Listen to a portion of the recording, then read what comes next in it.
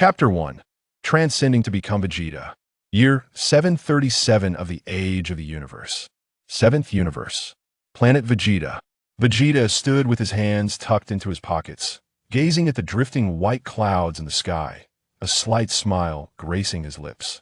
At merely 5 years of age, the brilliance sparkling in his eyes seemed incongruous with his tender years. Just yesterday, the ardent Dragon Ball fan Yi-chun had traversed into the Dragon Ball world, finding himself embodied in the form of the 5-year-old Saiyan prince, Vegeta. Consequently, Yi-chun was left in a state of utter bewilderment. I have become Vegeta, the perennial second in the Dragon Ball universe? However, soon after, a wave of exhilaration, excitement, and anticipation surged within him, a tumult of emotions flooding his mind. On the whole, Yi-chun held a profound admiration for the character of Vegeta. Unlike the whimsical Goku, Vegeta possessed a distinct personality that resonated more closely with Yi-chun's own character. Thus, from this day forth, I shall assume the mantle of Vegeta, becoming the most powerful Saiyan in this realm. I am Vegeta. Kakarot, from this moment on, you shall take a back seat. With habitual ease, Vegeta tucked his hands into his pockets, lifting his gaze to the clouds above. It won't be long now. Frieza is set to obliterate planet Vegeta in the near future. Having just arrived yesterday, Vegeta had already adapted physically to his new form.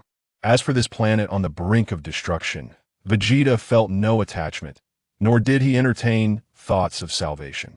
Primarily, the time allotted to Vegeta was far too brief. What means do I possess to save it?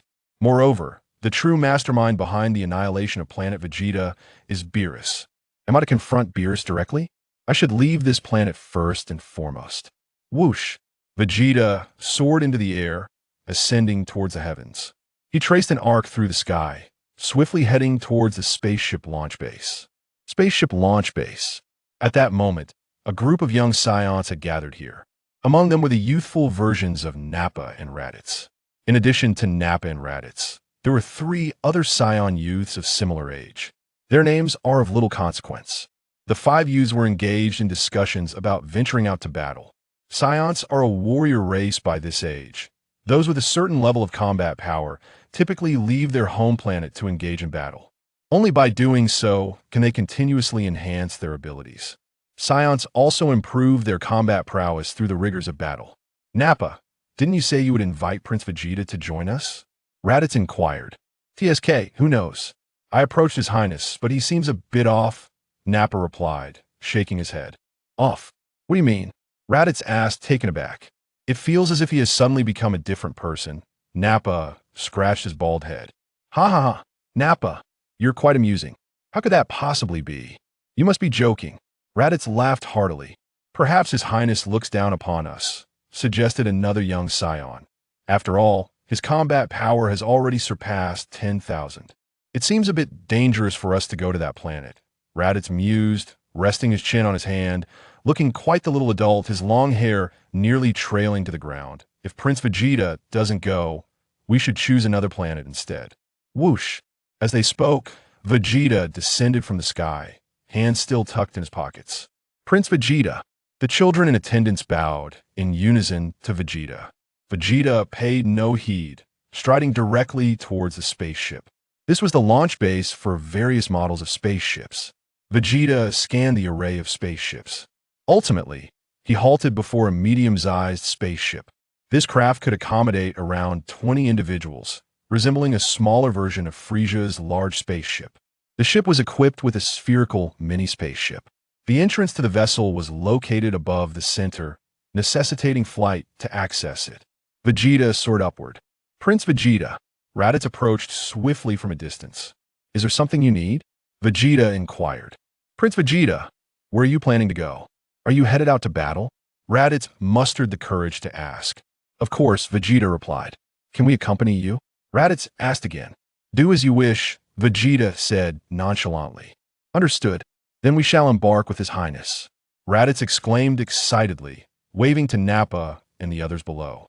Nappa and the others immediately took to the sky, appearing beside Vegeta. Vegeta displayed little interest in them, entering the spaceship without delay. Nappa and Raditz followed suit. 10 seconds later, whoosh, a medium-sized spaceship broke through the planet's atmosphere, instantaneously appearing among the stars, leaving a luminous trail in the dark expanse of the universe. Vegeta stood at the window, gazing out at the vast starry sky, his mood a blend of nostalgia and complexity. Look, there's a large spaceship over there. Whose spaceship could that be? Raditz, stationed at another window, pointed to a distant light, unable to suppress his curiosity. It seems to belong to Frieza. Nappa remarked. How strange, why would Frieza's spaceship be near our planet?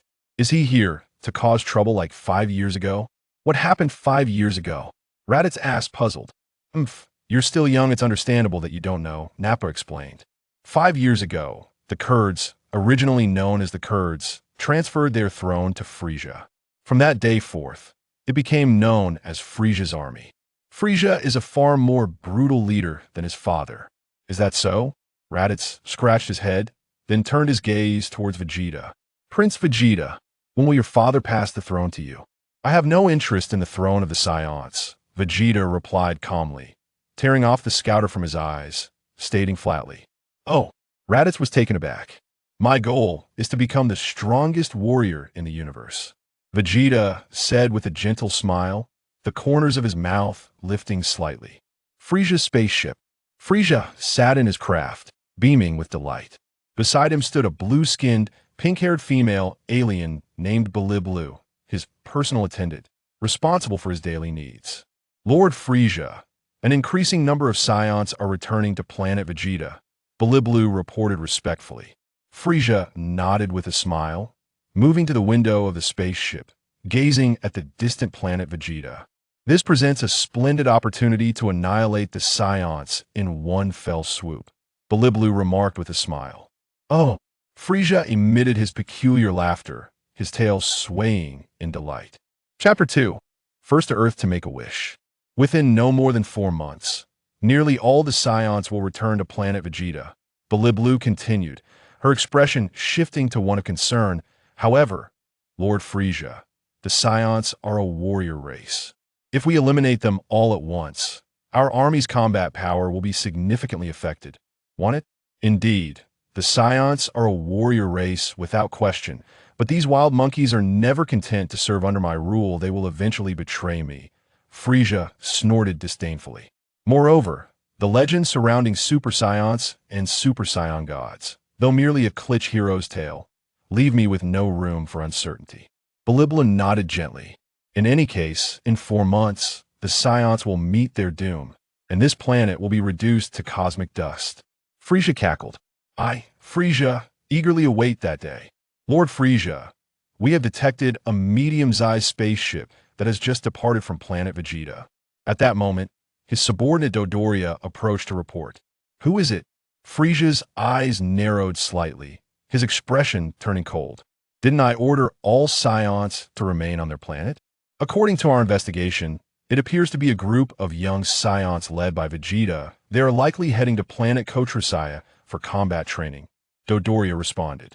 Oh, Vegeta? Frieza pondered, resting his chin on his hand. Lord Frieza, shall we intercept them? Dodoria inquired. Let us not disturb the grass and startle the snake. They are merely children, Frieza said with a sly smile, narrowing his triangular eyes. If we were to eliminate them here, it would only attract the attention of more Saiyans, and those distant Saiyans from outer space may not be inclined to return. You are correct, Dodoria nodded, inquiring. So, should we find a secluded place to dispose of them?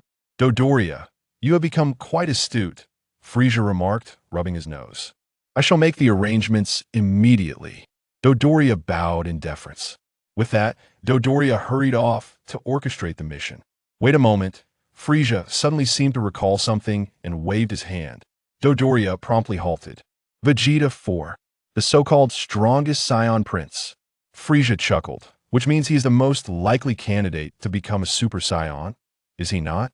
Dodoria scratched his head, perplexed by Frieza's intentions. Let us disregard them, allow them to fend for themselves.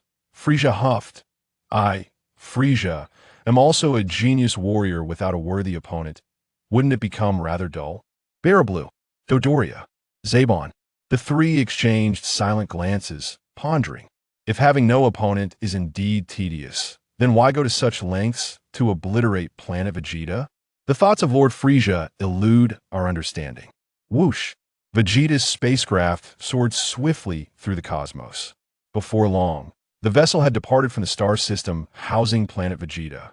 There are 5 spherical mini-spacecraft over there. Each of you 5 can take one and go wherever you wish, Vegeta suddenly declared. Nappa and Raditz exchanged bewildered looks. What does that mean? The other 3 Saiyan also appeared equally confused. What do you mean, Prince Vegeta? Nappa asked. Are you not traveling with us? Raditz inquired. I have other matters to attend to, Vegeta replied. But what could be more important? Wouldn't it be better if we went together? Raditz suggested. Enough of your prattling. Vegeta's expression turned icy, his impatience palpable. Raditz was taken aback, involuntarily trembling. Well then, we shall part ways.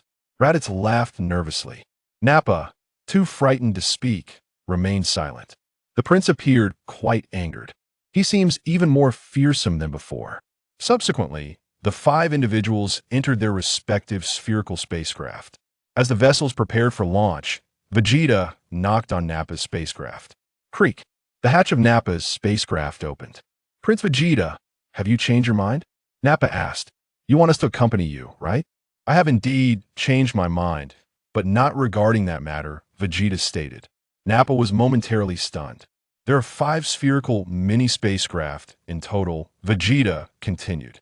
Leave 1 for me, and the remaining 4 you may take. Nappa was once again taken aback.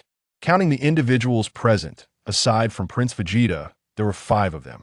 How shall we divide 4 spacecraft among 5 individuals? We're 1 short, Nappa said with a wry smile.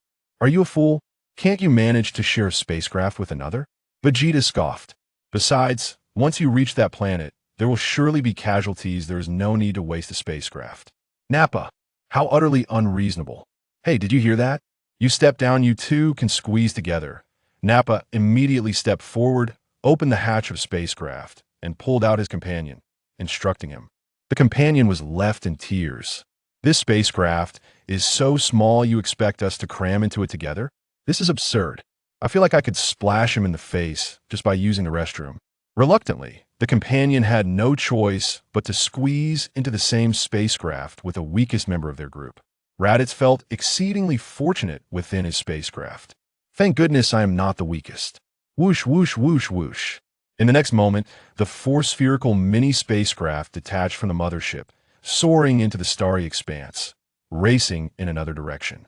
Vegeta's spacecraft, however, took a turn midway and set its course toward Earth. First, I should make a wish on Earth. What wish should I make?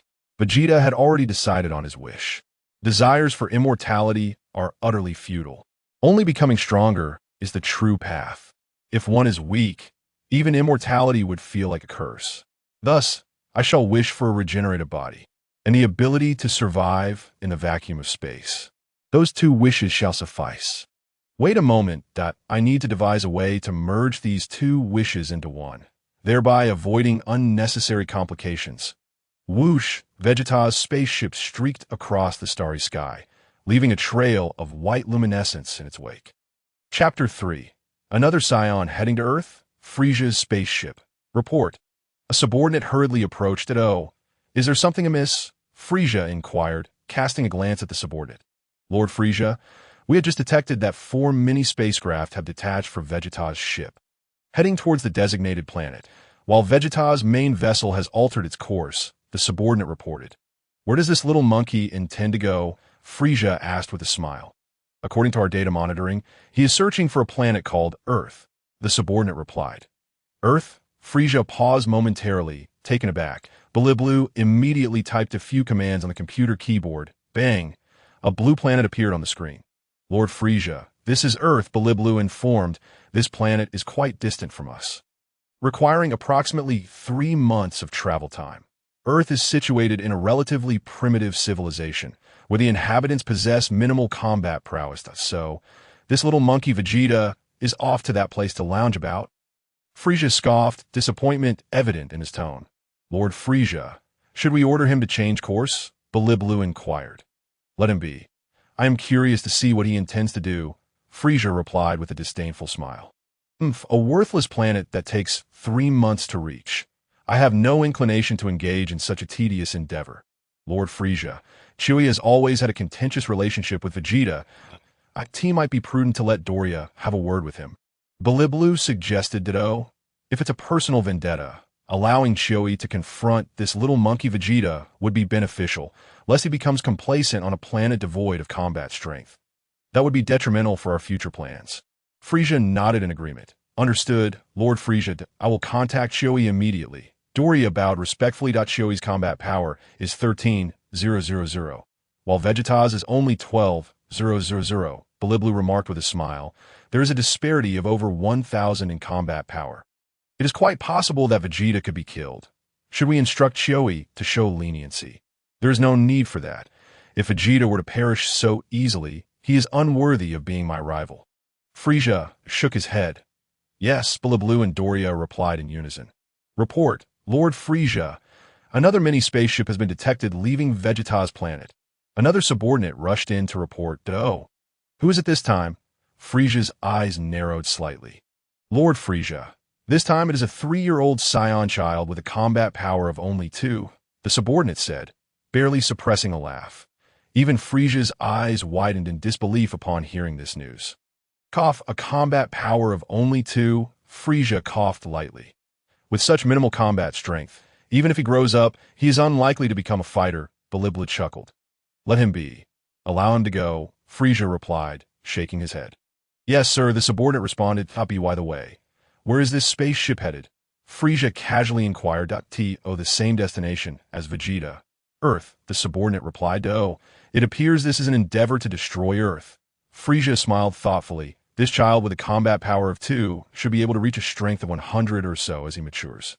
Given that Earth has a moon, transforming into a great ape should yield a combat power of 2,000, making it exceedingly easy to annihilate all the inhabitants of Earth. However, with Vegeta present, even transforming into a great ape might not prove effective.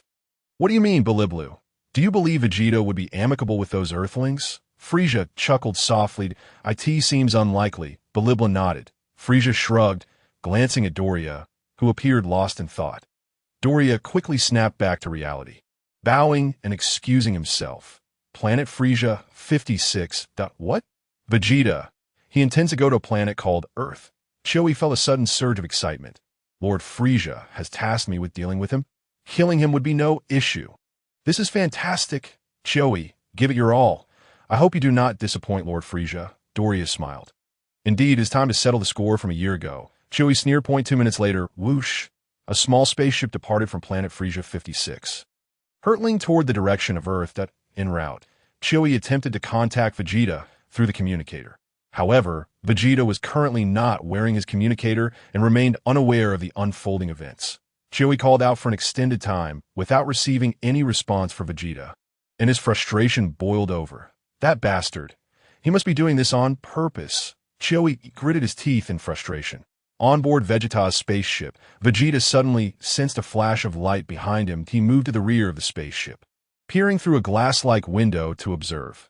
Indeed, a small spacecraft was trailing far behind him. Who could it be? Vegeta pondered, knowing that his journey to Earth was likely to have caught Frieza's attention. But even if he knew, what of it? Once I reach Earth and fulfill my wishes, I can acquire some Senza beans and exploit a few glitches that I firmly believe my combat power will see a rapid increase. However, who could be behind me? Vegeta was acutely aware that his current combat power was too weak. Only 12,000.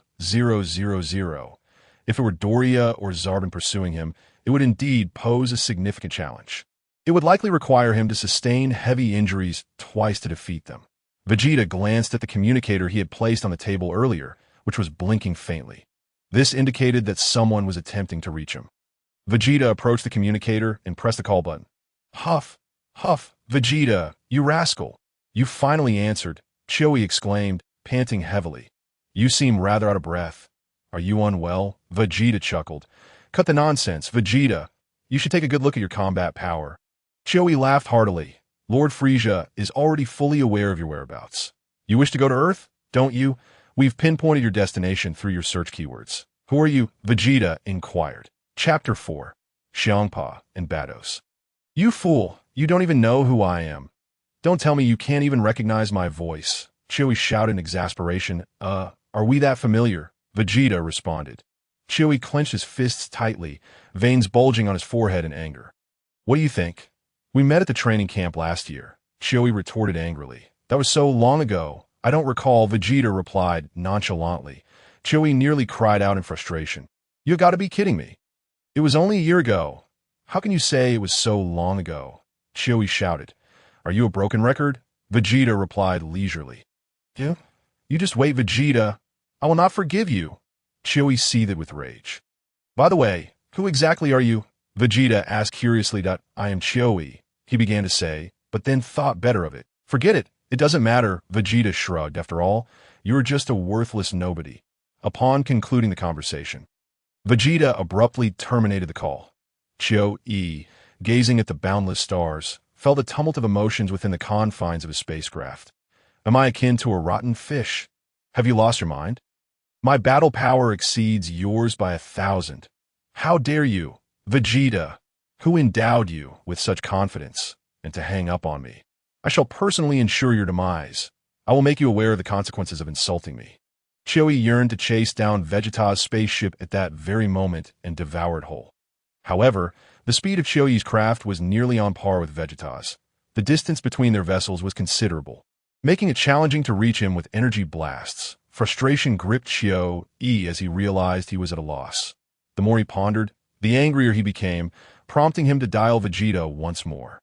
Is it you again? Vegeta scoffed. Vegeta, you ought to take a good look at your battle power readings. Chewie retorted. I surpass your power by 1,000. And what of it? Vegeta replied. Chewie felt utterly flummoxed. Do you comprehend the magnitude of 1,000 in terms of battle power? I shall pin you to the ground and rub your face in it. Ha! Just wait. Chewie cackled maniacally. Are you an imbecile? Vegeta chuckled lightly. Do you not realize that we Saiyans are a warrior race? Humph. Don't be foolish. With such a paltry battle power, you dare to claim warrior status. Chewie huffed. Dare you find a place for us to engage in a life-or-death battle?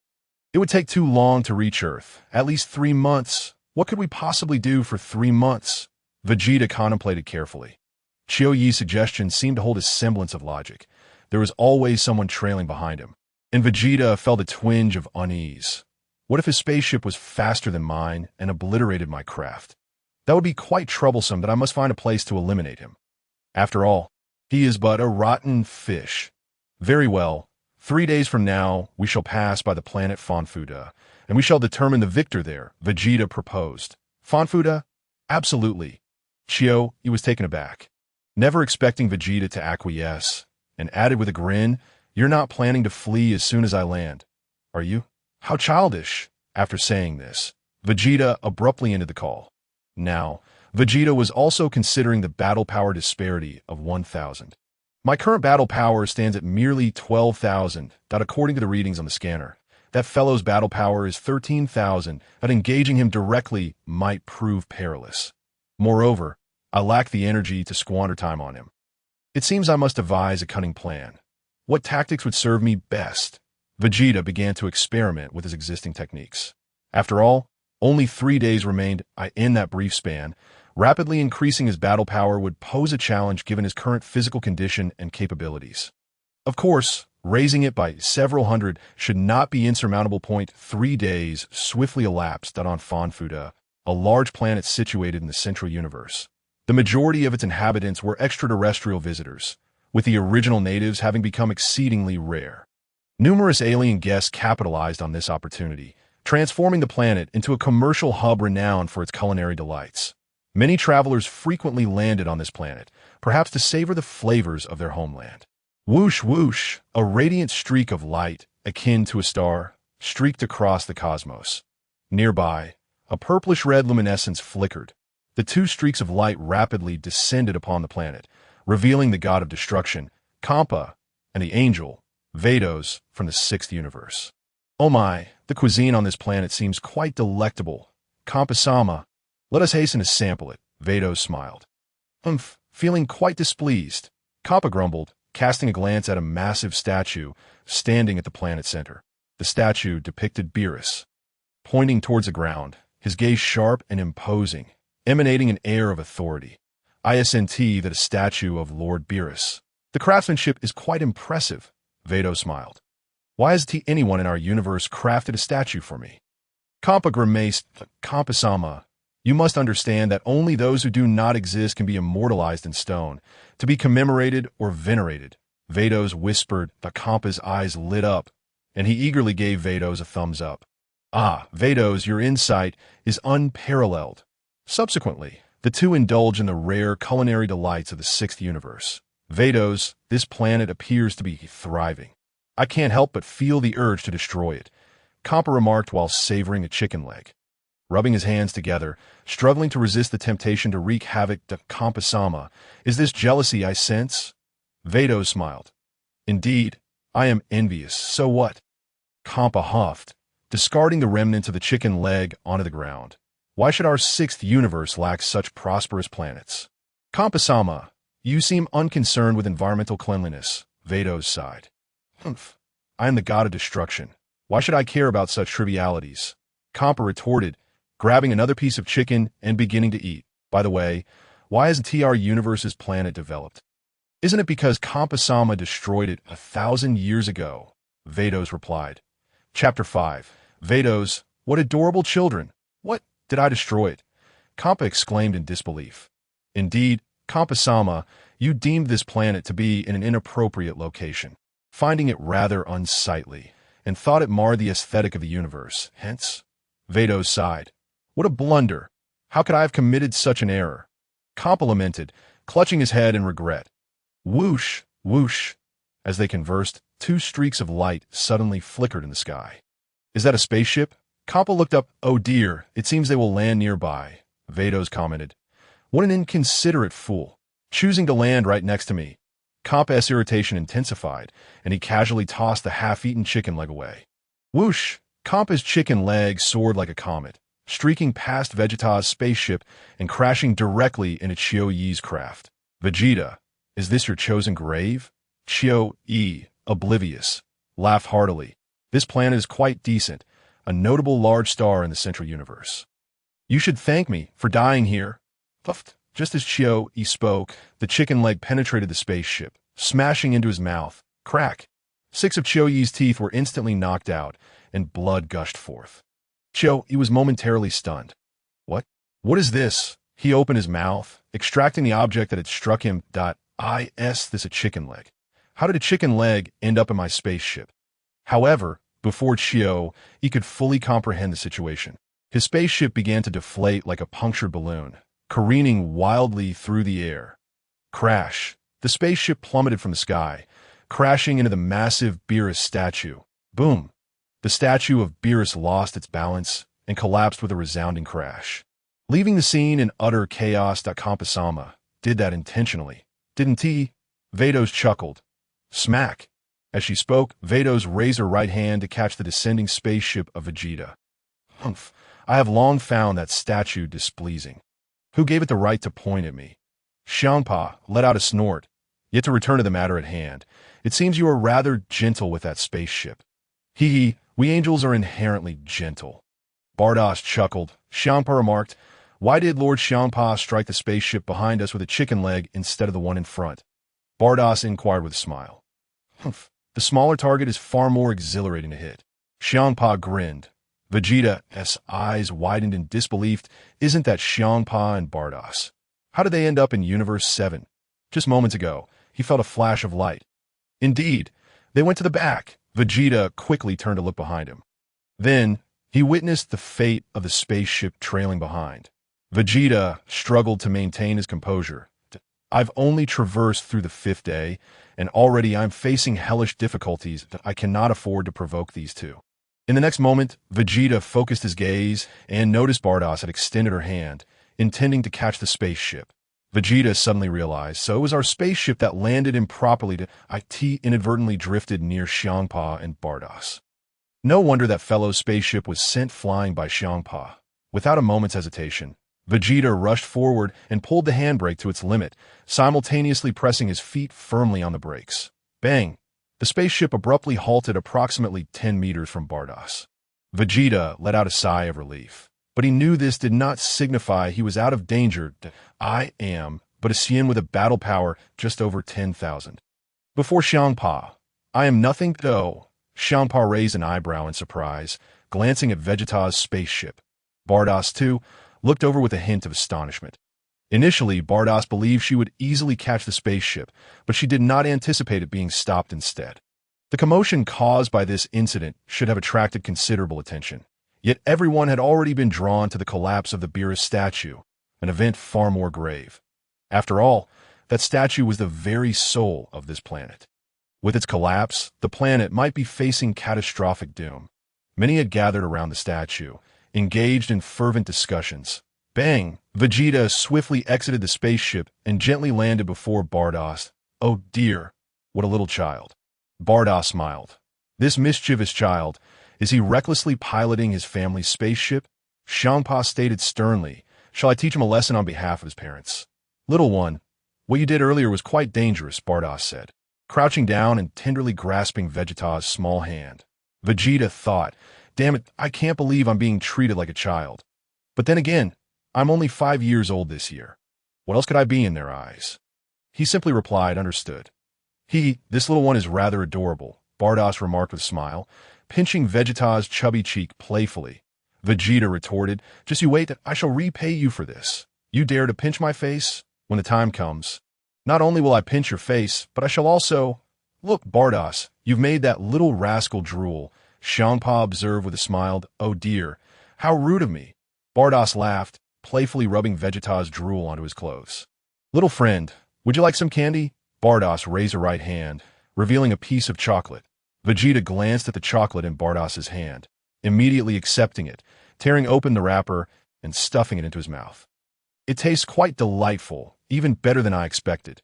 Let us depart, Champa suggested to Bardos. While Beerus is asleep, let's explore our universe. Who knows what new discoveries await?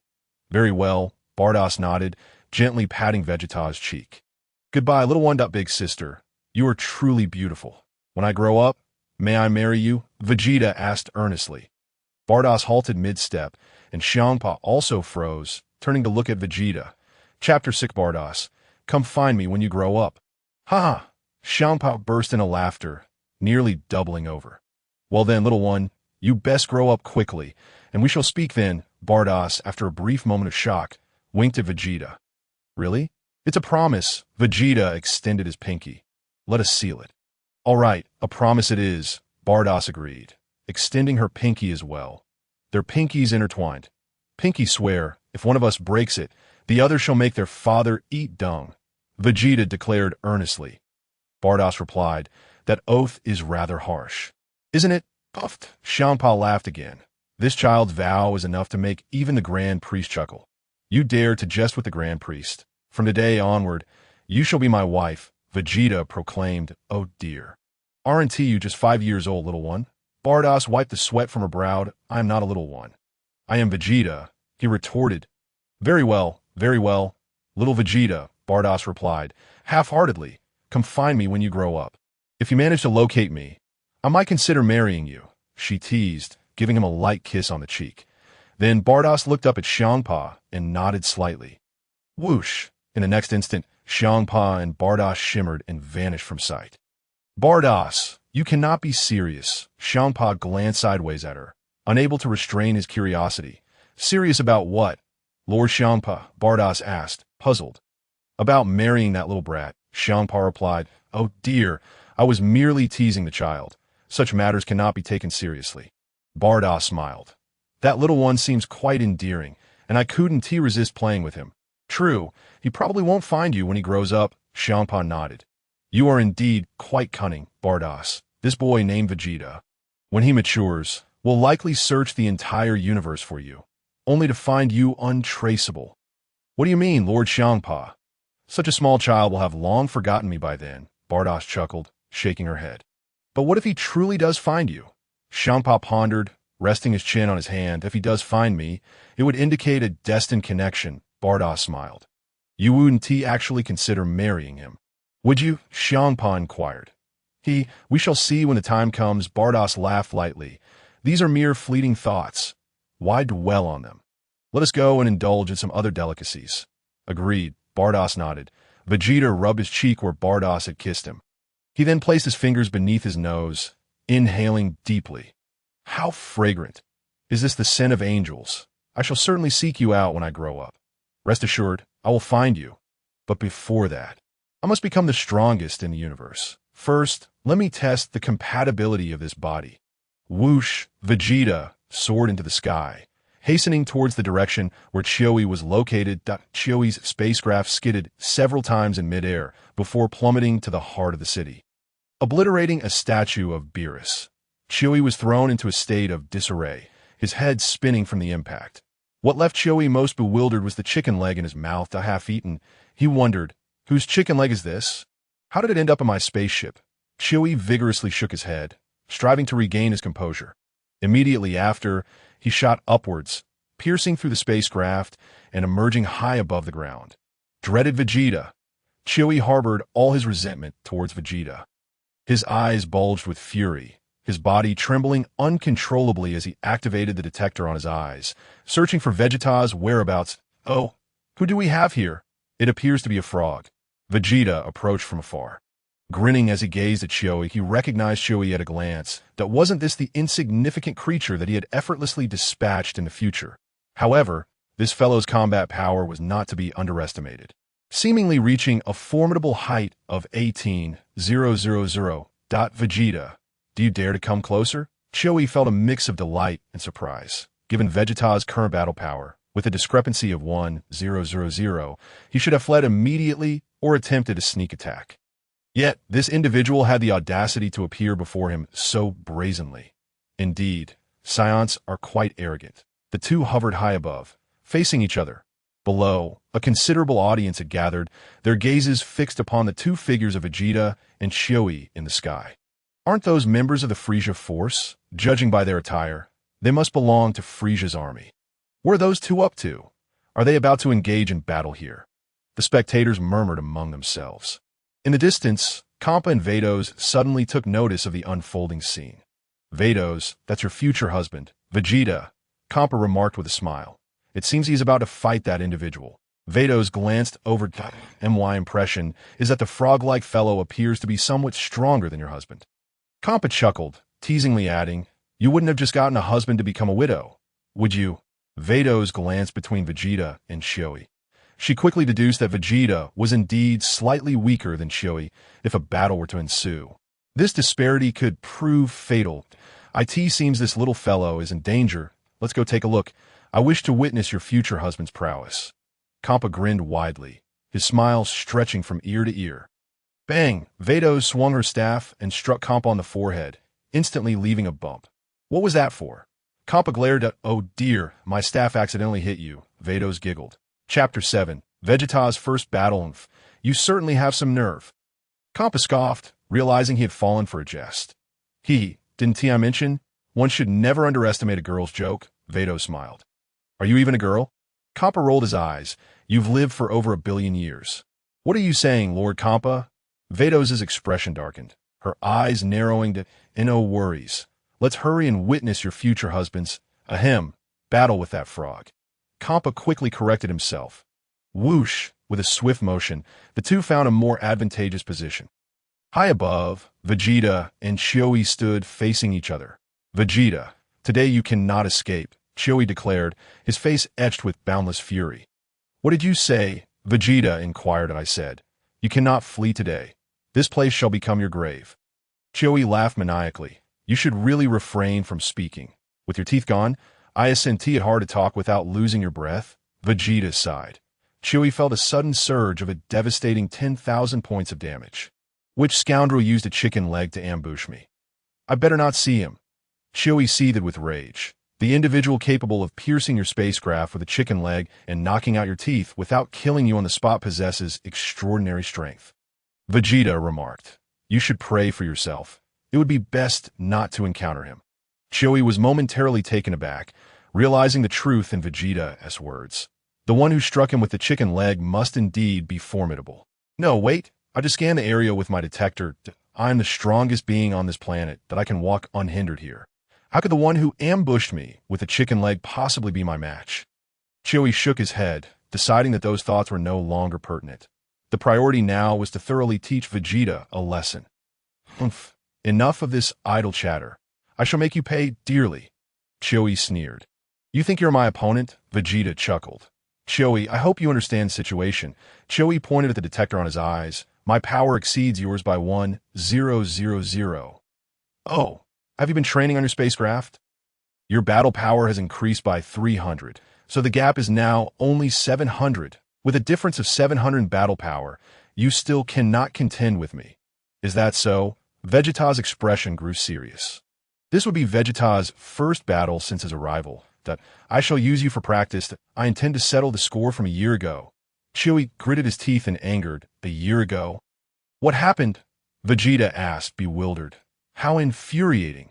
What angers me most is that you have forgotten what transpired a year ago. Chewie trembled with rage. Tell me, if I was at fault, perhaps I would apologize. Vegeta smiled, though. Chewie was momentarily stunned, feeling as though such words were uncharacteristic of Vegeta. Would this fellow truly apologize to me? A year ago, during training camp, you certainly bullied me, and at that time, my combat power was inferior to yours. Chewie huffed, clenching his fists tightly. Is that so? Vegeta suddenly enlightened. Humph. Although I was weaker than you a year ago, through a year of diligent training, my combat power has finally surpassed yours. Knowing I could seek revenge on you fills me with joy. Chewie laughed heartily, filled with excitement. Vegeta, today is your end. Enough with the pleasantries. Let us commence. Vegeta sneered. It appears you are eager to meet your demise. Then I shall oblige. Chewie chuckled lightly, his hand thrusting forward with great force. Whoosh! A beam of energy surged towards Vegeta. Bang! Vegeta swiftly countered with a slap, deflecting the incoming energy that moment. Chewie closed the distance rapidly. Vegeta too increased his speed, deftly ducking to evade Chewie's punch. Bang! Bang! Bang! The two engaged in an intense exchange in midair. For a time, it appeared they were evenly matched. After approximately 3 minutes of combat, bang! Vegeta delivered an uppercut aimed at Chewie's chin. Slap! Chewie reacted swiftly. Pressing down with his hand, a dull thud echoed as Vegeta's fist collided with Chewie's palm. Well done, Vegeta. Chewie huffed. That increase of 300 in battle power allows you to slightly narrow the gap. However, that is still far from sufficient. Whoosh! With a swift motion, Chewie seized Vegeta's arm and plummeted rapidly downwards. Boom! Vegeta's body crashed onto the surface of the planet, creating a deep crater. Observing the scene, Chewie wore an expression of sheer delight. Hey, Vegeta, I hope I haven't killed you. Chewie shouted towards the crater where Vegeta lay. The onlookers gasped in astonishment, their hearts gripped by fear at such a formidable display of power. The two combatants were undeniably powerful, truly worthy of Frieza's army. What a primitive battle, Xiangpa remarked, shaking his head. Vados remained silent. Vados, aren't you going to assist your future husband? Xiangpa chuckled. Oh dear. It seems my staff is becoming a bit unruly again, Vados said, waving her staff, prompting Xiangpa to step back. You deceitful one, you claim that all angels are gentle. Is this your version of gentleness? Xiangpa teased, only to quickly correct himself. Ahem, I meant to ask if you won't lend a hand to that little brat. No need, he's fine, Vados replied. Hey Vegeta, if you're alive, hurry up and come out. Chewie called again into the crater. Whoosh! Vegeta sprang from the depths of the pit, delivering a powerful punch to Chewie's abdomen. Puffed! Chewie spat out a mouthful of bile.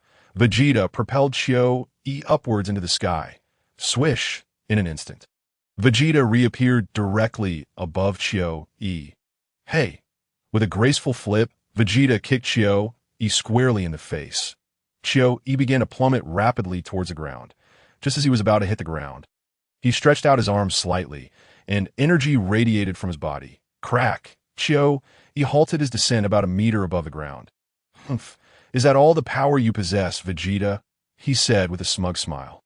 Energy cannon, Vegeta declared from his elevated position, gesturing downward as a surge of energy erupted from his palm. Boom! The energy blast engulfed Chewie, who was unfortunate enough to be caught in it, leaving a deep indentation in the ground. This little brat is quite remarkable, Xiangpa remarked in a W. It seems Vegeta was initially a bit clumsy with his punches and kicks, but now his attacks have fully opened up. Vados analyzed, noting that this gap could indeed be closed through Vegeta's fighting style. Xiangpa glanced at Vados, but chose not to respond. However, considering the power levels of the two, it would likely take at least 3 hours to determine a victor. Vados smiled. 3 hours? Xiangpa exclaimed, losing interest. Humph. We're here to gather intelligence on Beerus's universe, not to watch ants fight. That let's find somewhere else to eat and explore. Very well, Lord Xiangpa. Vados nodded. As for the battle between Vegeta and Chio-E. Vados had no intention of intervening.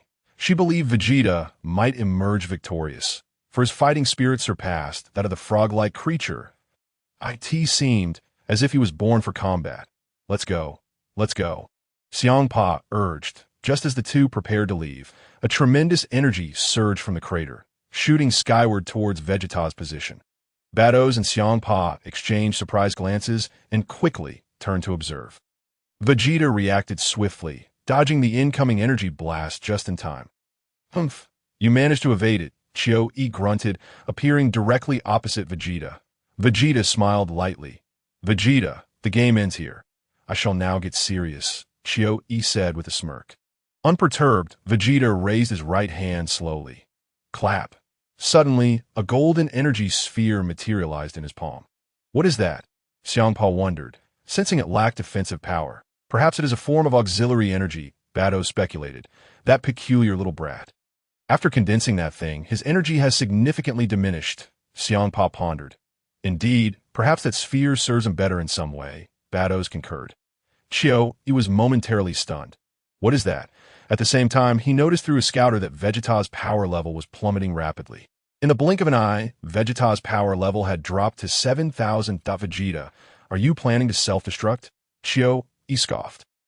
Catch, Vegeta replied with a smile.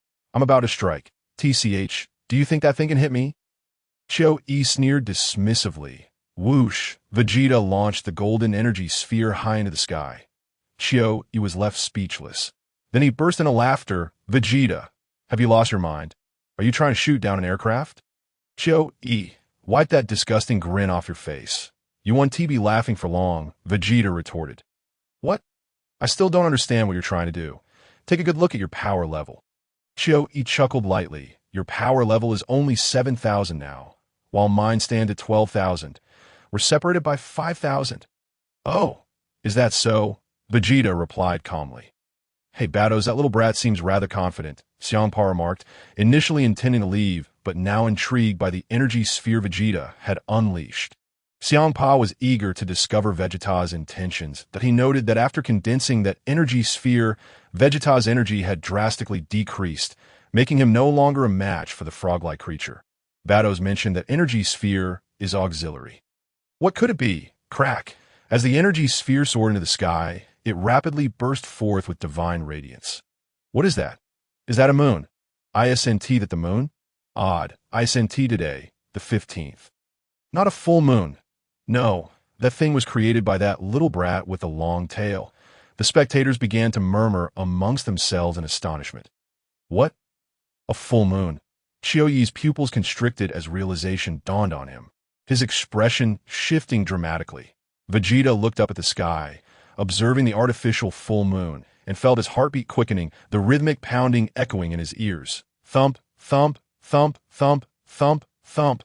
It resonated like a drumbeat. Let us see if I can transform into a great ape. Although it might be overkill for this guy, I'm curious to know if I'll lose my rationality once transformed, if I turn into a great ape and revert to the original Vegeta.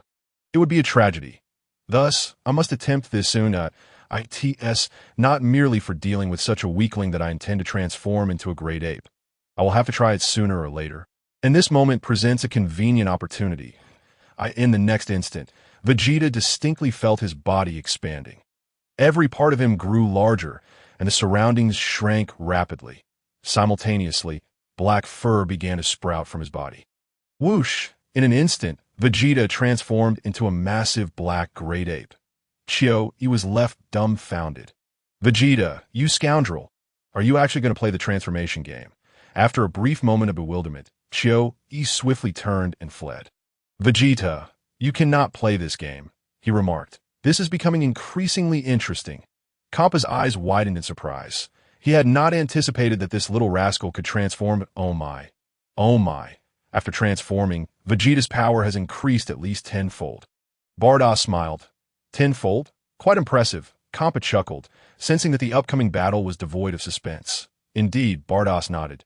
TSK, we are initially biased toward Vegeta simply based on their appearances. Kampa commented, huh? Who could disagree? Bardos replied with a smile. After all, everyone yearns for beauty. Being somewhat more charming certainly confers an advantage. Chapter 9 Kampa. Shall we take him back for training? Upon transforming into a great ape, Vegeta immediately instilled panic among the onlookers. The spectators trembled at the sight of such a colossal creature. Many quickly regained their composure. Oh, this kid is a Saiyan. No wonder he looks somewhat familiar with that tale. Saiyans are notorious for their malevolence. Our planet was destroyed by them. I heard he is called Vegeta. Isn't he the prince of the Saiyans? The murmurs of the crowd reached Kampa and Bardos. Bardos, the race of your future little husband doesn't have a great reputation. Kampa joked. Indeed, Bardos nodded, choosing not to elaborate further. After transforming into a great ape, Vegeta assessed his body and confirmed that his physical strength had indeed increased tenfold. He could feel the explosive power within him. I feel as though a single punch could shatter this planet to pieces. Vegeta's relief. Transforming into a great ape did not restore his previous thoughts that I am still myself. In the next moment, Vegeta immediately focused on the swiftly fleeing Chio-E whoosh. Vegeta became a shadow, rapidly pursuing him. In an instant, he caught up with Chio-E, appearing directly in front of him, an imposing mountain blocking his path. Chio-E's face turned pale with fear, his entire body trembling. Chio-E, do you not know that our Saiyan power increases tenfold upon transforming into a great ape? Vegeta grinned. This is impossible. You managed to create an artificial full moon. Chio-E stammered, trembling. Before coming to this planet, I specifically checked the full moon schedule. There are still at least 6 days until the full moon. It is quite normal for a few Saiyans to create artificial full moons. Don't you know much about us Saiyans? Vegeta smiled at Chio-E, who now appeared diminutive in Vegeta's eyes. Now, Chio-E, why not use your scouter to check my power level? Vegeta inquired with a grin. Chio-E was rendered speechless, instinctively pressing the button on the scouter. Immediately, he saw the numbers on the device rapidly fluctuating. Power level 8,000, 9,000, 10,000, 20,000, Chio-E stuttered. Bang! However, before Chio-E could finish speaking, the scouter exploded.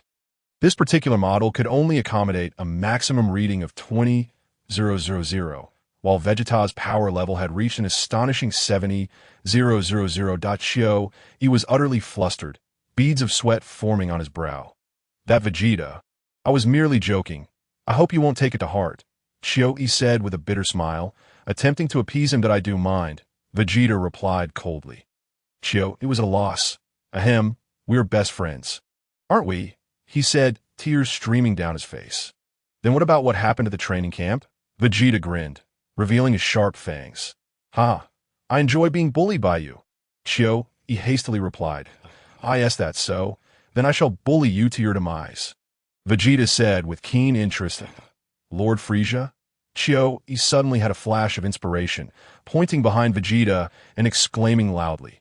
Vegeta remained unfazed. Frieza? It would be strange for him to be here. Besides, even if Frieza were to come. What of it? I still have a hidden card to play.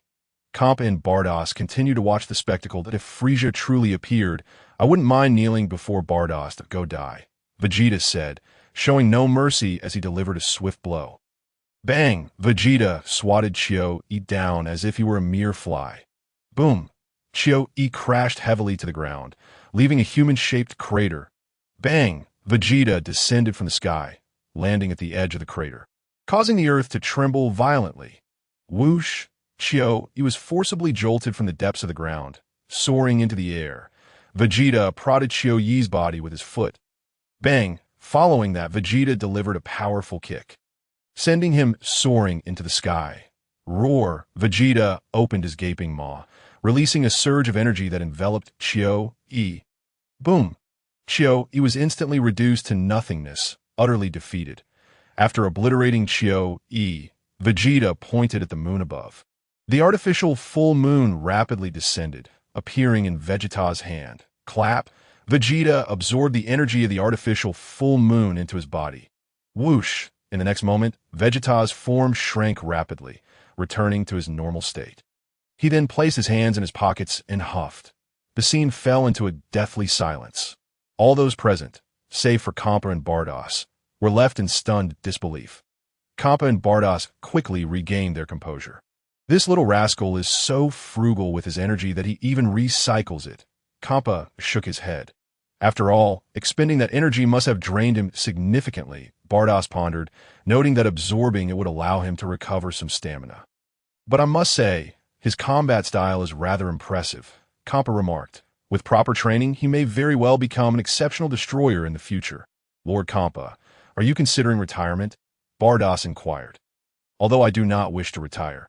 It would be prudent to find a successor, Champa mused. Lord Champa, you truly are a forward thinker, Vados chuckled. Nevertheless, he ultimately belongs to the 7th universe. It may not be appropriate to take him back. Champa then thought of Vegeta's identity and decisively shook his head that no. Lord Champa, you should not think that way, Vados said with a smile, covering her mouth. You should consider sneaking him back while Lord Beerus is asleep. Training him into a formidable figure, wouldn't it be amusing when Lord Beerus awakens to find such a surprise? Champa gazed unblinkingly at Vados. You are absolutely right. How did I not think of that? It would be best to train him to surpass all the humans in the 7th universe. When Lord Beerus awakens, we can have him compete against all the humans of the 7th universe. How fulfilling that would be, Vados proposed with a smile. Chapter 10 Champa. Little rascal, can you cook? I see now, Vados. You have truly taken a liking to him, Champa sighed. What are you saying, Lord Champa? Vados rolled her eyes. If you genuinely wish to take him back, I have no objections. Champa shook his head, but there is one condition. He must be able to cook, and it must be delicious. Otherwise, it is a no-go.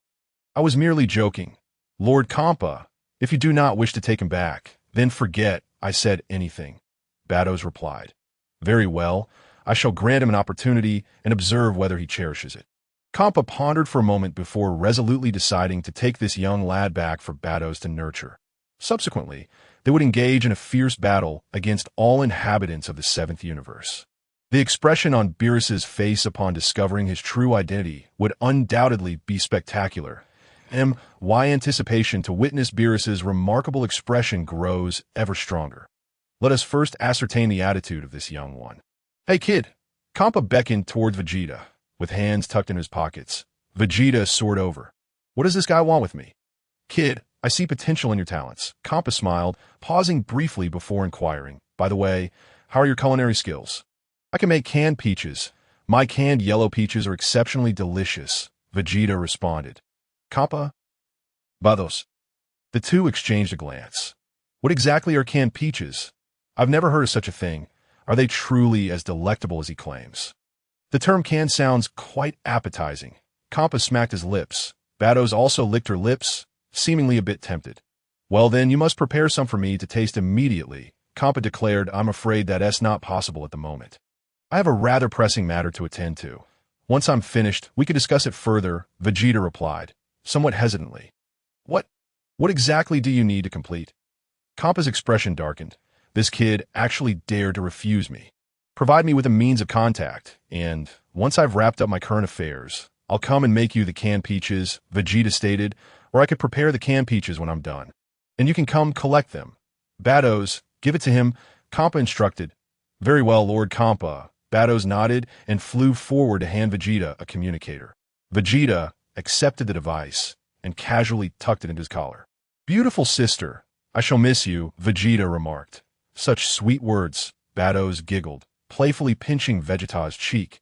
Vegeta, stop pinching my face. Just you wait, if you pinch my face, I shall pinch yours in return.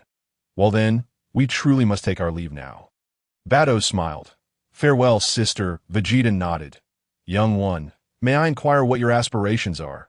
Champa asked. I aim to become the strongest warrior in the universe. Vegeta clenched his fist, his expression grave. Oh, ambitious are we. Champa laughed heartily, patting Vegeta on the shoulder. You are fortunate to have encountered us. I hope your canned peaches turn out delicious.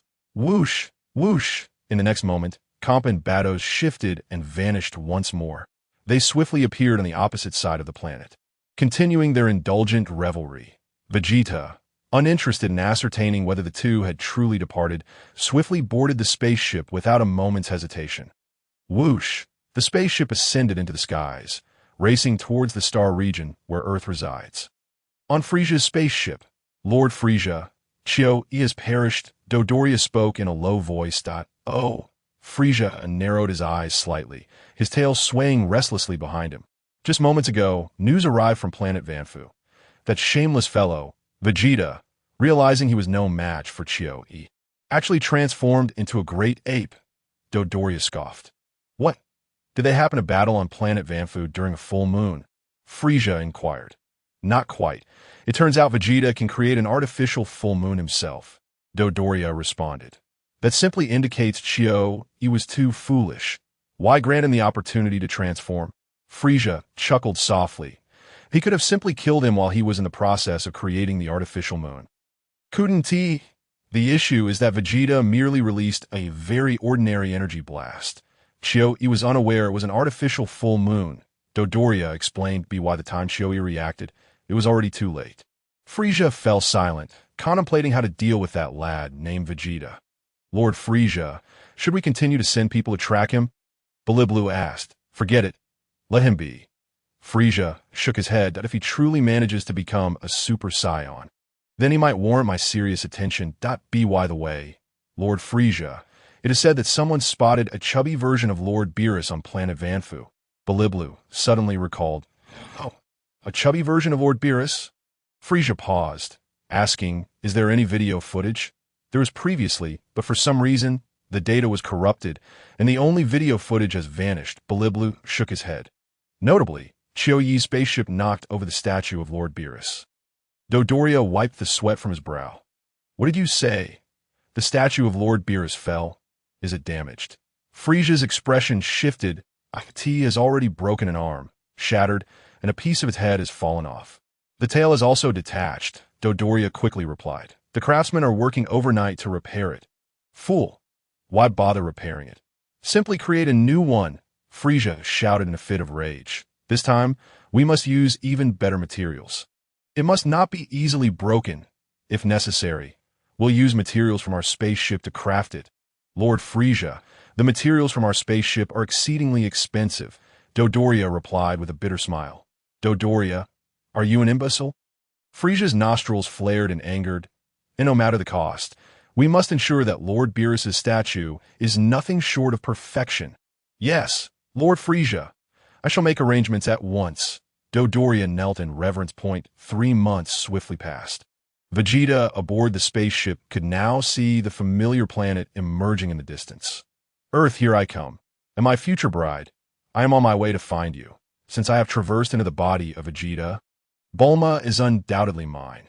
Moreover, I must ensure to keep a watchful eye on Bulma from an early age. Otherwise, I might find myself as Green Vegeta. Who would dare betray me? One would be the young Kakarot, and another would be that lecherous Master Roshi. And of course, there's Lu Ping, right? And Oolong as well. Kakarot is simply Na'vi. He just needs proper guidance. The other three, however, require a thorough lesson. Chapter 11. The God of Earth. The Lookout.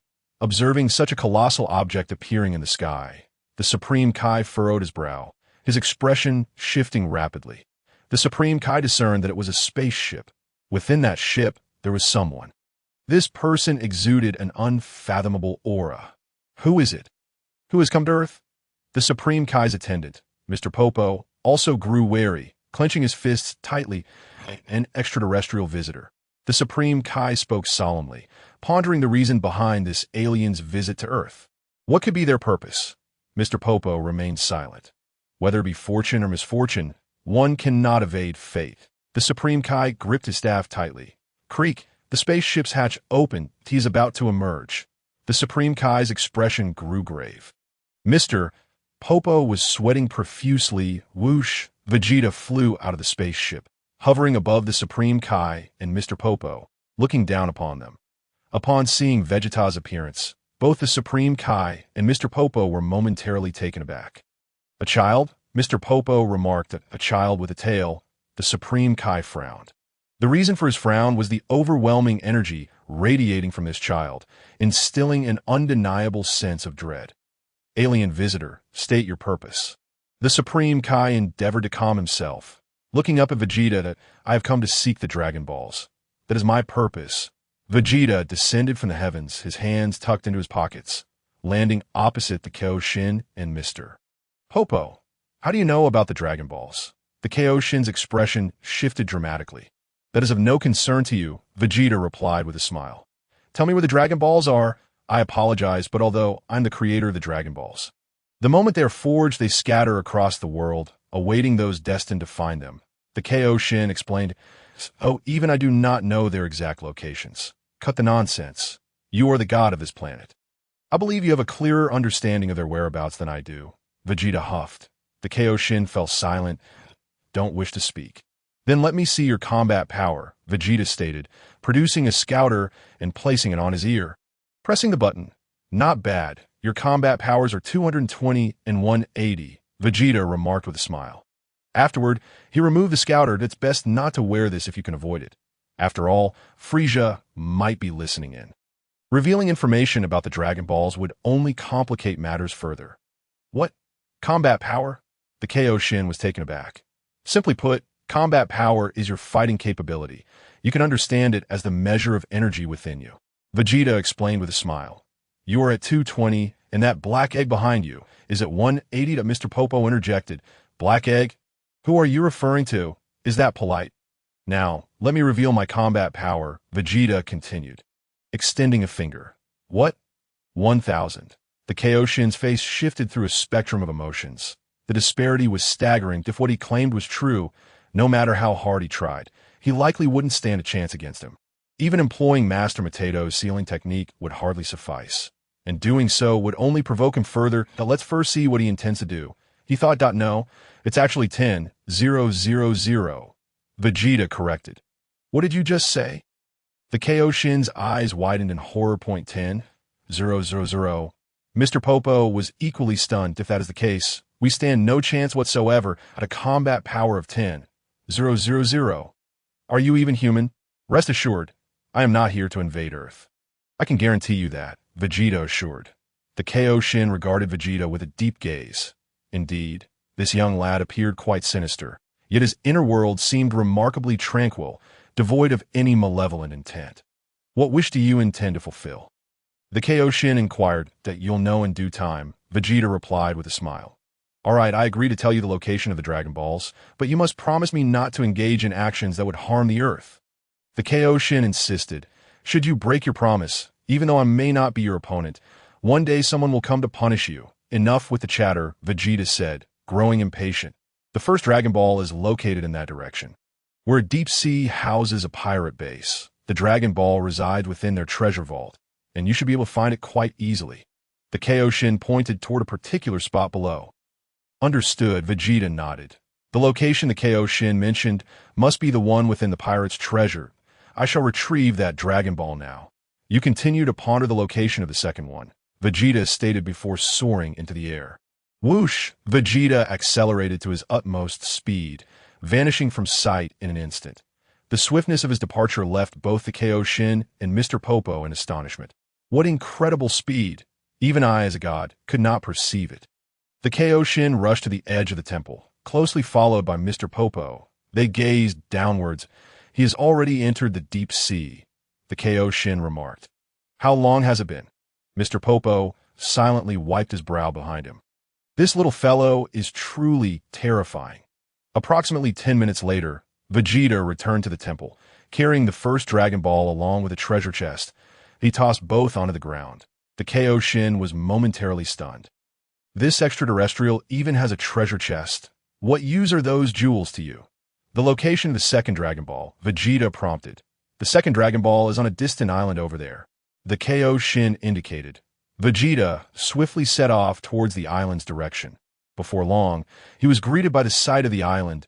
Isn't this Master Roshi's island? With a swift descent, Vegeta landed on the beach. Hands still in his pockets.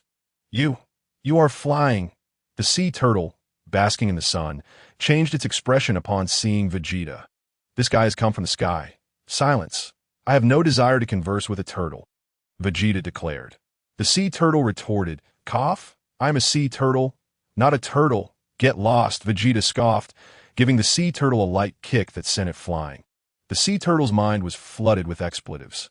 Chapter 12. Even if I were to marry today, I would still have to attend kindergarten. Vegeta strode directly towards Master Roshi's house.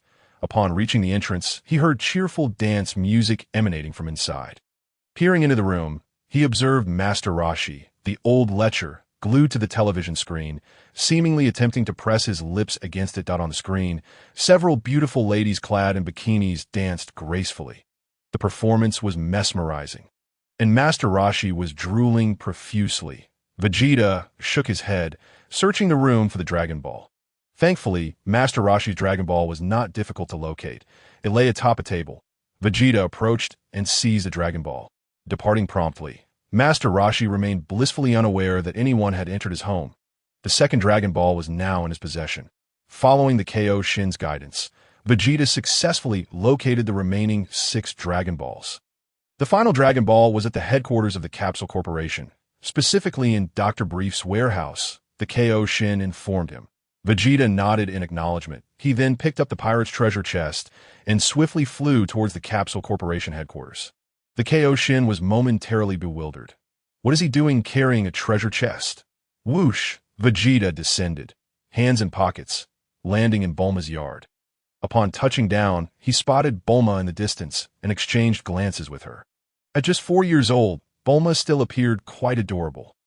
Hey, are you flying? Are you an alien? Bulma rubbed her eyes and asked Vegeta.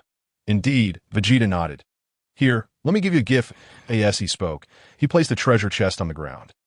Bulma curiously approached. Vegeta kicked the chest open. It brimmed with an array of jewels. Bulma was left speechless. Are these for me? She exclaimed, overwhelmed by the sudden surprise. That's right. Take what you like, Vegeta affirmed. I'm rich. Bulma exclaimed, diving into the jewels, ready to take a nap atop them. Vegeta mused, indeed, the wealthy are enamored with riches. Your family is already the wealthiest in the world. Seeing all this wealth, doesn't it merely seem like a number to you? What a vulgar woman! If this were converted into money, how much would it be? Bulma dug through the treasure chest, marveling. Surely several trillion is within reach. Vegeta spoke. You are a good person. Tears streamed down Bulma's face. Overwhelmed with emotion. Well, as long as you know, Vegeta nodded in acknowledgement. Did you bring all this money to marry me? Bulma asked, her excitement palpable. All right, I agree to marry you, Bulma declared earnestly. Vegeta was rendered speechless. Bulma! Bulma! At that moment, Bulma's mother, Briefs, called out from a distance that, oh no, my mother is here, that I promised I would marry you. Bulma said, what does your mother arriving have to do with marrying me? Vegeta was taken aback. In the next instant, he saw Bulma's mother approaching from afar. Bulma, are you skipping kindergarten again? Why aren't you at school? Briefs inquired, looking at Bulma. Mom, look, my husband has come to marry me. I'm getting married today, so I'm not going to kindergarten. Bulma hurriedly explained, pointing to the treasure chest on the ground and to Vegeta standing nearby. Bulma, you are truly remarkable. You would go so far as to marry just to avoid kindergarten? Vegeta remarked. Ahem, is this little friend or classmate? Briefs glanced at Vegeta and asked, no, he is my husband. We're getting married today, Bulma replied. Bulma, even if you're getting married today, you still need to go to kindergarten. Briefs insisted, I won't go. I simply refuse to go. Bulma shook her head vigorously to, oh dear, are you playing a treasure chest game? Briefs then noticed the treasure chest, moved closer to inspect it, and picked up a piece of jewelry. Initially, Briefs thought it was just a child's plaything. However, upon weighing the jewelry, she realized it was not faked. Is this all real? Briefs exclaimed in astonishment, quickly calling for Bulma's father. Dr. Briefs rushed over on his bicycle. What? Jewelry. A whole chest of jewelry. Dr. Briefs was equally shocked, examining the pieces with a magnifying glass, confirming their authenticity, though he noted that the style seemed somewhat outdated. That I found these at a pirate's base and brought them as a gift for you. Vegeta smiled. This little friend, giving them to us? Dr. Briefs asked, surprised as he looked at Vegeta. Yes, consider it a greeting gift, Vegeta nodded. Little friend, you want to leave the jewelry with us for safekeeping? Right? Dr. Briefs quickly deduced. Do you think if you take them home, your parents will hide them? No, I specifically brought them for you, Vegeta replied cheerfully. You needn't be polite. He is here to marry me. This is his wedding gift. Bulma interjected hastily. Bulma, you don't have to go to kindergarten today, Brief sighed, addressing Bulma. Really? That's wonderful. Bulma breathed a sigh of relief. Reflecting on her situation, Bulma felt quite tragic. Each day, she had been scheming to skip kindergarten. What excuse should she find for tomorrow? No, she would have this boy take her on a honeymoon. Isn't that what one does after getting married? That seems like a splendid idea. Little friend, what is your name? Where do you live? Dr. Briefs thought these jewels were far too valuable and decided to contact the boy's family. My family is already the wealthiest in the world. What would we want with these jewels? My name is Vegeta, and I come from the distant planet Vegeta. Vegeta pointed to the sky, but I fear our planet may soon explode. Dr. Briefs? Briefs? The couple looked utterly bewildered. Chapter 13, Immortal Being. Mom and Dad, you don't know, do you? Vegeta is an alien. Bulma quickly explained. An alien. Is that true? Dr. Briefs adjusted his glasses. Oh dear, little friend, are you really an alien? Briefs asked, curiously examining Vegeta, unable to discern any extraterrestrial traits. Indeed, I hail from the planet Vegeta, and I'm the prince of that world. My name is derived from my planet. Vegeta responded candidly to Tail. Vegeta, is that tail of yours real? Bulma stepped forward and wrapped her arms around Vegeta's tail. Are you even listening to me? And that is quite rude of you. To touch my tail, Vegeta protested. In your storage room. Do you have a glowing golden orb with a few stars inside? Do you recall it? Vegeta inquired. Oh, that thing. I remember it. Dr. Briefs nodded. I found it while out and about not long ago. Are you looking for it? Please give it to me, Vegeta requested. And no problem, Dr. Briefs readily agreed. You've given us a whole chest of jewelry. Giving you one ball is no trouble at all. Robot, go fetch that ball. Dr. Briefs instructed a robot. Yes, doctor. The robot saluted and stepped forward. Suddenly, it collapsed to the ground. Ahem, this robot's mobility still requires improvement. Dr. Briefs lamented. The heavenly temple. The god and Mr. Popo watched Vegeta's every move below, both anxious that he might cause chaos on Earth if he stirs up trouble on Earth. We won't be able to contain it, the god remarked to Mr. Popo, that I never expected Vegeta to get along so well with Bulma's family. Also, was that treasure chest prepared specifically for them? What is he truly after? I am unsure of his intentions. Let us observe for now, the god replied. At least, it is comforting to see that he is not engaged in any malevolent actions, thus FART, the headquarters of the Capsule Corporation. The robot quickly retrieved the Dragon Ball and presented it to Vegeta. Thank you. I shall take my leave now, Vegeta said, taking the Dragon Ball and expressing his gratitude to Bulma's family. With a swift motion, Vegeta soared into the sky. Oh my, do aliens really fly? Briefs exclaimed in astonishment. He truly is an alien. Dr. Briefs adjusted his glasses. I told you he was an alien, yet Mom and Dad refused to believe me. Bulma said with a hint of pride. Vegeta, clutching the Dragon Ball, swiftly returned to the temple. Now, the 7 Dragon Balls were completely gathered, lying on the ground of the temple. Dragon, come forth and grant my wish. Vegeta called out loudly. The god. This kid even knows the incantation to summon the dragon. He mused as the 7 Dragon Balls shimmered with golden light. A bolt of golden lightning shot into the heavens. The sky abruptly turned pitch black. In an instant, the golden beam transformed into a massive azure dragon, coiling in the night sky, gazing down at Vegeta and the god. Whoever gathers the Dragon Balls, speak your wish, and I shall endeavor to fulfill any desire you have. The dragon's voice resonated. Great god, but the god remained silent. Dragon, grant me immortality. Vegeta addressed the dragon, contemplating deeply before ultimately deciding to wish for immortality. However, he was acutely aware that the Earth-S dragon might not be able to fulfill such a desire. Despite this limitation, he believed there might be a compromise. The dragon responded, to wish for immortality means your lifespan is limitless, and your body shall never be destroyed. Even in the event of destruction, it will instantly regenerate. Indeed, that is precisely my intention, Vegeta affirmed, nodding that I apologize for my limited abilities. I cannot grant you this wish. The dragon replied, shaking its head, that I suspected as much. Vegeta smiled wryly.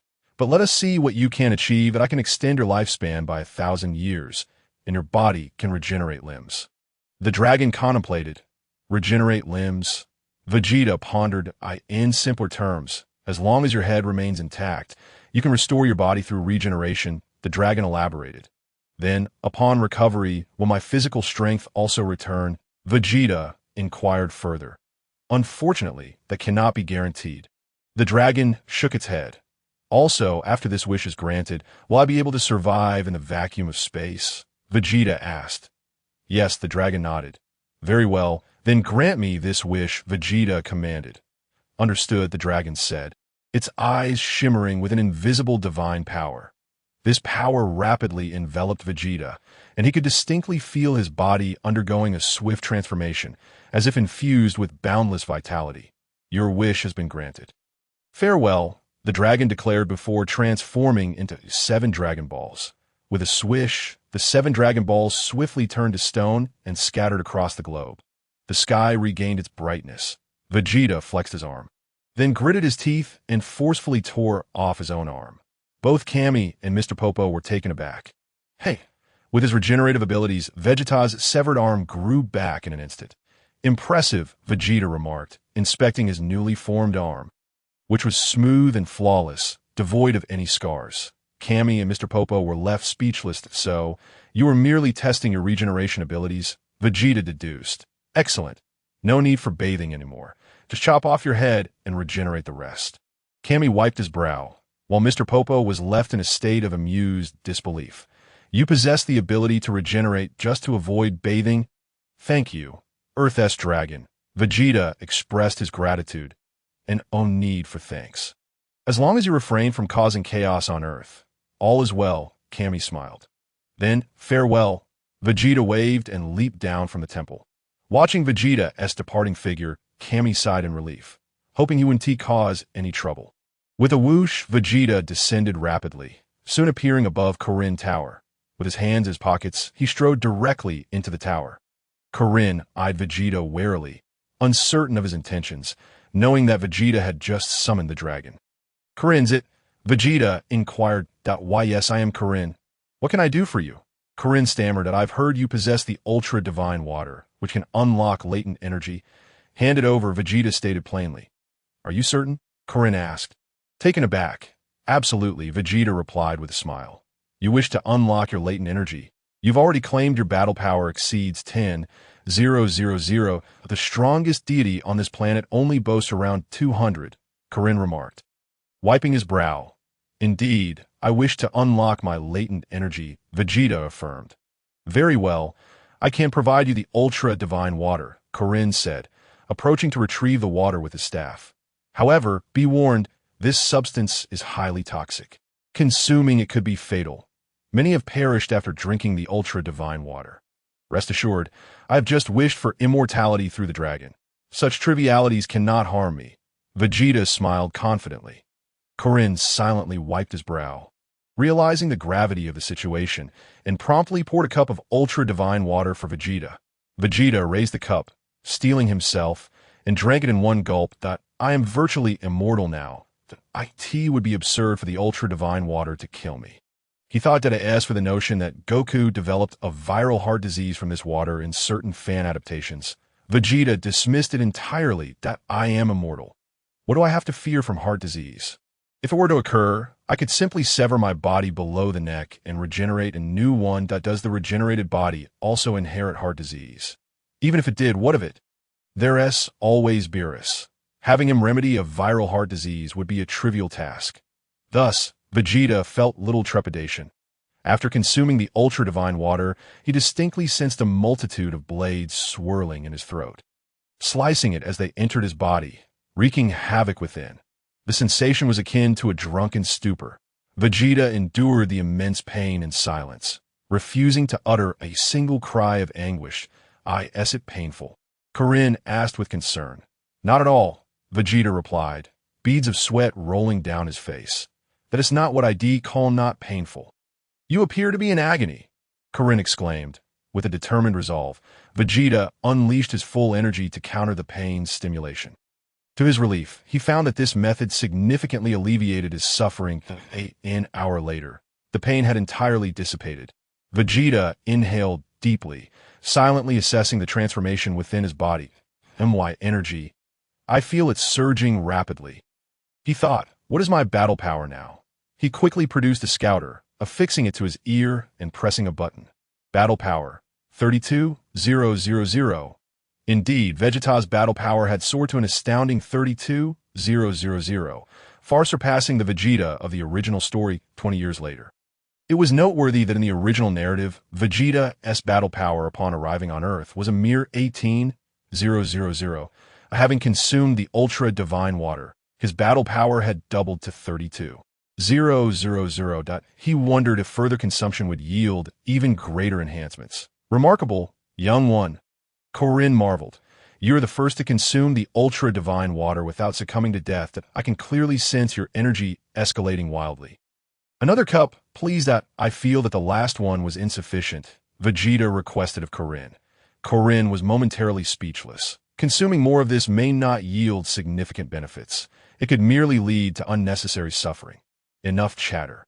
Hurry up, Vegeta urged. Very well, if you insist, Korin sighed, pouring another cup of ultra-divine water for Vegeta. Vegeta, poised to drink, hesitated. Do I drink it dry? Vegeta inquired of Master Karin. Could you please prepare a plate of peanuts for me? I wish to enjoy them while I drink. Master Karin silently wiped the sweat from his brow. You truly consider the super divine water to be akin to alcohol? Why are you still standing there in a daze? Hurry up, Vegeta insisted. Otherwise, I won't be satisfied with my drink. Master Karin swiftly presented a plate of fried peanuts. Vegeta relished the combination of super divine water and peanuts, drinking with great delight, leaving Master Karin bewildered. Is that truly the super divine water? How is it that you appear to be in no pain whatsoever? Is it to your liking? Master Karin curiously approached. Why not have a cup yourself? Vegeta smiled. No, I dare not drink it. One sip might very well be my end. Master Karin vigorously shook his head. In no time, Vegeta had emptied a cup of super divine water. The flavor is rather pleasant, though it does leave a slight burn in the stomach afterward. Taking a deep breath, Vegeta quickly assessed his battle power. Incredible. I have indeed improved. His battle power had surged to an impressive 39,000. Without the need for training. Simply consuming the super divine water had heightened his strength. Ecstatic, Vegeta poured himself another cup. Are you really going to drink again? Master Karin exclaimed, both amused and exasperated. You genuinely treat the super divine water as if it were liquor. Chapter 15. Bulma declared, we are going on our honeymoon tomorrow. Vegeta instructed, bring me a few more cold dishes. One plate of peanuts is hardly sufficient. Very well, Master Karin responded, equally a loss for words, and soon presented a plate of cucumbers and a dish of shredded potatoes. With the addition of these two cold dishes, Vegeta found his drinking experience significantly more enjoyable. He quickly finished another cup and checked his battle power once more. Battle power, 57,000. Is this boost entirely random? I shall continue drinking. 3 hours passed, and the super divine water bottle was nearly empty. Vegeta questioned. Tea takes time to regenerate. Primarily, you drank far too quickly. Master Karin replied, wiping his brow. This fellow truly treats the super divine water as if it were alcohol. The question is, how do you consume so much without perishing? Are you even human? Vegeta felt a swell of satisfaction. Having downed an entire bottle of super divine water, his battle power had now reached an astounding 120,000. He pondered whether this substance could be consumed indefinitely. Wait a moment, didn't I recall that the super divine water could serve many? Vegeta narrowed his eyes at Master Karin. He remembered that in Dragon Ball GT, those controlled by Baby were defeated through the use of the super divine water that involved entire planets of humans. Yet, now it seemed to be running out after such a small quantity. You have consumed 2 pounds already, Master Karin said, wiping his brow once more. This bottle of super divine water will take about 3 days to regenerate. No matter, Vegeta thought, not wishing to dwell on it too much. As he was somewhat tipsy after consuming 2 pounds, he surmised that the super divine water in Dragon Ball GT was likely diluted for use. Or perhaps by that time, Master Karin had upgraded the bottle, allowing for a quicker regeneration of super divine water that I'll stop drinking for today, Vegeta concluded, nodding in satisfaction as he stood and patted Master Karin on the shoulder. Master Karin was at a loss for words. Mind if I take this bottle of super divine water with me? Vegeta asked. Would it change your mind if I said I did? Master Karin replied. It would not, Vegeta stated.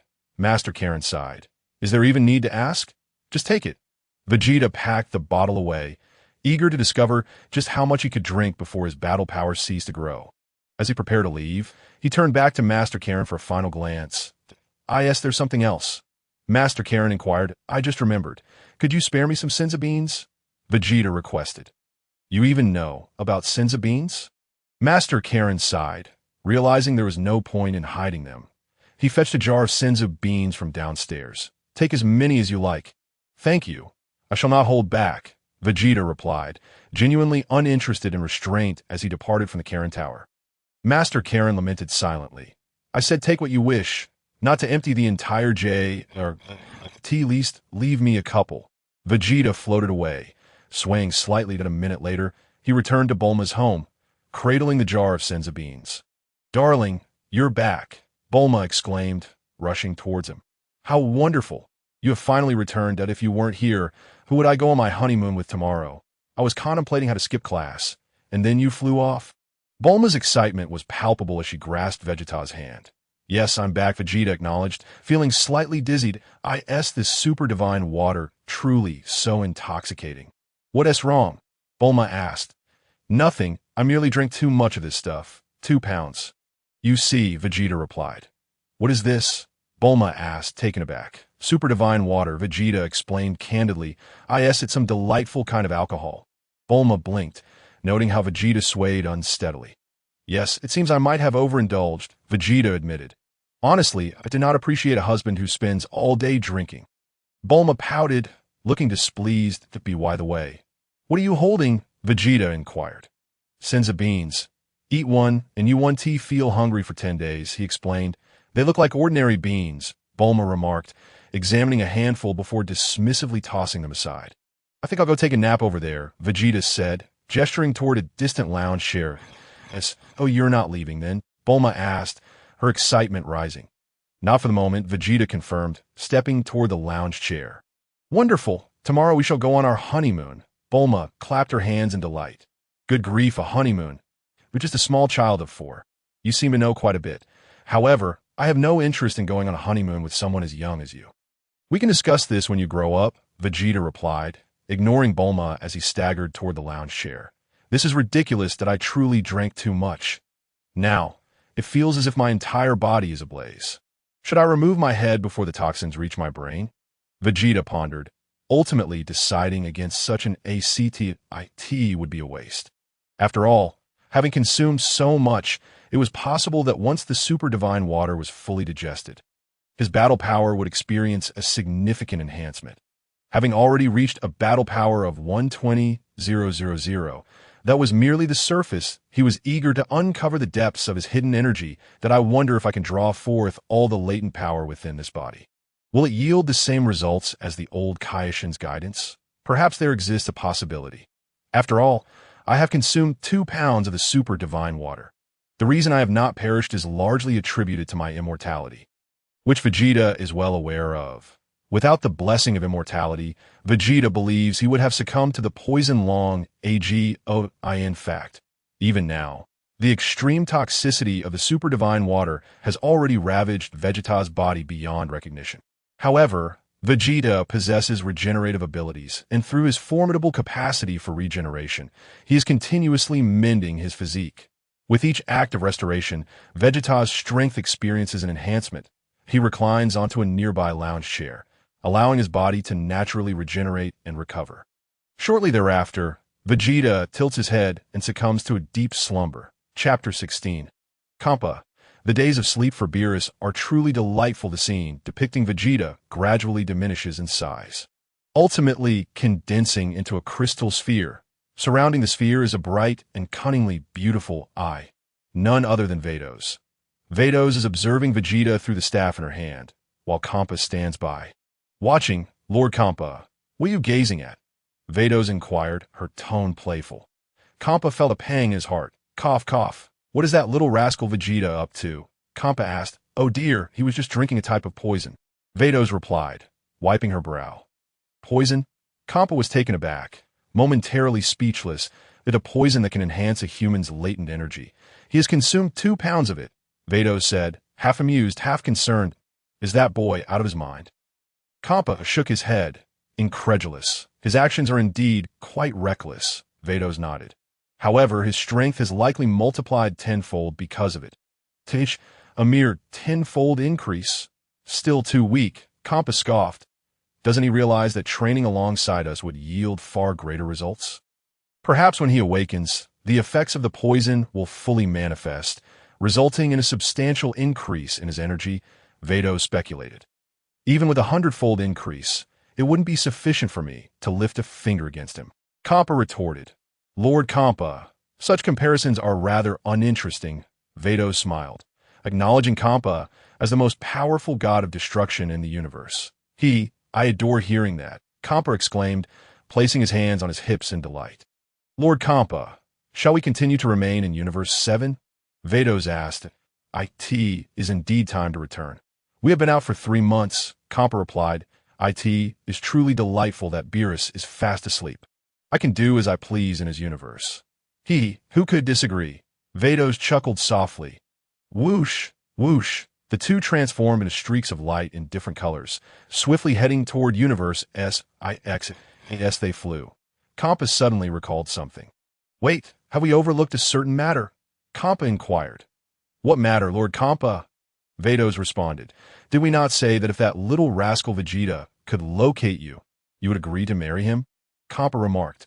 Once we retrieve him, he will surely discover our whereabouts. Will you truly marry him? It was merely a jest, Lord Champa. Do you take it seriously? Vados rolled her eyes. It is not I who takes it seriously, but rather that little rascal Vegeta. Champa laughed. We shall see when the time comes. He has many years to grow yet, Vados said with a smile. Besides, did he not find true love on Earth? True love? On Earth? Champa was momentarily taken aback. Indeed, he encountered a girl of his age on Earth, who affectionately calls him her husband. Vados smiled. Champa burst into laughter. What are you laughing about? Vados asked, eyeing Champa. I never expected you to be so quickly greened. Champa exclaimed joyfully, dancing with glee. However, let us not forget that little rascal Vegeta's pinky promise. Champa chuckled. Vados was rendered speechless. A pinky promise lasts 1 billion years without change. Whoever changes shall eat excrement. So you truly intend to send the Grand Minister to that place? Champa asked. What place? Vados feigned ignorance. Eat excrement. Champa replied, Oh dear, I have recorded this. I shall pass it along to the Grand Minister. Vados said with a laugh. Champa immediately deflated. On Earth, at the headquarters of the Capsule Corporation, Bulma, is that Vegeta? Has he returned? Bikini inquired curiously. Yes, Mom. He has returned and said he won't be leaving for a while. Bulma replied excitedly. Therefore, I have decided that tomorrow, Vegeta and I will go on our honeymoon. You, a 4-year-old, going on a honeymoon? Ridiculous, Bikini exclaimed. Actually, I would suggest you take Vegeta to kindergarten for your honeymoon, Bikini proposed. Mom, no way. I want him to take me flying in the sky, Bulma huffed indignantly. Suit yourself, Bikini replied, exasperated. It's just kindergarten. Why are you so resistant? Suddenly, Vegeta's wine flask, or rather the bottle of super divine water, fell from his embrace due to his poor sleeping posture. Is this a wine flask? Bikini picked up the bottle of super divine water. Such a young age and already indulging in alcohol. These aliens have no sense of propriety, Bulma pouted, discontented. If he continues to drink like this when he grows up, I will divorce him. You sound just like a little adult, Bikini remarked, shaking the bottle. There is still plenty of alcohol in here. It should be quite tasty. Let us add it to dinner for your father, Bikini said, humming a tune as she left with the bottle of super divine water. Mom, that's someone else's property. Don't just move it around, Bulma protested. What are you saying, Bulma? Isn't Vegeta our son-in-law? Bikini laughed. It's just a bit of wine. Bulma had no retort. At tea dinner that evening, an ambulance wailed as it rushed to the hospital, bringing Bulma's parents inside. Super divine water poisoning. Bulma was frantic and cried, unable to awaken Vegeta. She had no choice but to call her sister and accompany the ambulance to the hospital. Tiso quickly went to the hospital, discovering that a critical condition notice had already been issued, leaving her speechless. Subsequently, Tiso took Bulma back home, instructing the robots to wait at the hospital, since their parents were in intensive care. According to the doctors, they would likely remain unconscious for at least 3 days, stating there was of little use that I have to settle Bulma first. I asked it easy for me. I'm just a 4-year-old running around. Bulma sighed. Bulma, you've worked hard, Tiso said teary-eyed. Bulma glanced at her sister, then at a strangely looking individual accompanying her sister. Chapter 17. Galactic Patrolman Gak Bulma stared intently at the peculiar figure, momentarily lost in thought. By the way, sister, who is this guy? Bulma asked curiously. Gak, introduce yourself, Tiso urged. Gak patted his chest. I am Gak, an elite soldier of the Galactic Patrol. This planet is under my jurisdiction, Gak proclaimed, stepping forward and patting Bulma on the head. Don't touch my head. I dislike it when others touch my head. Bulma rolled her eyes. Jack quickly withdrew his hand. And by the way, I'm not a child. I'm already married, Bulma added. Married? Tiso was momentarily taken aback, staring at Bulma, unsure what to say. What kind of marriage can a 4-year-old have? Bulma, are you playing house again? Tiso chuckled. I really am married. My husband is over there sleeping. Bulma pointed towards Vegeta, who was napping on a distant lounge chair. Tiso glanced in the direction Bulma indicated. Indeed, it seemed like a game of house. Yet, returning to the matter at hand, Bulma, how did your parents get poisoned? The doctor said it was food poisoning. What could they have eaten that was harmful? Tiso inquired anxiously. That I am puzzled too. Bulma shook her head. I ate the same food as my parents, and I seem fine. That's quite strange, Tiso admitted, completely baffled. How could they have been poisoned like that? I know. You must have wanted to poison your parents to inherit their fortune. Jack interjected. Bulma, what are you saying? Bulma glared at Jack with indignation. Jack, do refrain from speaking so much, Tiso added, equally exasperated. Your imagination as a Galactic Patrol officer is far too vivid if you suggested that Bulma, when she grows up, would poison her parents for their inheritance. I might have believed it, but she is only 4 years old, and even if there were an inheritance, it would belong to me as the eldest daughter. Tiso jested with a laugh. Sister, Bulma exclaimed, utterly disheartened. What kind of family are we? Speaking of which, have your parents been drinking? Could it be alcohol poisoning? Jack suddenly recalled. Sister, don't say that. It seems like it might be alcohol poisoning. Bulma slapped her forehead. Vegeta brought back an exquisite wine jug, and Mom took a little to drink with Dad, and then they just passed out. Vegeta, Jack blinked in surprise. That name sounds oddly familiar. Why are you just mentioning such an important matter now? Why didn't you say anything while in hospital? Tiso was both amused and exasperated. Quickly, bring me that jug to take a look. Thud, thud, thud. Bulma hurriedly dashed to the dining room to retrieve the bottle of super divine water. Soon, she emerged holding the bottle. This is it. Bulma handed the bottle to Tiso. Let me see, Jack said. As an elite warrior of the Galactic Patrol, even if it is toxic, it won't affect me. Tiso passed the bottle to Jack. He picked it up and gave it a gentle shake. There is still quite a bit of alcohol in here, Jack remarked. Both Bulma and her sister nodded in agreement. Indeed, this bottle was quite peculiar. Aside from the spout, it had no other openings. Jack examined the bottle closely. Bulma, where did you acquire such an odd bottle? Tiso inquired. That belongs to Vegeta. He got drunk drinking from it. Bulma pointed towards Vegeta, who was still asleep in the distance. That, it no matter.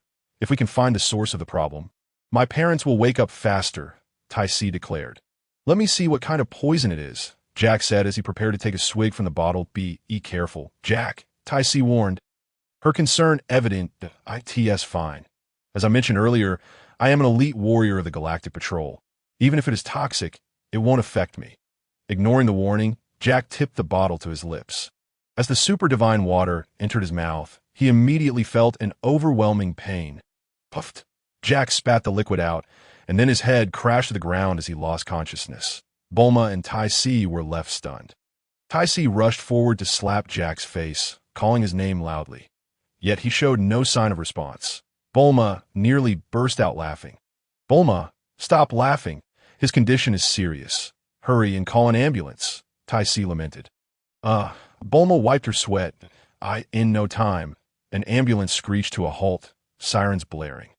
What? Poisoned again. The doctor was amused, chuckling at the wealthy family's antics, wondering if they enjoyed playing with poison. What on earth is so delightful? The doctor asked curiously to ITS this. At least we have identified the culprit. Tiso handed the bottle of super divine water to the doctor. Is it good? The doctor replied, bemused. Well, we'll take this back to the hospital for testing. All right, thank you. Tiso nodded. By the way, that fellow is an alien. I wonder if our treatment methods will be effective in waking him. Bulma addressed the doctor. What? An alien. The doctor glanced at Jack, astonished, and hurriedly approached to examine Jack's face and body closely. Jack was roused from his stupor. Smack. He leaped to his feet. What are you doing to me? I'm an elite warrior of the Galactic Patrol. Jack pointed at the doctor. He is awake. The doctor was taken aback. Jack, are you all right? Tiso inquired with concern. Humph. Elite warrior of the Galactic Patrol, and he passes out from just a little alcohol. Bulma rolled her eyes. What do you know, little girl? I didn't pass out. I was analyzing the toxins within through a state of suspended consciousness. So, what did you find? Bulma asked. It is a highly dangerous poison, composed of molecular formulas I have never encountered. Jack shook his head. Is there an antidote? Tiso pressed. None. Jack shook his head again. The only way to endure it is through one's immune system. Chapter 18. Mutation. Battle power 3 million. What? Tiso was distraught. Tiso. Brace yourself. Whether your parents can withstand this will depend on the next 3 days, Jack sighed. What useless statement. Bulma shook her head, suddenly grasping the deeper meaning of Jack's words, tears welling in her eyes as she murmured. What? Are you saying that my parents? This friend speaks truth. You must prepare yourselves mentally. The doctor sighed in resignation. If we cannot find an antidote for this poison, it seems they will have to rely on their immune systems. And whether they can endure depends on these next 3 days. But why is Vegeta unaffected? Bulma asked, puzzled. What? That little child drank it too, the doctor exclaimed. The Universal Capsule Corporation family is truly something else. Are you all playing with poison? Hurry and take them to the hospital, the doctor urged. How much did that little child drink? Tiso asked. He said he drank 2 pounds. Look how drunk he is. Bulma replied. Perhaps he is not just drunk. He might be gone, Jack sighed. What? Bulma burst into tears. I don't want to be a widow. Bulma cried heartbrokenly. Tiso, I don't want to lose my parents either.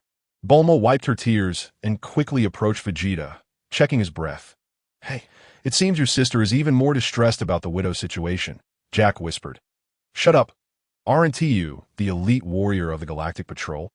Think of something, Tiso scolded. If we could contact our Galactic Patrol headquarters and have an excellent healer come over, this poison could be resolved, Jack explained. But don't forget, my spaceship's communicator is broken. I have no way to contact headquarters. This is dreadful. Tiso sighed in frustration, suddenly looking at Bulma. Bulma, can you fix the communicator? Are you joking? She is just a 4-year-old child. Jack shook his head. Despite my sister's tender age, she is undoubtedly a prodigy, Tiso declared, turning to Bulma to exclaim, Bulma, Jack's communicator is broken. If you could assist him in repairing it, perhaps the Galactic Patrol could save our parents. I haven't learned how yet, but I can give it a try, Bulma replied, lifting her gaze to Tiso. Honestly, this is too much. Without me, our family would have disbanded long ago. Asking a 4-year-old to fix a communicator? Tiso fell silent. She claims to be young now, yet she previously mentioned being married. Jack whispered to Tiso. There isn't a single sane person in our family. Tiso sighed. By the way, Vegeta is fine. He's still breathing, Bulma added. The doctor was momentarily stunned, rushing to examine Vegeta's condition. Indeed, he was alive. Did he really consume 2 pounds? The doctor inquired. That's what he claimed. I'm unsure of the exact amount. Bulma shook her head.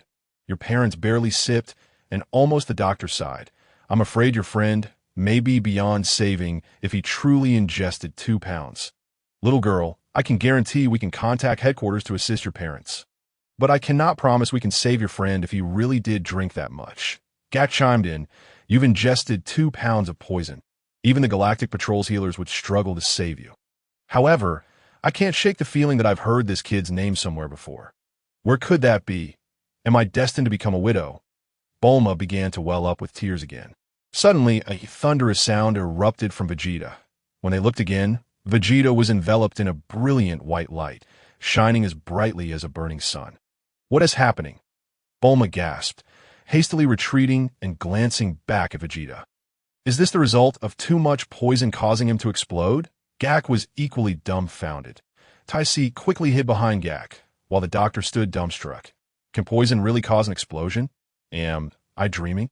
With a gentle motion, Vegeta levitated into the air and opened his eyes. A tremendous surge of energy erupted from him, radiating a blinding light that spread endlessly around him.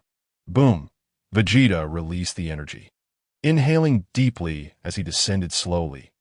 Exhaling, he felt invigorated, as though his body had undergone a qualitative transformation.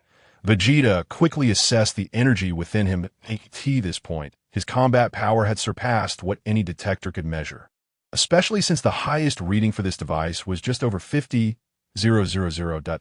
This model was more advanced than Shio Es. Vegeta could only gauge his battle power through the intensity of the energy he sensed within. He estimated that his power had soared to an astounding 3 million. Incredible. I consumed 2 pounds of super divine water. It has catapulted my power from 12,000 to 3 million. If I could transform into a super Saiyan at this level, I could easily overpower Frieza. The effects of this super divine water are astonishing. I must continue drinking it. Who knows, perhaps I could elevate my base power to over 10 million. Vegeta had slept for over 8 hours. During this time, he had completely absorbed the super divine water, and the decayed areas had regenerated thanks to his self-healing abilities. The Saiyan's close brush with death and the latent potential of the super divine water had allowed Vegeta's power to double repeatedly in a short span. This was the reason his power had escalated to 3 million. Vegeta was elated. It seems my wish for eternal life from the dragon was indeed the right choice, though it may not be fully realized yet. That's of little concern. I can always seek to upgrade it with the Dragon of Namek, or, upon encountering the Dragon of the Gods, wish for a true immortality. For now, the priority was to continue enhancing his power. Chapter 19. Rescuing Bulma's Parents. Vegeta patted his chest. Where's the super divine water? He swiftly turned his attention to Bulma, Tiso, and Gak. ISNT that the Galactic Patrol Officer Gak. What brings him here? Vegeta soon noticed the doctor still holding the bottle of super divine water. With a wave of his hand, an invisible force pulled the bottle from the doctor's grasp. Smack! The bottle flew uncontrollably toward Vegeta, who caught it and shook it with a satisfied grin. It appeared that during his slumber, the super divine water had increased significantly. Should I drink it now or wait 3 days for it to replenish?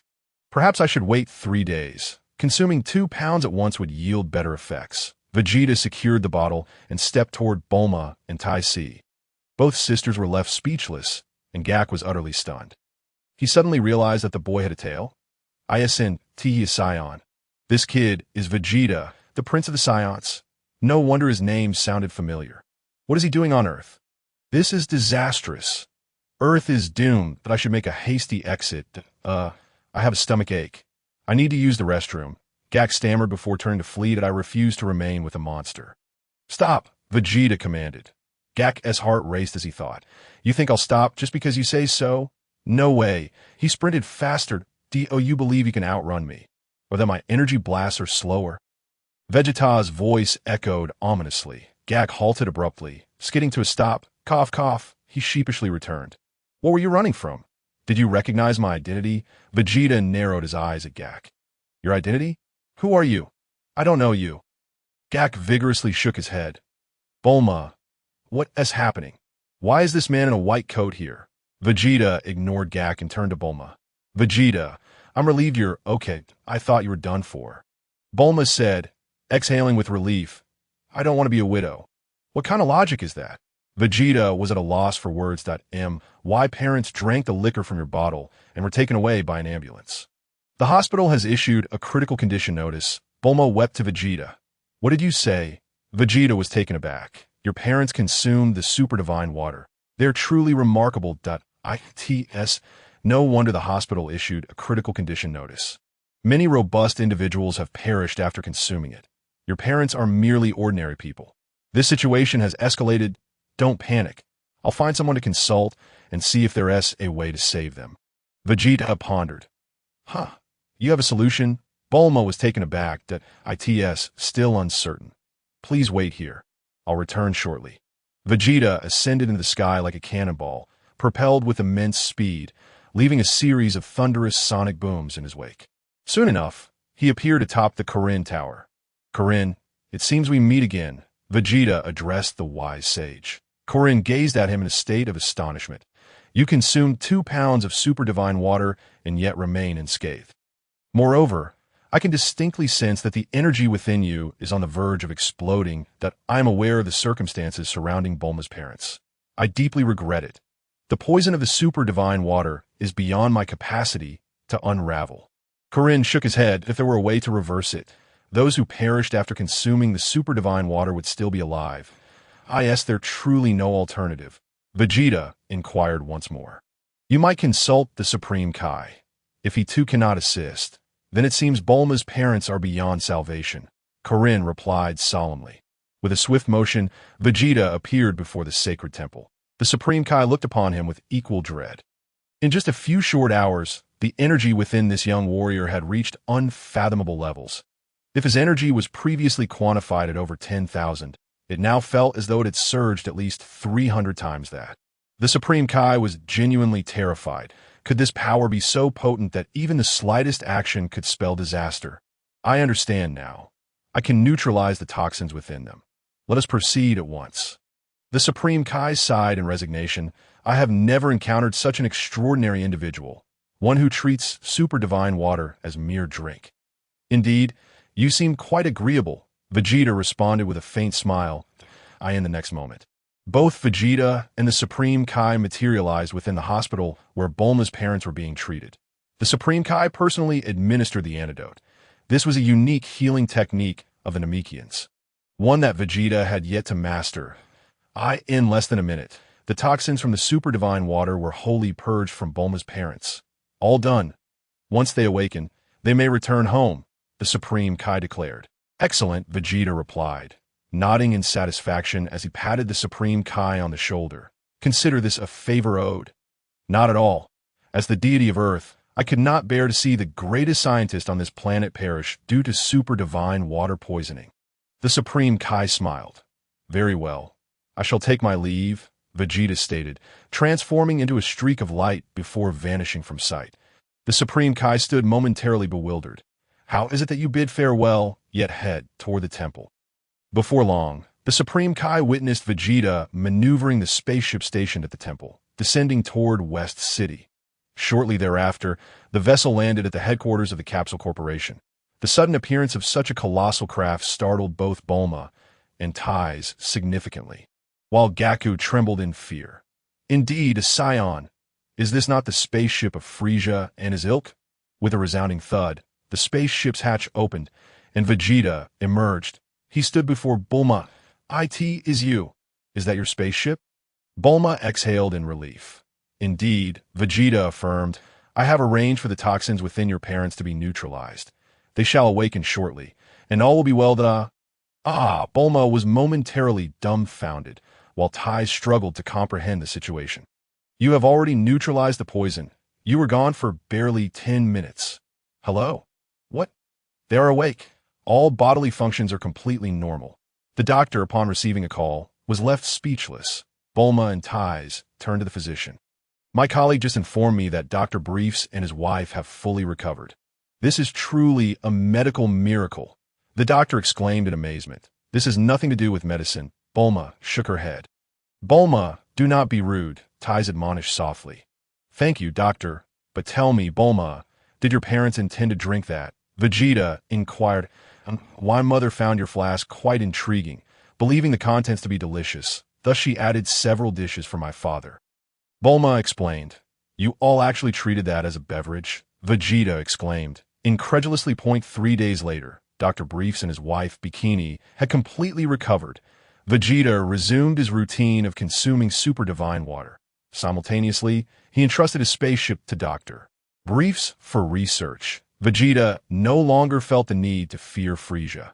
Even if Frieza were to arrive on Earth now, he was confident he could transform into a Super Saiyan in a short span of time.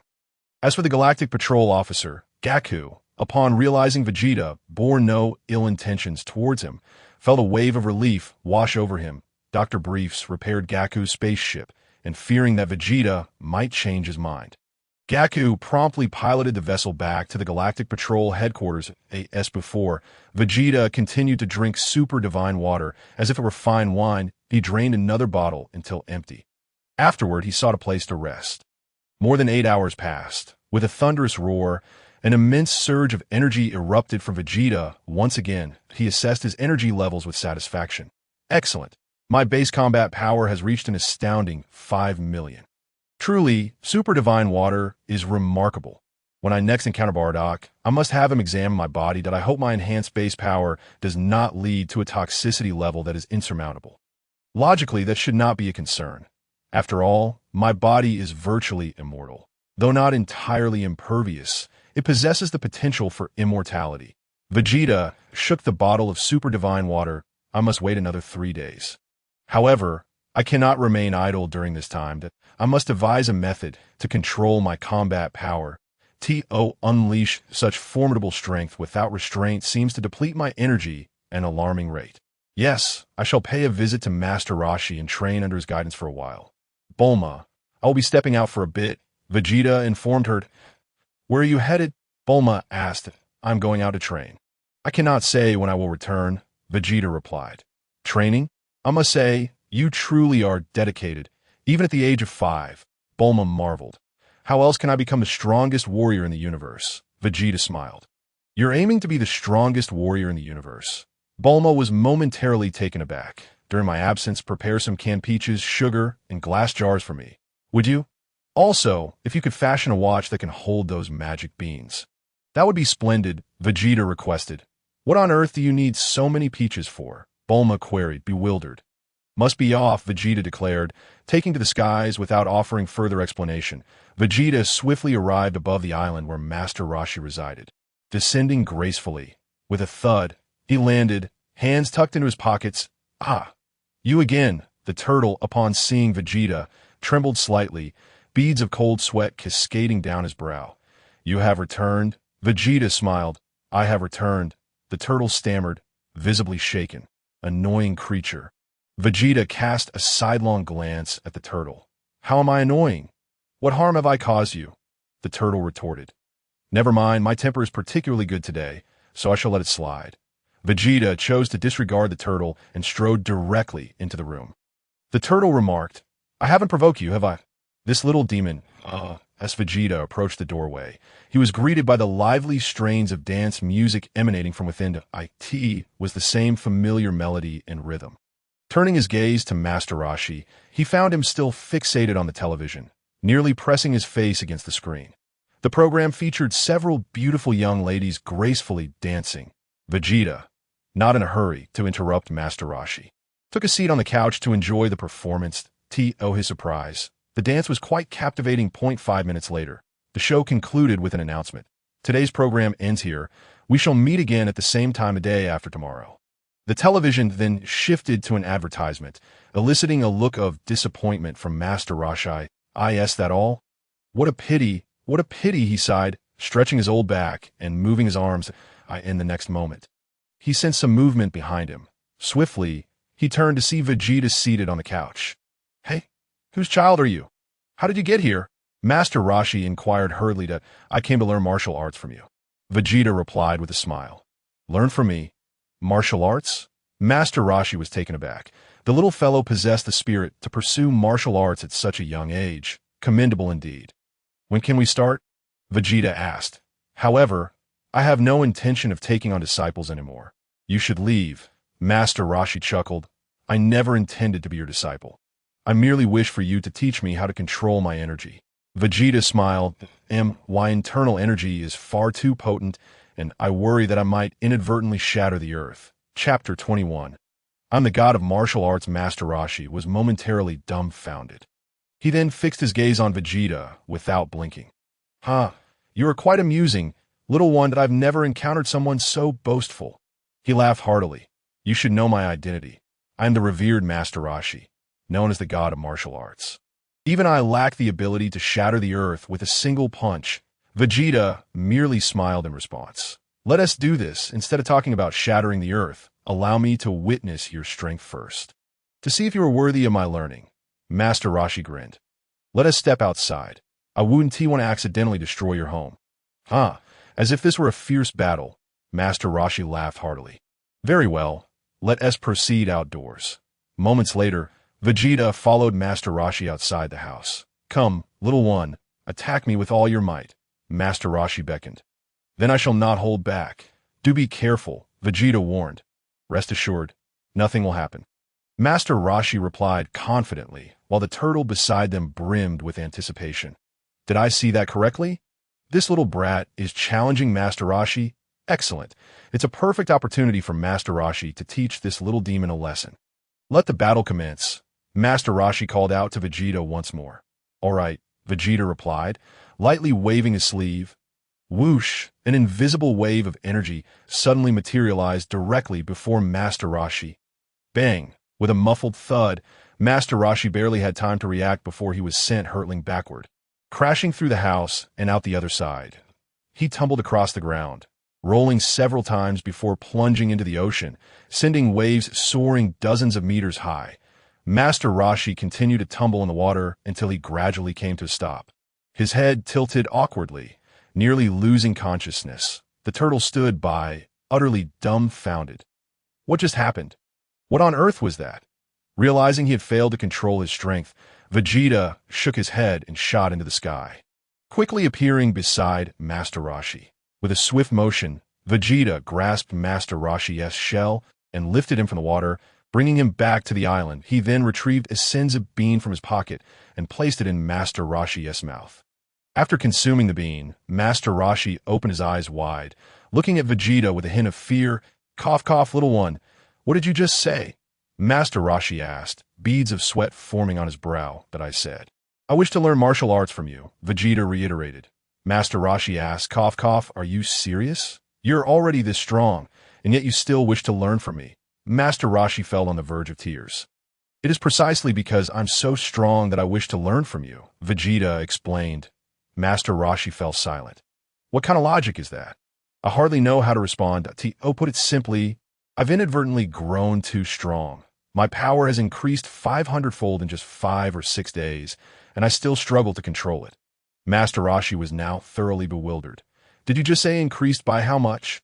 He asked incredulously. 500 times, Vegeta affirmed. Master Roshi fell silent again. 500 times?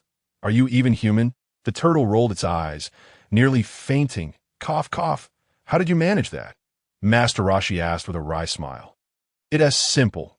I drank the super divine water like it was alcohol, Vegeta replied, pulling out the bottle of super divine water from his robe. Super divine water? I believe I've heard of that before. Master Roshi said, suddenly recalling. ISNT that from Korin? Indeed, Vegeta nodded. That guy, Mr. Korin, actually gifted you such precious divine water. Master Roshi was at a loss for words. That wretched old cat, when I asked him for super divine water. He refused and only gave me regular water while claiming it was super holy water. What a shameless old cat. If you wish to drink it, once you teach me to control my energy, I can let you have some, however much you desire, Vegeta offered. Really? That would be splendid. It's a deal, Master Roshi enthusiastically agreed. This kid drank super divine water and became 500 times stronger. If I were to drink it, who knows? I might even regain my youth. Just how much stronger would I become? Maybe even 1,000 times. Master Roshi's face was filled with boundless anticipation. By the way. What is your name? Master Roshi inquired. Vegeta, he replied. That tail of yours is quite unique. Is it real? Master Roshi had long noticed Vegeta's tail. It's real, but that is not the point. Hurry and teach me. Vegeta urged. You want to control your energy, right? That is, the energy within your body. Master Roshi pondered. Actually, it's not a difficult matter. The key is to remain calm. and you will gradually sense the energy within your body. Then you can manipulate it. Master Roshi began to share his insights and understanding of energy. Vegeta listened patiently. 3 minutes later, Master Roshi was still speaking animatedly that I understand. Vegeta suddenly interjected. Master Roshi looked bewildered. I haven't finished yet. How could you possibly understand already? Please, let me finish, he urged. Be quiet. Let me conduct my own research, Vegeta insisted. Vegeta remarked, this little fellow is hardly likable. Very well. If you wish to conduct your own research, then by all means proceed. You would do well not to come asking me again. He paused for a moment, contemplating my house. This brat has claimed he would emerge to fight, yet he has left 2 gaping holes in my dwelling. Disregarding Master Roshi, Vegeta quietly stepped aside, silently digesting the words of the turtle hermit. Taking a deep breath, he swiftly absorbed the immense energy coursing through him. With a whoosh, Vegeta expelled a breath of energy. In the next moment, he silently gauged the intensity of the energy radiating from him. Not bad. Approximately 50 to 60% has been concealed. Onward, about 10 minutes passed, and Vegeta had successfully reigned in all of his energy. He had finally achieved mastery over the control of his aura and energy. Master Roshi, eyes wide with astonishment, exclaimed, this kid has grasped it so quickly. Truly, he is a prodigy in martial arts. Chapter 22. Summoning Bardos, thank you for your guidance. Vegeta acknowledged with a satisfied nod. Indeed, your capacity for comprehension is exceptional. With diligent training in the future, you shall undoubtedly become a remarkable martial artist. Master Roshi praised him enthusiastically. Humph, I have no desire to become any remarkable martial artist. My aim is to be the strongest warrior in the entire universe, Vegeta responded with a smile. The strongest in the universe. Master Roshi wiped the sweat from his brow. Such an ambitious goal you have there. After speaking, he fixed his gaze on the bottle of ultra-divine water hanging from Vegeta's side. Regarding the ultra-divine water, as per our agreement, Master Roshi chuckled, bring me a cup, and I shall pour you a drink. A cup? Master Roshi felt a wave of disappointment that you're only going to give me 1 cup. How miserly of you! You treat this as if it were wine, which is why you have become so powerful. And now, when it comes to me, you only offer 1 cup? Indeed. You mentioned a cup, yet you did not specify the size of the cup, did you? Allow me to fetch a larger one. Master Roshi hastily dashed into the room and returned with a basin-sized cup. 1 cup is 1 cup, he insisted. Bring me a regular cup? Vegeta snapped, his nostrils flaring in irritation. Filling this thing will take 3 days. I intend to keep some for myself. Are you not worried about poisoning yourself with that much? Master Roshi retorted, feeling exasperated. Just then, he grabbed a large wine glass. Vegeta shook his head and poured a small amount into it. This all. Pour me more. Master Roshi urged. This is all there is. Serve yourself, Vegeta declared, handing the bottle of ultra-divine water to Master Roshi. Master Roshi shook the bottle, realizing it was indeed empty. This stingy little brat, that I suppose I shall taste it first. Hurry up. You old turtle, what are you dawdling for? Prepare me a plate of peanuts. Master Roshi commanded the sea turtle. The sea turtle replied, you want me, a sea turtle, to prepare you peanuts? Wiping his brow, he hurried to the kitchen to bring out a plate of peanuts. Now, I am preparing to enhance my strength. After this drink, my power may increase 100-fold. Master Roshi proclaimed, his face alight with anticipation as he munched on a peanut and took a sip of the ultra-divine water. Upon tasting it, Master Roshi's expression transformed dramatically. He cried out in agony. Why is this so spicy on my throat? I forgot to mention, this substance is highly toxic. Only by overcoming the damage it inflicts can one experience significant enhancement in strength. Vegeta remarked nonchalantly from the side. Master Roshi's eyes widened, caught between swallowing and spitting out the ultra-divine water. Yet, steeling himself, he gulped it down. This kid drinks it like wine without issue. I am the god of martial arts. How could I possibly falter? Thus he thought, only for his head to tilt, and he promptly fainted. Hey turtle, come here, Vegeta called to the sea turtle. I am a sea turtle, not a tortoise. The sea turtle corrected him. Quit your bickering. You believe I won't toss you to the other side of the ocean, leaving you lost forever? Vegeta threatened. The sea turtle was at a loss. What have I done to deserve this? Hurrying over, he lamented. This old fellow might be in for a lengthy slumber, or may even perish. Keep an eye on him, Vegeta instructed. If he dies, there is nothing for me to watch over. Right? The sea turtle replied, bemused. You have a point, Vegeta nodded, slowly ascending into the sky.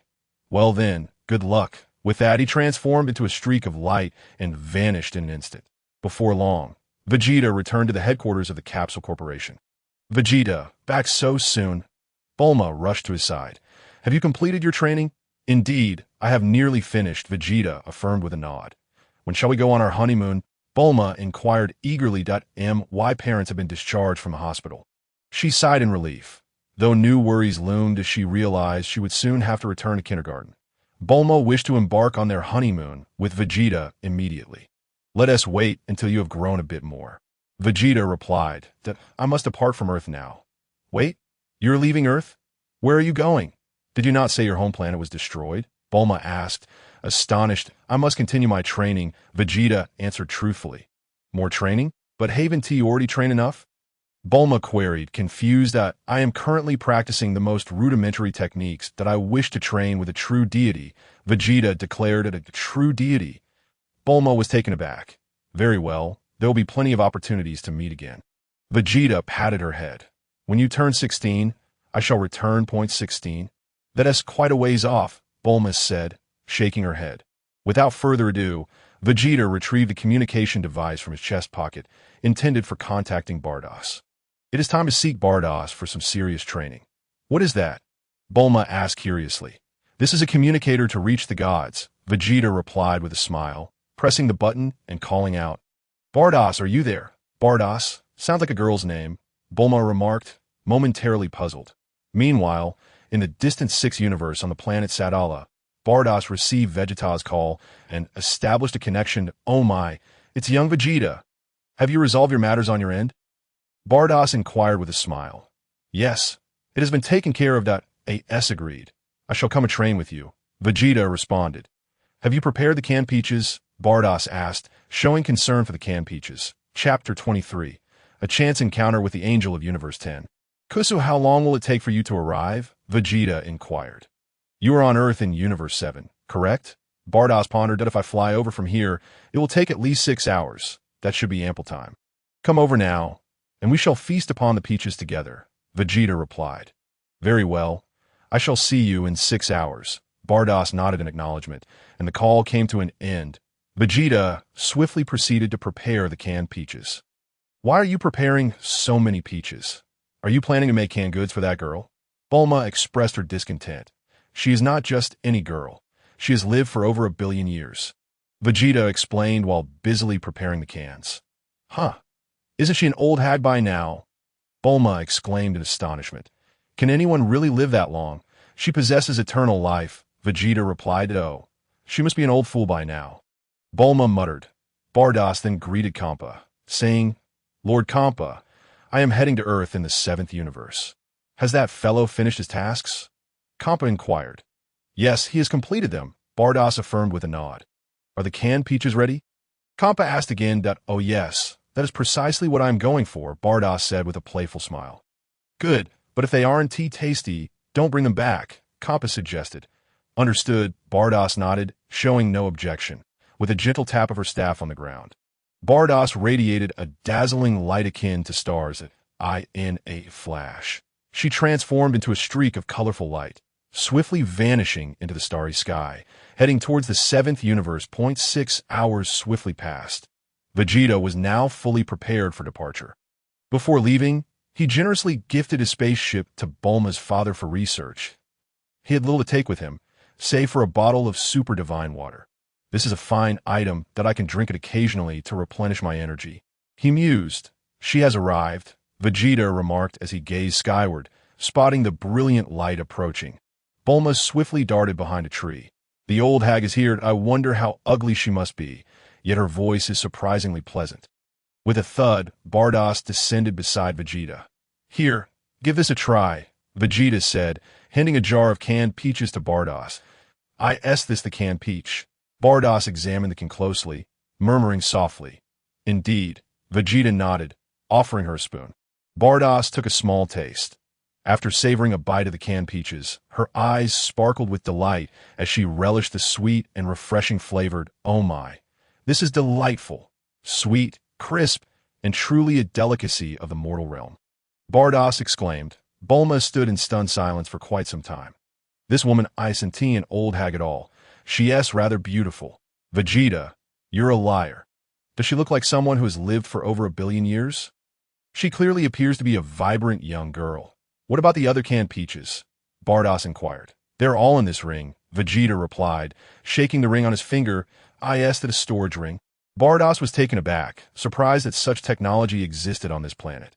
Yes, Vegeta confirmed. This ring was created by Bulma's father. It contains a cubic meter of storage space. Currently, my Senza beans and canned peaches, along with some miscellaneous items, are stored within. Then let us proceed, Bardos beckoned. Vegeta promptly embraced Bardos. With a radiant burst of light, Bardos soared into the sky with Vegeta in an instant. They vanished into the cosmos, leaving no trace behind. Hey Vegeta, when will you return? Bulma called out to the sky, but Vegeta could no longer hear her. Watching Vegeta's disappearing figure, Bulma suddenly felt a wave of disappointment, as if a cherished toy had been snatched away from her. That blue-skinned woman is simply outrageous that in the vast expanse of space. Bardos sped through the cosmos with Vegeta. After approximately 2 hours, Vegeta focused his gaze and discovered that Bardos had taken him to the edge of the universe. Is this the edge of the universe? Vegeta asked. Indeed, beyond this lies the Void Realm, an unexplored expanse. Bardos explained with a smile. We still need to traverse the Void Realm for over an hour to reach the 6th universe. What a long journey. Vegeta acknowledged that it truly is distant. Fetching you was quite a hassle, Bardos chuckled. With a swift motion, Bardos and Vegeta entered the Void Realm, a realm of nothingness devoid of all substance. Bardos guided Vegeta through this emptiness at great speed. After approximately 40 minutes, Vegeta suddenly noticed a radiant light resembling stars in the distance. Bardos, who is that person over there? He asked. Bardos also noticed the brilliant light. Oh my, is that not my sister?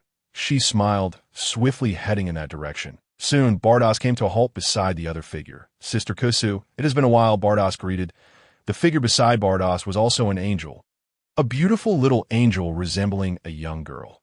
Her name was Kusu. Kusu was the angel of the 10th universe, corresponding to the god of destruction, Rumshid, if you are unfamiliar with the 10th universe. You might recognize Zamasu. Indeed, Zamasu is the Kaioshin of the 10th universe. Vegeta examined the angel Kusu closely. To his surprise, this little angel was quite charming. Though petite, her youthful appearance was undeniably pleasing to the eye. Bardos, it has been a while. Kusu reciprocated the greeting. Sister Kusu, where are you headed? Bardos inquired. I just returned from the 3rd universe, and am preparing to return to the 10th universe, Kusu replied. What about you? Bardos, I just returned from the 7th universe, and am on my way to the 6th universe, Bardos responded. Kusu had already noticed Vegeta standing behind Bardos. This is Mr. Vegeta.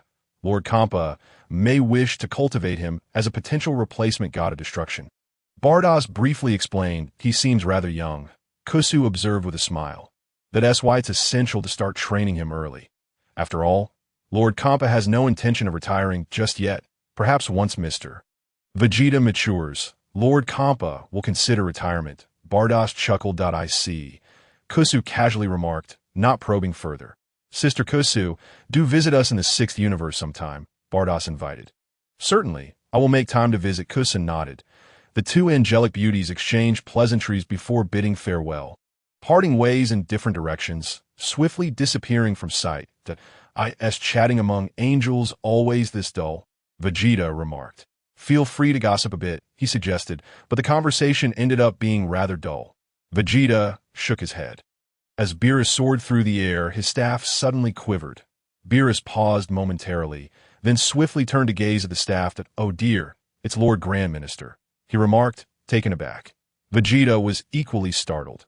Could it be that my vow made Lord Grand Minister hear me utter such a foul phrase? If that were the case, it would indeed be troublesome that I need several years to develop before such matters arise. This moment, I stand no chance against you. Please, do not utter a word. Do you hear me? Beerus cautioned Vegeta. Rest assured, my lips are sealed, Vegeta replied. I sense there are unspoken implications in your words, Beerus remarked, unable to articulate his thoughts further. Ignoring Vegeta, he swiftly activated communication through the staff. Lord Grand Minister. It has been quite a while, Beerus greeted politely. Beerus, I require your presence at the King of All's palace. There's a matter I wish to discuss, the Grand Minister responded. Right now, Beerus asked, slightly taken aback.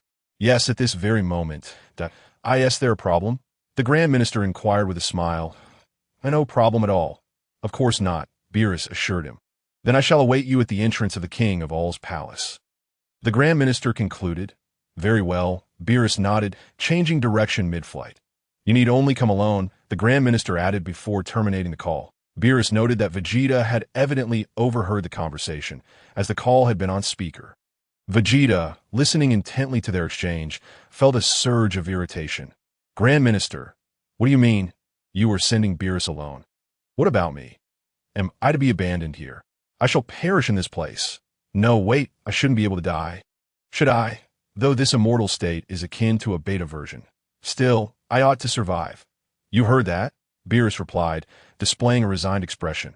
The Grand Minister is the most powerful deity in the universe. He explained. Vegeta was already aware of this and felt no shock. What truly vexed him was the prospect of being left behind. Are you seriously planning to abandon me here? What do you intend to do? Leave me stranded? I may survive in this environment. But I would starve to death. Damn it, Grand Minister, Vegeta grumbled internally. What is your meaning? Have you indeed heard me tell you to eat excrement? If you have, that would be quite tragic. That I do not wish to become a tragic figure. Vegeta found himself lost in thought, contemplating the complexity of the situation. Beerus sighed, on your journey to meet the Grand Minister, find a suitable planet to drop me off, Vegeta suggested. From here to the King of All's palace. One simply needs to ascend, Beerus replied. Thus, there are no suitable planets nearby. Please wait here for a moment. I shall return shortly after meeting the Grand Minister, Beerus stated. Do not jest, Vegeta huffed. Who knows what business the Grand Minister has with you? What if you are gone for a lengthy period? Am I to wait here indefinitely? This posed a valid concern, and Beerus nodded in agreement. Could you not take me with you? Vegeta inquired. That I cannot. The Grand Minister has specifically instructed me to go alone. Beerus shook his head. I it merely to have you eat excrement. Must you leave me behind? Vegeta retorted. How about this? We just saw my sister. Kusu, right? Have her take you to Universe 10, and I will fetch you once I return, Beerus proposed. That plan is quite sound, Vegeta acknowledged, offering no objections. Going to Universe 10 is fine. After all, my primary goal is to train alongside the God of Destruction and the Angel. It matters not with whom I train. Besides, Kusu from Universe 10 is rather adorable. Then I shall leave you here while I promptly meet the Grand Minister, Beerus replied. I will contact Kusu on the way and have her come to retrieve you. Do not wander off. This is the void, and it is easy to lose one's way. Understood, Vegeta nodded, offering no dissent. The Grand Minister must be envious of my handsome appearance. Thus he refuses to meet me. Vegeta dismounted from Beerus, floating in the vast emptiness of the void. Farewell, Beerus waved, transforming into a brilliant streak of light as he soared upward. During his flight, Beerus swiftly contacted Kusu through the staff. Beerus, Kusu responded, momentarily taken aback. We just parted ways. Why are you calling? Kusu, may I ask a favor of you? Beerus inquired. What is it? Kusu replied. The Grand Minister wishes to see me, though I am unaware of the specifics. He has requested that I meet him alone, Beerus explained. Since I had been with Lord Vegeta, I had no choice but to leave him in the void. You mean to say you want me to bring him to Universe 10? Kusu asked. Yes, after I meet with the Grand Minister, I will return to fetch him, Beerus confirmed. Very well, Kusu agreed without hesitation that I will send you his location. I appreciate your assistance, Beerus stated, transmitting the coordinates to Ko. We angels need not be so formal with one another, Kusu smiled. After concluding the call, Kusu turned and soared rapidly towards her destination. Vegeta floated silently in the void, feeling as though he had been abandoned by a significant other. What a predicament! Here I stand, alone in the void, with not a soul around. Even a ghost would suffice for company, that I wonder if Kusu will come to fetch me, that if not, I truly will become a tragic figure. What use is my 5 million battle power in this desolate expanse? What can I possibly do? Fortunately, after a brief wait, he noticed a radiant light glimmering in the distance, akin to a star. With a whoosh, Kusu approached swiftly. Vegeta sighed in relief. Beerus, you are quite reliable after all. Kusu, you deserve praise as well. You have indeed come to retrieve me. Lord Vegeta, Beerus informed me to bring you to Universe 10. Did she not? Kusu inquired.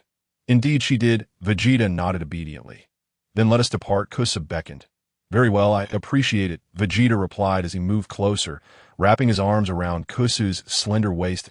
Oh, that tickles. Kusu giggled. Did I happen to find your ticklish spot? Vegeta teased. Yes. Try holding me somewhere else. That place is quite sensitive, Kusu responded. Vegeta adjusted his grip higher.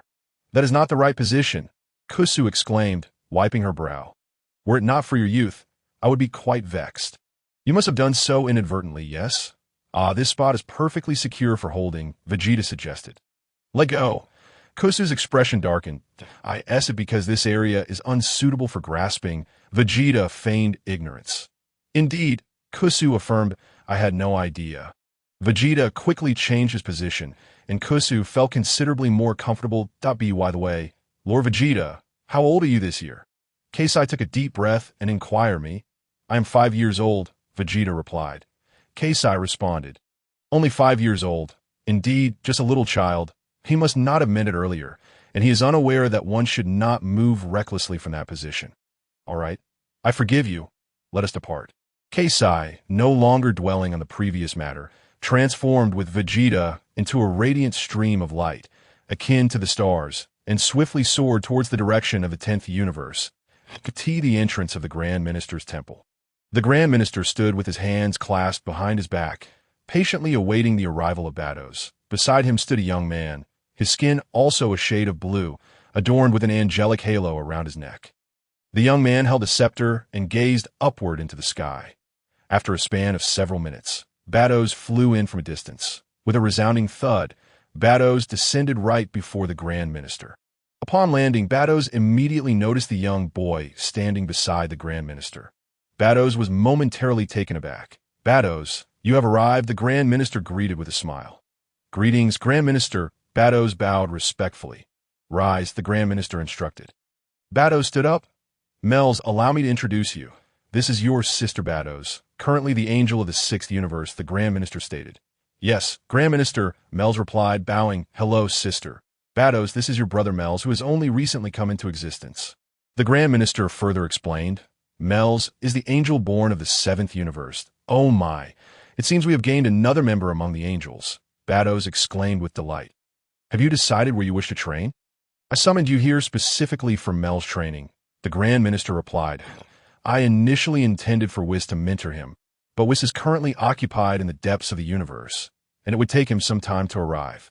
Since you are nearby, I thought it best for you to take him. Since Mels is the angel born of the 7th universe, the optimal training grounds would indeed be within the 7th universe. Vados suggested. Precisely, as you are the angel of the 6th universe, and the 7th universe is its mirror, you possess considerable knowledge about it. Therefore, having you guide Mels in his training is an excellent choice. The Grand Minister affirmed. Very well. I shall take care of this matter, Vados declared, patting her chest. Thank you for your assistance, the Grand Minister responded. Thank you, sister, Mels immediately bowed. Mels, there is no need for such formality. Vados said, gently patting Mels on the shoulder. Shall we set off now? Certainly, Mels replied. Mels, the Grand Minister addressed him. Yes, Grand Minister, Mels bowed again. You are to venture into the mortal realm to comprehend good and evil.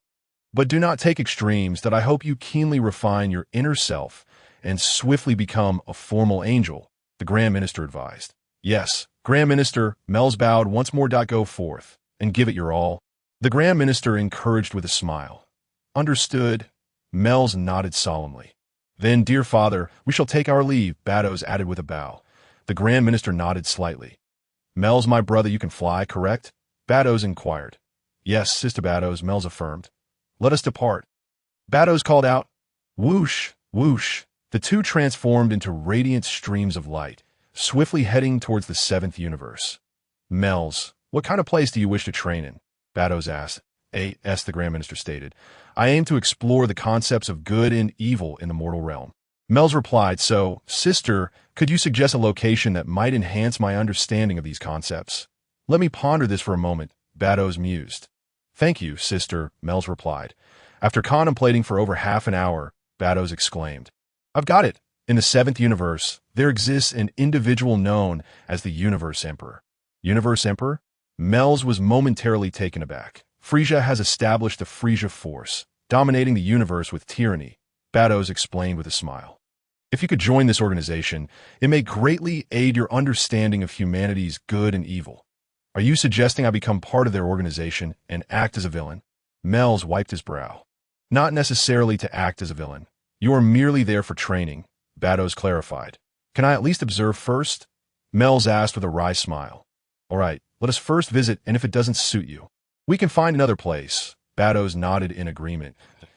In the next instant, Vados led Mel swiftly through the 7th universe. After more than 3 hours of travel, they arrived near Frieza's spaceship, which was situated within the domain of planet Vegeta. Oh ho ho ho, Frieza cackled as he soared out from his spacecraft, raising his right hand high. With sinister laughter, he conjured a brown energy sphere in his palm, crackling with lightning and brimming with overwhelming power. Frieza! Bardock dashed forth from planet Vegeta, unleashing a flurry of punches and kicks upon Frieza's minions. Frieza merely chuckled disdainfully, pressing down with his hand. Whoosh! The planet-destroying blast shot towards planet Vegeta. Boom! Bardock was struck directly by the planet-destroying blast, his body disintegrating into mere fragments. Mel's could no longer bear to watch and even considered using his scepter to save Bardock. Vados firmly grasped Mel's scepter. Mel's, what are you doing? Vados asked. Nothing, Mel's quickly replied. You don't intend to save him, do you? Vados sighed. Mel's, you must understand that we angels are meant to remain neutral. Aside from guiding humans in martial arts, we cannot engage in battles or intervene in conflicts. If we do so recklessly, we may cease to exist. This is no jest, I understand, sister. Mel's lowered his head. Moreover, this planet's destruction was decreed by Lord Beerus. There is nothing we can do to avert it. Vados added. Understood, Mel's replied. Boom! In the next moment, planet Vegeta erupted in a cataclysmic explosion, unleashing a dazzling array of colors that shattered across the cosmos. Before long, the planet was reduced to cosmic dust, and every Saiyan upon it met with doom. Mel shut his eyes, unable to bear the sight. Mel's, when I was newly born, I too could not endure witnessing the destruction of planets and the extinction of humanity. Vados offered a comforting word. But as you grow, you will come to realize that the annihilation of planets and the demise of humanity are inevitable laws of the universe, that I hope you can come to terms with this. I understand, sister. Mel's lifted his head and nodded gently, replying, evidently, the Frieza Force is not suited for me. Could you suggest another training location? I have also recognized that the Frieza Force is not fitting for you. Let me think again. Let us leave this place for now, Vados proposed. Very well. Mel's agreed. In an instant, the two departed from the scene and soared through the starry expanse of the 7th universe. Vados pondered carefully once more. I've got it. There is an organization here in the 7th universe known as the Galactic Patrol. Would you be interested in becoming a Galactic Patrol member? Vados suggested. Galactic Patrol? What do they do? Mel's inquired curiously. The Galactic Patrol is primarily an organization dedicated to maintaining justice in the universe. Bardos replied. If you could join the Galactic Patrol, it would undoubtedly enhance your understanding of the virtues and vices of the human realm. Far more than remaining with the Frieza Force. That sounds appealing, Melis nodded. However, I would like to explore first. Very well. Let us first examine the surroundings, Bardos suggested.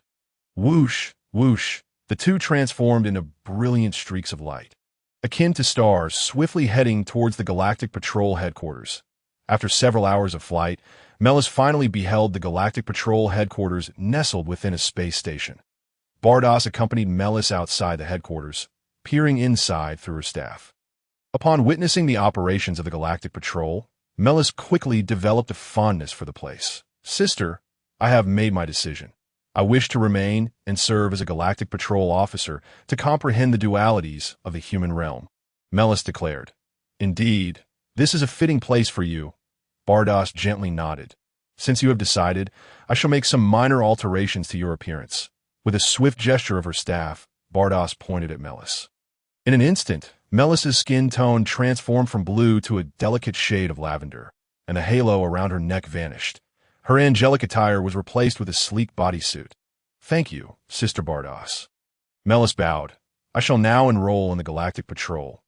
With your prowess, you will find it quite effortless to become an exemplary member of the Galactic Patrol, Bardos smiled.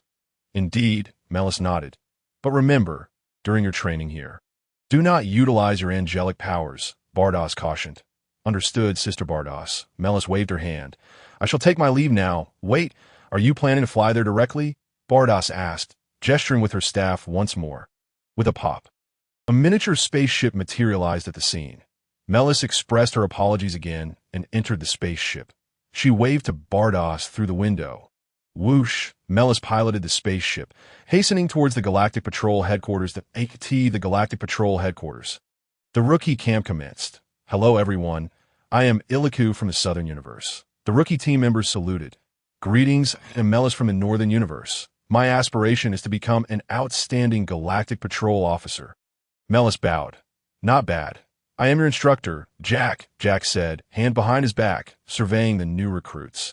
Little did Jack expect that this Melis would become the top recruit of the entire Galactic Patrol headquarters in a mere 3 years. Melis, through her actions and accomplishments, had inscribed the pride of the Galactic Patrol. Yet, who could have imagined that this individual was, in fact, an angel, a true deity disguised in human form? Chapter 27. The Taste of First Love in the 10th Universe. On the planet Ramsey, just as Melis had recently become a Galactic Patrol officer, Vegeta was returning to the God of Destruction's realm in the 10th Universe alongside Kess. Upon their return, the God of Destruction, Ramsey, stared blankly, unblinking, at Vegeta. Who is this young man? Ramsey inquired, swaying his large elephantine trunk toward Kess. This is Mr. Vegeta, hailing from the 6th Universe, Kess explained. Unbeknownst to Kess, Vegeta was from the 7th Universe, as he had not investigated further. Having little interest in Vegeta, does it matter to me whether he is from the 6th Universe or the 7th Universe? Why you brought someone from the 6th Universe to our 10th Universe? Ramsey asked in bewilderment. I encountered Bardos on the way. She's currently visiting the Grand Minister, Kess replied. What does Bardos visiting the Grand Minister have to do with you bringing someone from the 6th Universe back? Ramsey queried in confusion. The Grand Minister requested Bardos to meet with him privately, so she entrusted Mr. Vegeta to me for safekeeping until she finishes her tasks and comes to collect him. Kess sighed. Lord Ramsey has so many questions that aren't you just idling about? Ramsey chuckled, taking an interest in Vegeta and beckoning him over. Hey, you come here. Vegeta approached. I want to ask you, what does Bardos intend to do with you? Is she grooming you to be the next God of Destruction? Ramsey inquired. God of Destruction? What is that? Vegeta feigned ignorance. You don't even know what a God of Destruction is. You can't possibly be unaware of Bardos's identity, right? Ramsey was taken aback, staring at Vegeta. I don't know. I'm not one for gossip, Vegeta replied. Humph. Let me enlighten you. The God of Destruction is the most powerful deity in this universe. Ramsey declared with a huff, and I am Ramsey, the God of Destruction of the 10th Universe. The fat cat you saw with Bardos is Champa, the God of Destruction of the 6th Universe. Got it, Vegeta nodded. You got it? Is that all? Ramsey's expression darkened. What more do you want? Vegeta asked, hands in his pockets. When you meet a God of Destruction, you should kneel and show respect, addressing them as Lord God of Destruction or Lord Ramsey. Ramsey replied, exasperated, but I'm not from the 10th Universe. Do I still need to pay my respects to you? Vegeta inquired. You really are unlikable. If you were from our 10th Universe, I would have already dealt with you. Ramsey bared his teeth. By the way, Kess, do you like canned peaches? Vegeta ignored Ramsey and pulled a can from a storage ring. What?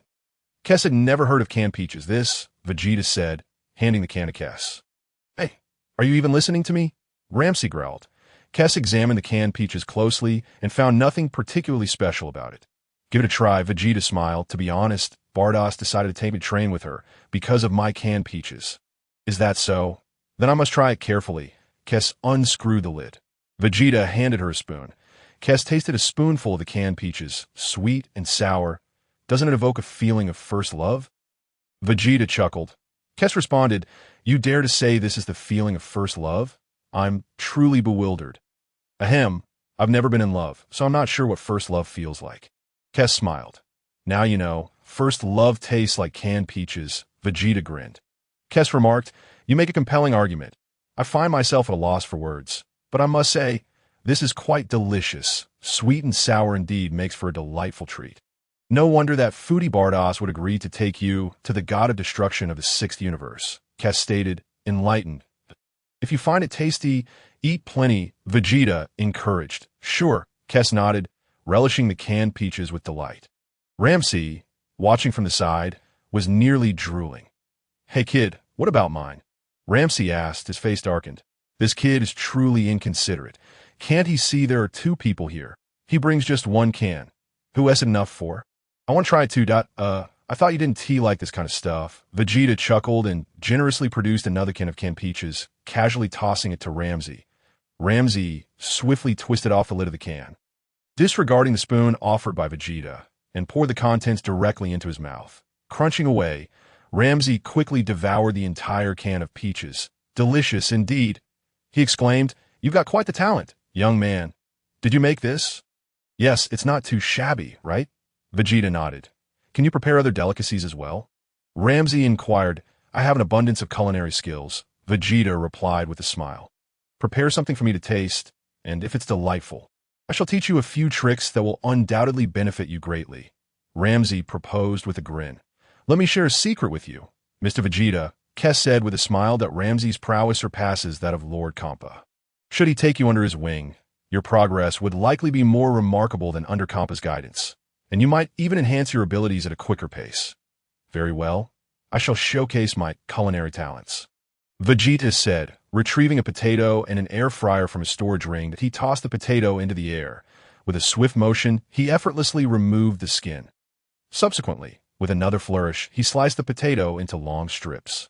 Vegeta opened the drawer of the air fryer, and the potato strips fell neatly inside. He sprinkled salt over them, added a dash of cooking oil, and mixed it all together with a decisive motion. He pushed the drawer back in and activated the frying function. After approximately 15 minutes, a batch of golden fries emerged. Vegeta accompanied them with ketchup. "Ready to eat," he declared, taking a fry for himself and savoring it. "Not bad at all." Chapter 28. Vegeta, interrupted by Ramsey and Kes. "Is it really that simple?"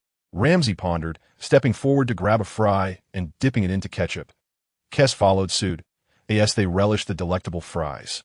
They couldn't contain their excitement, dancing around joyfully. The plate of fries was soon devoured entirely by Kes and Ramsey, who still felt a lingering desire for more. Think such a simple potato could be transformed into something so delicious. Truly remarkable. "Do you have any other specialties?" Ramsey asked again. "I can also prepare milk tea infused with hex technology," Vegeta mused. "Hex technology? What is that?" Ramsey asked, puzzled. "Don't concern yourself with the details. I'll concoct a cup for you right away," Vegeta replied, retrieving various ingredients from his storage ring. Ramsey was completely baffled by these ingredients. 1 spoon of 3-flour egg milk. Vegeta began to prepare the milk tea. Before long, he presented the finished product. "You could drink it now. Give it a try." He poured a cup for both Kes and Ramsey. These two were indeed divine beings. Beverages crafted with such hex technology would pose no adverse effects for either of them. In fact, even Vegeta could indulge without consequence, having consumed divine water as if it were mere alcohol. This hex technology was merely a taste experience. Vegeta certainly wouldn't offer it to Bulma. As she was an ordinary human, an excessive consumption could lead to mutations, which would be troublesome. After sipping the milk tea, Kes and Ramsey were once again engulfed in the pleasure of exquisite flavors. "This is exceptionally delightful. This lad is truly talented." Kes and Ramsey exchanged knowing glances. "Kes, this young man is quite extraordinary. Putting aside other matters, this drink he calls milk tea would undoubtedly top the beverage rankings in our 10th universe," Ramsey remarked, savoring another sip and smacking his lips in delight. "Indeed, this milk tea is my first encounter with such a uniquely delightful flavor." Kes nodded in agreement. The fries were also quite delicious. Ramsey added, Yes, especially when dipped in ketchup, Kes concurred. Ramsay fell silent, gazing intently at Kes. What does Lord Ramsay imply? Kes queried. I suddenly find myself reluctant to return this young man to the sixth universe. Ramsay chuckled. That seems rather inappropriate, Kes replied with a smile. What is inappropriate about it? I could simply state he has perished. What do you think? Ramsay grinned. You're quite ruthless, Kes remarked. Contact Beerus and tell him that Vegeta has defied me, prompting me to eliminate him. Ramsay laughed. With that, Beerus should refrain from coming here, Kes realized, finding this plan rather clever. How about we nurture this young man, allowing him to prepare us delightful dishes in the process? It's a splendid idea. Isn't it? Ramsay beamed. Kes contemplated silently, assessing the feasibility of this proposition. What are you hesitating for? Ramsay inquired. I feel it would be a waste to hand this young man over to Champa. Are you suggesting training Mr. Vegeta to become a god of destruction? Kes asked. If he possesses talent, it wouldn't be out of the question to groom him as my successor, Ramsay replied. Very well. Let me contact Beerus and gauge your thoughts. Kes mused. Hurry and make the call, Ramsay urged, taking another sip of the milk tea, which he found increasingly unique in flavor. With such delightful milk tea at hand, why should I send this young man to that fellow Champa? I shall intercept. He wondered what expression Champa would wear upon discovering this turn of events. Surely, it would be quite a spectacle. Ramsay, filled with excitement, swayed his elephantine trunk back and forth. Kes inhaled deeply, discreetly using her staff to release a burst of angelic power towards Vegeta from a distance. This power could cloak Vegeta's aura, preventing Beerus from detecting his presence. Following this, Kes established contact with Beerus through her staff. In the seventh universe, at the Galactic Patrol headquarters, outside, Beerus had yet to depart, observing from afar as Mears joined the Galactic Patrol. Beerus noted that Mears was progressing smoothly and had successfully become a Galactic Patrol officer. A smile of satisfaction gracing her features.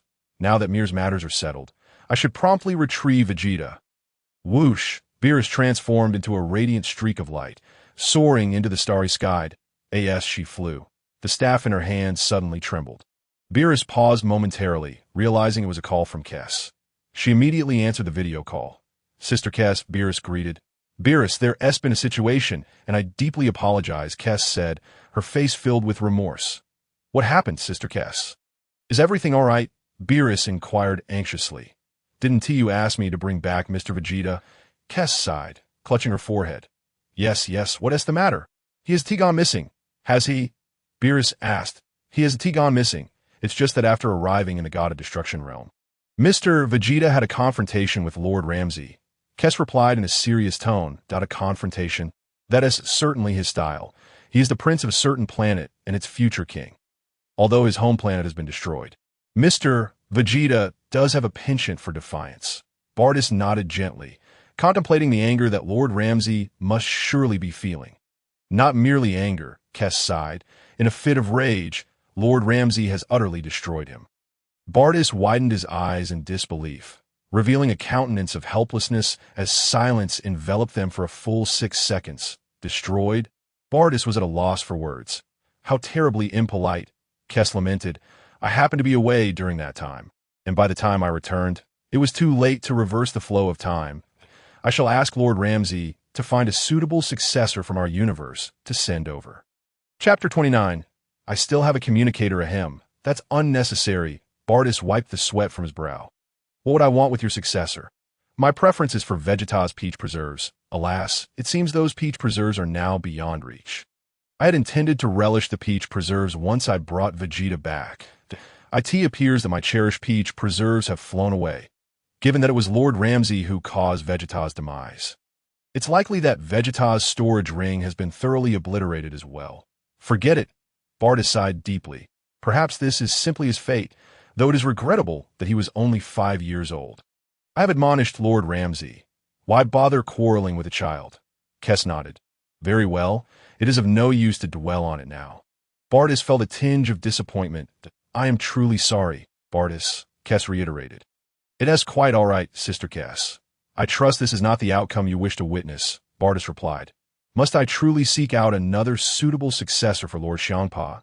Kes inquired. No need.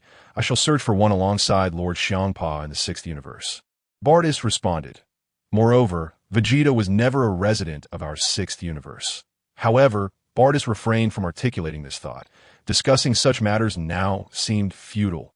Vegeta had already been destroyed by Lord Ramsey. Does it truly matter which universe he belonged to?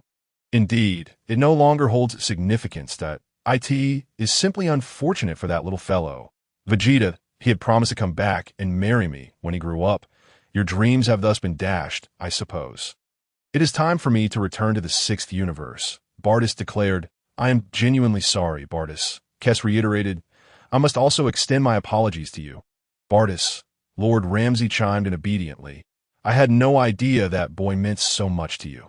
It is of no consequence, Sister Kess. Perhaps this is simply Lord Ramsey's destiny, Bardas replied, harboring no doubts. Little did Bardas realize that the individual she had painstakingly favored was intercepted by the inhabitants of the 10th universe due to a can of peach preserves. A plate of fries, and a cup of milk tea that I shall personally visit to apologize, Lord Ramsey vowed.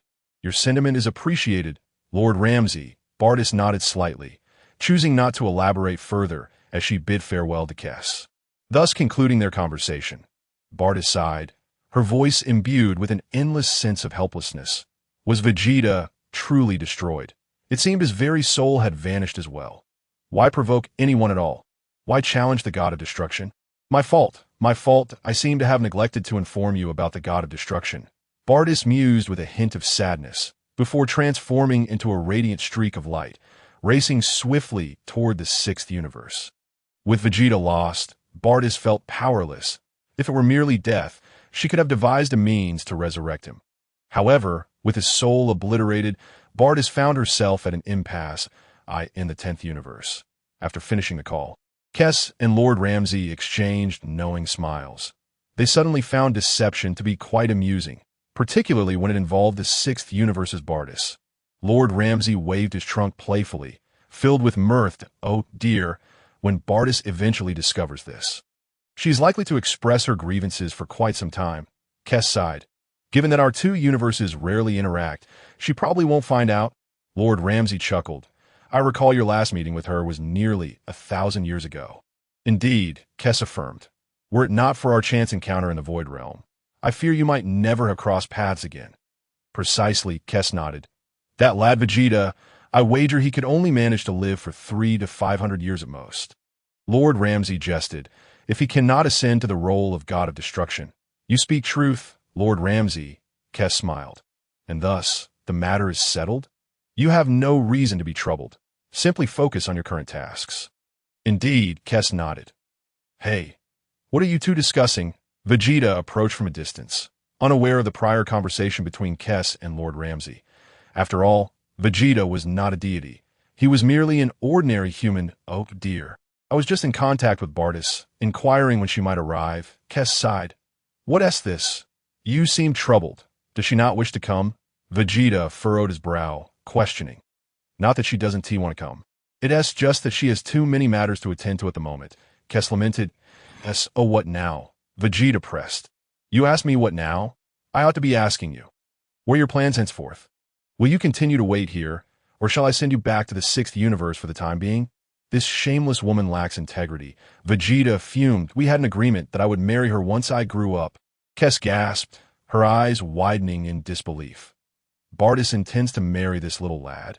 Impossible. That cannot be. Surely, Bardas merely found this young boy to be rather adorable, playing with him for amusement. Lord Ramsey was equally taken aback. Bardas marrying this little brat? He must be boasting. This is beyond ridiculous. I shall contact her directly to ascertain her thoughts. Even if I must wait, she ought to provide me with a definitive timeline. Vegeta declared, promptly retrieving a communicator from his pocket. Upon seeing the communicator, Kess and Lord Ramsey were instantly alarmed. If that device were to transmit a signal, their carefully crafted deception would be unveiled. Lord Ramsey swiftly glanced at Kess, who, without hesitation, unleashed a wave of invisible angelic power from her staff. This celestial force enveloped Vegeta's communicator, and just as Vegeta pressed the button, there was silence. The communicator had been rendered inoperative by Kess's formidable angelic power. preventing any signal from being sent. Vegeta pressed the button, calling out for Bartis, only to discover that the device was utterly useless. What is going on? Is this thing broken? Vegeta queried Kess. Chapter 30. Angels do not deceive, let me take a look. Kess offered. Vegeta, not giving it much thought, handed the communicator to her. Kess examined the device with exaggerated scrutiny. Oh dear, it is indeed broken. She nodded knowingly. Repair it, Vegeta insisted. Well, even if I were to fix it, it would only allow communication with me. Kess fibbed, explaining the device was infused with angelic power, and Bartis's energy inadvertently leaked from it, which is why you cannot connect with her, not if I repair it. I can only infuse it with my own energy, so from now on, the only person you can contact will be me. Vegeta displayed a countenance filled with skepticism. Oh, you take me for a fool. Is it even possible for the power of an angel to leak? Can it truly be that easily released? He observed a fissure, perhaps an unintended consequence of your explosive energy, Kashi gently remarked, pointing at the crack with her finger. Vegeta leaned in for a closer inspection. Indeed, there was a barely perceptible crack. Angels do not deceive. Kashi smiled. Is it truly so effortless for the angelic power to escape? Even if it were merely water contained within, could such a minuscule crack allow it to drain so swiftly? Vegeta remained somewhat unconvinced that you may understand it as a form of energy that has been forcefully compressed. In such a sealed vessel, once a fissure appears, the immense internal pressure would cause the angelic power to disperse rapidly and vanish, Kashi asserted with conviction. Vegeta grasped the concept, likening it to a gas canister. A minor crack would result in the immediate release of gas, evaporating in no time. Very well, repair it, or perhaps provide me with your contact information. It may prove useful in the future, Vegeta replied. Mr. Vegeta, we reside on the same planet, sharing each day together. Is there truly a need for this communication device? Kashi responded with a smile that IT will serve a purpose down the line. Vegeta insisted. Kashi, why are you dawdling? Ramusi interjected, unable to endure any longer. Just give him a communication device to quell his suspicions. All right, I shall fix it for you. Kashi nodded gently, enveloping Vados' angelic power with her own, simultaneously mending the fissure. Subsequently, Kashi returned the device to Vegeta, who pressed a button on it. Kashi, are you there? He inquired. Instantly, he noticed Kashi's staff flickering. I am right beside you. Do you doubt my presence? Kashi declared. Kashi, please say something, Vegeta urged. Kashi wiped her brow in silence. Received, she reluctantly replied. Well, I can hear you, confirming that this device is indeed functional. Vegeta nodded in satisfaction, stowing it away. Kashi exhaled a sigh of relief. At last, she had successfully deceived him. Surely he would harbor no further doubts. By the way, Kashi, this device is effective regardless of where it is placed, correct? Vegeta queried. Indeed, Kashi affirmed with a nod. That is reassuring. Vegeta responded with a slight smile. So, what are your plans going forward? Kashi inquired, noting that Vados would not be arriving anytime soon. Inquire when she intends to come, and provide me with a specific time frame, Vegeta replied. She mentioned she has no time for the next 2 years. Kashi informed him. The Grand Priest has important matters for her, which may require at least 2 years or longer. Vegeta inwardly scoffed, cursing Vados from head to toe. How shameless of you to leave me stranded here. Yet, it is not so bad. Training with anyone is still training. This little girl, Kashi, seems quite agreeable. Will you remain here to await her return, or do you have other thoughts? Kashi asked. In my opinion, what reason do you have to venture to the 6th universe? Prepare us a feast, and I shall teach you the skills of a destroyer, Ramusi chimed in. Are you being serious? Vegeta questioned. What is there to be serious about? This is not difficult. Teaching you will not require much effort. Ramusi huffed. Of course. This is contingent upon your talent. If I teach you for an eternity and you learn nothing, I have little patience for that. And you, Kashi, can you teach me? Vegeta inquired further. Certainly. Just ensure you prepare us delicious food. And I shall enlighten you. Kashi stipulated her terms. Agreed. Is settled then. Here's the plan. I will train with Ramusi on Mondays, Wednesdays, and Fridays, and with you, Kashi, on Tuesdays, Thursdays, and Saturdays. Does that work? Vegeta proposed. Kashi. Ramusi. Young man. You seem to be misunderstanding the situation. Ramusi remarked with irritation. Kashi and I follow different training paths. Kashi is an angel, mastering the Ultra Instinct, which she possesses innately. Ultra Instinct is a unique skill that allows one to avoid danger instinctively. I am a destroyer, focusing on the techniques of destruction, which are overwhelmingly powerful and centered on annihilation. Does that matter? Vegeta asked unhurriedly. It certainly does. You must have a focal point, Ramusi retorted, that if you pursue both simultaneously, the result will be that you excel at neither. For now, follow my guidance. I need to ascertain which path suits you better. Vegeta pondered. Young man, have you not absorbed a single word I have said? Ramusi's expression darkened. This boy possesses quite the will. However, having a will is one thing. What kind of notion is this? Training in destructive techniques on Mondays, Wednesdays, and Fridays, and mastering Ultra Instinct on Tuesdays, Thursdays, and Saturdays. Very well. Let us give it a try. Kashi winked at Ramusi. Ramusi ceased his protests, recognizing that their motivations were ultimately for the sake of food. If you wish to experiment, then experiment you shall. In fact, this arrangement may prove beneficial. Teaching you every other day will certainly be less taxing than daily sessions. What about Sundays? Kashi inquired with a smile. That I shall rest on Sundays. Vegeta replied. Point one must learn to balance work and rest. Relentless training without respite merely burdens the body. When do you intend to commence? Kashi asked. What day is it tomorrow? Vegeta inquired. Tomorrow is Tuesday, Kashi replied. According to the schedule, it should be my turn to instruct you in Ultra Instinct. Very well. Let us begin tomorrow. For today, I shall train in my own manner, Vegeta decided. Promptly retrieving a bottle of super divine water from his storage ring, he then produced a plate of peanuts and a plate of cold shredded potatoes, which he had prepared earlier. The vacuum-like conditions within this storage space ensured that the food would not spoil. Vegeta began to enjoy the peanuts and potatoes. What are you drinking? Ramusi asked, though it is nothing of great significance. Merely a miraculous potion known as super divine water. Consuming it will purge any toxins from my body, resulting in a substantial enhancement of my strength. Vegeta explained it. Is this how you augment your energy? Ramusi inquired, taking a sniff from Vegeta's cup. With a nose as long as yours, can your brain accurately process the scent? Vegeta questioned. Ramusi shot a glare at Vegeta. What kind of talk is this? This potion is indeed quite unique, Ramusi conceded. Kashi approached to investigate as well. Oh my, this potion is fascinating, particularly the bottle, which connects to an alternate dimension where this miraculous liquid flows and fills it. Kashi elucidated. By the way, Kashi, I wish to ask you something. Vegeta, uninterested in how the super divine water was produced, continued. Go ahead, Kashi encouraged. Could you examine my body to ascertain if there are any hidden ailments, such as a viral heart disease? Vegeta inquired at that within your capabilities? Certainly, Kashi nodded.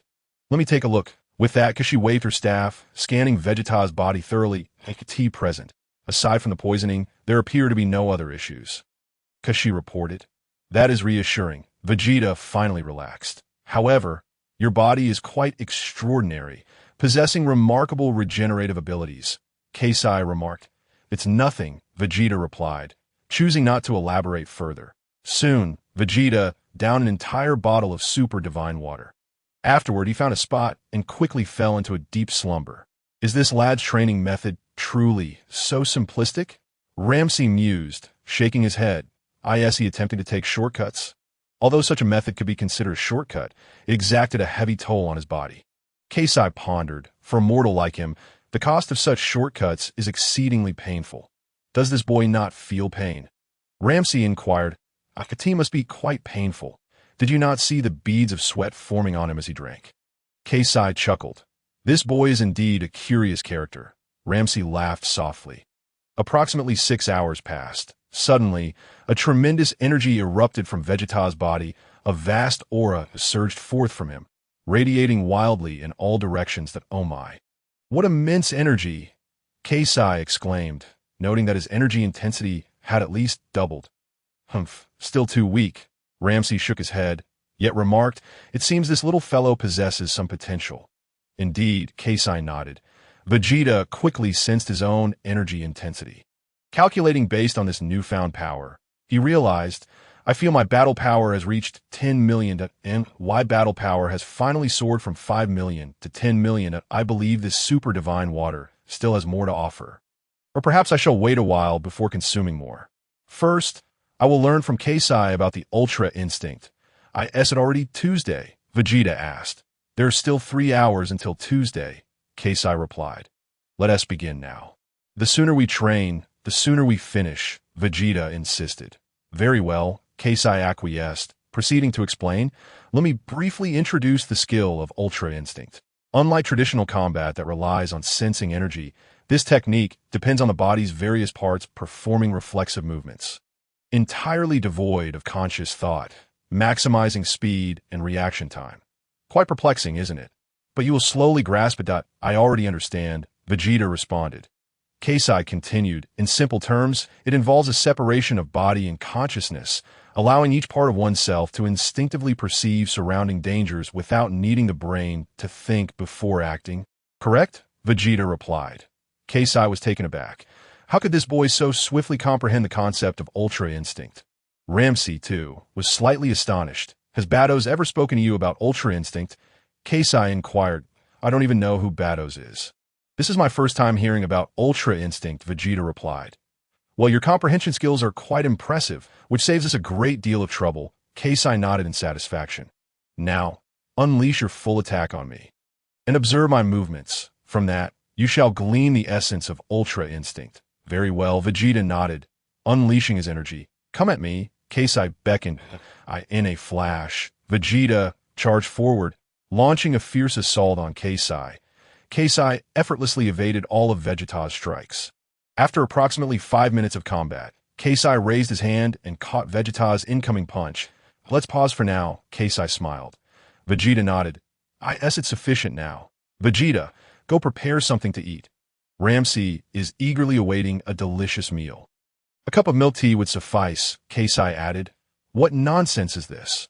We've only trained for 5 minutes. Vegeta rolled his eyes, annoyed that you're quite arrogant. I am a god of destruction. What attitude is that? Ramsey's expression darkened. If you want a tasty treat, keep your mouth shut. Otherwise, even if you destroy me, I shall not comply, Vegeta huffed.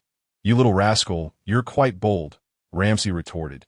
Just you wait, tomorrow when I teach you, you'll see how I deal with you. Again, Vegeta directed at Keisai. Chapter 32. Allow me to show you the techniques of a god of destruction. All right, Keisai nodded, asking, do you really not need a rest for a moment? Not necessary, Vegeta declared, charging at Keisai once more. Pushing his energy to the limit, unleashing a flurry of punches and kicks. After another 10 minutes, Vegeta hadn't even grazed Keisai's clothing. Breathing heavily, Vegeta had nearly exhausted all of his energy.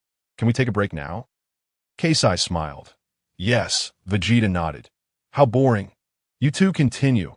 I shall take a nap, Ramsey remarked, finding the sparring dull. For Ramsey, Vegeta's current combat ability was far too rudimentary.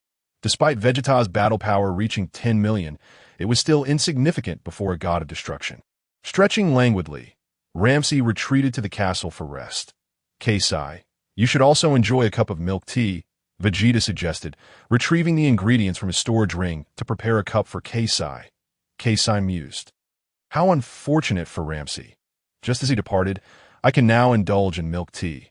Savoring the drink, Keisai relished the delightful flavors. After a brief rest, Vegeta replenished some of his energy and resumed his intense battle with Keisai. Once Vegeta had completely exhausted himself again, Keisai shared more of the subtleties of Ultra Instinct. Vegeta listened intently, greatly benefiting from the insights. That evening, Vegeta treated Keisai and Ramsey to a can of peach slices each, effectively appeasing them. Nevertheless, Keisai and Ramsey were thoroughly pleased with their meal in the 6th universe. Within the realm of the gods of destruction, Vados had just returned from the 7th universe. Vados, where is everyone? Did you not bring that little rascal Vegeta back? Champa inquired, puzzled. Was the peach not to your liking?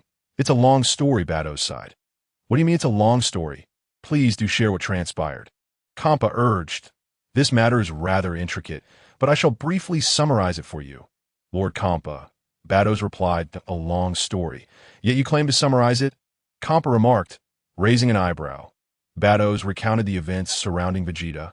detailing everything that had occurred, including the situation with Meruz. What? Vegeta was destroyed by that scoundrel Ramsey. Champa seethed, his teeth grinding in anger. That shameless fellow. This was unavoidable. It is said that Vegeta provoked him first. Vados lamented. Damn it, my precious peach can. Champa clenched his fists tightly, asking, but tell me, Vados, was that peach can truly delicious? Indeed, it was quite delightful. Alas, I shall never taste it again. Vados shook his head. That rascal Ramsey. I will settle the score with him, Champa vowed through gritted teeth. But, Lord Champa, you may not be a match for Lord Ramsey. Vados chuckled softly. Champa quickly conceded, I certainly cannot defeat Ramsey. Very well. I shall train for a while before confronting him. Champa let out a grunt. The matter concerning Vegeta could only come to a temporary halt. Perhaps this was his fate, he mused. How lamentable, Vados remarked. Humph, it's all that brat's fault for being so arrogant. It is only due to my good temper that I haven't dealt with him harshly, Champa retorted. If it were that hot-headed Ramses, he would have obliterated him without a word, he continued. Indeed, Vados sighed. This is partly my fault. I should have informed Mr. Vegeta of our true identities sooner. But Vados, why do I feel something is amiss? Champa pondered, resting his chin on his hand. What do you mean? Lord Champa, Vados inquired. Oh, you think Ramses might be deliberately deceiving us? Perhaps he intends to keep Vegeta close and serve him peach preserves, Champa speculated, thus fabricating a reason for his destruction. Surely not. Vados shook his head. Even if Ramses were to deceive us, Sister Kasai would never lie to me, right? Quickly, use the scepter to check if that little rascal Vegeta is still alive, Champa suggested. Very well. I believe Sister Kasai would not deceive me, Vados replied. Though she took out the scepter to search for Vegeta within universe, 10.3 minutes swiftly passed to know. He has indeed vanished, Vados said, shaking her head. What about the communicator you gave to Vegeta? Try contacting it, Champa proposed once more. The communicator was likely destroyed alongside Ramses, so it should not respond, Vados responded, attempting to connect with the device as expected. There was no reaction. Now do you believe me? Lord Champa, Vados smiled. I trust Sister Kasai would not deceive me. What a pity, Champa gritted his teeth. I have yet to experience the taste of peach preserves. Perhaps you should imagine it for yourself, Lord Champa, Vados suggested. The next morning in Universe 10, the realm of destruction, Ramses grinned widely. Today, I shall teach you about the techniques of a destroyer, young one at last. I have the opportunity to deal with this brat, whom I have found insufferable for quite some time. Allow me to briefly introduce the concept of destruction. Ramses continued, destruction, in essence, is the complete erasure of a target from existence, reducing it from 1 to 0. Do you comprehend? I understand, Vegeta nodded. Destruction, Ramses declared, waving his hand lightly over a stone that a purplish-red energy instantaneously enveloped the rock. Crack, the stone disintegrated into nothingness, utterly vanishing from sight. Do you see? This is destruction, Ramses boasted. No matter how formidable the opponent, this technique will bring them to their knees. Indeed, Vegeta acknowledged with a nod. But why do I feel as though you remain unfazed? Young one, Ramses remarked, feeling a lack of achievement. I know you are powerful, so there is nothing to be astonished about, Vegeta replied. Very well, I have shared the principles of destruction. Now, unleash your full strength against me. Ramses beckoned. All right, Vegeta complied. Unleashing an overwhelming surge of energy, he transformed into a streak of light, darting toward Ramses. Chapter 33. Vegeta's extraordinary journey. Bang, bang, bang. Vegeta was met with a flurry of punches from Ramses. Soon he found himself battered and bruised, suffering grievous injuries. How does it feel, young one? This is the gap between us. Ramses grinned smugly. Not bad, but your punches lack sufficient force. Vegeta shook his head. What did you say? Ramses exclaimed, eyes wide. You seem rather pleased with yourself. It appears I must inflict some pain upon you for you to understand the might of a destroyer. Humph, it doesn't hurt. Vegeta scoffed. Such trivial pain is inconsequential. After all, I have consumed copious amounts of super divine water. The invigorating effects of the water far surpassed the force of Ramses' punches. Thus, despite his battered state. Vegeta remained unfazed. If I were to cry out in pain, I would cease to be Vegeta. If I cannot endure such minor discomfort, how can I ever become the greatest warrior in the universe? Besides, it matters not. Once my strength increases, I shall retaliate. Now, let us continue, Ramses declared, swiftly positioning himself directly in front of Vegeta. Wait a moment, Vegeta suddenly interjected. Ramses paused, noticing Vegeta retrieving a small notebook and a pen. What are you doing?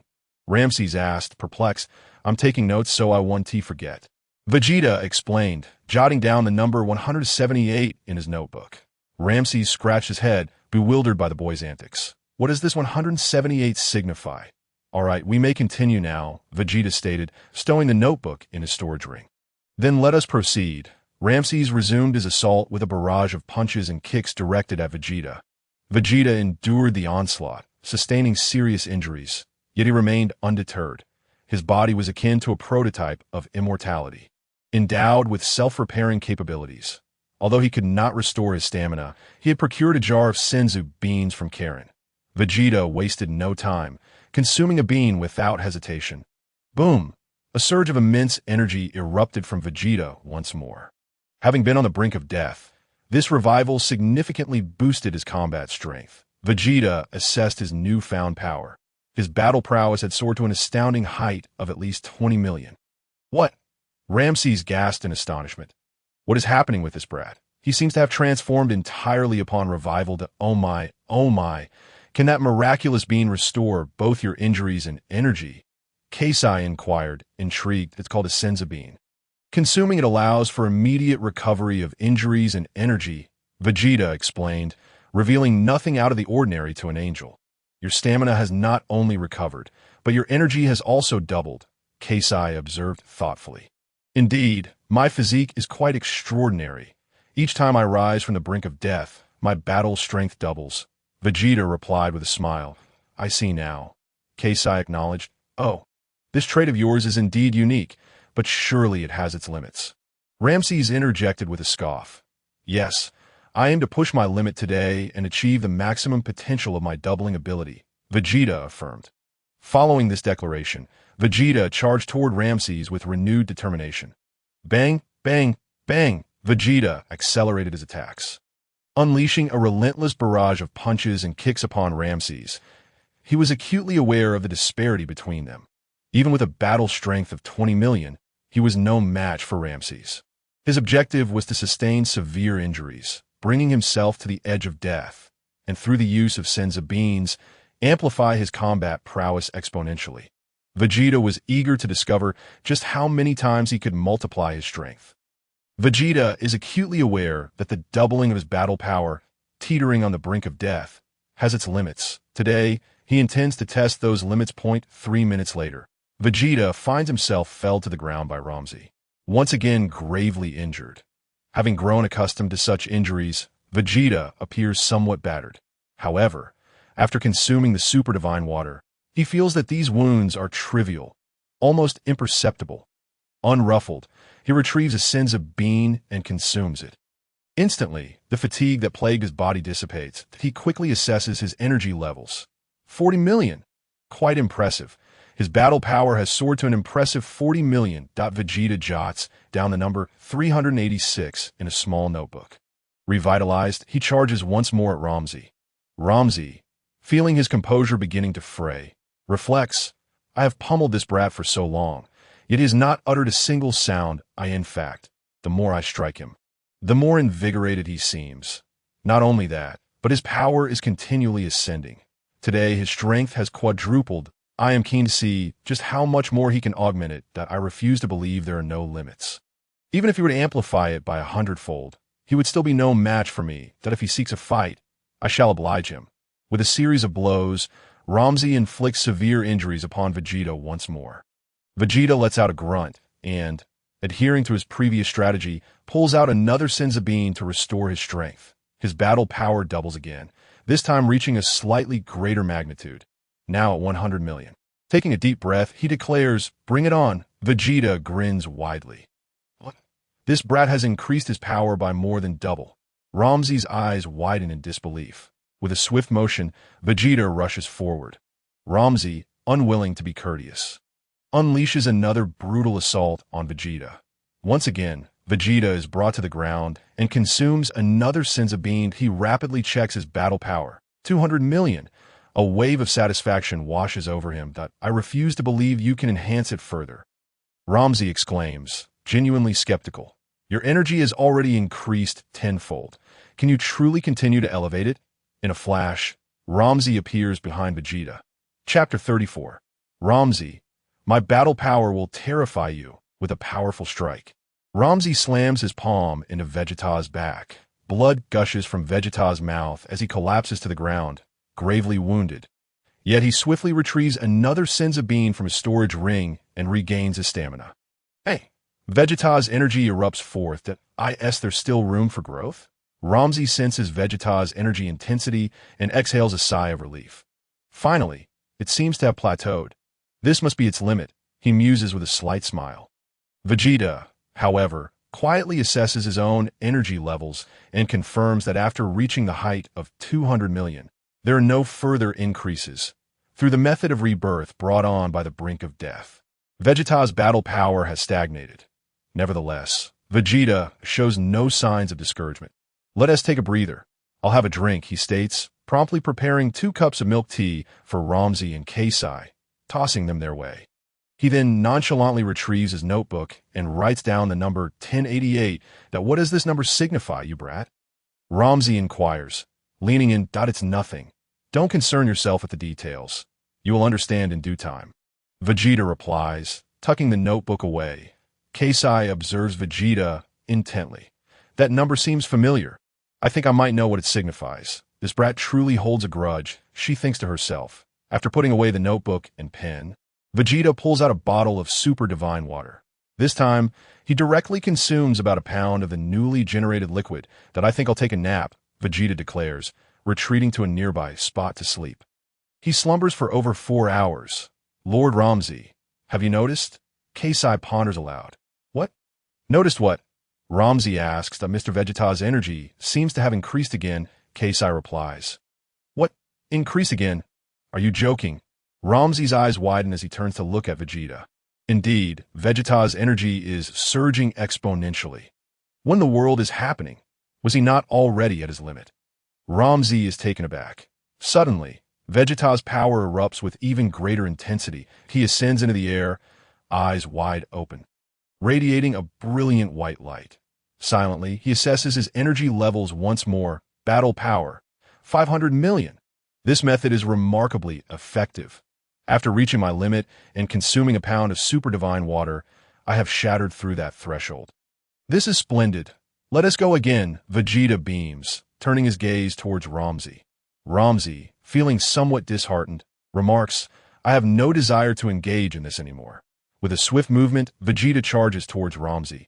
Ramzi, momentarily distracted, is caught off guard as Vegeta delivers a kick to his face. The damage may be minor, but the insult is profound. Ramzi's expression shifts, a tempest of rage brewing within him. You little brat, you still have some fight left in you, Ramzi bellows furiously, slapping Vegeta down to the ground once more.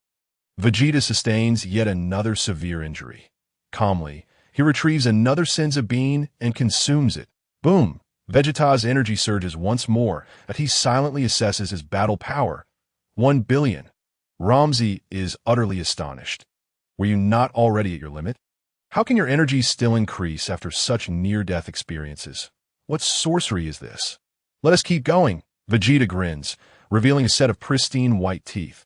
Today, I will elevate my battle power to 10 billion. Ramzi interjects, cough. Do you really consider this energy to be battle power? Just how much battle power does this energy intensity equate to? Currently, it stands at approximately 1 billion, Vegeta responds to. So, you mean to say you could still amplify it tenfold? Ramzi contemplates. I cannot say for certain if I can succeed, but it is worth a try. I believe it's feasible, Vegeta asserts. Let us rest for a moment before proceeding. Ramzi feels a sense of conflict. This brat's rapid ascent in strength is alarming. In merely a day, if calculated by his battle power, Vegeta's initial strength upon arrival here must have been around 5 million. Now, he has reached a staggering 1 billion. How many times has that multiplied? The concerning fact is he has only trained for 2 days. If this continues, I fear there will come a day when he surpasses me. Lord Ramsey, you're not truly afraid, are you? Kaisai teases, leaning closer to whisper in Ramsey's ear. Humph? Am I afraid? Ramsey scoffs that I am the most formidable god of destruction in this universe. According to his calculations of battle power, mine cannot even be quantified. Indeed, Kaisai pondered, but considering the current rate of Vegeta's growth, if he can maintain this momentum, I believe that within a decade, he should reach a level comparable to that of Lord Rangsai. What did you say? 10 years. Rangsai felt a wave of unease wash over him. In just 10 years, he could attain a power level equal to mine. Of course, these are merely my estimations, and it presupposes that Vegeta can continue to double his energy through this method. Kaisai elucidated you think he can still double it again? Rangsai inquired, a hint of concern in his voice. If he can match me after 10 years of training, I certainly won't be teaching him any further. This is absurd. I am nurturing a formidable rival. I estimate his combat power could potentially reach 100 billion, which is essentially the limit. Kaisai assessed 100 billion. That is still acceptable. Rangsai sighed in relief. What are you two discussing? Vegeta interjected with a smile. Are you astonished by the rapid increase in my combat power? It surely surpasses your expectations. Humph, spare me the boasting. Rangsai retorted, even if your power reaches 100 billion. What then? 100 billion? Vegeta mused. Indeed, that is still far from sufficient. Just as well, Rangsai responded with a smug expression. If I were to reveal my combat power, it would likely terrify you. Chapter 35. Combat power of 80 billion. How much? Vegeta asked with keen interest. The combat power of a god of destruction cannot be quantified with mere numbers. If one were to attempt such a calculation. Rangsai paused, turning to Kaisai. Kaisai, why don't you compute how my strength would translate into his combat power? Oh dear, that is quite the undertaking, Kaisai smiled. Let me see. Kaisai began to silently calculate on her fingers. After a minute passed, she mused if one were to convert Lord Rangsai's strength into combat power. It would amount to approximately 10 to the 47th power. Kaisai concluded, that is an extraordinarily terrifying astronomical figure. Vegeta fell silent. 10 to the 47th power, which is 10 followed by 47 zeros. Indeed, that is an astronomical number. However, it cannot be calculated in such a manner, for gods possess their own unique combat styles. While numbers serve as quantifiable units, the true essence of a god of destruction's combat lies in the energy of destruction. Kaisai explained. Understood, Vegeta nodded. So, what you mean to say is the greater the concentration of destruction, the more powerful one becomes, correct? Vegeta inquired. Boy, did you truly comprehend that? Rangsai remarked with a scowl. What do you mean by the greater the concentration of destruction? The more powerful one is, the magnitude of destruction bears no relation to the strength of a god of destruction. For instance, if our destructive energy intensity is the same, does it not follow that the greater the concentration, the stronger the power? Vegeta asserted confidently that Mr. Vegeta is correct. Under the same intensity of destructive energy, indeed, the greater the concentration, the stronger the impact, Kaisai agreed. Kaisai, you must not indulge this brat. He's merely spouting nonsense, Rangsai huffed. Whether it's nonsense or not is of little consequence, Vegeta chuckled. Let us continue. I intend to elevate my combat power to 100 billion today. Rangsai sighed in resignation. Why do I feel so exhausted after a day of training with you? I clearly inflicted significant pain upon you, yet you remain silent. This leaves me without a shred of accomplishment. For Rangsai, beating someone should be a source of joy, yet every strike against Vegeta seemed ineffectual. In fact, during their subsequent bout, Vegeta even tore off his own arm, wielding it as a weapon. Upon witnessing such a fighting style, Rangsai fell on the verge of collapse. Is this how one fights? A day swiftly passed. Vegeta assessed his energy levels. The gains were substantial. Although he had not reached the lofty height of 100 billion, his base combat power had been elevated to 80 billion. This super divine water is indeed a remarkable substance. I believed I had hit my limit, yet after consuming the super divine water, my threshold has risen once more. Now, with a combat power of 80 billion. It appears I can continue to double it. Vegeta felt a surge of delight. That evening, in a splendid mood, Vegeta treated both Keisai and Rangsai to an additional chicken leg each, Orlan-style roasted chicken legs. After savoring the deliciousness, Rangsai's earlier discontent faded considerably. "Hey, kid, what are your plans for tomorrow?" Rangsai asked. "Will you continue training with me?" "Of course not. Tomorrow, I will train with Keisai." Wazentiat agreed that on Mondays, Wednesdays, and Fridays I train with you, while Tuesdays, Thursdays, and Saturdays are reserved for Keisai. Vegeta shook his head. Training requires a balance between effort and rest. Vegeta understood this principle well, continuously training under Rangsai's intense regime. Pushing himself to the brink of death to boost his power was not a sustainable strategy. He needed a period of adaptation, and this day, training with Keisai would allow him to maximize the potential of his newly acquired strength. Upon hearing that he wouldn't have to accompany Vegeta for training the next day, Rangsai felt a slight sense of relief. "After a day of training with you, I feel more exhausted than you do." The following day, Vegeta and Keisai prepared for battle. Whoosh! Vegeta summoned all his energy and launched a fierce assault on Keisai. Yet he still failed to graze her attire.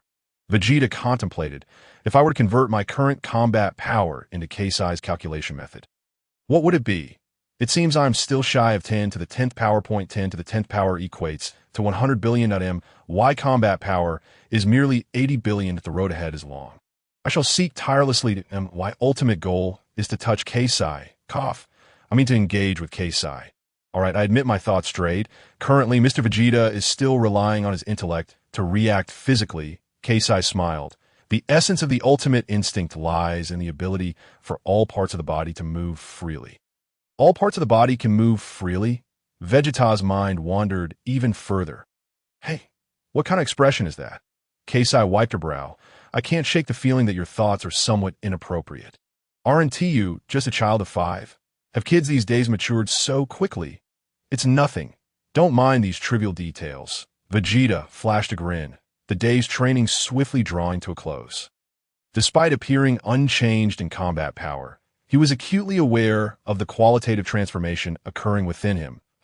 If his previous growth was merely quantitative, then now he was experiencing a profound metamorphosis in energy. Vegeta distinctly felt this energy gradually shifting towards divine power. Although the process of transformation was lengthy, the mere indication of such progress was promising. Chris gazed at Vegeta, a look of bewilderment crossing her face as she felt increasingly unable to fathom him. This young lad's talent was truly remarkable. Time flowed like water, and unknowingly, 9 years had slipped by. According to their agreement, Vegeta trained with Ramsey every Monday, Wednesday, and Friday. During these sessions, his primary task was to learn to endure punishment, growing stronger through adversity. For Vegeta, this was hardly a challenge. The pain he experienced paled in comparison to the trials of the super divine water.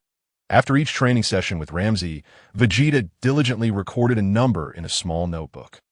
Ramsey found himself perplexed, wondering about the significance of this number. Chapter 36. A combat power of 10 to the 40th power every Tuesday, Thursday, and Saturday. Vegeta trained alongside Chris, gradually transforming and applying the energy he had gained from Ramsey into his own being. Thus, Vegeta's strength continued to grow. Unbeknownst to him, his foundational combat power had now reached an astonishing 10 to the 40th power, a staggering figure. Vegeta realized that after teetering on the brink of death, he had reached his limit. With just 2 more pounds of super divine water, he could shatter that limit and continue to enhance his combat power through this method. In this way, Vegeta achieved a combat power of 10 to the 40th power, while Ramsey stood at 10 to the 47th power. At this point, Ramsey found it increasingly challenging to keep up. He had to be cautious, as a moment's inattention could lead to trouble. What had he endured over these 9 years? This young man's strength was ascending at a breakneck pace. If this continued, there would come a day when he would surpass me. Ramsey sighed, feeling a sense of resignation. There's nothing more I can teach you. You've learned all that you needed to over these years. The remaining time is up to you to explore your own pace. Well, regardless, I must thank you for being my teacher, Vegeta replied with a smile. However, I must point out that after 9 years, you haven't grown at all, Ramsey remarked with a sigh. You won't remain this short forever, will you? That matters little, Vegeta responded with a slight smile. Over the past 9 years, he had hardly changed in stature or appearance, but he was unconcerned that he understood that this was a characteristic of Saiyans, who often maintained a youthful guise for an extended period before suddenly maturing. After this phase, he would likely retain the appearance of a young adult, especially since he had wished upon the dragon to extend his lifespan to over 1,000 years. Ramsey, upon hearing this, was at a loss for words that you truly not care about your height. You seem quite easygoing. Ramsey chuckled, patting Vegeta on the shoulder. Unfazed, Vegeta pulled out his notebook and pen, opening it to jot down a number. 80,060. What does this number signify? Ramsey couldn't help but inquire, shaking his head afterward. Never mind. You never share what it means anyway, he added. Once again, I appreciate your guidance over these 9 years. Vegeta bowed respectfully, demonstrating the courtesy expected of a disciple. After this bow, our relationship is concluded and no need for formalities. Just prepare me a cup of milk tea. Ramsey waved his trunk playfully. That can be arranged. Vegeta readily agreed and prepared a cup of milk tea for Ramsey. Mr. Vegeta, I believe I've taught you nearly all that I can, and I think you're on the brink of mastering the Ultra Instinct, Chris smiled. You won't teach me anymore? Vegeta inquired, looking at Chris. That won't do. My strength still pales in comparison to yours, she replied. You still fall short when compared to Lord Ramsey. How come he doesn't teach you? Chris asked with a smile. Whatever you decide. I'll take the remaining time to ponder on my own, that I can always ask you if I encounter difficulties, right? Vegeta suggested. That sounds acceptable. Chris nodded in agreement, with no objections, provided you continue to prepare us delicious meals. Ramsey grinned widely. It's a deal. For the next 3 years, Vegeta entered a phase of self-training. During this period, he aimed to integrate all that he had learned over the past 9 years into his essence, including the Ultra Instinct and the techniques of the God of Destruction. These were gifts of the angels and gods of destruction. Saiyans had their unique training methods. After 3 years of diligent effort, Vegeta finally transformed all this knowledge into the energy he required. With a deep breath, he declared, What? Have you completed something? Ramsey blinked, taken aback by Vegeta's statement. Ramsey, 3 years have passed. Shall we have a sparring match? Vegeta smiled. Humph, I think not, Ramsey replied with a scoff. You must understand, no matter how hard you try, you cannot rival a god of destruction. That's so. Vegeta responded with a beaming smile. Humph, you don't genuinely believe that you could defeat me, do you? Ramsey chuckled softly. Never mind. We can discuss it later. The time is not yet ripe. Vegeta mused, smiling. I've spent 12 years in the realm of destruction. It's time to venture out. You have any good places in mind? You wish to go out? Ramsey was momentarily taken aback. Well, it's true that I haven't destroyed a planet in quite some time. You may accompany us. Very well, Vegeta nodded. Chris, let's set forth, Ramsey called out, and Vegeta, without hesitation, stepped forward and embraced Chris from behind. You certainly are quite casual, Chris remarked, though she said nothing further. After spending 12 years with Vegeta, it would be unrealistic to claim that she felt no affection for him. It is time to go to work, Ramsey reflected. This way, Vegeta, you can familiarize yourself with the workflow of a god of destruction that in the future, such tasks will fall to you. Sounds good, Vegeta readily agreed. Although he accepted, whether he would actually follow through remained his prerogative. Whoosh, the three transformed into streaks of light, swiftly merging into the cosmos, appearing within the spatial realm of Universe 10. After flying a short distance, Ramsey halted above a massive red planet that, you see that, Vegeta. Ramsey gestured towards the enormous crimson sphere below. This planet's existence has severely disrupted the balance of the universe. It must be destroyed. Understood, Vegeta replied, hands in pockets, nodding slightly before extending his right hand toward the planet. Smack! In Vegeta's grasp, a purplish-red energy coalesced in the blink of an eye. A destructive force the size of a basketball materialized in his hand. Destruction! With a sweeping motion, Vegeta directed the destructive energy toward the crimson planet below. Ramsey, Chapter 37. Allow me to obliterate this planet. In an instant, Ramsey appeared beneath the destructive energy unleashed by Vegeta. Bang! With a swift slap, Ramsey sent Vegeta's destructive energy flying. "What are you doing?" Vegeta inquired. "Kid, could you let me finish speaking?" Ramsey grinned. "Go ahead." Vegeta replied, "That I contend this planet disrupts the balance of the universe." Ramsey asserted, "Thus I must destroy it." "That's reasonable." Vegeta responded, "I mean, this planet could still be salvaged. Merely destroying half of it would suffice." Ramsey, his face darkening, retorted, "Can't you wait for me to finish speaking before unleashing destructive energy? I am indeed only destroying half. The intensity of that destructive energy I just released was meant to annihilate half the planet. But you intervened," Vegeta chuckled. "What did you say?" Ramsey was taken aback. Indeed, Mr. Vegeta's destructive energy would obliterate half the planet, allowing the other half to flourish, Kasai analyzed. Ramsey, ahem, quite commendable. Your ability to integrate knowledge deserves praise. Ramsey chuckled, momentarily at a loss for words. "Step aside quickly. I have yet to destroy a planet," Vegeta declared, gathering another wave of destructive energy. Ramsey found himself speechless. This kid was becoming more fervent. Whoosh! Vegeta's destructive energy surged toward the crimson planet below. This time, Ramsey made no attempt to intervene. Above the red planet, two gods were guests in the palace courtyard. The planet's ruler catered to them with delectable offerings. "Lord Supreme Kai, please enjoy some tea," the planet's ruler offered with both hands.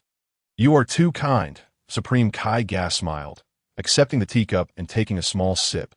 "Excellent tea, quite rich in flavor. If you enjoy it, please take some back with you," the planet's ruler urged. "Zamasu, why don't you have a taste?" Gas beckoned to his disciple, Zamasu, who promptly bowed. "Yes, master." The planet's ruler quickly poured a cup for Zamasu and presented it with both hands. Zamasu took a small sip, his expression revealing little emotion. "This is my disciple.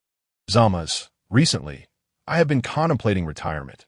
Once I retire, my disciple Zamasu will inherit the position of Supreme Kai," Gas informed the planet's ruler. Immediately, the ruler's demeanor underwent a 180-degree shift. Previously perceiving Zamasu as merely a subordinate to the Supreme Kai, he now recognized him as the future Supreme Kai.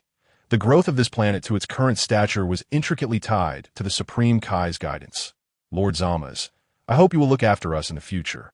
The planet's ruler respectfully addressed Zamasu. "Humph, the humans on this planet have been waging wars incessantly. Don't think I am unaware," Zamasu scoffed. The planet's ruler was momentarily at a loss for words, sweating profusely. "Master, the ongoing wars among the humans on this planet should be eradicated," Zamasu stated firmly. The ruler trembled, his expression shifting dramatically. "Zamasu, we are Supreme Kais. Our mission is to silently protect humanity and guide the planet toward a positive trajectory." Gas counseled, "Please refrain from making such statements in the future." Zamasu fell silent. "And you, as the planet's ruler, should strive to prevent such wars as much as possible. Not wait until conflict reaches an irreversible point. At that time, the planet may face utter catastrophe." Gas sighed, a tone of resignation in his voice. "That I will remember that, Lord Supreme Kai," the planet's ruler quickly replied. "However, the wars on this planet are not instigated by me. Though I am the ruler, my authority is limited." "Master, what is that?" Zamasu suddenly pointed to a purplish-red energy sphere appearing in the sky. Gas glanced in that direction as well. "This energy sphere seems strangely familiar." Gas murmured, looking up at the sky. "What? What is that?" The planet's ruler felt a wave of foreboding wash over him. In the starry sky, Vegeta had just released his destructive energy when Kasai suddenly exclaimed, "Oh dear, Lord Supreme Kai Gas is on that planet." "What did you say?" Ramsey's face turned pale instantly. "Indeed, Lord Gas is visiting that planet," Kasai confirmed, "given the trajectory of the destructive energy Vegeta just released. It may very well land near Lord Gas."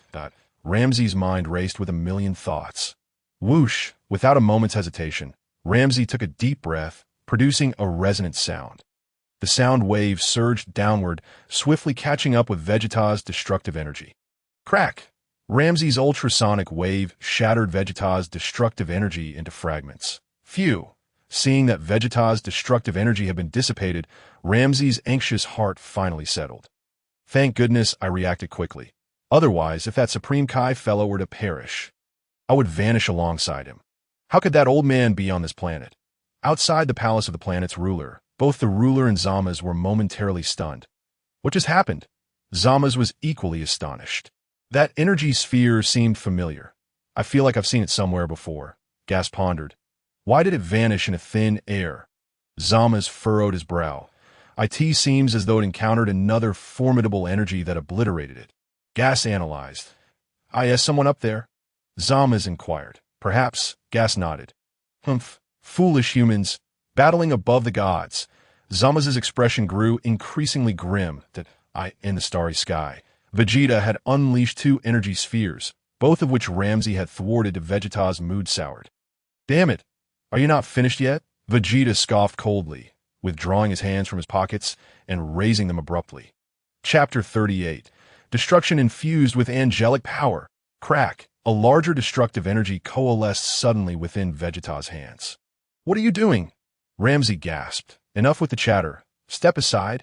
I have resolved to destroy this planet, Vegeta declared with determination. What did you say? You have decided. Ramsey's expression darkened. I am not retired yet. You claim to decide the fate of this planet? That sounds rather peculiar, as if you have already become a god of destruction. Today, no one shall stop me, Vegeta proclaimed as the purplish-red energy swelled increasingly.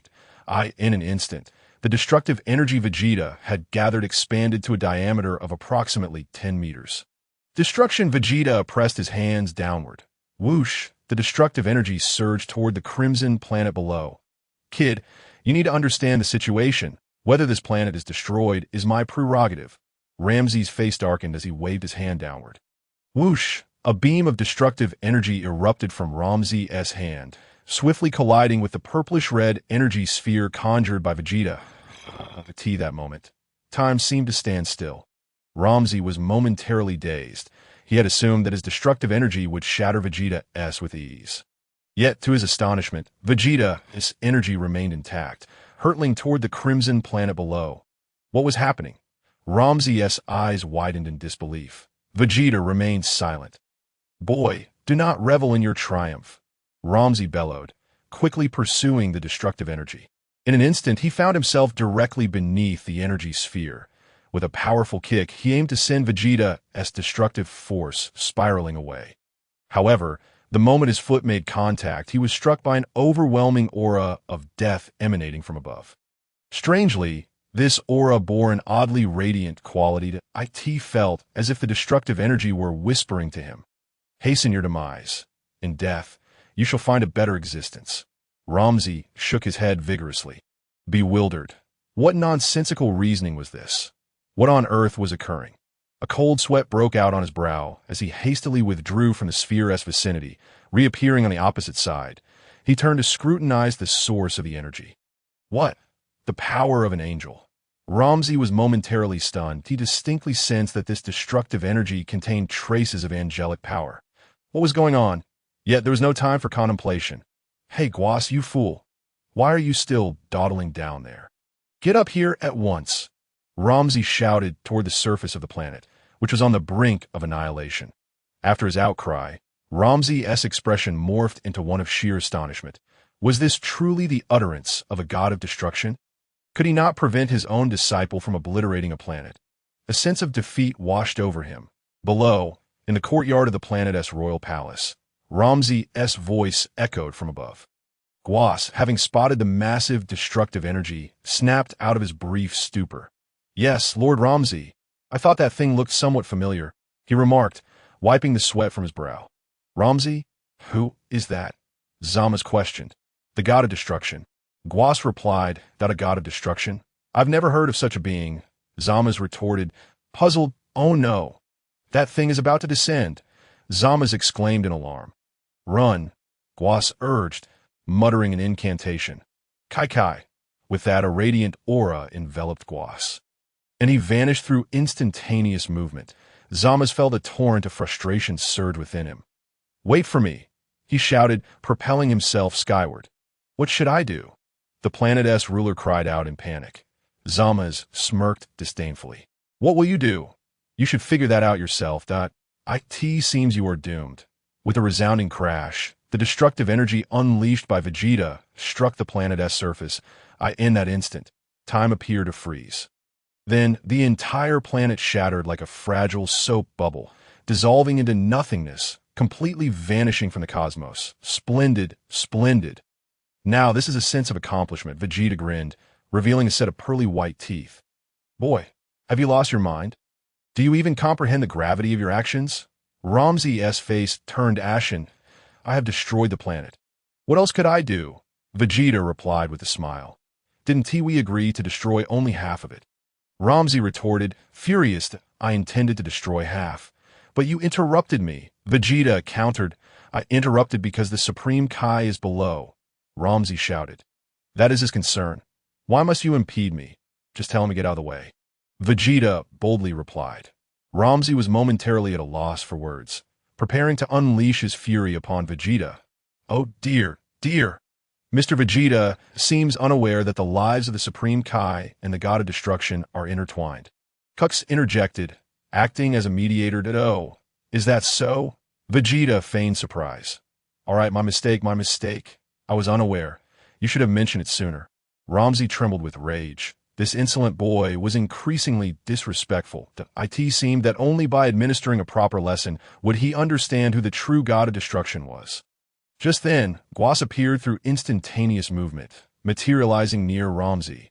Indeed, it is Lord Ramses. Guas bowed respectfully and greeted Kux. Greetings, Lady Kux. It has been a while, Guas. Kux smiled warmly. Guas, what brings you here for a leisurely stroll? Ramses scolded tersely. This planet has been utterly destroyed by Lord Ramses. Guas glanced at the spot where the planet had vanished, lamenting, I had hoped to see it continue to thrive. Its destruction was entirely unnecessary. Chapter 39 Zamasu. Are you an apprentice God of Destruction? Does a God of Destruction require justification to obliterate a planet? Ramses scoffed that, of course, Ramses would not disclose to Guas that the planet's destruction was not his doing, but rather the handiwork of Vegeta.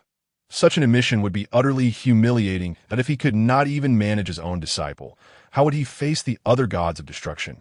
Well, it's just a bit of a pity. Guas sighed. Just then, Zamasu soared upward from below, drenched in cold sweat, nearly terrified out of his wits. What a terrifying energy! In an instant, the entire planet was reduced to nothingness. How horrifying! Who could have done this?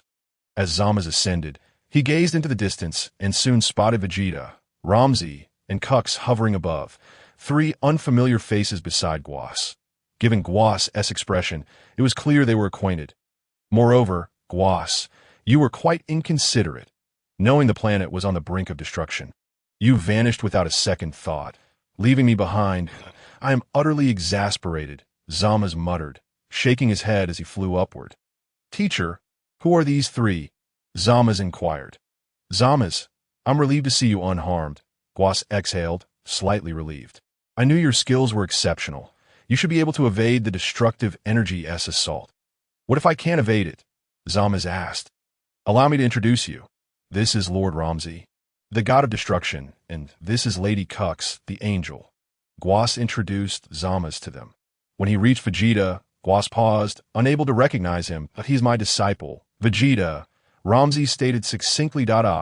So you are the apprentice God of Destruction. Guas chuckled heartily, then pointed at Zamasu. This is my disciple, Zamasu, an apprentice Supreme Kai. You two must collaborate closely in the future to a God of Destruction. Zamasu was momentarily taken aback, for he had never before heard of a God of Destruction. To put it simply, where there is creation, there must also be destruction. Both are indispensable. Kes explained, primarily aiming to elucidate the concept to Vegeta. The Supreme Kai is responsible for creation, while the God of Destruction oversees destruction. Only when creation and destruction achieve a harmonious balance can the universe progress towards a more favorable state. I understand, Vegeta nodded. Zamasu interjected, don't just say you understand that I still don't grasp it. How can we attain balance? Please elaborate. Additionally, Kes explained that the lives of the God of Destruction and the Supreme Kai are intertwined. If one perishes, the other will cease to exist as well. Zamasu was startled. What? Life is shared. Indeed, Guavas replied with a smile. For instance, if I were to take my own life, Lord Ramsey would immediately vanish as well that Ramsey's expression darkened. You idiot. Why on earth would you commit suicide? Are you simply trying to make me disappear? Just a joke, just a joke. Guavas laughed heartily. Could you refrain from making such tiresome jokes in the future? Ramsey retorted angrily. But what if one of them passes away naturally? Would the other vanish too? Zamasu felt increasingly uneasy. If that is the case, why should I bind my life to a god of destruction? Wouldn't it be better to remain the North Supreme Kai? No, the shared life refers to any current god of destruction and Supreme Kai. For example, if I were to retire and pass my position as Supreme Kai to you, then your life would become bound to Lord Ramsey S.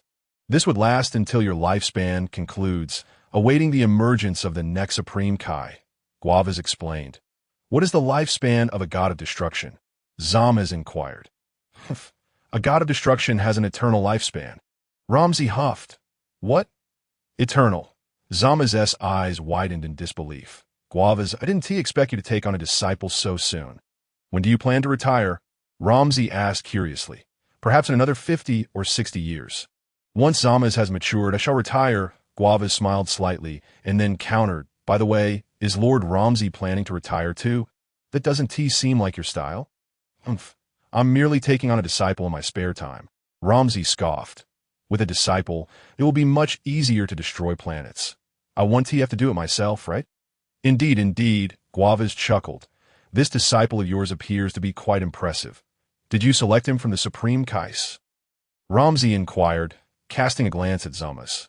Yes, Zamasu is the North Supreme Kai. I found his qualifications and talent to be exceptional, hence my decision to cultivate him as a Supreme Kai, Guavas affirmed. Meanwhile, Zamasu occasionally glanced at Vegeta. Hey, are you the in-turn god of destruction? Zamasu called out. What's it to you? Vegeta retorted. Zamasu felt a surge of indignation.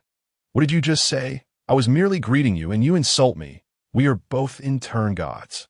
Do you think that is appropriate? Get lost. If you don't want to get beaten, keep your mouth shut, Vegeta replied, hands in pockets, with a disdainful huff. Seeking a fight. Are we? This gentleman looks young, yet speaks quite arrogantly. Zamasu smirked. Do you really believe you are my match? Vegeta rolled his eyes. Why don't we have a sparring match then? We are both interns after all. Let us see who is stronger. You do well to avoid seeking out a thrashing. Vegeta shook his head. Huh. You little rascal are quite amusing. Do you even know what you're saying? Zamasu laughed heartily, his face instantly alight with boundless battle intent. Come, let me see what this so-called in-turn god of destruction has to boast about. Vegeta remained unfazed, keeping his hands in his pockets. Suddenly, he flicked his tail, which was wrapped around his waist, in the air. An invisible energy struck Zamasu directly. Bang! With a dull thud, Zamasu was unfortunate enough to take the blow and was sent flying. Chapter 40. What is the nature of the destruction you have gathered? Boom!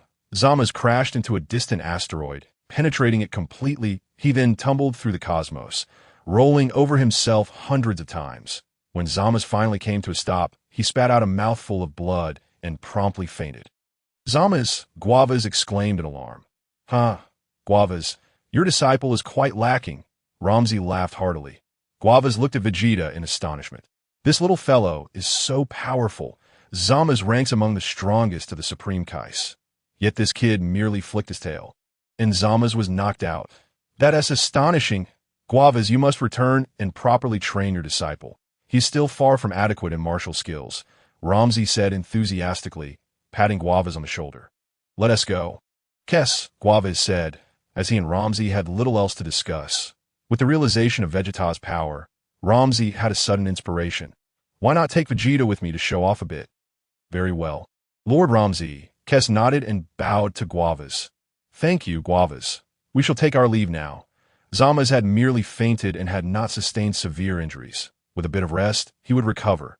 Indeed, Guavas nodded, a bit of hardship is beneficial. With a swift motion, Vegeta flew over and embraced Kes from behind. Let us go, Guavas said with a smile. All right, Kes nodded. Whoosh, whoosh. Kes, accompanied by Vegeta and Ramsey, transformed into two different colored streaks of light and rapidly sped away into the distance. The three soon departed from the scene. Once Vegeta and the others had left, Guavas swiftly flew to Zamasu's side and roused him. Zamasu opened his eyes, dazed, his expression turning exceptionally grim. Zamasu, there's no need for despair. Don't let his youth fool you. He is indeed an in-turn god of destruction. Guavas reassured him, an in-turn god of destruction. Is he truly more powerful than me? An in-turn supreme Kai? Zamasu questioned. Bewildered. The god of destruction is the mightiest deity in this universe. Thus an in-turn god of destruction would naturally surpass a supreme Kais. Guavas clarified. After all, the god of destruction is tasked with obliterating planets. Whereas we supreme Kais are responsible for creating planets and life. Our duties differ. Can a god of destruction annihilate those warring humans? Zamasu asked, taken aback. That is one way to interpret it. Guavas nodded. Zamasu fell silent, contemplating. Perhaps I should pursue becoming a god of destruction, but I feel that being a supreme Kai does not suit me. And that detestable in-turn god of destruction named Vegeta, I can't believe I lost to him so easily. I refuse to concede. I will train diligently upon my return. One day, I shall defeat you. In the vast expanse of space, Vegeta and the others sped forward. Kid, what was that destruction energy you just gathered? Ramzi inquired, puzzled. What do you mean? Vegeta feigned ignorance. Why do I feel that the destruction energy within it is rather unique? Ramzi furrowed his brow. Kes, why don't you explain it to him? Vegeta addressed Kes. Kes, clearly you could say it yourself. Yet you let me speak. Cough, cough. Mr. Vegeta has condensed angelic power within that destructive energy, Kes explained. What did you say? Ramzi inquired in astonishment. Angelic power. Are you joking? I am not jesting. It is indeed true, Kes replied. I es it your angelic power, Kes? Ramzi asked. No, it belongs to Mr. Vegeta, Kes clarified. What? How is that possible? Has that kid already managed to harness angelic power? Ramzi exclaimed. Yes, I am equally astonished, Kes nodded gently. This doesn't seem right. Ramzi shook his elephantine nose. How could angelic power possibly intertwine with destructive energy? It has fused seamlessly. Isn't it miraculous and unexpected? Vegeta grinned widely. Ramzi fell silent, his elephant nose swaying back and forth. Ramzi, stop swinging that elephant nose of yours. It's making me a bit dizzy, Vegeta remarked. Ramzi shot a fierce glare at Vegeta. I'll swing my elephant nose as I please. It's none of your business. I think it's far more amusing for you to pinch your own nose, Vegeta chuckled. What are you saying, you brat? Ramzi retorted angrily. Let's not dwell on that. Where do you plan to go next? Vegeta inquired. Kes, I heard that delightful fellow took on an in-turn destroyer a few years back, right? Ramzi turned to Kes. Yes, that should have happened around 100 years ago, Kes replied. So, Vegeta, do you have the confidence to challenge a destroyer from another universe?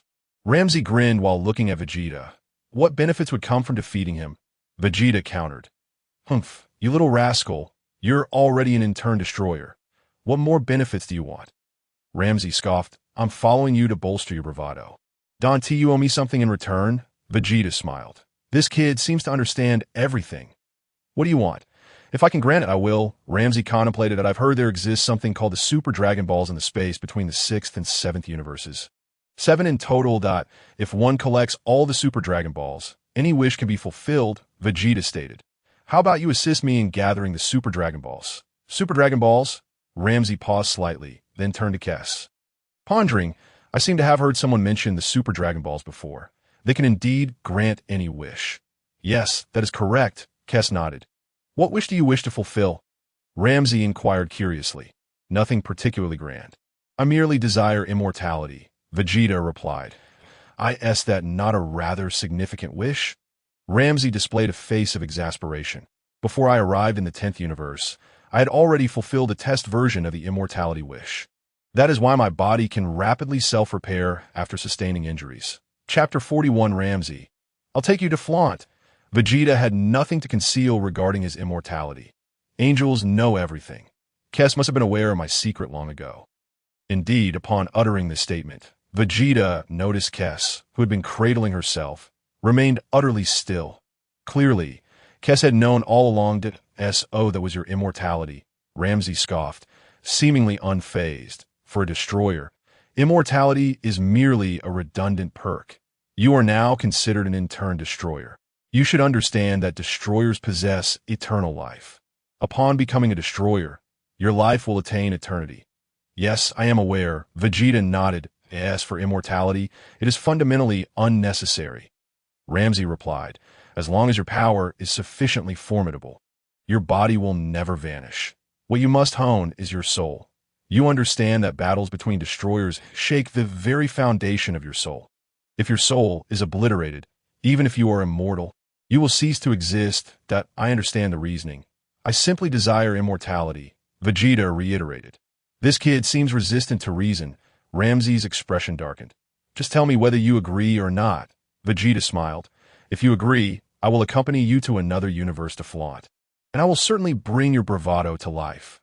Ramsey suddenly felt that Vegeta's words sounded peculiar. What do you mean by bringing my bravado to life? Cough cough, which universe did you say the Super Dragon Balls are in? Ramsey asked. I've heard they're scattered in the space between the 6th and 7th universes, Vegeta replied. The 6th and 7th universes. Ramsey clenched his teeth, feeling a bit displeased. That one be easy to locate. You'd be searching for Dragon Balls in the universes of Champa and Beerus. If you go unnoticed, all is well. But if they discover you, it would be quite troublesome. Kess, what do you think? Ramsey inquired of Kess. Yuan Fong, what is your opinion? Vegeta asked from behind Kess. Kess. Who is Yuan Fong? Ramsey was taken aback. It's not important. Vegeta responded. Currently, Lord Beerus, the destroyer of the 7th universe, is sleeping, so the Super Dragon Balls in the 7th universe should be relatively easier to find. Kess stated. Oh, that guy Beerus is still asleep. He has been slumbering for over a decade, hasn't he? Ramsey pondered. Indeed, Kess nodded. I see this as viable. Dealing with Champa should be far more manageable. Ramsey mused. So you agree? Vegeta's smile was radiant. That I can agree to help you find the Super Dragon Balls if you let me indulge in some delightful flaunting. Ramsey nodded. Deal, Vegeta declared. Then Kess, we shall proceed to the 11th universe immediately. Ramsey chuckled, then turned to Vegeta. But do you have the confidence to defeat the in-turn destroyer of the 11th universe? You'll find out when we get there, Vegeta responded nonchalantly. Isn't it merely the in-turn destroyer Toppo? If I cannot defeat him, then my 12 years of training would have been in vain. All right, let us set off at once. Ramsey suddenly took an interest. I've long found that delightful fellow to be quite displeasing. Who else do you find displeasing? I'll help you deal with them, Vegeta replied. That I also find Lord Beerus of the 7th universe quite bothersome. You can take care of him, Ramsey suggested. I'll remember that. Vegeta nodded. I will eventually handle him as a token of gratitude for your guidance over the years. Ramsey felt a small surge of emotion. Kid, it seems our efforts over the years have not been in vain. Ramsey laughed heartily. Vegeta leisurely pulled out the small notebook from before and glanced at the numbers within .80060. Indeed, it hasn't been in vain, Vegeta affirmed. What are you pulling that little notebook out for again? Ramsey was taken aback. By the way, the numbers on a Haven changed in a long time. It's not important. Vegeta placed the notebook back into his storage ring. Kess sighed, softly nearby. Lord Ramsey, do you still not understand what those numbers signify? This kid is quite the enigma. One day, you will rue this. Forget it. This is a matter between destroyers, and it doesn't concern me as an angel. Thankfully, Vegeta is only likely to surpass destroyers, right? He is far from surpassing angels. However, his angelic power is growing at an alarming rate. Let us depart. Ramsey greeted with a nod and led the way, humming a cheerful tune as he soared towards the 11th universe. Kasai followed closely behind, accompanied by Vegeta. Along their journey, Ramsey guided Vegeta in effortlessly obliterating several planets, tasks that were mere trifles for him. It felt like work, but Ramsey noted that Vegeta's enthusiasm for destruction was quite invigorating, leading him to believe that taking on such an apprentice was indeed a fortuitous decision. At least it spared him from having to partake in the labor himself. He was rather disinclined to destroy those planets personally. Having an apprentice to assist in this endeavor truly alleviated much of his burden. Approximately 4 hours later, the trio had reached the edge of the 10th universe. Beyond lay an expanse of nothingness, the void. With a whoosh, they transformed into two streaks of vibrant light. instantly entering the void. They traversed this emptiness for about 3 hours. Suddenly, with a clap, the three emerged from the void, entering the domain of the 11th universe. After a further 2 hours, Vegeta was finally able to glimpse the inverted triangle of the God of Destruction's realm in the distance, that we shall arrive shortly. Ramsey grinned, turning to Vegeta. I hope you won't embarrass me. If you find me embarrassing, you can step up yourself, Vegeta retorted with a huff. Ramsey, feeling exasperated, suppressed the urge to swat Vegeta away. This brat was becoming increasingly audacious. In the 11th universe, the God of Destruction, Waimide, was gazing at the sky, lost in thought. Beside him stood the silent angel, Makalita. Has Lord Waimide truly decided to retire for a while? Makalita inquired. Indeed, I have grown weary of my role as a God of Destruction. Waimide sighed, reflecting on the countless millions of years spent in this position, finding it dreadfully monotonous, his sole task being the destruction of planets. Yes, the work can indeed be rather tedious, Makalita smiled.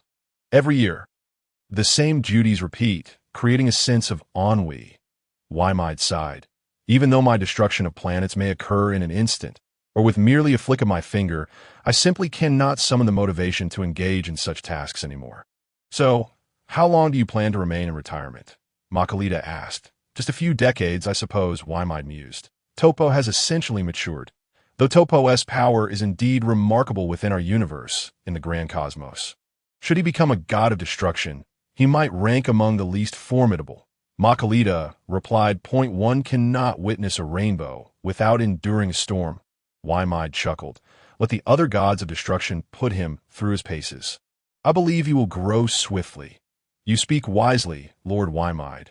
Makalita nodded, agreeing with his assessment. Just as Makalita finished speaking, she sensed something and looked up at the sky. Oh dear, we have guests, she smiled. Is it Toppo coming? Waimide asked, momentarily confused. Not Toppo. It's a god of destruction from another universe. Makalita clarified that a god of destruction from another universe. What brings them to ours?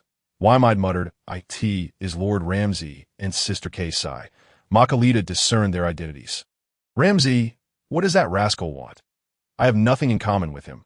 Tell him to leave, Waimide grumbled, adding, if that fellow Hellas were to arrive, I might find some interest, as she is the only female god of destruction. And I enjoy her company. Indeed, there is little fun to be had with a great elephant. Makalita laughed. Precisely, Waimide nodded, his eyes suddenly lighting up with mischief. Perhaps I shall take the opportunity to toy with him a bit. Lord Waimide, it may be best to avoid conflict.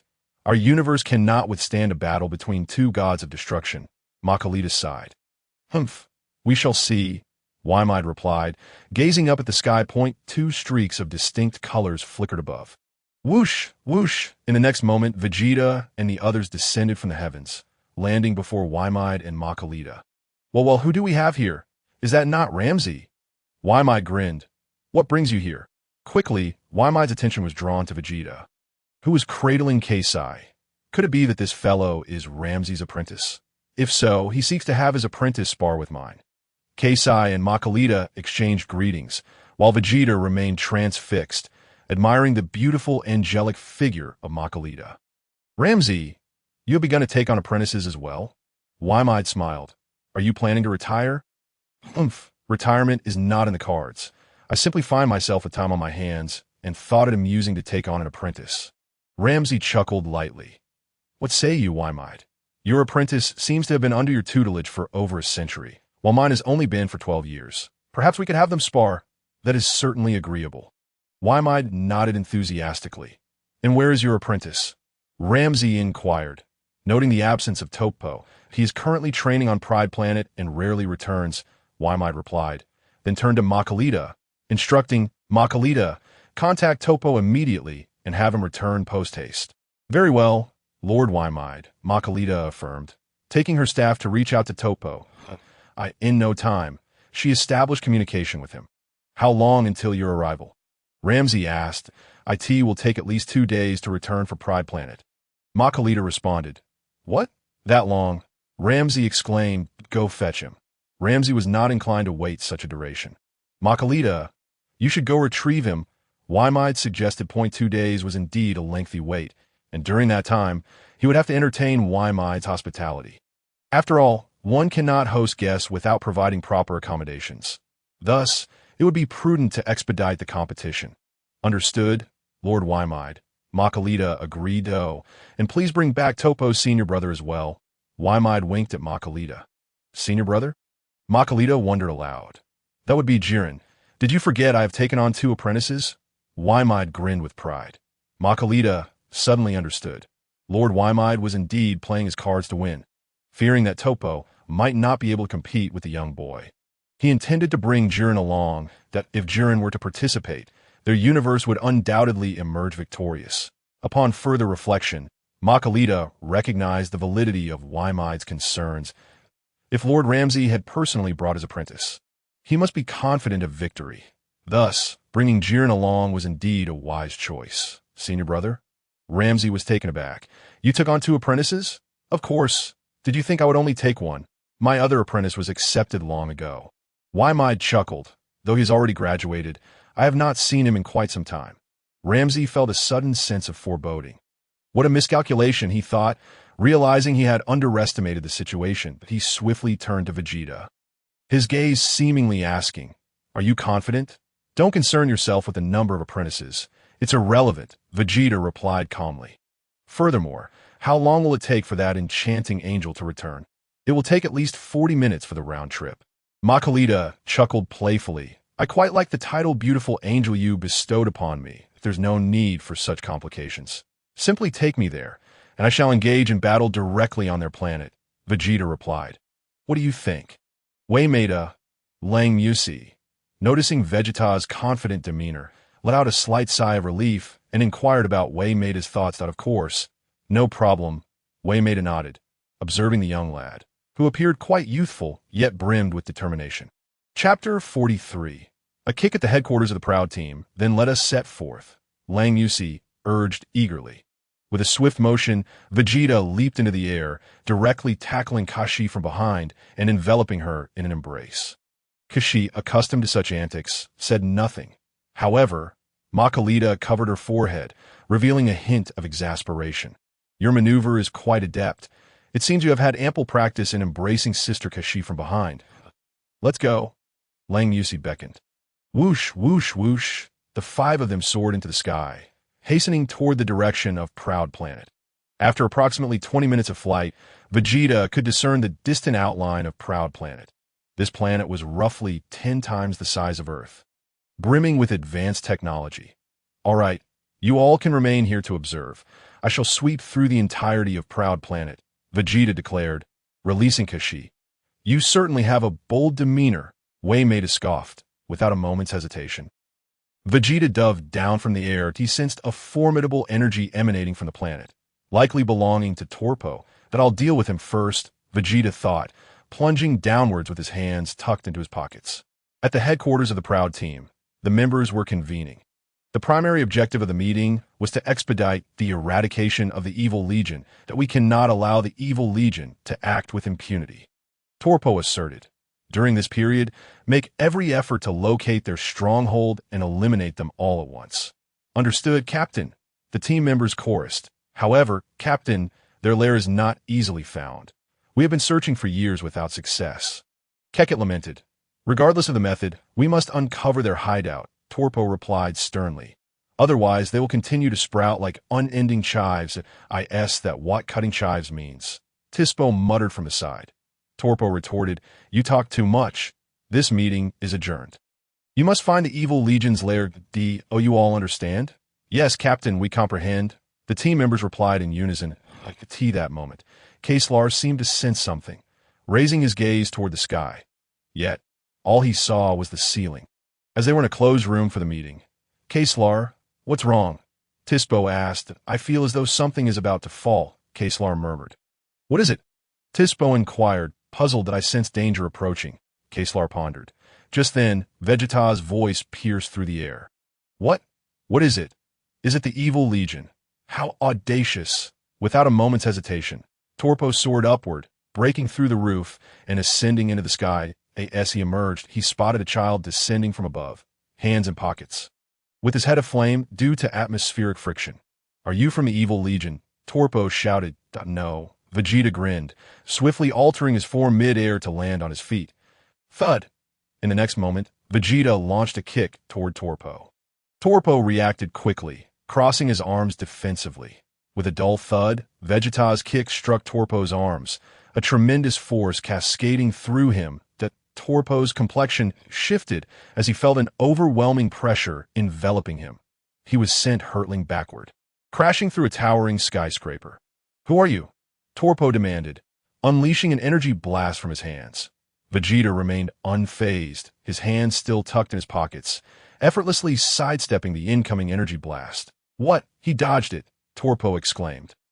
Taken aback, Vegeta, unhurried to attack, considered the previous encounter merely a greeting.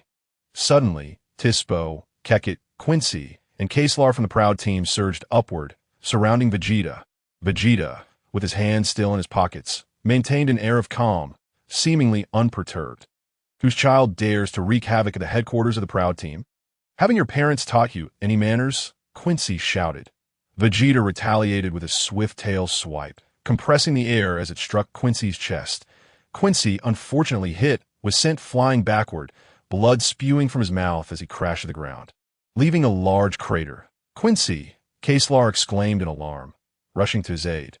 "Kakarot, go and heal Quincy," Toppo instructed Kakarot. He realized that this child was no ordinary adversary. The other team members might not stand a chance against him. "Yes, Captain," Kakarot responded, hastily flying down to assist Quincy. Only Toppo and Tiso remained on the scene. "State your origins," Toppo demanded coldly, staring intently at Vegeta. "I am the trainee destroyer from Universe 10, here to challenge you." Vegeta replied with a smile. "What? A trainee destroyer?" Toppo was momentarily stunned. "The destroyer from Universe 11, Waymeda, is watching from above. You can inquire if you don't believe me," Vegeta said with a slight grin. "Waymeda has arrived?" Toppo wasted no time, launching himself into the sky at great speed. Only Vegeta and Tiso were left behind. Tiso scrutinized Vegeta without blinking. "This kid is a trainee destroyer? He doesn't seem all that impressive." "What are you staring at?" Vegeta retorted.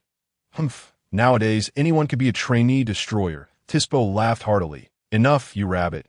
How dare you call others animals?" Vegeta scoffed. "What did you say?" Tiso's irritation began to surface. Chapter 44. Waymeda. "Your apprentice is lacking." Bang! Vegeta, disinterested in continuing the conversation with Tiso, launched a kick squarely into Tiso's face. Tiso, unfortunate to be struck, bore a shoe print on his visage. Whoosh! In a flash, Vegeta appeared directly above Tiso. Bang! Executing a backflip kick, Vegeta slammed into Tiso's shoulder. Tiso let out a cry of anguish as he plummeted from the sky. Thunderous rumblings followed. The impact of Tiso was sudden, crashing into the headquarters of the Pride Team below, leaving behind a colossal meteorite crater on the ground. The conference room of the Pride Team was utterly devastated by the blow. Ugh! Vegeta spat, his hands still tucked in his pockets. High above, Toppo swiftly appeared beside Waymeda. Toppo was taken aback. Indeed, it was Lord Waymeda. Lord Waymeda has truly arrived, along with that elephant-like god of destruction. Could it be the god of destruction from Universe 10? I pay my respects to Lord Waymeda and Lady Makalita. Toppo immediately stepped forward to bow. Just as Toppo was about to salute, Vegeta kicked Tiso from the sky. Tiso's scream echoed from below. "That bastard!" Toppo gritted his teeth, clenching his fists tightly, and no need to come and bow. Waymeda's expression darkened. Just as that little brat said, he is the apprentice god of destruction from Universe 10, so you must teach him a harsh lesson. I understand what to do, Lord Waymeda. Toppo bowed once more. Whoosh! Immediately after, Toppo dove from the sky, charging towards Vegeta's direction. Ramsey, your disciple is quite impressive, Waymeda chuckled. Not too shabby, Ramsey replied with a hearty laugh, his demeanor more self-satisfied. Shall we let them fight without stakes? Don T, we want to add some substance to this? Waymeda inquired with a smile. What do you have in mind? Ramsey asked. How about the losing side works for the winner for 100 years? Waymeda proposed. Isn't that a fair deal? 100 years of work? Ramsey flicked his elephant trunk, muttering softly that I just happen to be retiring within that 100 years. So if you lose, you will work for me for 100 years. Helping my disciple get acquainted with the duties of a god of destruction, Why-Might smiled. And if I win? Ramsey asked, puzzled. If you win, I retired, I would have nothing to do, so I could come to your universe to assist you in destroying planets. That sounds quite entertaining, doesn't it? Why-Might asserted confidently. What you say does seem reasonable. Let us settle on this. Ramsey readily agreed. If Vegeta loses, I shall work for you for 100 years. Very well. If Toppo loses to Vegeta, I will work for you for 100 years. Why-Might nodded. Kasai and Makalita remained silent. Such wagers are common among gods of destruction. Below, Toppo dove down, appearing directly opposite Vegeta. The apprentice god of destruction from Universe 10. Toppo scoffed that, I am Vegeta. You may call me by my name. Vegeta replied, hands still in his pockets with a smile, that I am Toppo. He introduced himself. And no need to state your name. You are merely a nameless pawn. Vegeta chuckled lightly. Whether I am a nameless pawn, you will soon find out. Toppo sneered. Let us get started. This is a matter of honor among gods of destruction. Come on, Vegeta taunted, still with his hands in his pockets. Casually beckoning with his toes. Toppo, how insulting. Put your hands out. Toppo's expression darkened. For a guy like you, why bother using my hands? Vegeta smiled. Toppo's forehead bulged with veins, his anger evident. Kid, I hope you don't regret this. Toppo snorted, swiftly charging towards Vegeta. Bang! Toppo threw a powerful punch at Vegeta. Vegeta, still with his hands in his pockets, simply lifted his knee, blocking Toppo's fist effortlessly. Bang! In an instant, Vegeta followed up with a kick, striking Toppo squarely in the chest. Toppo was unfortunate enough to take the hit, sliding backward. However, he quickly extended his arms, summoning his immense energy, halting himself mid-air. Damn you, kid! Toppo gritted his teeth. This kid is far stronger than I expected. Toppo focused intently on Vegeta's location, but when he looked, his expression changed. Vegeta had vanished without a trace. What? Where is he? Toppo's expression grew increasingly serious. Take this. Vegeta's voice echoed from directly above Toppo. Whoosh! In the next moment, a leg descended rapidly from the sky. Toppo? He stood there dazed for 3 seconds. What does this mean? Why do I feel like a leg is falling down? Did you accidentally kick your leg off when you kicked me? Bang! Toppo coldly scoffed, swatting away the flying leg. However, just as he knocked Vegeta's leg away, Vegeta suddenly appeared directly in front of Toppo. Bang! Vegeta forcefully thrust his knee upward, slamming it into Toppo's chin. Ack! Toppo let out a pain scream. Caught off guard. Bang! Bang! Bang! Vegeta relentlessly kicked at Toppo with one leg. Toppo, what the hell? You only have one leg left, and you're still kicking so fiercely. Swish! After delivering several kicks, Vegeta quickly positioned himself directly above Toppo. Bang! Vegeta swung his tail, striking Toppo's face with a powerful blow. Instantly, a vivid red mark appeared on Toppo's face. Now take another kick? Vegeta swiftly flew to retrieve his severed leg, delivering a kick. Whoosh! Vegeta's severed leg soared towards Toppo, striking him squarely in the face. Toppo tumbled over several times. Meanwhile, Vegeta calmly regenerated his lost leg. Throughout the entire encounter, Vegeta maintained his hands in his pockets. Hey! Toppo extended his arms, unleashing his energy to stabilize himself. He then wiped the blood from the corner of his mouth, his expression growing increasingly grave. High above, Why-Might remarked, Ramsey, your disciple is lacking. He still has a long way to go. Ramsey laughed heartily. Humph, Toppo hasn't even gotten serious yet. Why-Might smiled lightly, seemingly unconcerned. Even if Toppo were to lose to that brat, what would it matter? I still have a trump card to play. That trump card is Jiren, that I can just let Jiren take over when the time comes. Even if this little brat named Vegeta is strong, he is still far from Jiren's level. That you're just bluffing. You should prepare to work for me for 100 years. Ramsey guffawed. Humph, don't celebrate too soon. Until the victor is determined, everything is mere chatter, Why-Might chuckled. Below, Toppo asked Vegeta, when did you become an apprentice god of destruction? 12 years ago, Vegeta replied with a smile. What? 12 years ago, so you have only trained for 12 years. Toppo's eyes widened. In truth, I have only undergone genuine training for 12 years, Vegeta nodded. Vegeta was indeed correct. He was already 5 years old when he crossed over, starting his training from that year. Thus, he had trained for only 12 years. How old are you? You don't seem very old, Toppo inquired. Point 17. Vegeta responded. Humph, you look like you're barely 8 years old, Toppo scoffed. I was simply born short. That's all.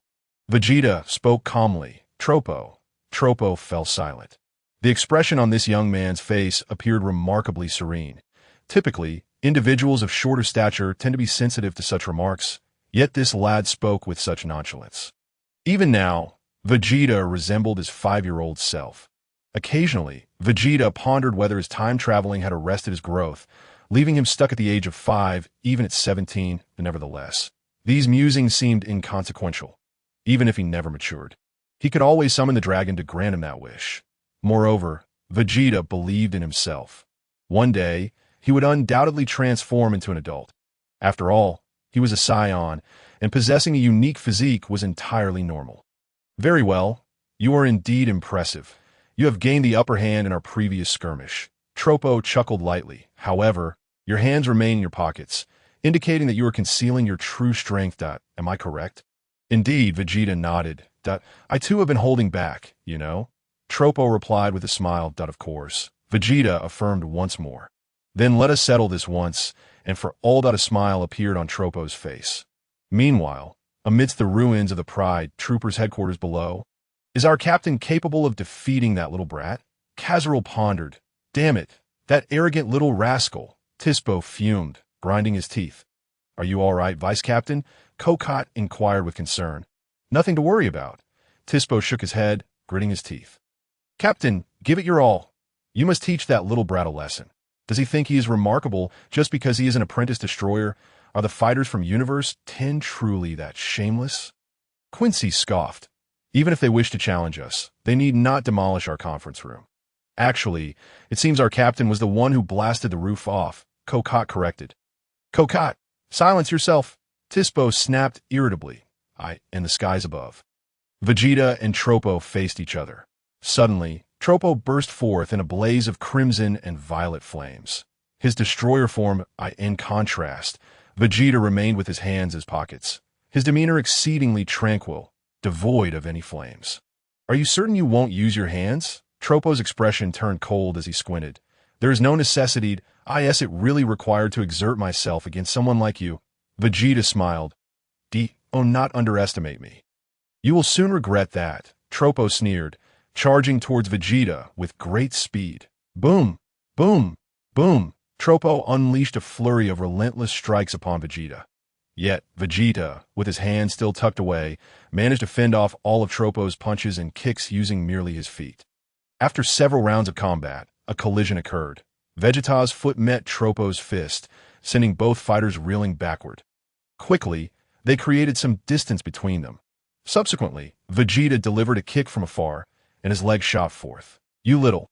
Not this again. Toppo retaliated with a swift kick, sending Vegeta's leg flying. Vegeta adeptly regenerated his leg.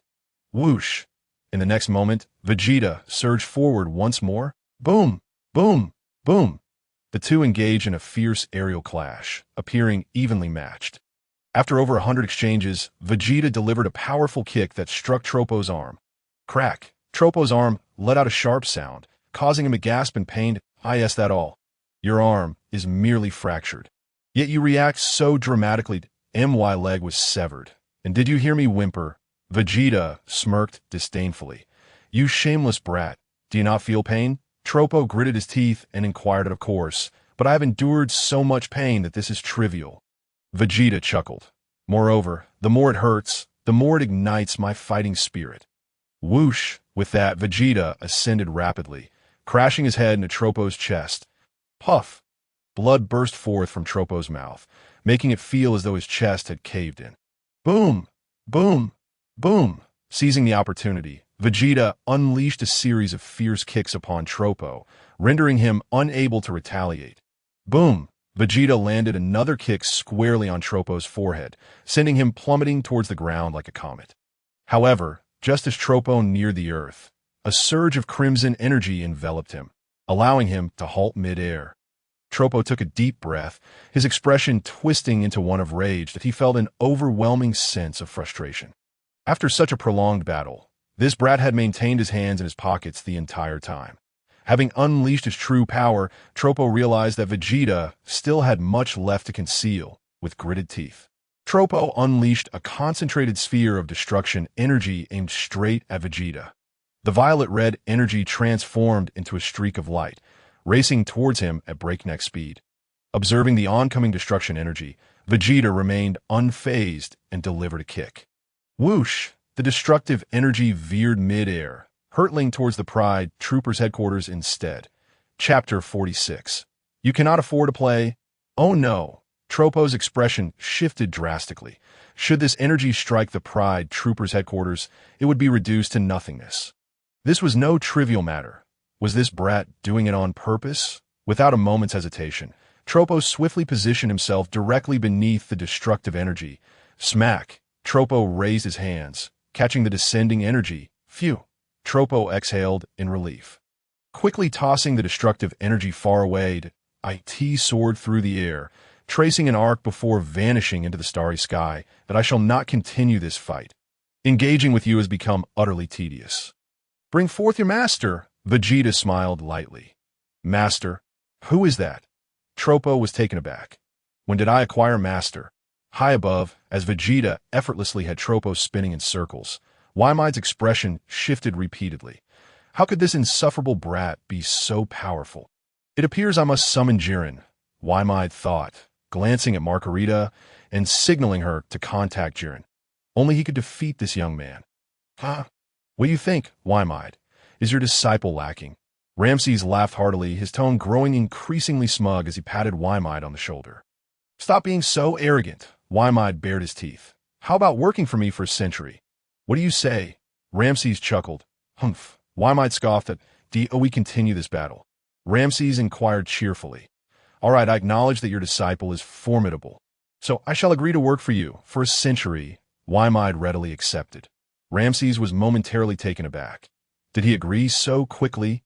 This is not his style. However, he then recalled, I previously mentioned that I have more than one disciple. Toppo has a master too. Humph, let that fellow's master come forth, Ramses replied indifferently. Have you not noticed that Vegeta is still managing with ease? After all this time, his hands have remained in his pockets. Even if he has a master, what difference does it make? How strong could his master possibly be? Ramses felt no concern whatsoever. Since I have another disciple, let us continue our wager.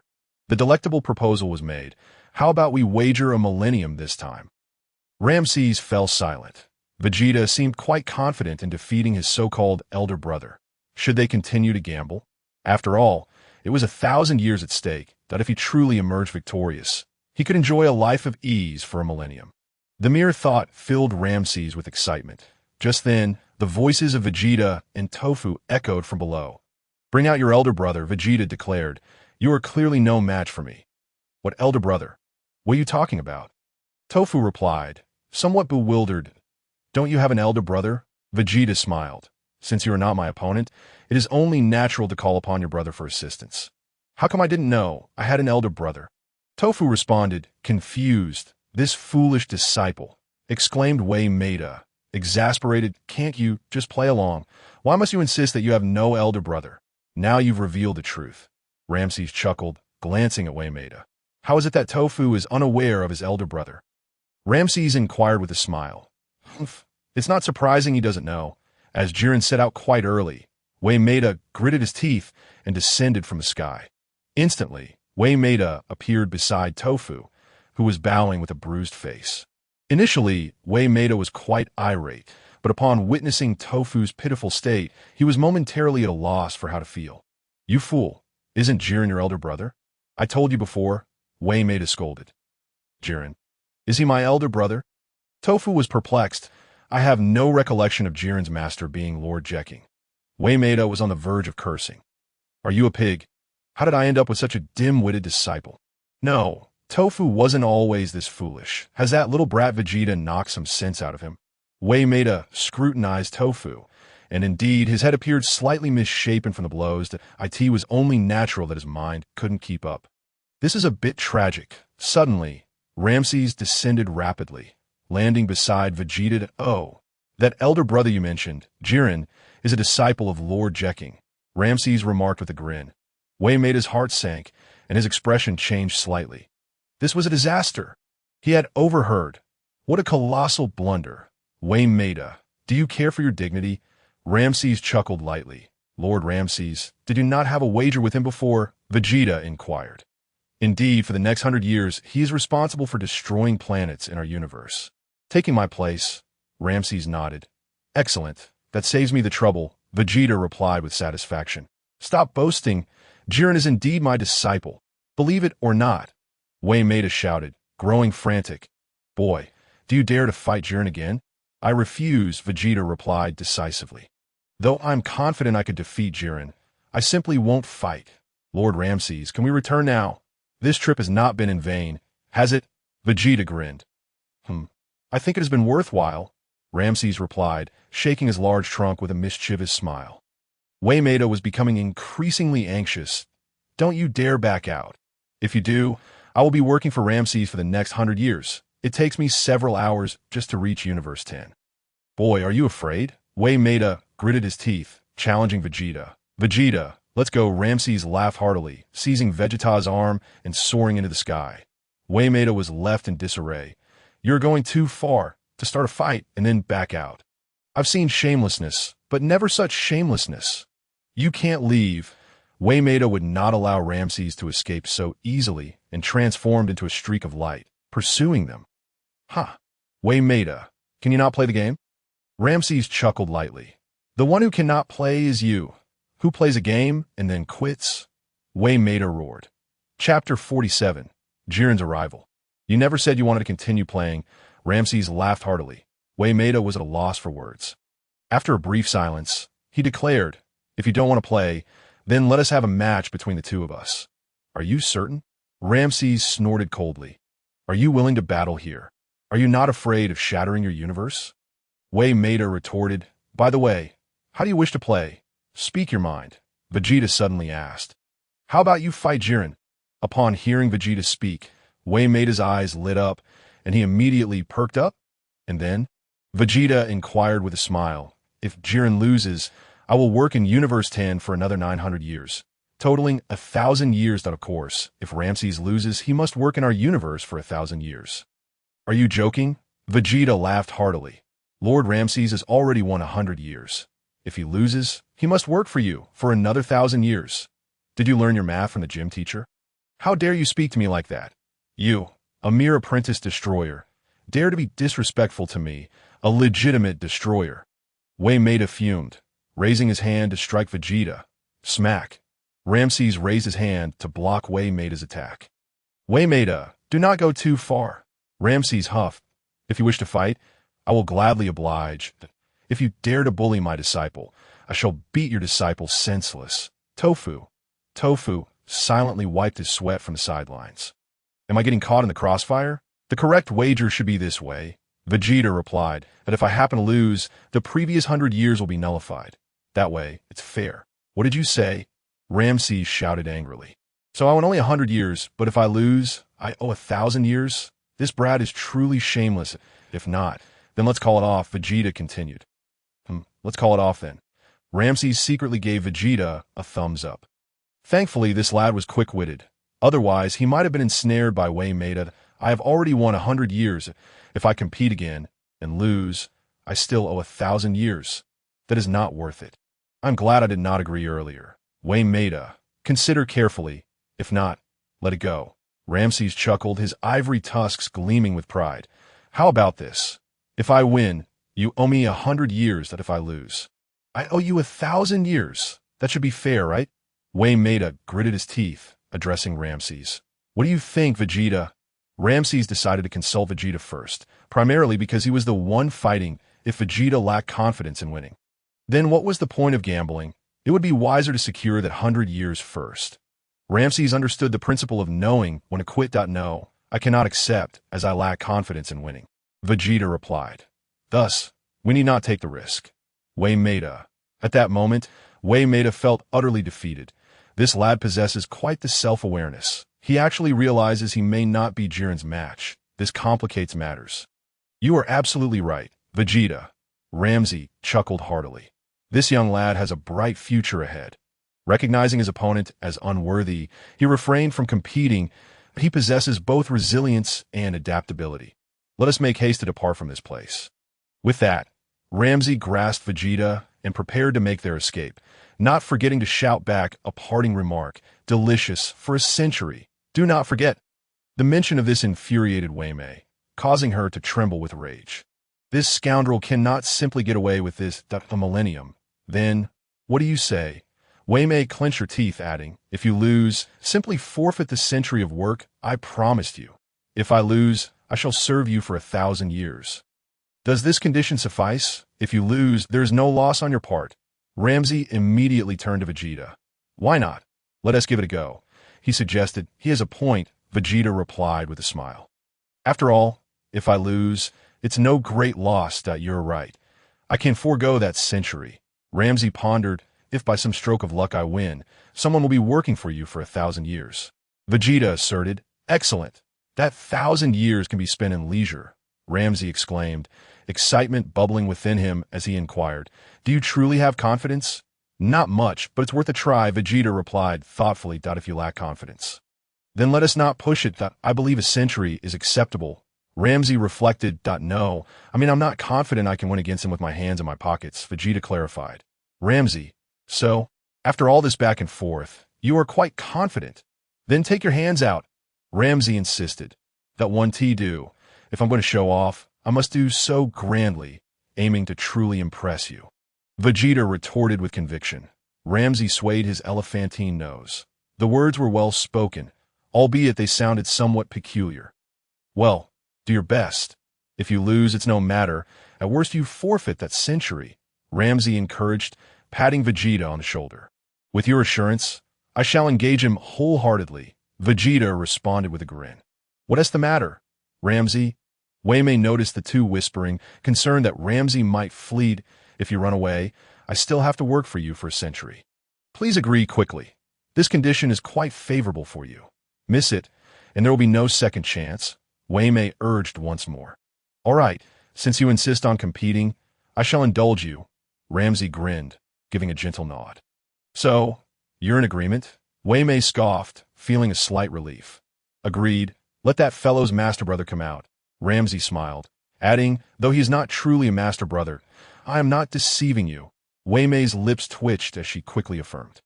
Enough. Whether he is a master brother or not is no longer important, Ramsey stated nonchalantly.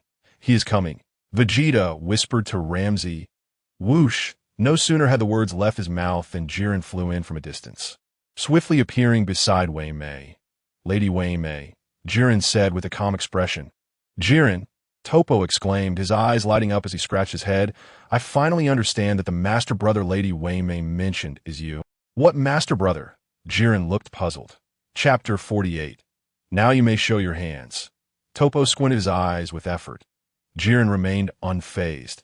The reason I summoned you is to request that you spar with this esteemed apprentice destroyer of Universe 10. Vegeta. Wei Mei quickly stepped forward to address Jiren. Gesturing towards Vegeta, Jiren immediately fixed his calm gaze on Vegeta. A brief silence ensued. Not interested, Jiren shook his head, decisively declining. Wei Mei felt utterly disheartened at that moment. Does this guy really not respect me? Defeat him, and you can set your own conditions, she whispered urgently. You know, my greatest wish is to revive my master, Jiren, Jiren stated. Very well, if you could defeat him, I will find a way to bring your master back. Wei Mei contemplated. What method do you have? Jiren inquired. Please do not put me in a difficult position. I will think of something. You can count on me. Wei Mei assured him. So, if I defeat him, you will find a way to resurrect my master? Jiren asked again. Indeed, Wei Mei nodded gravely. All right, I believe you. Jiren took a deep breath and acquiesced. Since Lady Wei Mei is willing to assist in resurrecting my master, I believe the chances have increased that I shall engage him in a match. Whoosh! Just then, Caress and Margarita appeared on the scene. Earlier, it was Margarita who had contacted Jiren through her staff, prompting his swift arrival. Oh dear, it seems the match must continue, KRS smiled. Lady Waymay, how many more years do you plan to continue? Margarita inquired with a grin. Humph, another 1,000 years. If Jiren loses this time, I shall work for Ramsay for 1,000 years. Waymay huffed. And if you win? Margarita asked. If I win, the previous century will be wiped clean. Waymay gritted her teeth, forcing the words out. So, it seems that regardless of the outcome, Lady Waymay gains nothing. Margarita sighed helplessly.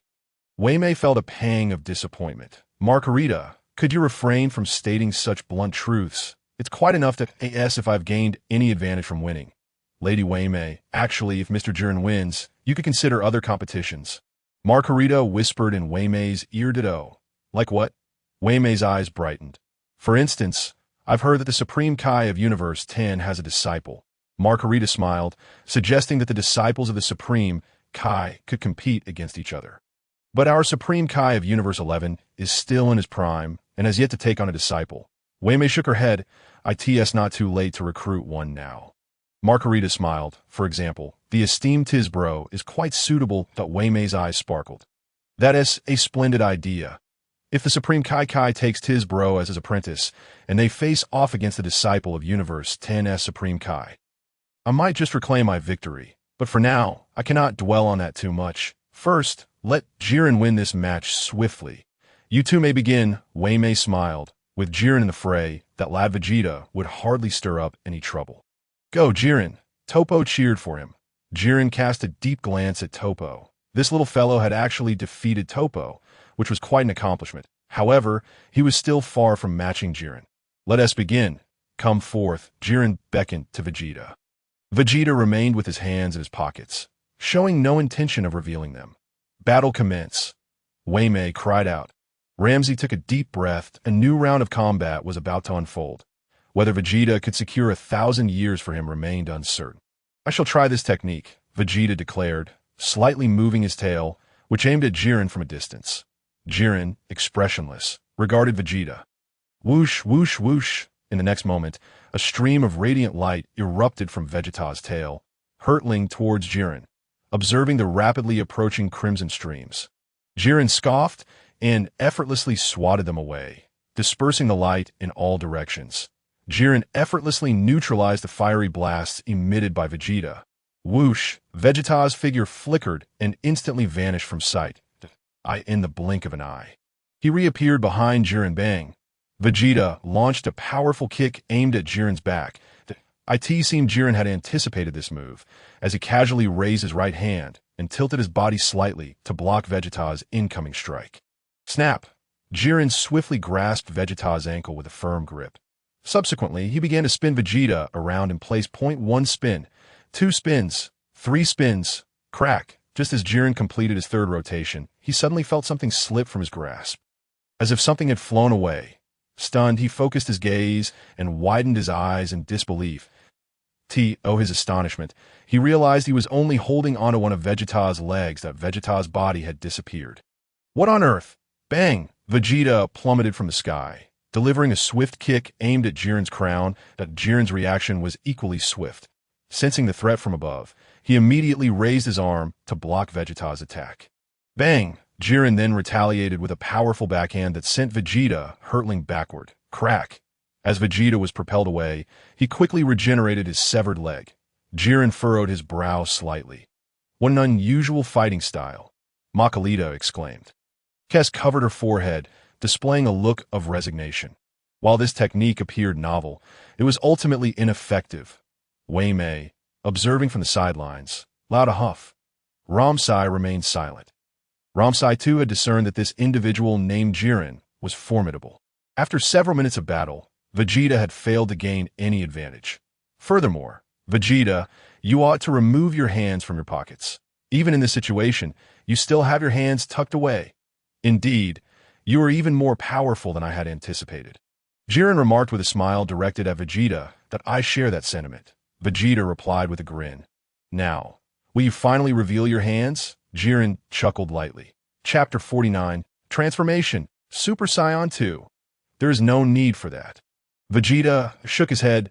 It seems I must get serious, Jiren declared, suddenly accelerating to his utmost speed. Whoosh! In an instant, Jiren appeared behind Vegeta, who barely had time to react. Bang! Jiren's fist crashed heavily into Vegeta's back. A dull thud echoed as Vegeta was struck, but he coughed up blood and lunged forward. However, Vegeta was quick on his feet. As he propelled himself forward, he executed a dazzling spin. Whoosh! Energy erupted from his feet, hurtling straight towards Jiren's position. Bang! Jiren scoffed coldly and swatted away the energy projectile with a single hand. Whoosh! In the next moment, Jiren reappeared directly above Vegeta. Boom! With a sweeping motion of his hand. A massive surge of energy enveloped Vegeta. Unfortunately, Vegeta was caught off guard and rapidly descended towards the ground, just as it seemed he would crash onto the earth. Hey! Vegeta summoned energy in his legs. Stabilizing himself mid-air, whoosh! He shot upwards, swiftly positioning himself opposite Jiren. So, your name is Jiren, is it? Vegeta smiled. Indeed, Jiren nodded. You're the first human who has compelled me to take this seriously, Vegeta remarked with a grin. So, does that mean you are finally ready to use your hands? Jiren chuckled, in the distance. That fellow has kept his hands in his pockets. Does he truly believe he could defeat Jiren by doing so? How Navi? Wei Mei scoffed. Ramsai remained silent, now realizing that this Jiren was extraordinarily powerful. The energy he unleashed in an instant had already surpassed that of our god of destruction. Wei Mei thought it absurd to let such a formidable opponent contend with Vegeta. It seems this millennium may be in jeopardy. Even if Vegeta were to use his hands, I doubt he would be a match for Jiren. Kess, it appears that Mr. Jiren from our universe is destined to win. Makalita remarked with a smile. That is not a certainty, Kess replied with a grin. Makalita gazed thoughtfully at Kess. Why are you so confident? This Vegeta fellow is indeed strong, but I sense a significant gap between him and Jiren. Although he has yet to reveal his hands, Jiren has not truly engaged either. Below, at the headquarters of the Proud Warriors, Tiso and the others looked up at the sky, watching the clash between Vegeta and Jiren. How is it going? Vice Captain, Jiren should be able to defeat him, right? Kokodi inquired. Jiren will undoubtedly prevail. After all, he is Jiren, Tiso declared with a smile. Jiren will surely win, Quincy echoed. Indeed, Jiren is an invincible legend. K-Slar affirmed. The faces of the Proud Warriors were filled with determination and pride. Jiren will definitely emerge victorious in the high skies. Vegeta and Jiren faced each other. You are indeed a worthy opponent. Vegeta smiled. Jiren did not respond. Very well. Allow me to demonstrate my true power. I hope you will not be frightened. With that, Vegeta took a deep breath. Boom! In the next instant, an astonishing energy erupted from Vegeta, enveloping him in a dazzling golden aura. When the light faded, Vegeta's entire being shimmered with golden brilliance, and his hair transformed into a brilliant gold. Crackle! Lightning danced around Vegeta's form. Super Saiyan transformation! Vegeta had directly ascended to Super Saiyan 2, amplifying his energy 100-fold. What is this transformation? Jiren's expression shifted dramatically. There is nothing to be astonished about. It is merely a simple transformation, Vegeta replied with a smile. Upon witnessing Vegeta's transformation, Ramsai's eyes widened in disbelief. This, Ramsai was taken aback. Kess remained relatively calm, though a hint of confusion and surprise flickered in her demeanor. Previously, when Ramsai had been asleep, Vegeta had transformed into a Super Saiyan in her presence. But it had only been the ordinary Super Saiyan form. Vegeta had not yet transitioned into Super Saiyan 2, which was the source of Kess's perplexity. Why does your transformation seem different from what I previously observed? While the appearance is similar, I can distinctly sense that your energy intensity has increased at least 100-fold. Previously, it was only 50 times. What is going on? You can upgrade your transformation as well. What? Transformation? This fellow can transform. Wei Mei's eyes widened as she turned to Ramsai to her surprise. She found Ramsai equally astonished. You, Ramsai, you can't possibly be unaware that this guy could transform. Can you? Wei Mei asked. Ramsai cleared his throat. How could that be? Of course, I know he can transform. Ramsai decided against admitting it, that if I confess, it would be embarrassing that I can clearly see that you're shocked. Wei Mei let out a hum, clearly unaware of his impending transformation. I deliberately feigned surprise for your benefit, Ramusi retorted, full of conviction. Wei Mei, no longer inclined to engage with Ramusi, scoffed. Who are you trying to fool? Glancing at Jiren, his expression grew increasingly grave. What nonsense is this? This kid's transformation seems to have amplified his strength by at least 100-fold. It is no longer a mere emission of golden light. That moment, Vegeta radiated a dazzling golden glow, casting the sky above him in a resplendent hue. Indeed, Vegeta had ascended to Super Saiyan 2 following 3 years of rigorous training with Ramusi and Keisai, during which he not only mastered the techniques of the God of Destruction, but also the divine power of Ultra Instinct. Vegeta dedicated the remainder of his time to exploring transformations. His research focused on discovering the transformation that would enable him to unleash his maximum potential. At this stage, transformation was merely an auxiliary tool, one that Vegeta grasped with remarkable ease. The concepts of Super Saiyan and Super Saiyan 2 were trivial for him. All he required was a tranquil mindset coupled with intense emotional upheaval. Vegeta's emotional turmoil was easily accessible. Anger at being unable to reach Keisai, that is not being able to touch her, he momentarily lost his train of thought. Wait a moment, I shall transform again, Vegeta proclaimed. Achieving his Super Saiyan form and subsequently ascending to Super Saiyan 2. Presently, his base combat power stood at 10 to the power of 41. This represented a 10-fold increase compared to 3 years prior. Although a mere 10-fold enhancement, Vegeta's true prowess could not be encapsulated solely by his combat power. It resembled Jiren's situation. While Jiren's energy intensity surpassed that of the God of Destruction, Wei Mei, in a direct confrontation, it was evident that Jiren would falter. After all, deities possess their unique methods of combat, especially a God of Destruction. Come on, Jiren, let us continue, Vegeta declared, hands in his pockets. After all, I am merely facing a human. Should I resort to using my hands, it would be tantamount to admitting defeat. You are not worthy of my full strength. Despite being heralded as the strongest human in the universe, Jiren's demeanor grew increasingly serious. His expressions shifting rapidly at this juncture. He dared not display any complacency. Suddenly, an earth-shattering energy erupted from Jiren, enveloping him in a fiery red aura. Jiren no longer concealed his true power, revealing the entirety of his strength. It seems your energy has increased significantly, Vegeta remarked with a slight smile. That I shall not be bested by you, Jiren replied, his expression cold. With that, Jiren transformed into a streak of fiery red light, hurtling toward Vegeta's position. Wait, Vegeta interjected suddenly. Jiren halted, surprised, and looked at Vegeta. What are you waiting for? Jiren was in no rush. He was curious to see what further tricks Vegeta had up his sleeve. Is it not merely a 100-fold increase in power? Do you think I have revealed my true strength? Vegeta challenged. Jiren silently observed him. Although the fellow named Vegeta had indeed enhanced his power 100-fold, Jiren had yet to unveil his full capabilities. Wei Mei scoffed. You cannot even begin to fathom Jiren's might. Ramusi's expression shifted dramatically. Based on the energy intensity displayed, it was evident that Jiren's energy level had surpassed that of Vegeta. If Vegeta's combat power was indeed 10 to the power of 41, after transforming into Super Saiyan 2, it had risen to 10 to the power of 43. Ramusi sensed Jiren's energy intensity. His heart sank. He realized that, converted into combat power, Jiren's strength was equivalent to 10 to the power of 44. Though the difference was merely one exponent, the disparity was significant.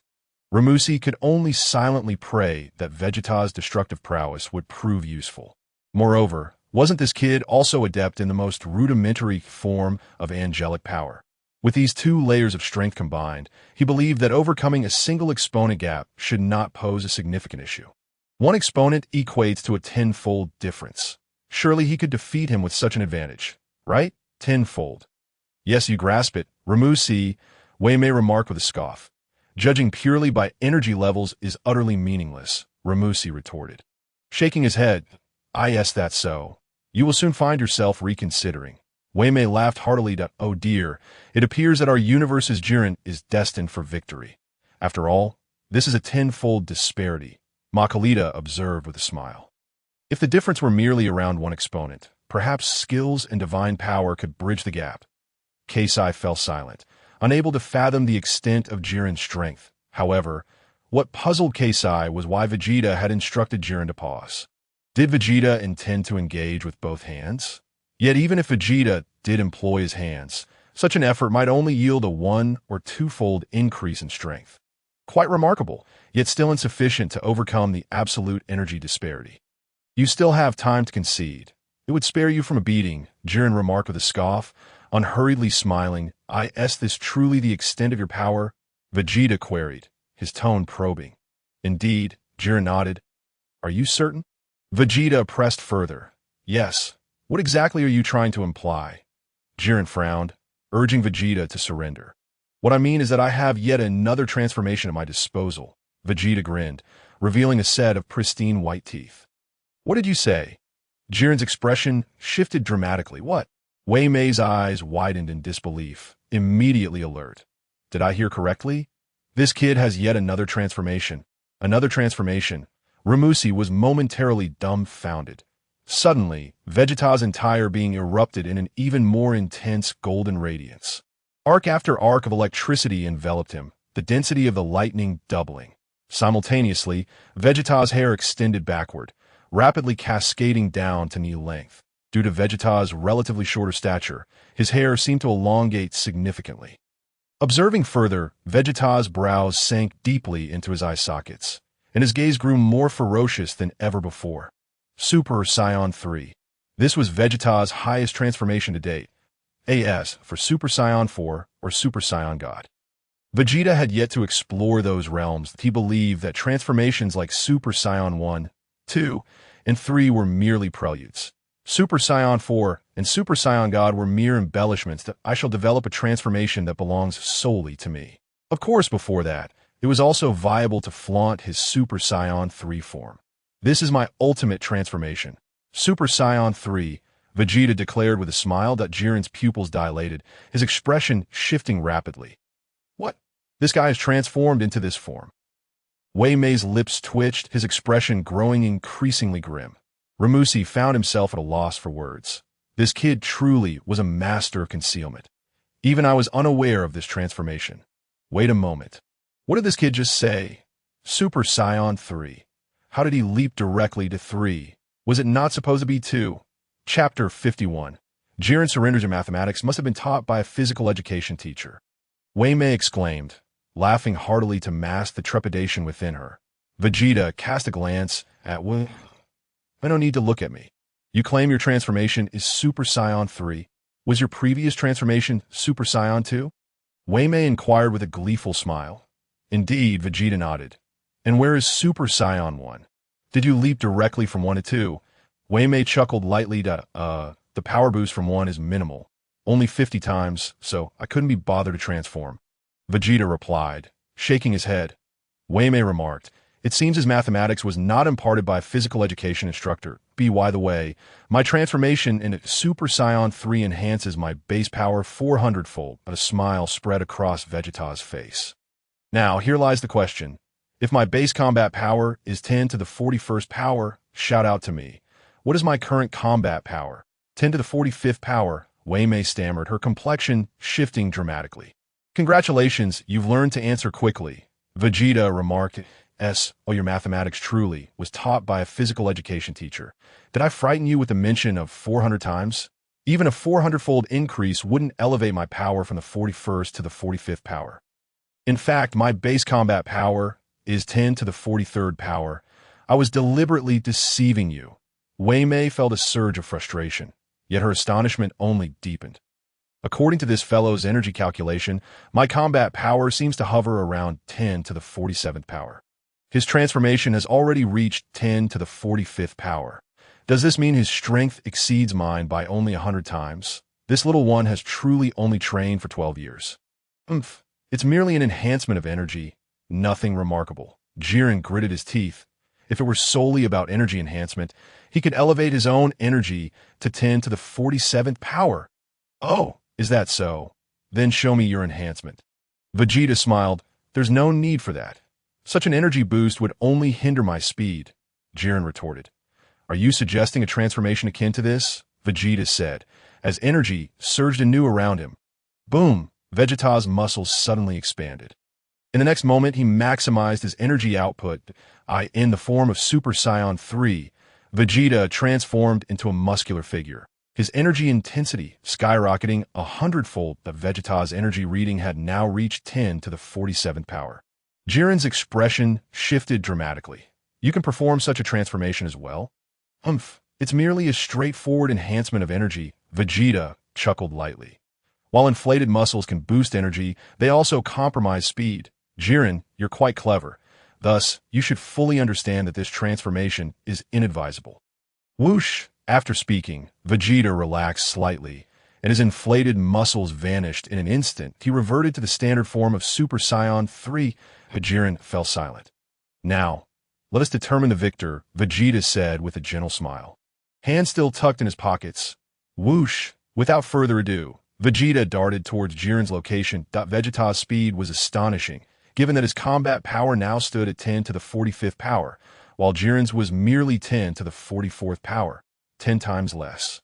Whoosh! In an instant, Vegeta stood directly opposite Jiren. The speed was so swift that Jiren's eyes widened in disbelief. Bang! Vegeta delivered a kick that landed squarely on Jiren's chin. "Oh, whoa!" Jiren cried out in agony, his body flipping through the air multiple times. "Taste my foot!" Vegeta suddenly appeared above Jiren, delivering another kick. Bang! The strike hit Jiren squarely in the chest. He plummeted from the sky. Boom! Jiren crashed to the ground like a cannonball, causing the earth to tremble violently. The majority of the Proud Warriors' headquarters was left in ruins. Whoosh! Vegeta's tail tip aimed at the fallen Jiren, unleashing a barrage of energy blasts that Jiren's body landed in a massive crater. Disoriented and dazed that moment, Jiren looked up and saw the descending energy blasts. His face paled in fear as he quickly crossed his arms to shield himself from the oncoming assault. Boom! The scene erupted in another explosion, sending plumes of smoke into the air. As the haze gradually cleared, Jiren emerged disheveled, soaring back into the sky. Bang! Just as Jiren ascended, Vegeta kicked him again, striking him in the chest. Pooh! Jiren spat out a mouthful of blood, his body hurtling backward. Yet he soon retaliated, charging from a distance. Wait! Jiren panicked, waving his hands frantically. Vegeta halted immediately, having granted Jiren the same courtesy he had received moments earlier. I surrender, Jiren gritted his teeth reluctantly. I haven't even taken my hands out of my pockets, Vegeta replied, shaking his head. With that, he withdrew his hands from his pockets. Jiren felt as if he had sustained a critical hit of 100,000 points. The chasm between them was insurmountable. After a brief silence, Jiren declared, I will not be defeated by you. In 30 years, I shall certainly surpass you. Without hesitation, Jiren transformed into a streak of light, swiftly disappearing into the structures below. You plan to stake everything on 30 years. Vegeta's voice echoed. Behind him, in 30 years, not only I, but even the second strongest in our universe would leave you searching for your teeth. Jiren visibly trembled at Vegeta's words, but dared not retort. A loss was a loss. This time, Jiren accepted his defeat with grace. He ceased his hesitation, promptly returning to his residence to commence rigorous training. In 30 years, I will undoubtedly defeat you. What does your universe's second strongest amount to? Wei Mei lamented, feeling as if she had lost someone dear. Ha! Ramsey laughed heartily, wearing a mischievous grin. Wei Mei remained silent, her expression darkening considerably. Chapter 52. 1,000 years! 1,000 years! 1,000 years, Wei Mei! Ramsey exclaimed, ecstatic as he patted Wei Mei on the shoulder. Get your filthy hands off me! Wei Mei seethed through clenched teeth. 1,000 years! Ramsey exclaimed, his excitement evident. Wei Mei trembled with rage, unable to fathom that even Jiren had been bested by this little one, that I was far too careless. Keisai, we can return now, Ramsey called to Keisai, then turned back to Wei Mei, instructing Wei Mei, remember to come to work tomorrow. If you hinder our universe's progress, I shall not forgive you. Wei Mei's face turned pale, too infuriating. I'm leaving, Vegeta. Ramsey now regarded Vegeta with increasing favor. Vegeta nodded and flew to Ramsey's side. Whoosh! Keisai also returned to Vegeta's vicinity. Clap! Vegeta exhibited no sense of decorum as he abruptly embraced Kasai from behind. "We're leaving now, Kasai. Don't forget to come back to work," he declared. Ramsey erupted into uncontrollable laughter. "Margarita, esteemed mistress, I apologize for the intrusion. Until we meet again." Kasai waved her hand in farewell. Whoosh! In the next instant, Kasai, accompanied by Vegeta, transformed alongside Ramsey into two distinct streams of light, swiftly vanishing into the starry expanse, disappearing from Margarita and Kasai's view in no time. Observing the spot where Vegeta and the others had vanished, Kasai's expression turned grim to the utmost degree. "I am on the verge of retirement. Yet I am still obligated to toil for the 10th universe for another 1,000 years. Kasai lamented, on the brink of tears. "This situation is utterly ridiculous. Why, dear Kasai, do not grieve," Margarita reassured with a smile. "It is merely 1,000 years. It will soon pass. You speak so lightly." "Margarita," Kasai retorted darkly, "it's not you who has to work? We shall simply devise a way to win back our freedom." Margarita chuckled. "What other options do we have? Even Jiren was bested by that brat." Kasai gritted his teeth. "Am I to be the official god of destruction, challenging an in-turn god of destruction? The thought of such news spreading is embarrassing. Did I not suggest earlier? We could consider hosting a competition among the in-turn Kaioshins," Margarita proposed. "That may be true, but the question remains, will Ramsey even be willing to gamble?" Kasai pondered. "What if he loses another 10,000 years? Margarita replied, "I am certain Lord Ramsey would be tempted. 10,000 years. Do not jest." Kasai nearly broke down. 1,000 years is already more than I can bear. If I lose again, I will have nothing to do during my retirement. Wait a moment. Then what is the point of retiring at all? I would merely be working for the 10th universe. Kasai, do give it some thought. The one who loses is not me, Margarita said with a smile. Kasai felt a pang in his heart. A competition among the in-turn Kaioshins? It seemed plausible, yet it also felt unreliable. I was so certain Jiren would win. And yet, what happened? He lost to that little brat named Vegeta. That insufferable little brat, indeed. Actually, there's another option, Margarita suggested. What do you propose? Kasai inquired. Margarita proposed that you could engage in a competition with other universes' in-turn gods of destruction, winning the assistance of other gods to take your place. Once victorious, you could assign them to the 10th universe. Kasai's eyes lit up at the thought. That is a splendid idea, since I cannot defeat the 10th universe. Perhaps I could bully another universe instead. But which universe should I choose? Upon contemplating this, Kasai's enthusiasm waned. Let's think this through. Margarita giggled in response. But there are no in-turn gods of destruction in other universes. That complicates matters, Kasai sighed. This requires careful deliberation. We must devise a foolproof plan. Let's return for now, Kasai concluded. Yes, my lord, Margarita nodded. I sincerely apologize, my lord Kasai. From now on, I will diligently train. Toppo stepped forward to apologize. You disgraceful fool, Kasai scoffed, followed by a resigned sigh. Well, even Jiren was defeated by him. Indeed, if Jiren cannot match that little one, what can I expect from Toppo? Kasai said no more, transforming into a crimson streak of light. Vanishing quickly, Margarita offered a word of comfort to Toppo before her radiant form disappeared into the cosmos.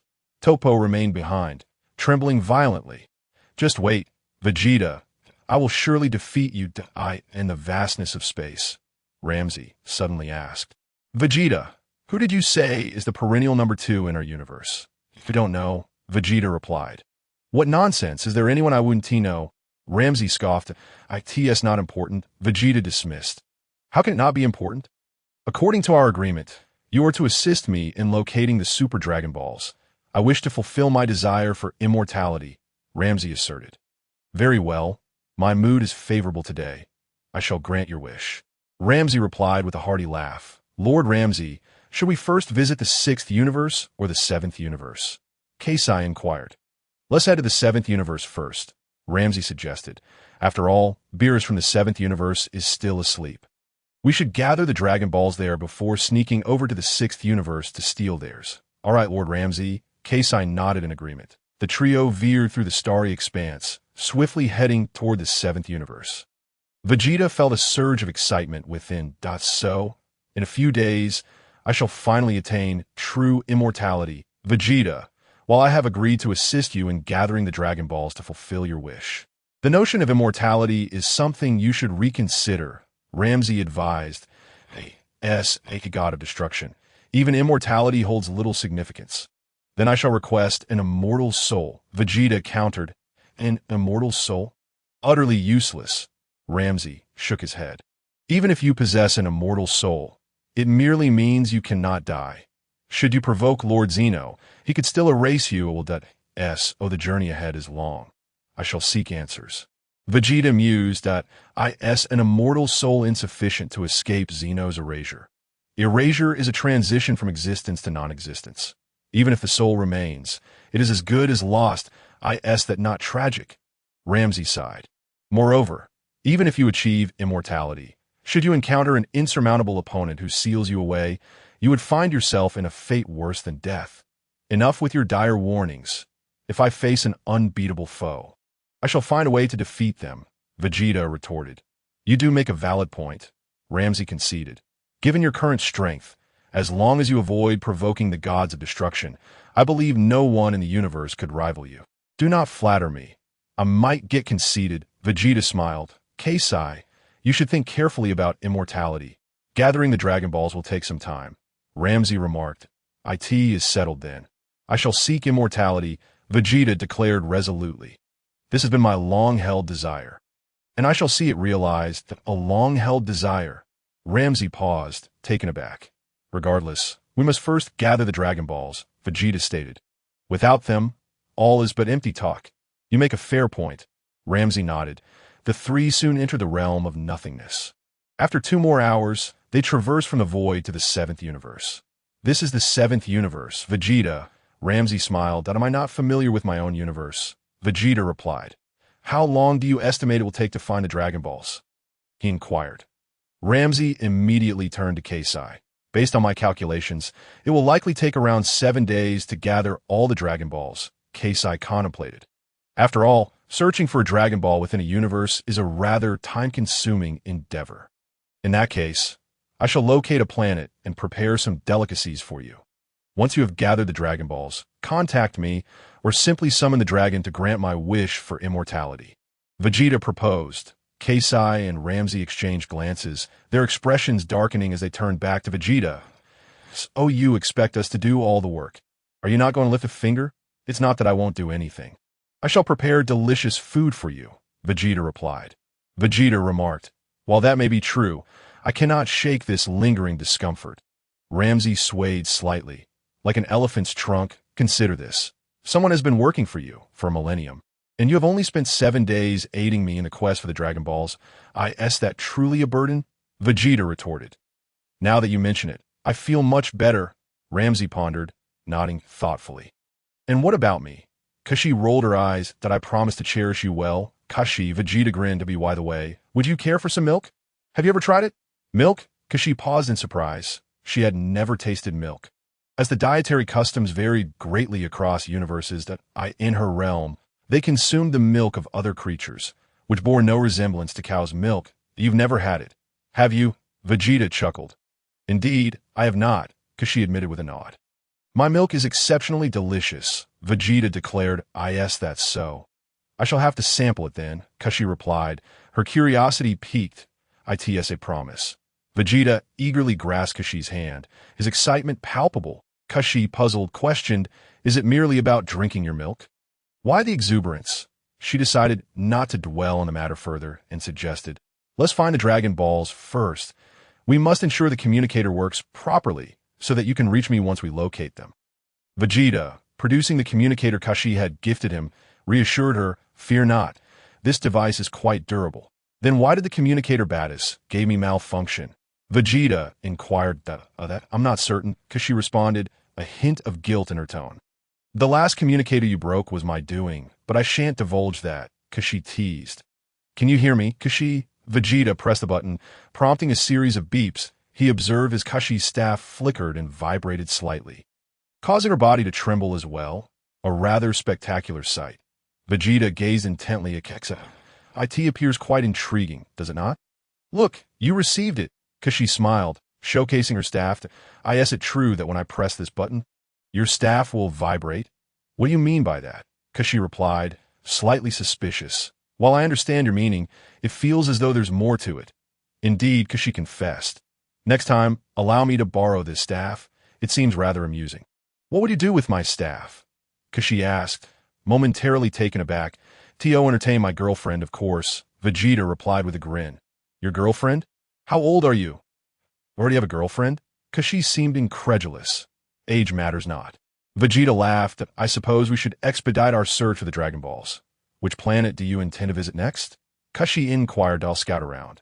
Let's part ways here, Vegeta suggested to Kashi and Ramsey. Young man, the universe is vast. Do not lose your way, Ramsey cautioned, and do avoid wandering to Beerus's planet. That fellow is notoriously temperamental. Understood, Vegeta nodded. I am not so foolish as to venture there. Just keep that in mind. Ramsey replied, then turned to Kashi. Kashi, have you pinpointed the location of the first Dragon Ball? Indeed. Let us proceed. Lord Ramsey, Kashi affirmed. Onward, Ramsey nodded.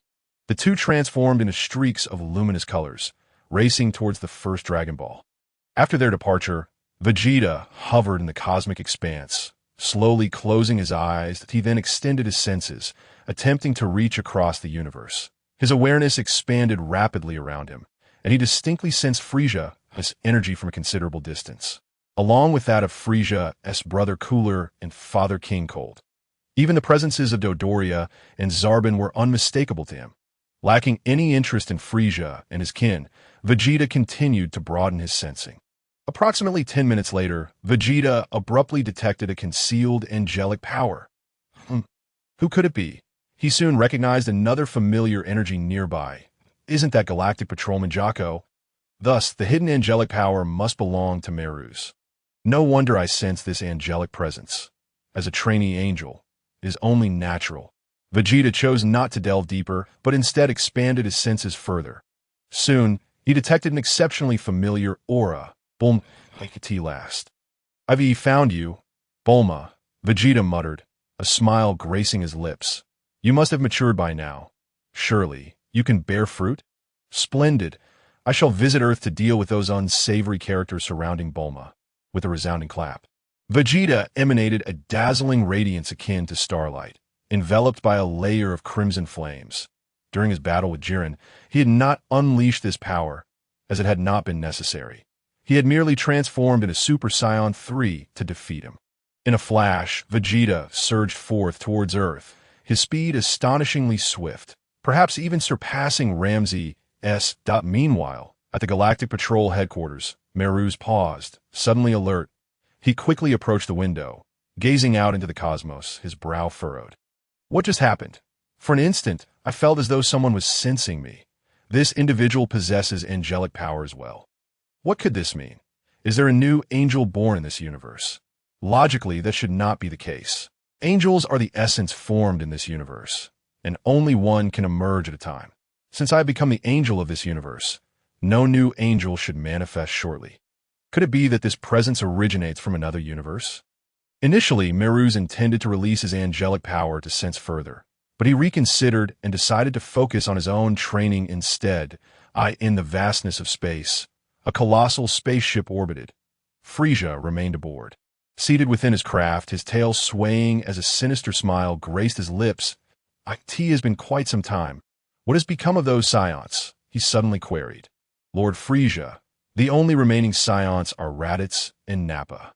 The others have perished, Dodoria reported with a bow. Oh, such a pity. Frieza mused with a smirk. By the way, what of Vegeta? Do we have any information on that little monkey? After all, Nappa and Raditz are utterly worthless. My interest lies with that one named Vegeta. Your Excellency Frieza, ever since Vegeta departed from the planet of Fandor, he promptly journeyed to Earth, after which we lost all communication with him. It is possible that Vegeta has damaged the communication device on his spacecraft. Dodoria speculated. I believe Vegeta must have been residing on Earth all these years. Is it true? Does he intend to marry and have children there? Frieza chuckled. Your words ring true, my lord. replied Bulibulu. According to our investigations, the genes of Saiyans and Earthlings can indeed intertwine, which implies that they are capable of producing offspring together. Let us not dwell on him. Perhaps Vegeta has become utterly useless, Frieza remarked nonchalantly. As they conversed, a dazzling stream of light, woven with hues of vibrant colors and deep crimson, flashed past the front of Frieza's spacecraft. The speed was so astonishing that, to Frieza, it seemed but a fleeting glimpse. What was that? Dodoria clearly also caught sight of the extraordinary streak of light that it appears as if a person is soaring. Bulibula muttered, "What? Someone is flying." Frieza was taken aback, turning to Bulibulu. "Did you discern who it was?" "I could not make it out." "Your Excellency," Bulibulu rubbed his eyes. "Such luminescence may very well belong to Lord Beerus and his attendant." Frieza mused. "Can the surveillance capture his image?" Bulibulu immediately began adjusting the monitoring equipment. However, the surveillance was utterly incapable of recording such rapid velocity, as Vegeta had merely zipped past in an instant. "Has Lord Beerus awoken?" Frieza pondered. "That is indeed curious. If Lord Beerus were awake, why would he pass by my spacecraft without acknowledging my presence? I have devoted myself diligently to serving Lord Beerus, having obliterated numerous planets over the years. Furthermore, I even constructed a culinary planet for him, complete with a statue of Lord Beerus himself. That statue, crafted from materials 100-fold superior to the previous one, is far less prone to shattering. So, why does Lord Beerus not seek me out? The likelihood seems slim that it cannot possibly be Lord Beerus. Could it be that plump version of Lord Beerus? I received word from the planet of Fandor regarding an encounter with a rather portly Lord Beerus. Very well, I shall inquire once he awakens. I suspect he remains in slumber." Frieza could hardly fathom that the figure who had just zipped past him was indeed Vegeta. Vegeta, having just battled Jiren, found the insignificant Frieza hardly worth his attention.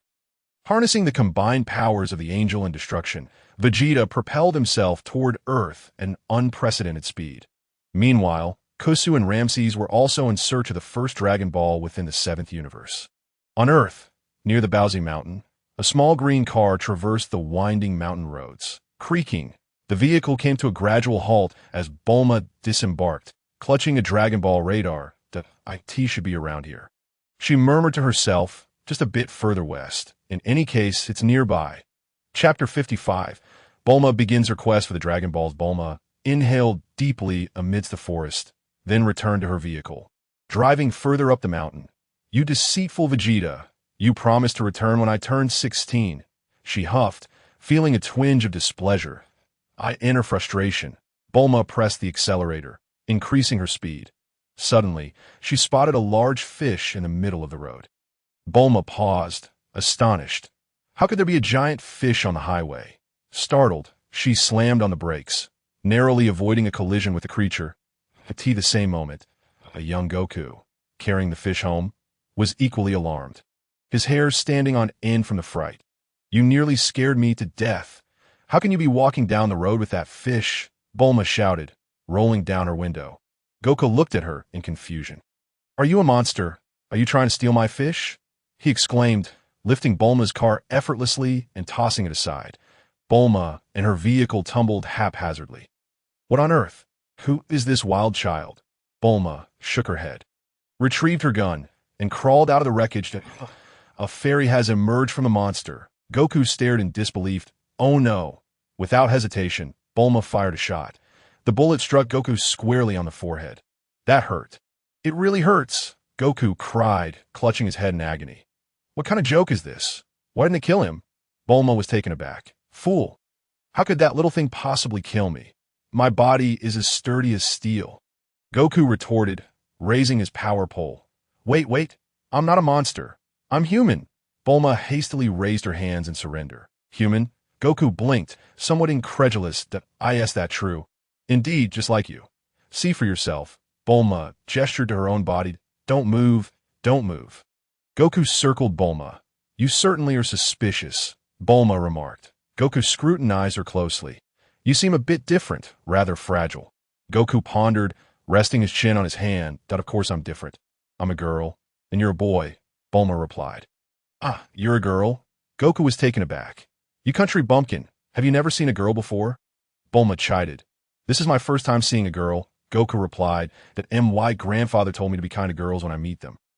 Your grandfather is absolutely right, but do not entertain any improper thoughts about me. I already have a boyfriend, Bulma chuckled. Boyfriend? Can you eat that? Goku inquired curiously. Yes, sometimes you can, Bulma nodded. Goku scratched his head, deep in thought. Bulma wiped her brow. Are you serious with that expression? A girl without a tail? How amusing. Goku suddenly noticed Bulma's lack of a tail. Tail?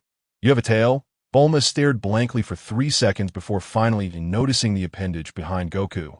All men have tails, Goku nodded. What nonsense are you spouting? Bulma reprimanded. Let me ask you, do you know someone named Vegeta? Vegeta?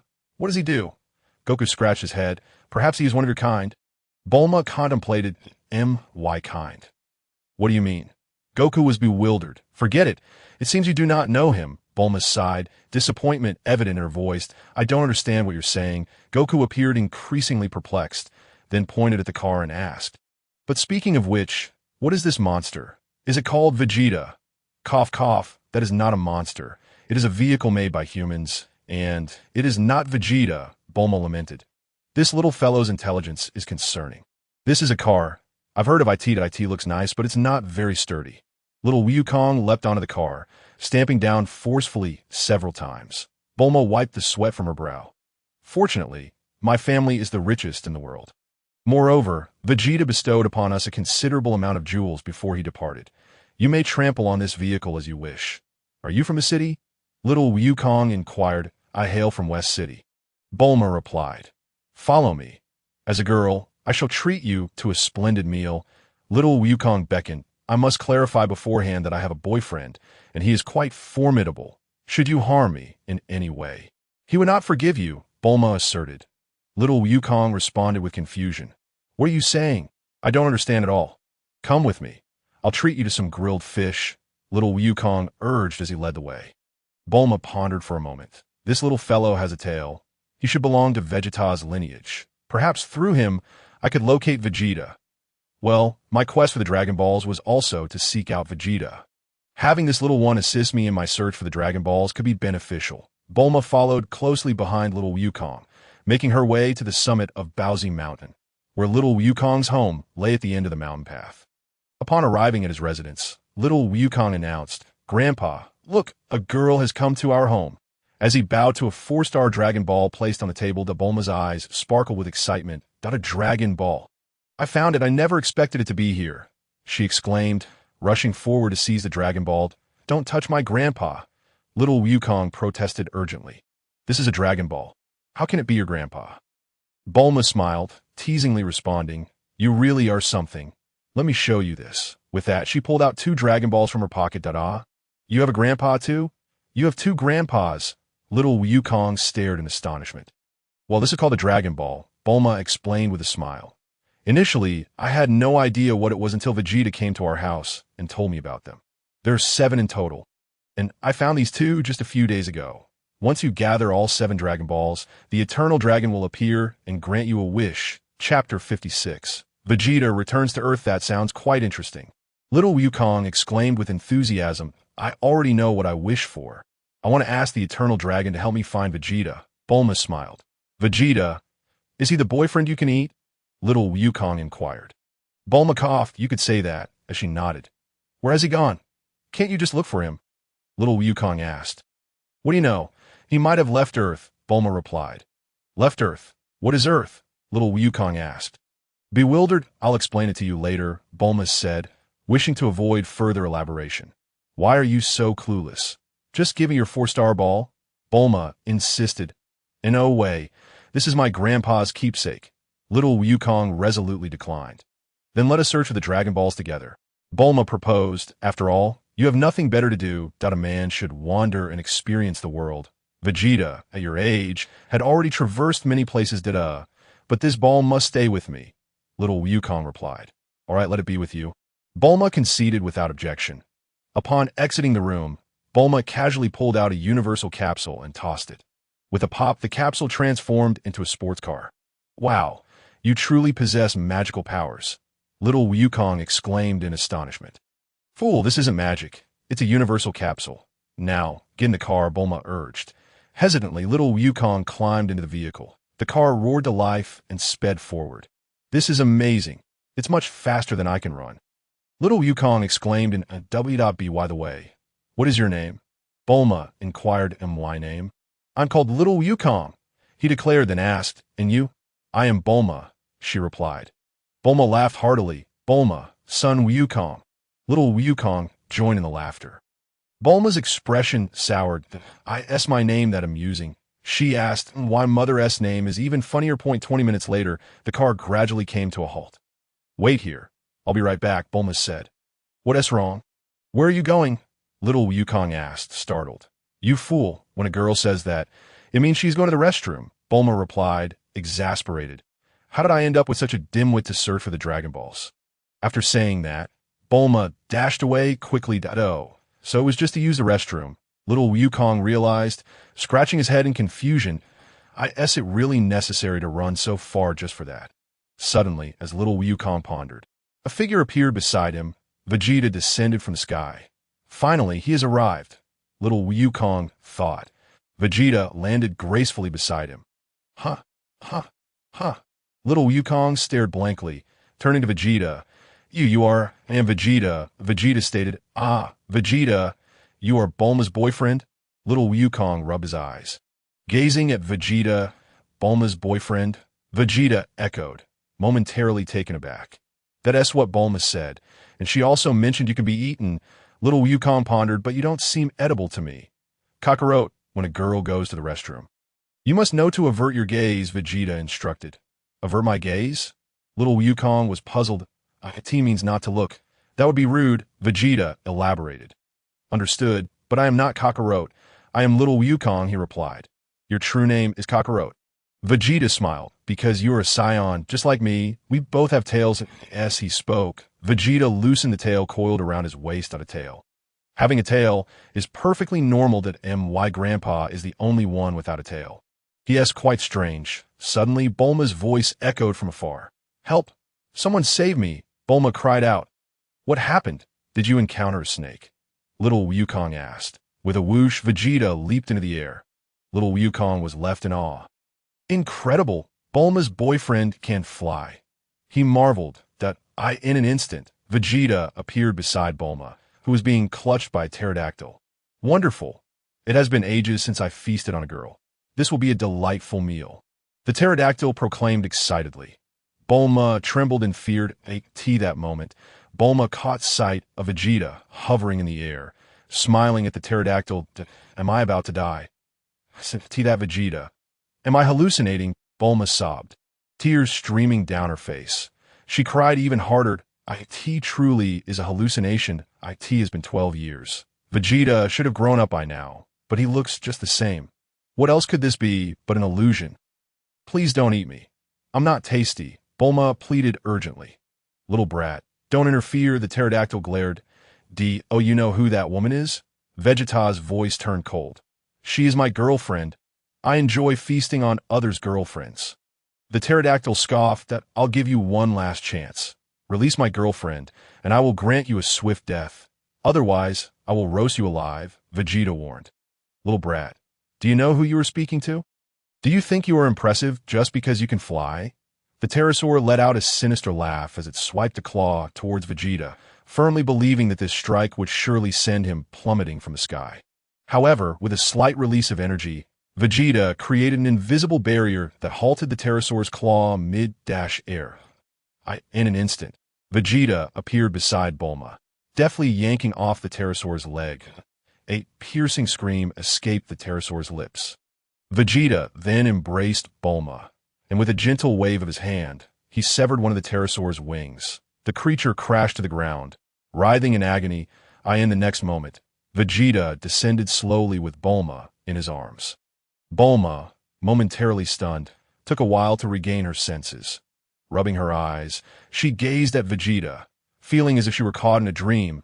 I can't be mistaken. Can I? She asked. Chapter 57. Bulma, I have returned. Kakarot, are you hungry? Vegeta directed his gaze towards Goku, who nodded vigorously. How did you know I was hungry? Let us eat him. Vegeta beckoned Goku that I've tasted it before. It seemed quite delicious, Goku replied, smacking his lips and looking around. I'll go gather some firewood to roast it. Go ahead. Vegeta smiled slightly. Goku dashed off, leaving the pterosaur with a look of utter despair. I just offered you a chance, yet you failed to seize it. I shall not grant you a swift demise for daring to threaten my girlfriend, that I will devour you instead. Are you all right, Bulma? Vegeta asked softly, examining her from head to toe. The once small girl had blossomed into a young woman. Indeed, the 16-year-old Bulma was even more enchanting. The unique fragrance that emanated from her was enough to stir Vegeta's heart. Is it really you, Vegeta?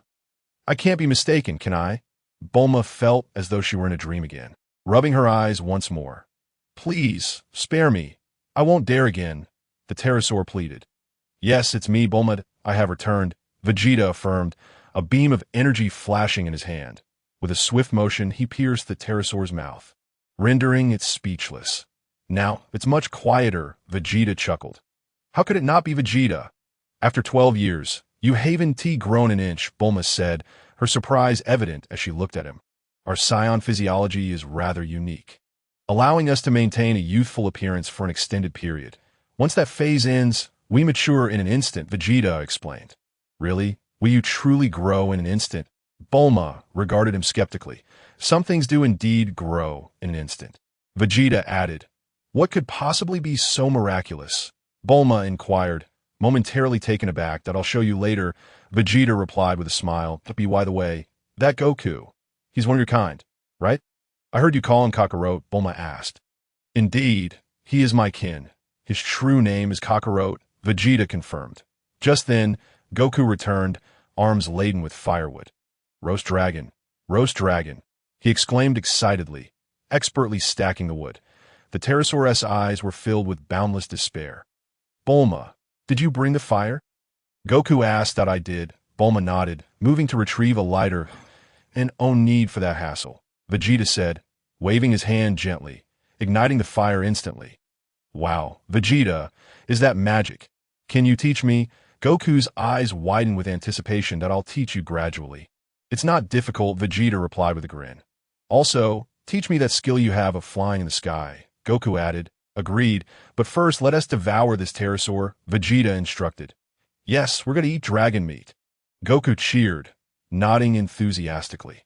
Goku then produced a long stick and thrust it into the pterosaur's rear. Ouch! The pterosaur cried out in pain. Sorry, just bear with it. Goku chuckled. I could see this moment. Goku showed little kindness, lacking guidance. His main focus was on food, having lived on the Buns Mountain and feasted on many delicacies that he had consumed various talking creatures as well.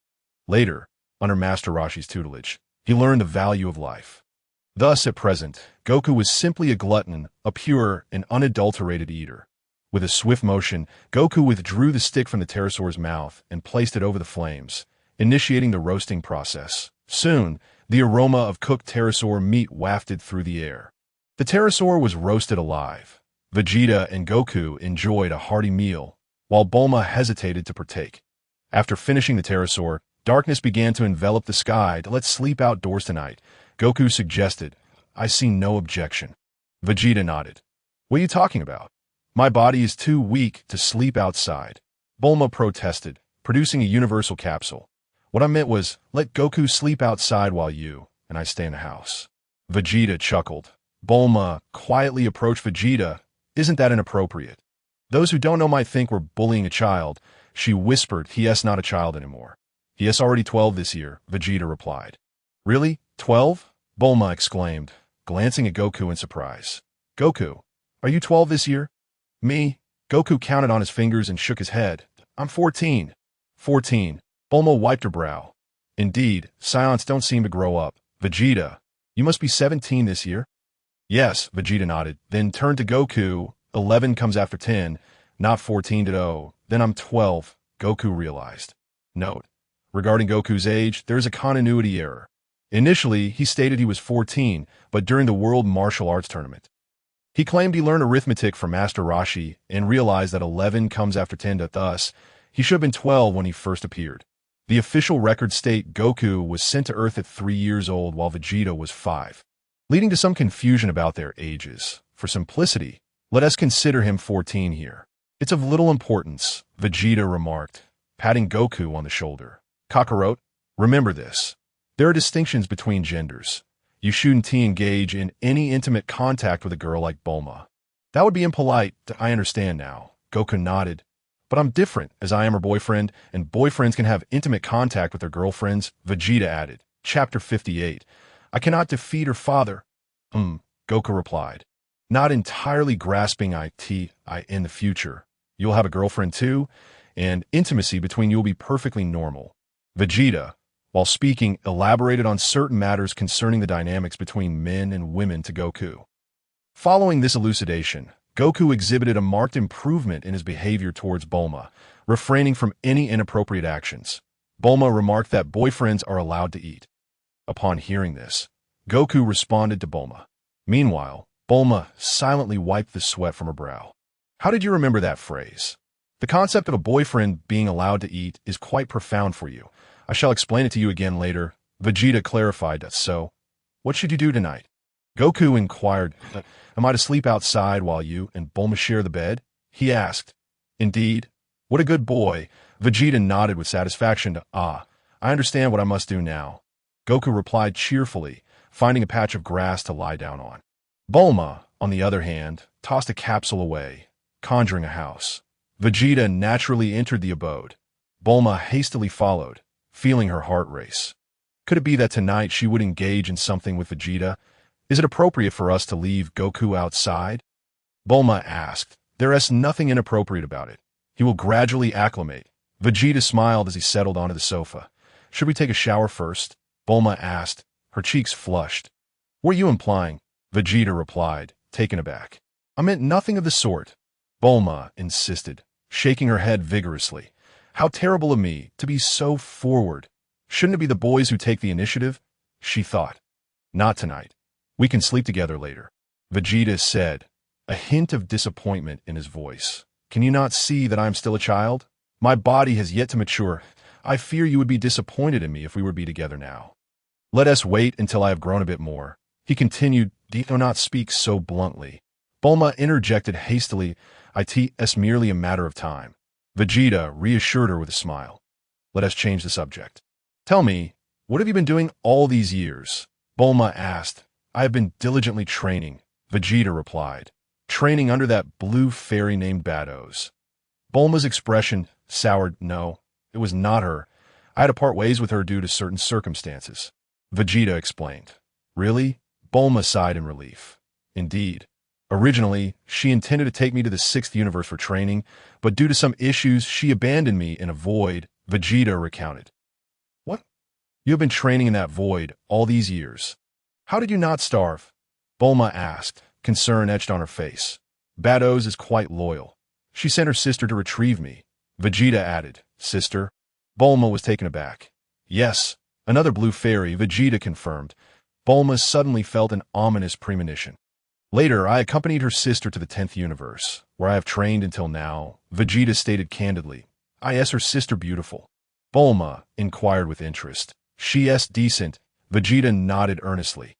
Hey, you're drooling, Bulma exclaimed, feeling utterly dismayed. Vegeta wiped his mouth and inadvertently rubbed against Bulma. How could I have such a shameless boyfriend? Bulma lamented, nearly in tears. You must have done something inappropriate with that blue fairy sister, I assure you. I did not. You have my word. Vegeta raised his hand in guarantee. Really? Bulma remained skeptical. Absolutely, Vegeta affirmed again. This is not your usual behavior. Bulma scrutinized him. There is no reason for doubt. I cannot overpower her. Vegeta replied. Bulma fell silent. Did you refrain from any inappropriate actions because you could not defeat her? What if you could? Bulma pressed on. In that case, it would still be a no. Vegeta shook his head. Bulma was momentarily stunned. Why would it be a no if you could defeat her? Because I cannot defeat her father, Vegeta added. Bulma held her head in her hands, choosing not to respond as silence hung in the air.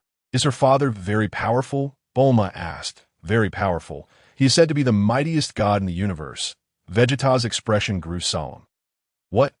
The mightiest god in the universe? Bulma gasped. Thus, the road ahead is long.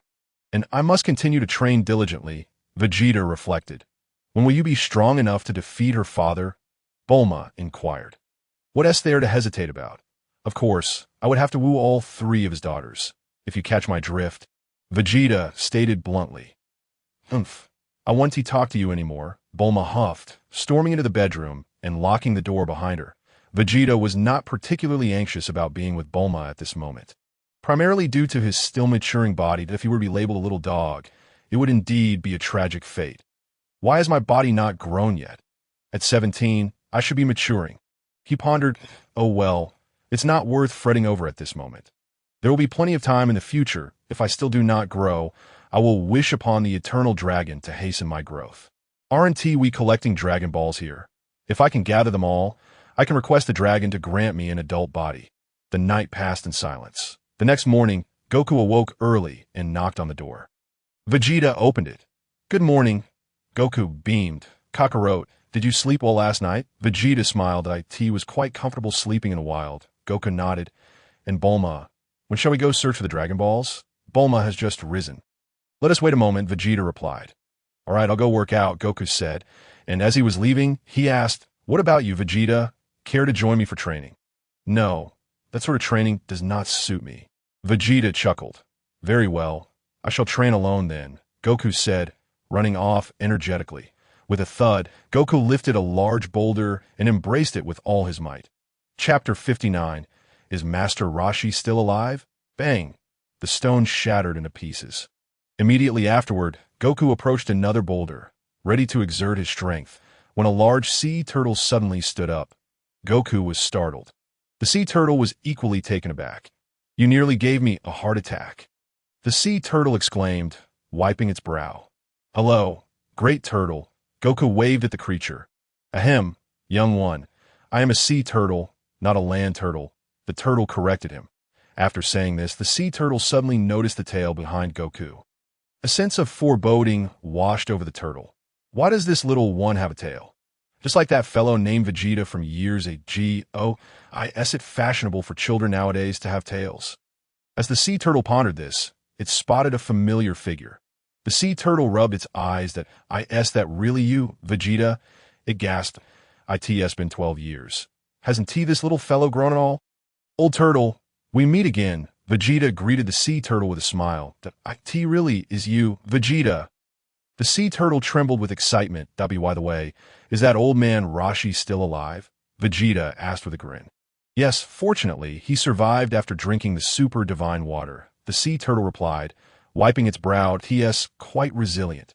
Vegeta nodded slightly. The turtle fell silent. This young lad is truly a fool, having the audacity to offer Master Roshi the highly toxic super divine water. As a result, Master Roshi slumbered for 7 days and nights before finally rousing. Fortunately, he managed to survive. Otherwise, he might have truly succumbed to the poison.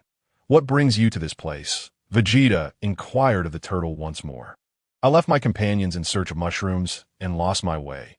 For a year, I've been seeking the ocean, the turtle lamented, tears streaming down its face. Oh, Goku replied sympathetically, nodding to you've got your directions all wrong. The ocean lies that way. Let me send you back, Vegeta suggested. The turtle responded, can I just walk back myself? Fear crept into its voice. That kick you gave me still haunts me to this day. You really intend to toss me back? How utterly shameless of you. It should take about 130 kilometers south to return to the sea. Vegeta soared into the sky, glanced southward, and replied, What? 130 kilometers. How long will it take me to crawl back to the ocean? So shall I just throw you back then? Vegeta chuckled. A swift kick and you'll be back in the sea. How convenient. No. I'll crawl myself, the turtle exclaimed, quickly turning and scuttling away at an astonishing speed. Kakarot, who claimed turtles are slow. Vegeta laughed. Addressing little Goku, wasn't me. Goku replied, this moment. Bulma finally finished tidying up, transforming the house back into a capsule, and stepped out, looking quite presentable. What just happened? I heard you conversing with someone, Bulma asked Nothing much, just a turtle. Goku replied that a turtle. Are animals becoming sentient now? Even turtles can talk, Bulma mused. Enough of that. Let us search for the Dragon Balls. Let us head over there, she said, pointing southward. That turtle crawled in that direction, Goku remarked. Bulma remained silent. By the way, Bulma, wasn't it your wish to find Vegeta? He is already back.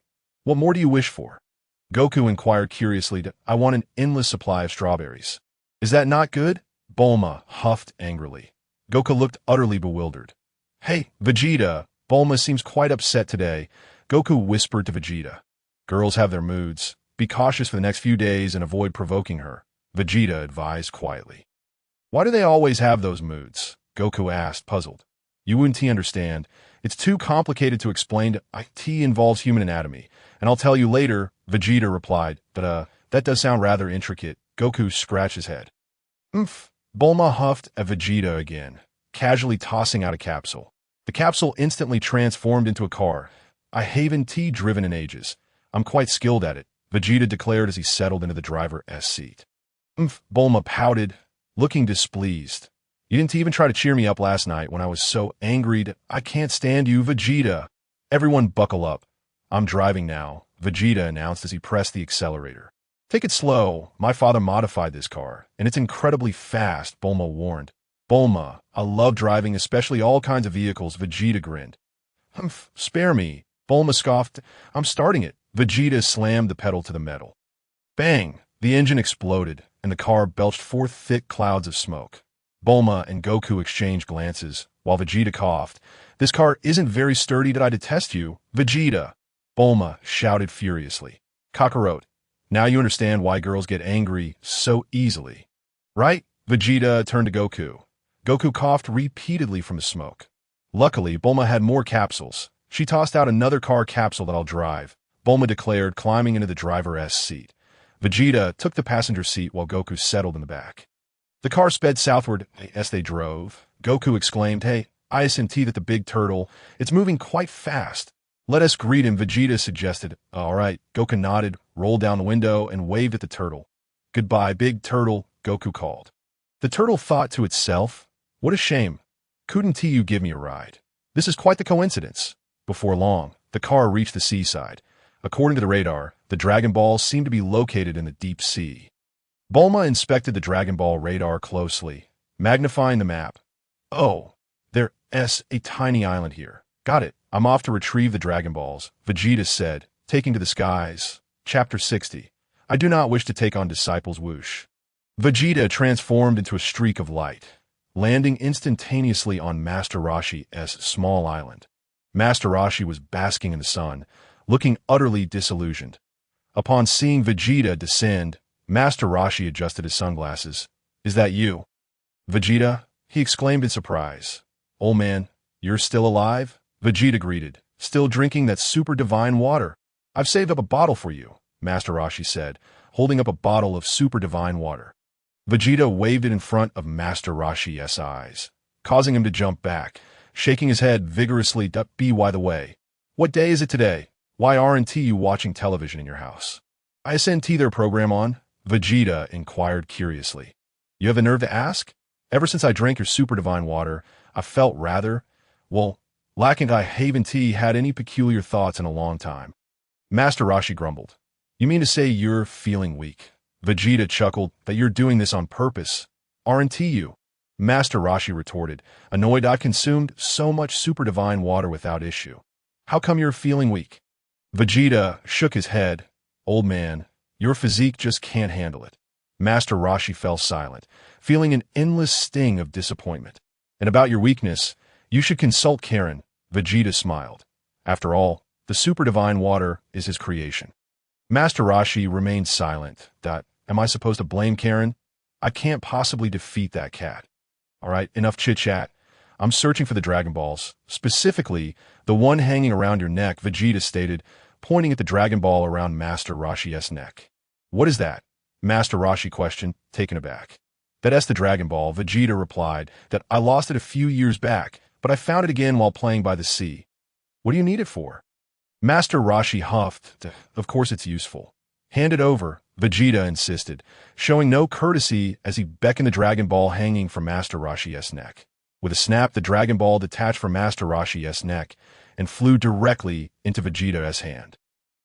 Quite satisfactory, Vegeta nodded approvingly. Did I say I would give it to you? You're outright stealing. Master Roshi protested. Oh, and I've found you a disciple. Once I finish searching for the Dragon Balls, you can train him. Master Roshi suddenly remembered, calling out to Vegeta as he prepared to leave. I do not wish to take on disciples, Vegeta replied. Master Roshi shook his head vigorously. Do not say such things. Allow me to introduce you to him, Vegeta declared, stepping forward to seize Master Roshi's shell and soaring into the sky. Master Roshi exclaimed, Damn it, I have no desire to take on a disciple. Ever since I consumed the ultra-divine water, I have been plagued by its adverse effect. I find myself devoid of interest in women. And now you want me to take on a disciple. You've stripped away the only joy I had in life. Whoosh, Vegeta, carrying Master Roshi, swiftly appeared beside Goku and Bulma. Here comes a rather peculiar old man, Bulma remarked in surprise. Hello there, Goku waved at Master Roshi. With wide eyes, Master Roshi turned his astonished gaze towards Goku. This boy has a tail too. Vegeta suggesting that I take him on as a disciple? Thud! Vegeta gently dropped Master Roshi from the sky. I trust you have discerned who your new disciple will be, Vegeta smiled, pointing at Goku. With tears in his eyes, Master Roshi reluctantly agreed. Disciple? Master. Goku was still bewildered. Kakarot, once we've collected the Dragon Balls, you shall come and learn martial arts from this old fellow. Vegeta suggested. You must put in your utmost effort. Will learning from him allow me to defeat you? Goku asked, a hint of excitement in his voice. Not make me your benchmark, lest you succumb to despair. Vegeta chuckled. Goku exclaimed, Boom! As Vegeta lightly kicked Master Roshi. Why did you kick me? I already acquiesced to him being my disciple. What more do you want from me? Master Roshi protested. That girl is rather attractive. Yet I cannot muster any interest. Truly unfortunate. Kakarot, you must perform the disciple's greeting. Vegeta instructed Goku. Kneel and bow your head. Cough, cough. No need for such formalities. Master Roshi hastily waved his hand. Let it be. Vegeta nodded in agreement. As Goku prepared to kneel, he hesitated upon hearing Vegeta's words. Vegeta, should I still bow? Goku inquired. No need. Your master has indicated that such formalities are unnecessary. Vegeta replied with a smile. Well, I shall not be formal then. Goku grinned widely. Master Roshi fell silent. Old man, you've accepted your disciple, and he's bowed to you. Surely you ought to present him with some token of acknowledgement, Vegeta suggested with a grin. Master Roshi responded. Did he bow? This little rascal named Kakarot is utterly unlikable. Vegeta said you don't have to bow, so you won't, Vegeta countered, growing impatient. Who exactly is your master? Hurry up. I am quite busy to ask the greatest god of this universe. You should feel honored to be entertaining me, a mere human. Master Roshi looked utterly perplexed. You are the greatest god of this universe. What are you talking about? I'm still the god of martial arts. The same one who nearly perished after drinking the ultra-divine water. Besides, I am now impotent. Forget it. I cannot defeat Vegeta. I might as well fulfill his wish. Come forth, immortal bird. Master Roshi called out loudly. Yet nothing appeared. Goku looked puzzled. Nothing came. Bulma remarked, Oh right, that immortal bird seems to have died from food poisoning. Master Roshi muttered. Bulma asked, Can immortal bird really die? Wiping the sweat from her brow. The reason it is called the immortal bird is to hope for its eternal existence. Master Roshi pondered. Never mind. Let us try something else. With that, Master Roshi waved his hand again. Come forth, flying Nimbus. Whoosh! A golden cloud swiftly approached from the distance, hovering gracefully beside Master Roshi. It's a golden cloud.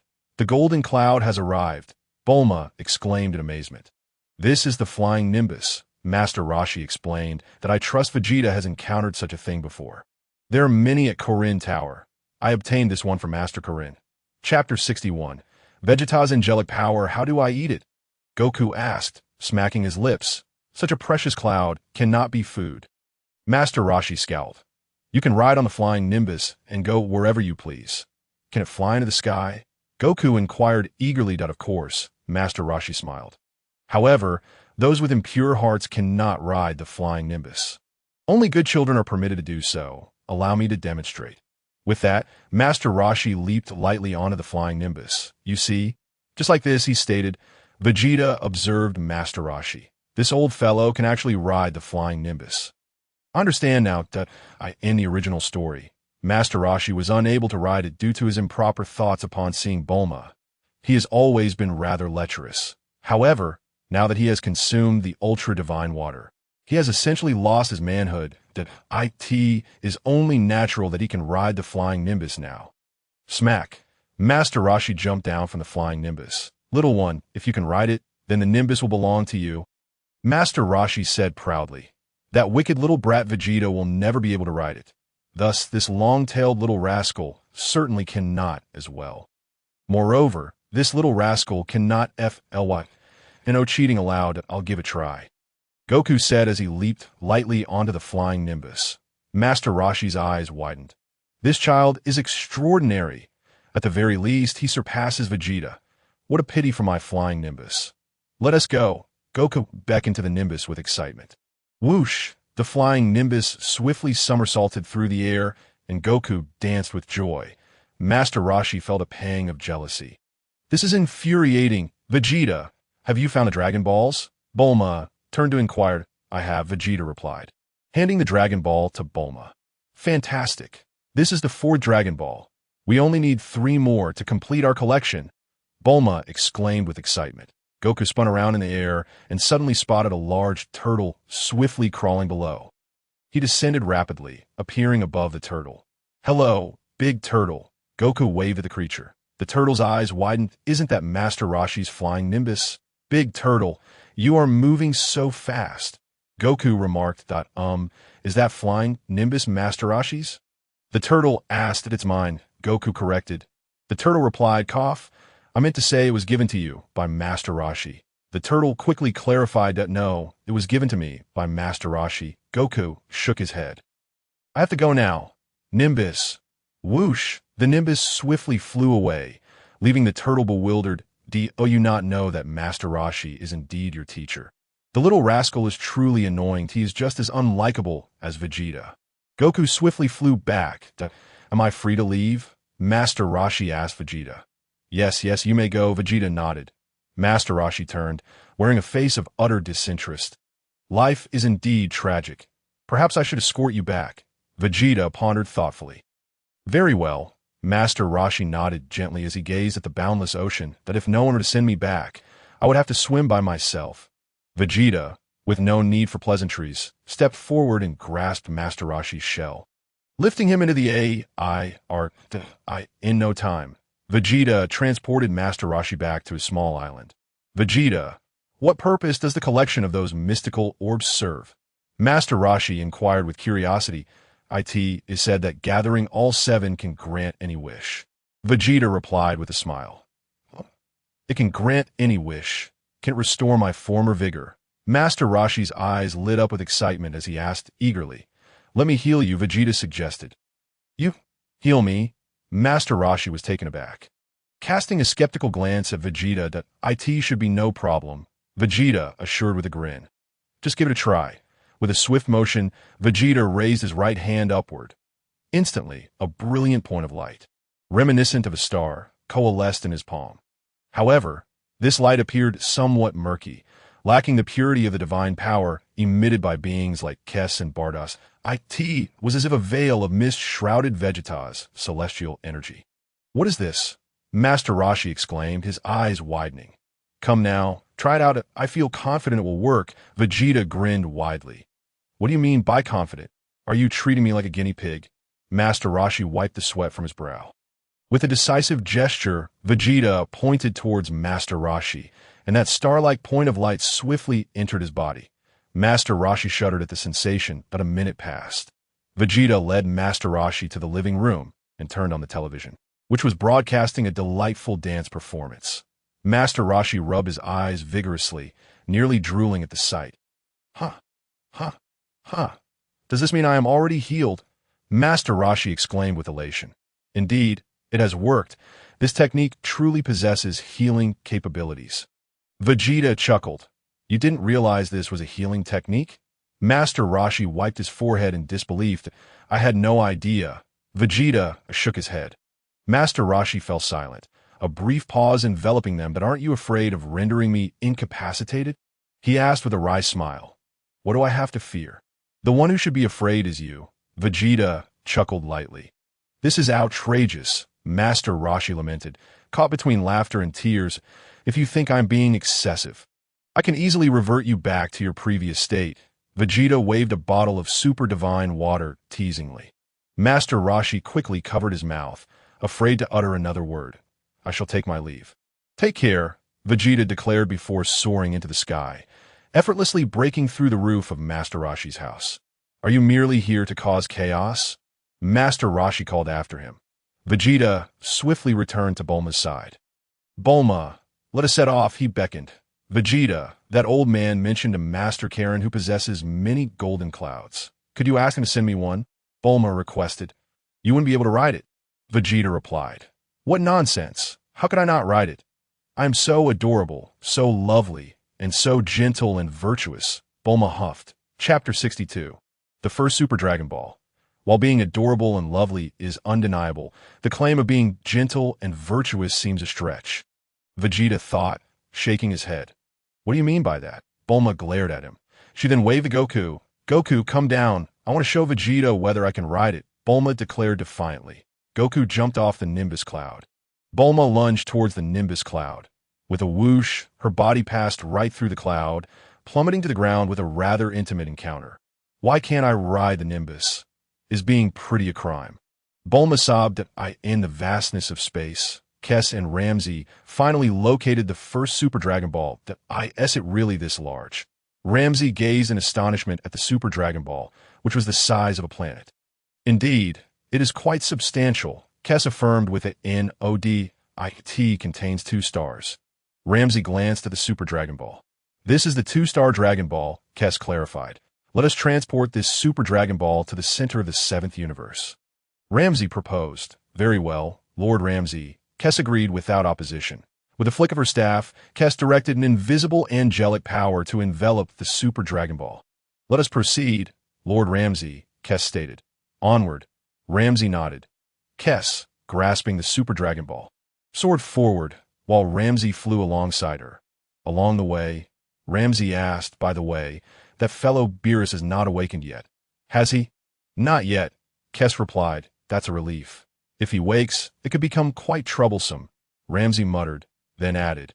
But how did that brat Vegeta learn about the Super Dragon Balls? Perhaps he heard it from Bardos or Champa, Kess speculated. That seems plausible, Ramsey agreed. It's relatively safe here in the 7th universe since Beerus is asleep. But we must be cautious when we head to the 6th universe. We can't let Champa discover us. Moreover, Bardos and Champa are still unaware that we intercepted Vegeta in the 6th universe. Kess lowered her voice. They likely think Vegeta has already been eliminated by you. I nearly forgot about that. So much time has passed, Ramsey remarked, tapping his head. In any case, let us be discreet and transport the Dragon Balls from the 6th universe to the 7th as quietly as possible. Kess smiled, confident that even Bardos couldn't keep constant watch over the Super Dragon Balls. Let us gather the Dragon Balls of the 7th universe first, Ramsey suggested. Agreed, Lord Ramsey, Kess replied. The two sped towards the center of the universe with the Super Dragon Ball. As Kess estimated that consolidating the Super Dragon Balls at the center of the 7th universe would be considerably easier. Meanwhile, aboard Frieza's spaceship, Frieza remained seated in the craft, gazing at the distant starry sky. Suddenly, he noticed a golden light rapidly approaching from afar. Frieza, along with his subordinates Dodoria and Biliblu, also observed the luminous phenomenon. The three exchanged bewildered glances. Is that a star? A golden star? Dodoria exclaimed in astonishment. I've never seen a golden star flying through space, Biliblu added, his eyes wide with disbelief. Frieza remained silent, his astonishment beyond words. Shall we head over? Dodoria suggested. Lord Frieza, should we investigate? Biliblu inquired. There are countless strange occurrences in the universe. Is a flying golden star truly so peculiar? Frieza scoffed. Akati must have strayed from its original star system to manifest in this region. Biliblu speculated. It doesn't feel like a star. It lacks warmth. Frieza shook his head. Lord Frieza, it seems there are red pentagrams at the center of that sphere. No, 2 red pentagrams, Dodoria exclaimed in surprise. What exactly is that? Belibulu was utterly perplexed, and Frieza wore a puzzled expression as well. Lord Frieza, shall we go and take a look? Belibulu inquired once more. Never mind. Curiosity killed the cat. Frieza hesitated for a moment, ultimately deciding against approaching. The Super Dragon Balls were simply too immense. Frieza and his companions were preoccupied with the Super Dragon Balls and failed to notice Kaisai and Ramsey soaring through the skies with them. Soon enough, Kaisai and Ramsey disappeared from Frieza's line of sight, carrying the Super Dragon Balls away. In approximately 10 more minutes of travel, we shall reach the center of the universe, Kaisai remarked to Ramsey. That brat Vegeta sends us to search for Dragon Balls while he luxuriates on a planet, indulging in fine cuisine. Ramsey expressed his discontent. Master Ramsey, reflect on the matters of 1,000 years. Kaisai smiled. It is precisely because I recall this that I agreed to assist him in locating the Super Dragon Balls. Ramsey huffed. The two left a trail of golden light across the starry expanse. On Earth, during their subsequent journey, Vegeta, accompanied by Bulma and little Goku, encountered Oolong once more. Vegeta wasted no time in delivering a beating to Oolong, leaving him bruised and battered. What did I do? Did I provoke you? Oolong protested. The reason I struck you is to convey that Bulma is my girlfriend. Should you harbor any inappropriate thoughts towards her, I shall transform you into a roasted pig, Vegeta threatened, placing his foot on Oolong's face. I wish to eat roasted pig, little Goku exclaimed, brandishing a knife and fork, smacking his lips at Oolong. Oolong trembled in fear. From Oolong, Vegeta's group acquired yet another Dragon Ball. Shortly thereafter, they ventured into a vast desert. Whoosh! Just as Vegeta and his companions had only just entered the desert, Lepin, riding a motorcycle with Pulp, sped towards them from the distance. Who are you? Little Goku asked, momentarily taken aback, sensing an ominous premonition.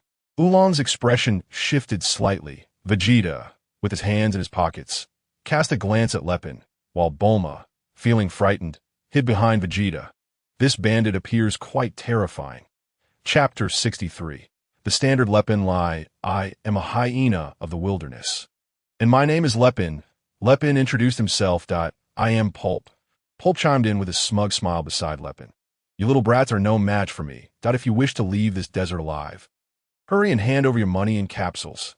Lepin declared with a smirk. Pulp, are you that weepy little Pulp?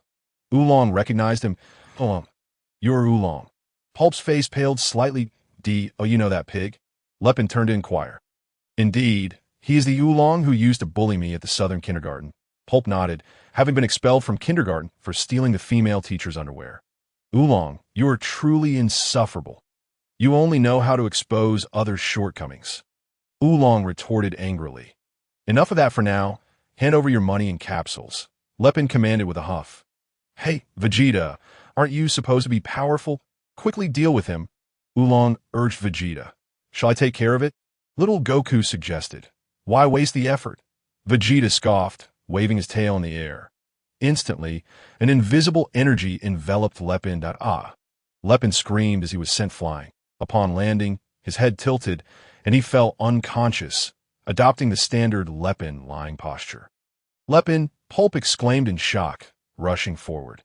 Let me give you some super divine water. Vegeta dripped a drop of super divine water onto his hand and gently pointed at Lepin. Puffed. The super divine water surged into Lepin's body. Lepin immediately turned purple, deeply poisoned. Whether he would survive depended on his luck. Vegeta grinned. Finally, I've dealt with all those who coveted Bulma. Now, I can relax for a while. Oolong stood by, utterly stunned.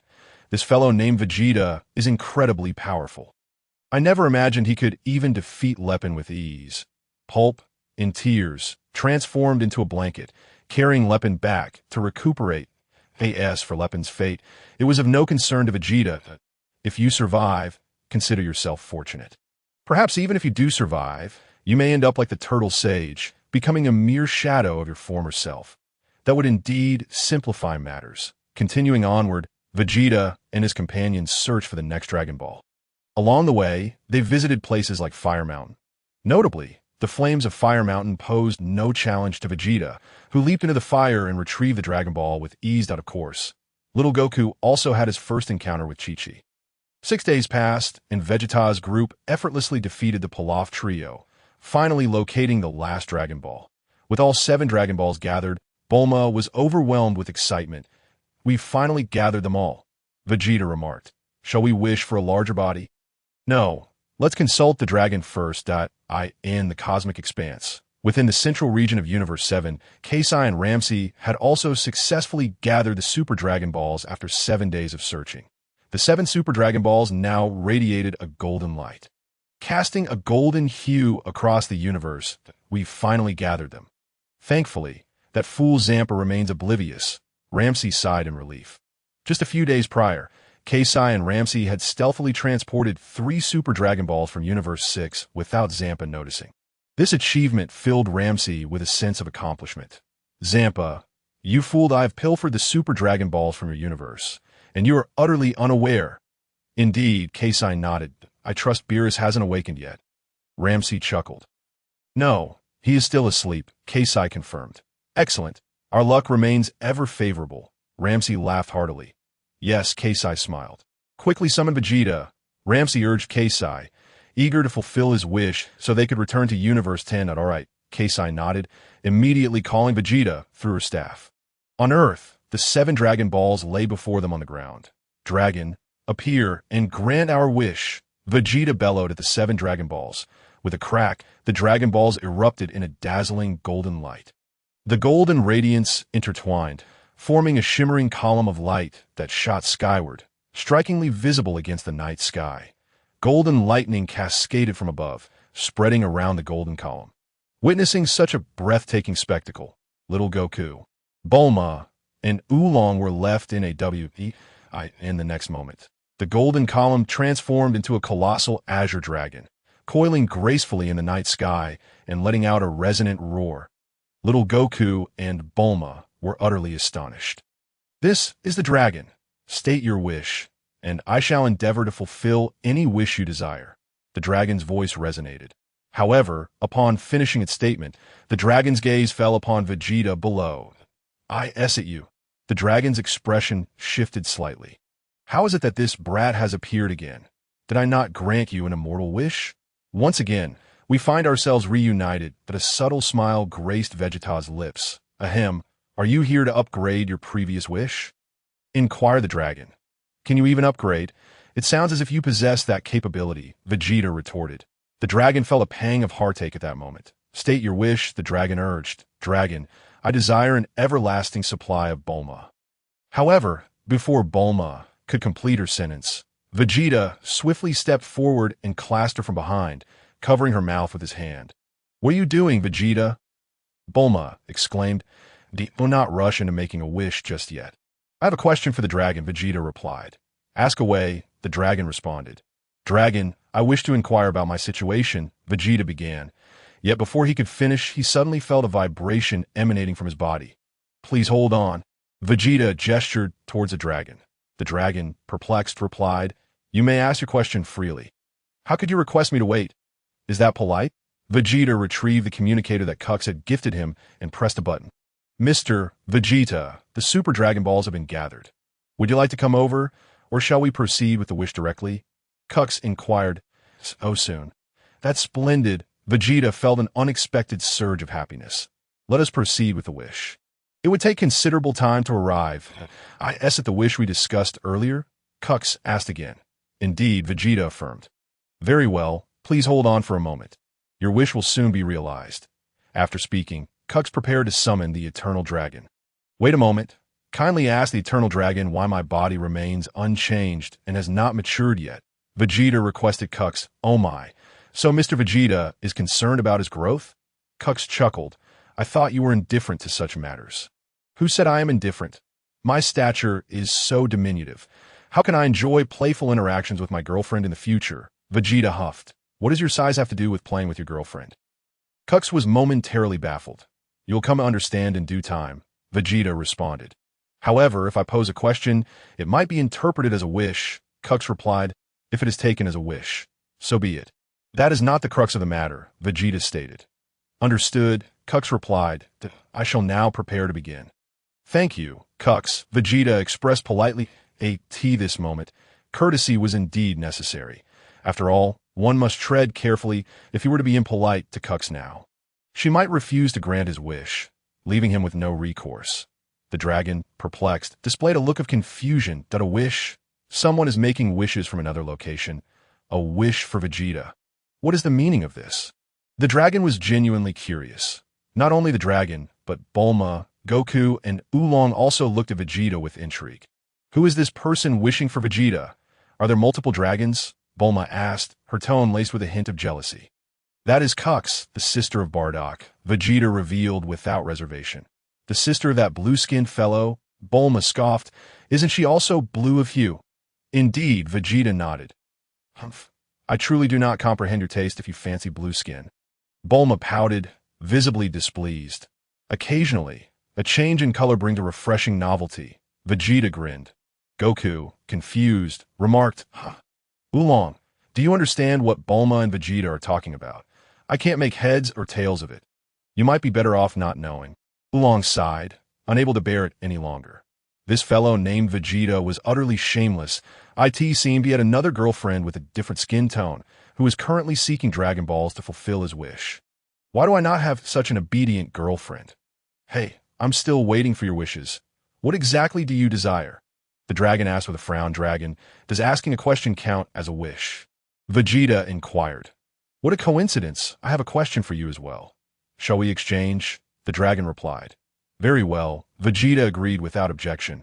Bulma, intrigued, stated, Is this even allowed? You may ask first. The dragon said, I ask you, what is the matter with your height? When will you mature? Vegeta asked. The physical structure of Saiyans is rather unique.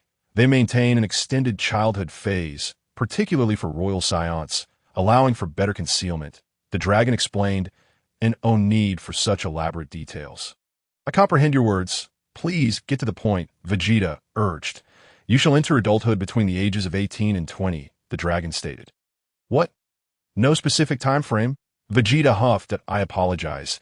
Each individual possesses a distinct constitution, making it challenging to ascertain an exact time. The dragon replied. This is also contingent on your personal growth. At a certain stage, where body cells reach a specific threshold, you will immediately transition into adulthood. Forget it. It is of little importance. Vegeta shook his head. That it is of no consequence. Yet you inquired so thoroughly. One should capitalize on their youthful phase to engage in meaningful endeavors. The dragon remarked thoughtfully. Vegeta mused. What if on the day I enter adulthood, I am with Bulma, Cux, or Bardock, and suddenly my body undergoes a dramatic transformation? That could be quite amusing. Childhood? Bulma paused in confusion. That is a characteristic of our Saiyan race. I have mentioned it to you before. Vegeta explained that we retain this prolonged childhood phase because we are a warrior race, allowing us to better disguise ourselves. Once we reach a certain age, we will rapidly mature into adulthood. From that point onward, we will remain in adulthood for an extended period, potentially without aging. How unfair. Bulma shook her head. So when I grow old, you will still be a youthful lad? Youthful lad? Who are you calling youthful? Vegeta retorted. Your youth is the freshest, he quipped. Now that I have answered your question, may I pose one of my own?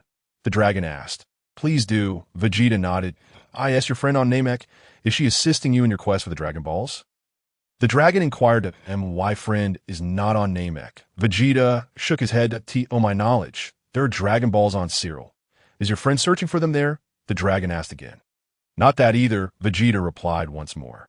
Have you completed your inquiries? The dragon asked. I have finished my questions, yet did you respond to me? Is this how you conduct yourself? Vegeta questioned. What Dragon Balls are you referring to? Can't you sense them? Are you not a dragon? Should you not know everything? Vegeta inquired with curiosity. The dragon felt a pang of heartache. The reason I cannot sense them is that the dragon has yet to appear. Once he does, I should be able to sense his presence. The dragon replied with a frown that I do not like this little fellow at all. The last time he summoned me, he was rather rude. This time is no different. Were it not for the fact that I cannot defeat you, I would not grant your wish. Very well, I was merely pondering. Even if I cannot defeat you, I must still fulfill your wish. You will soon find out. That dragon is likely on the verge of being summoned. Vegeta smiled. Now, please commence your performance, Shenlong. What on earth am I supposed to perform? What exactly am I to showcase? Is it not merely the appearance of Shenlong from Namek or Planet Cyril? It seems as though my astonishment is expected to be profound.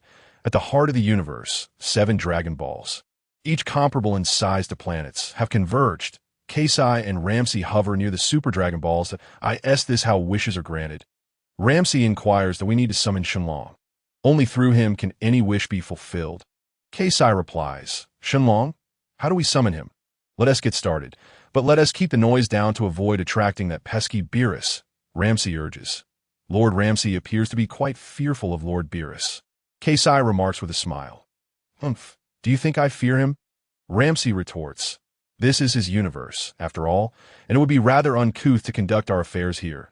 I certainly do not wish to give him any leverage. Very well, I shall begin the summoning of Shenlong now. Kasai responds, as an angel, particularly the eldest among the angels. Kasai knows precisely how to summon Shenlong.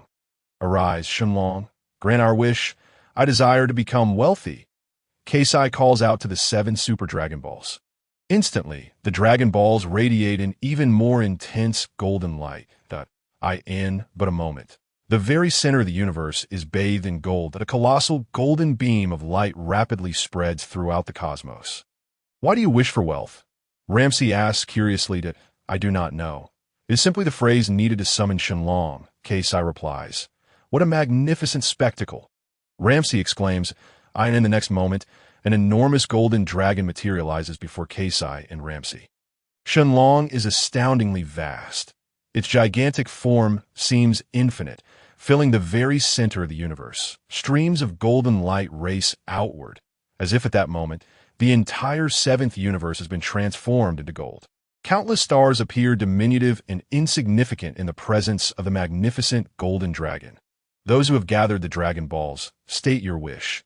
I can grant any desire.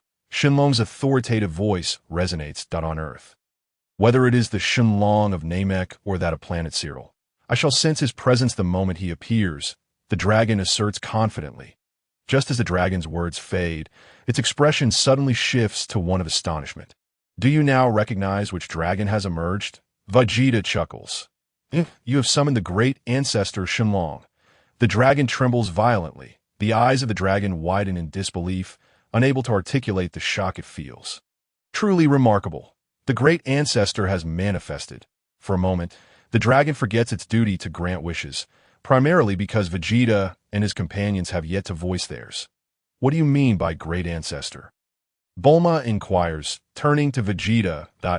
In simple terms, the Dragon Balls of Earth were derived from fragments of the Super Dragon Balls harvested by the Namekians. Vegeta succinctly explains, thus, the wishes that can be granted are limited. Limited wishes? Bulma is taken aback. I thought any wish could be granted. Shenlong casts a glance at Bulma, sensing a hint of disdain. However, upon realizing that Vegeta's friend has summoned the great ancestor, Shenlong begins to regard Vegeta with newfound respect. This individual is not to be underestimated. Even the great ancestor has been summoned by his companion, the center of the universe. State your wish. I can grant any desire. Shenlong's voice echoes. Kasai, do you think if I were to wish for something else now, that little brat Vegeta will become furious? Ramsey chuckles. There's a possibility, but Lord Ramsey may also face Vegeta's wrath. Kasai replies. Humph, do you think I fear that brat? Ramsey scoffs. Are you truly considering a different wish? Lord Ramsey? Kasai asks. Just musing, perhaps not. After all, that little brat helped me secure a millennium. This wish is a reward for him. Ramsey laughs heartily. Now, I shall make my wish. Kasai declares it go ahead. Ramsey does not object. Great Shenlong, please grant Mr. Vegeta true immortality. Kasai articulates her wish. Are you referring to Vegeta, the prince of the Saiyans from the 7th universe? Shenlong's voice resonates. The prince of the Saiyans from the 7th universe? Kasai is momentarily taken aback.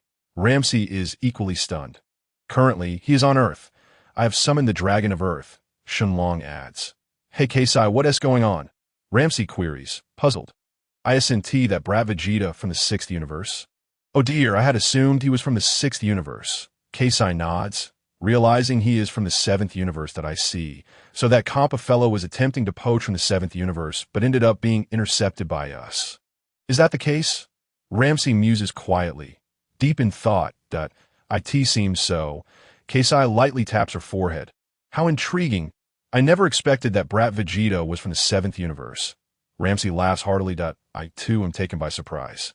Keisai sighs. Primarily, Keisai had not delved into Vegeta's true identity. It was only upon Shenlong's revelation that both Keisai and Ramsey suddenly realized Vegeta's origins. This makes things far more interesting. Great Shenlong, it is he. Mr. Vegeta, please grant him immortality. Keisai responds. Keisai, are you sure? What if I grant the wrong person? Ramsey questions that it be a mistake. It is him, Keisai assures confidently. With a hum, golden light surges from Shenlong's eyes. Your wish has been granted. Farewell, Shenlong declares before transforming into a sphere of golden flames. The flames swiftly disperse throughout the universe. In an instant, the central region of the 7th universe returns to tranquility. Keisai and Ramsey gaze at the vanishing Super Dragon Balls, momentarily silenced. On Earth, the dragon's eyes widen, its expression shifting to one of profound astonishment. Vegeta, the dragon appears quite astonished. Bulma observes. Could he not be? His ancestor has emerged to grant my wish. Vegeta replies with a smile. What wish do you intend to fulfill? Bulma inquires curiously. Nothing much, just a wish for immortality. Vegeta responds with a slight smile, suddenly turning to glance diagonally behind him. Immortality. Goku is momentarily taken aback. It's coming. Vegeta's smile broadens. That is the divine power of the great ancestor. The dragon is left speechless. What is coming? Bulma asks. Perplexed.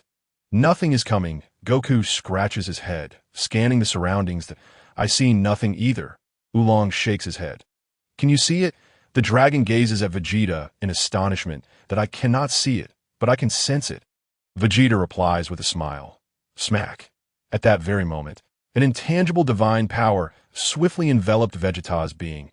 This divine force immediately commenced a transformation and enhancement of Vegeta's physique. In the blink of an eye, Vegeta's body underwent a complete upgrade, rendering him a true immortal. He could distinctly feel the remarkable changes coursing through his body, as if an infinite vitality had manifested within him. Curiosity piqued, Vegeta resolved to test the peculiar alterations in his form. With a sudden determination, he surged skyward. Boom! Vegeta's body erupted suddenly, disintegrating into a mist of crimson vapor. Shenron? Vegeta, what has happened to you? Bulma gasped, her face pale with shock. Did Vegeta just explode? Goku was left dumbfounded. How did he just explode? Oolong was completely bewildered. An even more astonishing spectacle unfolded before their eyes. The blood mist that was once Vegeta swiftly coalesced into a singular form. Snap. In the next instant, Vegeta's body returned to its original state. Is this truly the essence of immortality? Vegeta beamed with satisfaction. Shenron, are you attempting to test your immortality? You are quite audacious, resorting to self-detonation. But aren't you afraid of the pain? With a crash, Vegeta descended from the sky, landing beside Bulma, his heart brimming with delight. He had finally attained true immortality. Just moments ago, he had transformed into a mist of blood, yet he could still restore himself. The exhilaration was beyond compare. The wish he had longed for prior to his journey had finally been fulfilled. Bulma, would you like a strawberry that never runs out? Vegeta inquired. Bulma was still in a daze. I clearly saw you explode, and yet here you are, perfectly fine. Bulma, wake up! Vegeta gently tapped her arm. Bulma quickly regained her senses and looked at Vegeta, asking, what? Hurry and make your wish. Shenron has been waiting for so long. Vegeta replied, indeed, I have been waiting quite a while. Primarily due to my astonishment at the presence of my esteemed ancestor. Can I wish for a strawberry that never diminishes? Bulma quickly questioned. Certainly, that is no issue. The logic is simple. It merely requires granting the strawberry regenerative abilities. With that, Shenron's eyes glimmered with a crimson light. Snap! A beautifully boxed strawberry descended from the heavens. Vegeta beckoned with his finger, and the strawberry box floated gracefully into his hands. Your wish has been granted. Farewell. Shinron proclaimed before transforming into 7 streams of light, swiftly dispersing across the globe. Peace returned to the world. Vegeta opened the box and took a bite of the strawberry. Snap! The strawberry that had just been consumed suddenly regrew. How marvelous! Vegeta nodded in satisfaction and offered the strawberry to Bulma. You should let your girlfriend have the first taste of something good. Bulma pouted. I merely wanted to sample it first to see if it was delectable. Vegeta corrected her. Bulma, unbothered by the saliva left behind by Vegeta, took a bite of the strawberry herself. Let me have a taste. I want some too, Oolong shouted from the side. Bang! Vegeta swiftly kicked Oolong to the ground. What business do you have, you pig, intruding on this moment? This is not for you. After a brief silence, Bulma suddenly felt that her wish paled in comparison to Vegeta's accomplishment. After all that effort to gather the Dragon Balls, she settled for merely a strawberry. I should have wished for eternal youth. Bulma thought with a hint of regret. Don't worry. In a year, the Dragon Balls will be revived. And I shall grant you a body that remains forever youthful, Vegeta promised. Really? Bulma looked at Vegeta, with anticipation, of course. How can my girlfriend ever grow old?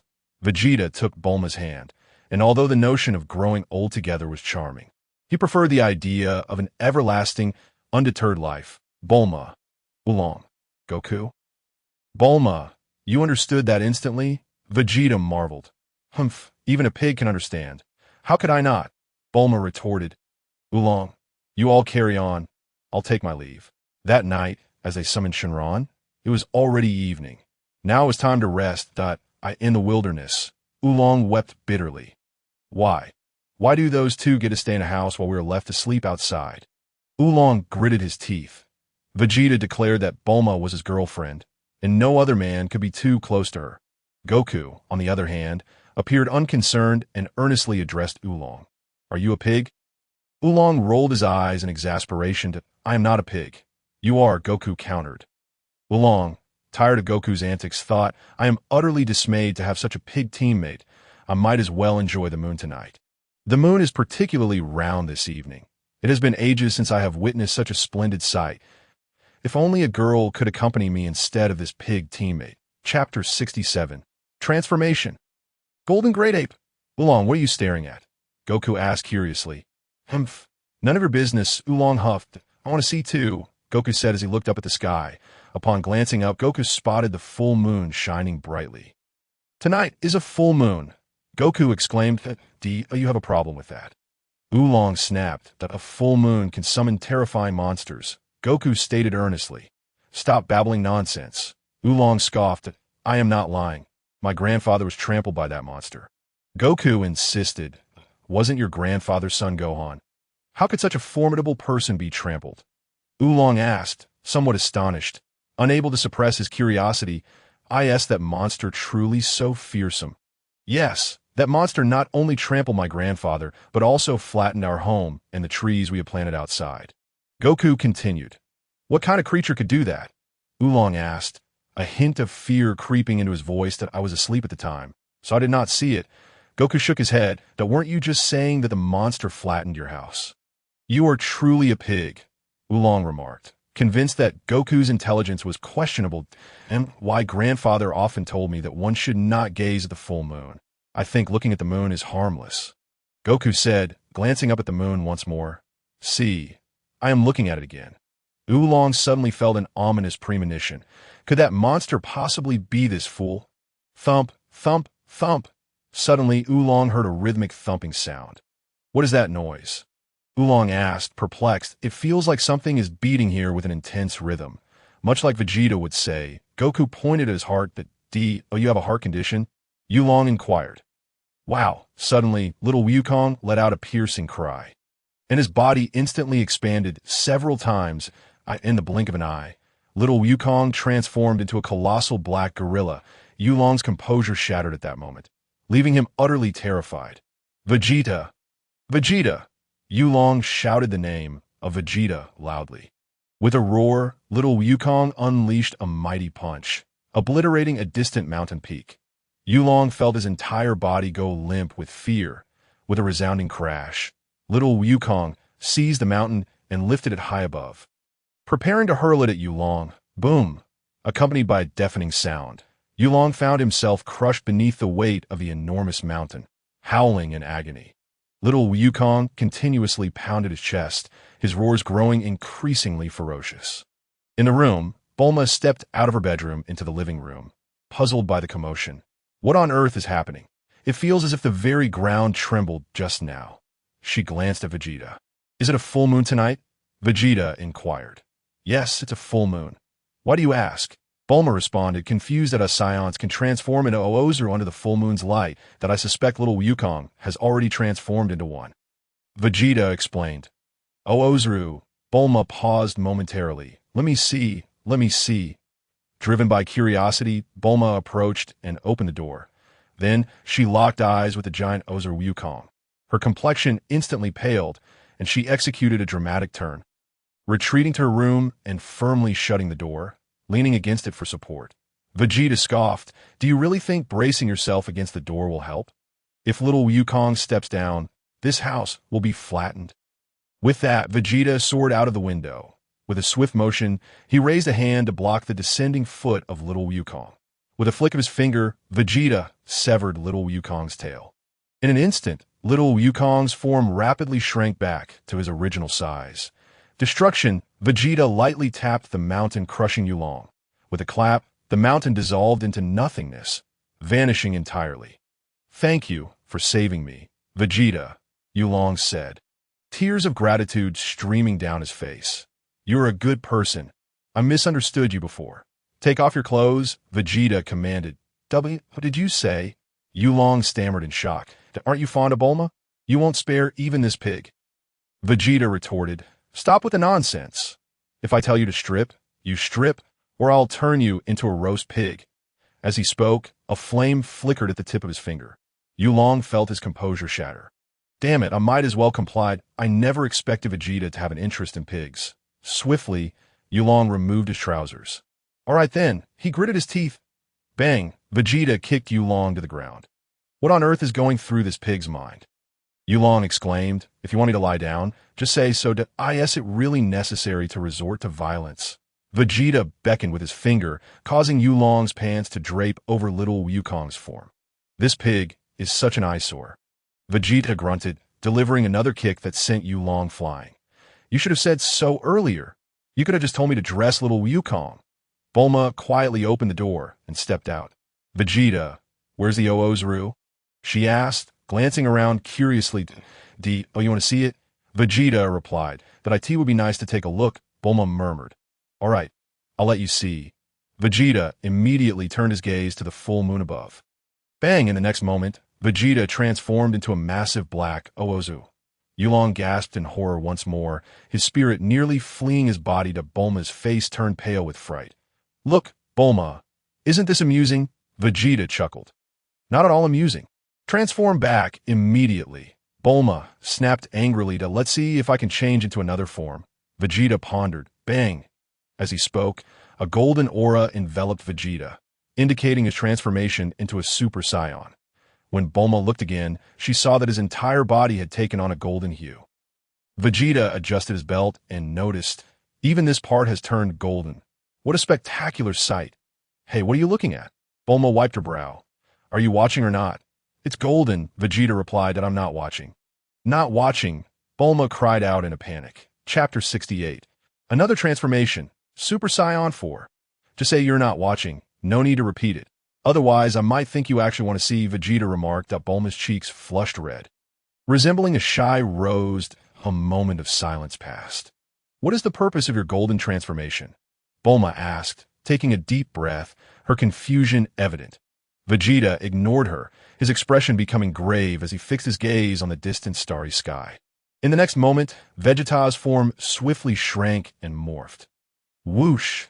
In an instant, he transformed into the form of Super Saiyan 4, but his body was now covered in crimson fur, his pupils shimmering red, and even his tail sported the same hue. Additionally, Vegeta had grown taller, surpassing Bulma by over 10 centimeters. What kind of transformation is this? Bulma gasped, whispering, so handsome. Vegeta smiled. This transformation is rather nice. I suddenly feel like Bulma has become shorter. It's you who's grown taller. Bulma huffed. Yes, that's so. Vegeta nodded. Your voice has matured, Bulma commented. Let me check if this part has matured, Vegeta said, lifting his pants to take a look. What color is it? Yulong leaned in curiously. Bang! Vegeta kicked Yulong to the ground. What are you doing here, you pig? Vegeta snapped. That you're quite lucky. Having survived my kicks, you've reached the pinnacle of pighood. Vegeta chuckled. That's too much. Always bullying pigs. Yulong lamented. Bulma, come here, I want to tell you something in secret. Vegeta said. What is it? What do you want to tell me? Bulma asked, slightly taken aback but obediently stepping forward. It's red. Vegeta whispered in Bulma's ear. Did I ask about the color? Bulma retorted, her cheeks flushed. Am I alright like this? Vegeta smiled. I don't feel like talking anymore, Bulma huffed. In the future, if it becomes challenging, try to maintain this form, Vegeta suggested with a grin. Simultaneously, he assessed his energy level. Super Saiyan 4. Energy level increased by 3,000 times. Vegeta's base combat power is 10 to the 43rd power. Therefore, upon transforming into Super Saiyan 4, his strength escalates to 10 to the 46th power. Previously, Whis mistakenly claimed that the transformation into Super Saiyan 3 was equivalent to 10 to the 45th power. In reality, the increase in power from the Super Saiyan 3 transformation is not as significant. The reason Vegeta is able to defeat Jiren is due to his base combat power being already elevated to 10 to the 43rd power. Thus, after transforming into Super Saiyan 3, his combat prowess surpasses that of Jiren. Now, with Vegeta having ascended to Super Saiyan 4, his power has soared even higher. Of course, these calculations are merely based on combat power. Will achieving 10 to the 47th or 48th power truly enable him to vanquish the God of Destruction? Rumsure, Vegeta is well aware that the likelihood of that is slim. Gods possess their unique fighting styles. Although an increase in energy enhances one's strength, merely relying on energy to defeat a God of Destruction is far from sufficient. However, Vegeta does not solely depend on energy. He is trained in Ultra Instinct and God of Destruction techniques, the latter of which is also referred to as Self-Instinct, with both techniques at his disposal. Vegeta remains cautious. He has read the Dragon Ball Super manga, where Frieza trained for 10 years in a dimension with a slower passage of time. Upon his return, he transformed into a black-golden form and effortlessly eliminated Goku and Vegeta, who had both attained Ultra Instinct and Self-Instinct. Just how formidable is this creature? Nevertheless, even at that time, Frieza was not a match for Beerus. This illustrates the immense power of the gods of destruction. Possessing their unique strengths, throughout these years, Vegeta has trained alongside Rumsure, and while he occasionally manages to land hits on him, he understands that it is merely due to Rumshi's oversight should a true battle with the God of Destruction ensue. Vegeta believes his current strength may still fall short. The journey ahead is long, and he must continue to explore. What transformation is this? Bulma exclaimed in astonishment. That I'll let you in on a secret. It's red. Vegeta whispered in her ear, and only to emphasize that a second time. Bulma retorted, her cheeks flushing. You want to see? Vegeta inquired. In no way, Bulma huffed. You won't look at the golden one, and now you won't look at the red one. What do you wish to see? Vegeta asked curiously. Bulma fell silent. Is this merely a matter of color? Will you maintain this appearance moving forward? Bulma questioned. For the time being, yes. You should cherish the red elephant. Vegeta replied with a smile. Why should I cherish it? Bulma asked, her voice laced with irritation. Because soon it may very well turn white, Vegeta stated. Turn white. That's due to overexposure. Bulma argued passionately. I find myself at a loss for words. Vegeta admitted. But putting that aside, what are your plans going forward? Bulma inquired. First, I must attend to some matters at hand. Then I will return to accompany you, and I thoroughly enjoy dunking in basketball. Vegeta said earnestly. Basketball? Bulma responded, perplexed. What do you mean by basketball? Why do I feel there's a hidden meaning in your words? Yet I can't fathom the connection between basketball and those aspects. Well, I once heard someone explain the relationship between basketball and the hoop. But it was too profound, Vegeta chuckled. I will gradually share more with you. Basketball and the hoop? I still don't comprehend, Bulma remarked. You will understand, Vegeta smiled. Never mind, let us rest for now, Bulma yawned, after a long night of commotion. It's time for sleep. That I won't be sleeping with you tonight, Vegeta said. Having just transformed, my control over strength is not precise. I wouldn't want to accidentally harm you. How rude, Bulma exclaimed, her face darkening. As if we've shared a bed before, we have shared a room. Does that not count as sleeping together? Vegeta replied. That doesn't count. It doesn't count, Bulma protested loudly. Oolong approached from a distance. Feeling quite pitiful. You two are here flaunting your affection, yet you won't even let me, this pig, interject. What kind of world is this? With a swift motion, Bulma tossed a universal capsule, transforming it into a small house. She opened the door, and then Vegeta and Bulma entered the room, closing the door behind them. Oolong, tears streaming down my face. This is too much. Once again, I'm left outside with Goku. You two are in a house together. In the vast expanse of space, let us go, Kasai. We need to find Vegeta. Rumshire beckoned. I hope this fellow has prepared a feast for us. Indeed, Kasai nodded, smacking her lips, her face radiating anticipation. How long will it take to reach Vegeta's planet? Rumshire inquired. It's a bit distant, perhaps around an hour, Kasai assessed. We've gathered the Super Dragon Balls, and an hour is hardly a concern. Rumshire replied. By the way, contact Vegeta and ask him to prepare a feast for us. We'll arrive in an hour. Understood, Lord Rumshire. Kasai gently nodded, promptly reaching out to Vegeta through her staff. Vegeta quickly established contact with Kasai. Kasai, what is it? He asked. Oh dear, Mr. Vegeta, Lord Rumshire, and I will arrive on Earth in an hour. Lord Rumshire requests that you prepare a feast for us. Kasai explained.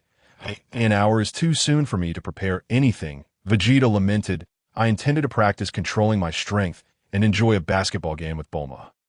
Why are you arriving in just an hour? And you want me to prepare a feast? I can only offer you milk. Will you drink that? It's just milk, and it's for you alone. Vegeta replied. Lord Rumshire is turning green at the thought. Kasai laughed. He said he wants some too. Rumshire, enough already. Why are you butting in? Vegeta protested. Fine, let us leave it at that. We'll discuss milk later. See you in an hour, Vegeta concluded, promptly ending the call. After the call, Vegeta transformed back into his Super Saiyan 4 form. Why did you revert to your original appearance when speaking with Kasai? Bulma asked. Kasai will come to see me shortly. Please refrain from saying anything. I want to see if I can fool them with my Super Saiyan 4 appearance, Vegeta pondered. Why would you want to deceive them? Bulma queried, puzzled. They wish for me to become a god in their universe, but I have no desire to go. They insist, yet I remain unwilling. Vegeta admitted. To be truthful, I'm merely entertaining myself at their expense. Bulma wiped her brow, silently. The way you speak, one would think the universe cannot function without you. Goku has yet to see me in this form, Vegeta reflected. However, that pig has seen it. I need to relocate that pig elsewhere. Do as you wish. I'm merely here to cooperate, Bulma huffed. Could you prepare some delicacies for me? Is there anything tasty in this house? Vegeta inquired. It seems we only have instant noodles left. Bulma replied. Instant noodles will suffice. What more could I ask for? Vegeta nodded in satisfaction. Bulma.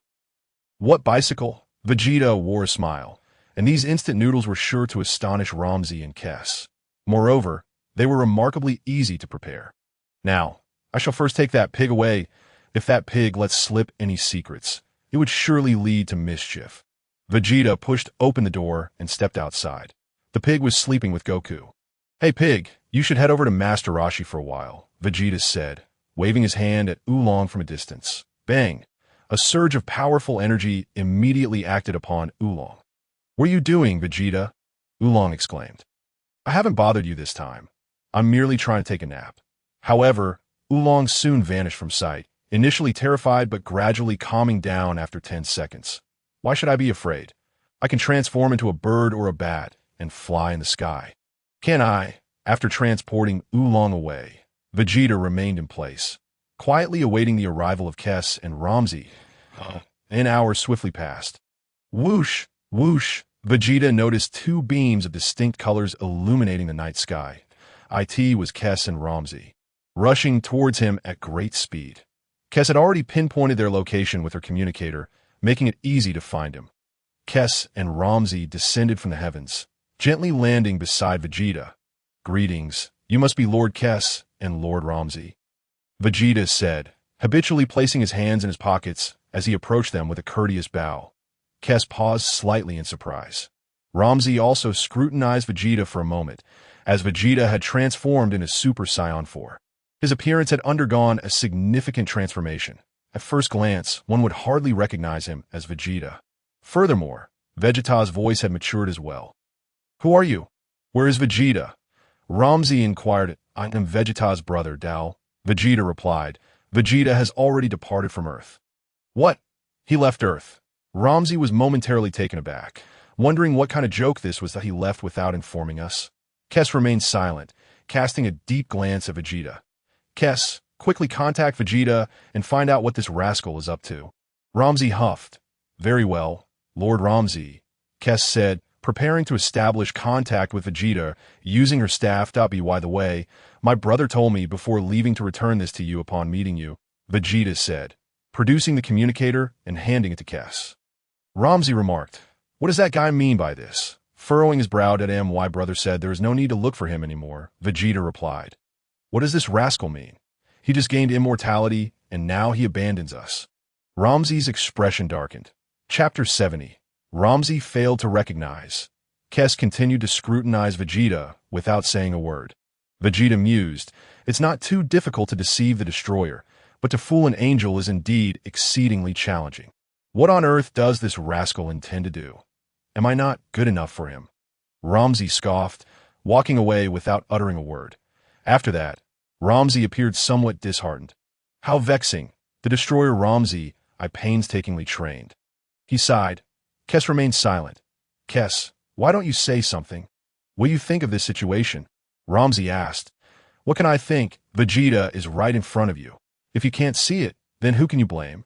Kes replied. "But when did Vegeta learn this transformation? I must admit, this form is rather striking. The journey on Earth has indeed been quite fruitful for Vegeta." "Kes, what are you thinking about?" Ramzi said with a frown.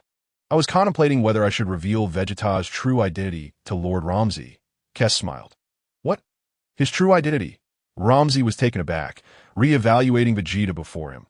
"What could this guy's true identity be? Is there something special about it?" "Lord Ramzi, can you not see anything at all?" Kes asked. "What do you mean?" Ramzi scratched his head, scrutinizing Vegeta once more, muttering to himself. "But I must say, this guy's energy intensity is quite impressive, perhaps even greater than that little rascal Vegeta's talent." "By the way, you are Vegeta's brother?" "Kes." "Vegeta. With all this being said, how can this fellow not react?" "No, I am not Vegeta's brother. I am your second uncle." Vegeta chuckled. Did you say? Do you have any idea what the consequences of being disrespectful to a destroyer are?" Ramzi roared in anger. "Now even a stray cat dares to challenge me? Just because you claim to be Vegeta's brother, do you think I won't dare to do anything to you?" Ramzi lunged forward to grab Vegeta. Vegeta deftly sidestepped, evading Ramzi's attack with ease. "Oh, you dodged? Quite nimble, aren't you?" Ramzi scoffed, pursuing him once more. Bang, bang, bang. Ramzi unleashed a flurry of punches at Vegeta. Vegeta gently raised his hand, effortlessly blocking all of Ramzi's strikes. Ramzi was taken aback. This brother of Vegeta's was stronger than he had anticipated. "Come again." Ramzi, intrigued, decided to unleash more of his destroyer power to engage in a proper bout with Vegeta's brother. "Enough, this is where it ends," Vegeta declared, transforming back to his normal state. Ramzi's eyes widened in disbelief. "What? Vegeta? You are Vegeta?" Ramzi exclaimed, astonished. Vegeta smiled softly. "What are you joking about? How did you change to that form just now? You look so different that even I couldn't recognize you." Ramzi was flabbergasted. "So, what do you think? Fun, isn't it?" Vegeta grinned.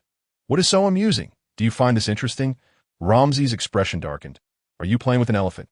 "Unfortunately, Kes recognized you." Vegeta sighed. "I thought Kes wouldn't see through it." "Oh dear, the reason I recognized you was not due to probing your body," Kes replied.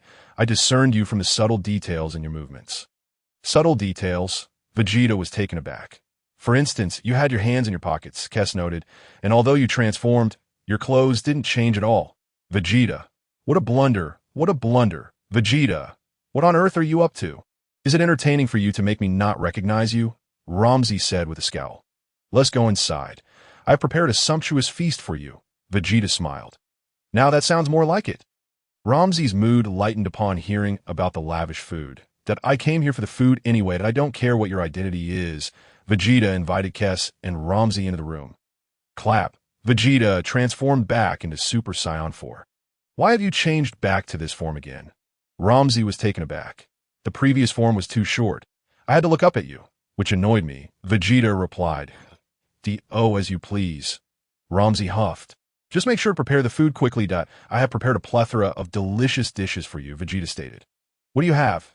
Kess asked, eager with anticipation. Braised beef, slow-cooked pork bones, sauerkraut beef, mushroom stewed chicken, golden soup fatty beef, scrambled eggs with tomatoes, spicy chicken, and more, Vegeta listed. That sounds delightful. Kess, what do you think?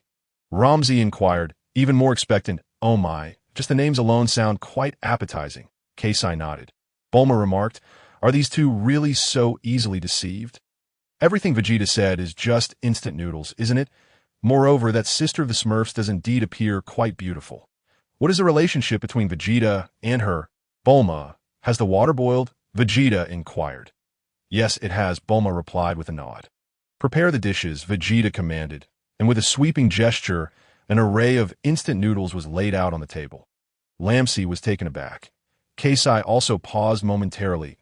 Is this what you call a meal? What are these packets? Lamsey picked up a packet of instant noodles to examine it. This packet is called braised beef flavor instant noodles. Vegeta explained as he tore open the packaging, pouring the noodles into a bowl and adding the seasoning packet. Vegeta, don't we have bucket-sized instant noodles? They don't even need to be transferred to a bowl. Bulma whispered to Vegeta that bucket-sized noodles are far too expensive. One must learn to be frugal, Vegeta retorted. But you brought back hundreds of billions worth of jewels last time. Are you really trying to save a few bucks here? Bulma countered. Fine. Since they're your friends, you can entertain them however you wish. Vegeta poured boiling water into the bowl. Bulma, did you bring the tablet? He asked. A tablet? What do you need that for? Bulma was momentarily stunned, yet obediently retrieved the tablet and handed it to Vegeta. Vegeta placed the tablet atop the bowl, but the tablet is so expensive. What if it gets damaged? Bulma exclaimed, exasperated. There's no need to be so formal. Your family is the wealthiest in the world, and you're worried about the cost of a tablet? Vegeta insisted. You could easily switch to bucket-sized noodles. Bulma replied, unsure how to respond to Vegeta. Using a tablet to cover the noodles gives them a richer flavor, Vegeta stated. Bulma chose to remain silent. If you want to fuss, then fuss away. Prepare another tablet for Kasai, Vegeta said, getting ready another bowl of noodles for her. That's it, Bulma huffed. What about a monitor? Should we use that instead? Vegeta went to Bulma's bedroom and brought out a monitor, placing it on Kasai's noodle bowl. Kasai and Lamsey stared in astonishment. 3 minutes later. All done, you can eat, Vegeta announced. I'll give it a try, Lamsey said as he took a bite of the noodles, immediately savoring the delightful sensation on his taste buds. Kasai also sampled a small portion. Oh my, I never expected something so delicious. Today has truly broadened my horizons, Kasai exclaimed with deep appreciation. Are they really gods? Have you never had instant noodles before to find this so delicious? Bulma questioned incredulously as Kasai and Lamsey finished 2 packets of noodles, even slurping up the broth. Delicious. Vegeta, I never imagined your instant noodles would taste this good. Lamsey smacked his lips, craving more. Could I have another packet? Kasai asked. 1 packet is just enough. It leave a lingering aftertaste. Vegeta mused. Eating more would diminish the initial flavor. Stop trying to trick me, Lamsey scoffed. You could take some home to enjoy at your leisure. I won't be greedy, Vegeta smiled. Can we take them home? I want to take them all, Lamsey declared. Sure, take them all. They're all yours, Vegeta readily agreed. Now that's more like it, Lamsey rejoiced. Without hesitation, he quickly packed the remaining dozen packets of noodles. Bulma conveniently provided Lamsey with a universal capsule. Who would have thought that the 7th universe had invented such a marvelous item? Lamsey mused as he gazed at the universal capsule in his hand, then proceeded to pack all the noodles inside. Vegeta chuckled quietly to himself. 2 packets of instant noodles had successfully occupied Kasai and Lamsey, while also allowing him to become a true immortal. Regardless, I sincerely thank you both for your assistance over these 7 days. Vegeta expressed his gratitude. No need to be so polite. It was merely a small favor, Lamsey said generously. waving his trunk. Now, we can go find someone to trick. Vegeta grinned that let's seek out a god of destruction to swindle and find a way to earn you 1,000 years. Shall we? Swindle a god of destruction. Lamsey was momentarily stunned, unable to comprehend. Mr. Vegeta means that with his current appearance, those who have seen him would find it difficult to recognize him. Kasai smiled, adding, did Lord Lamsey not also fail to recognize him? Lamsey's eyes brightened. Indeed, I didn't even recognize him.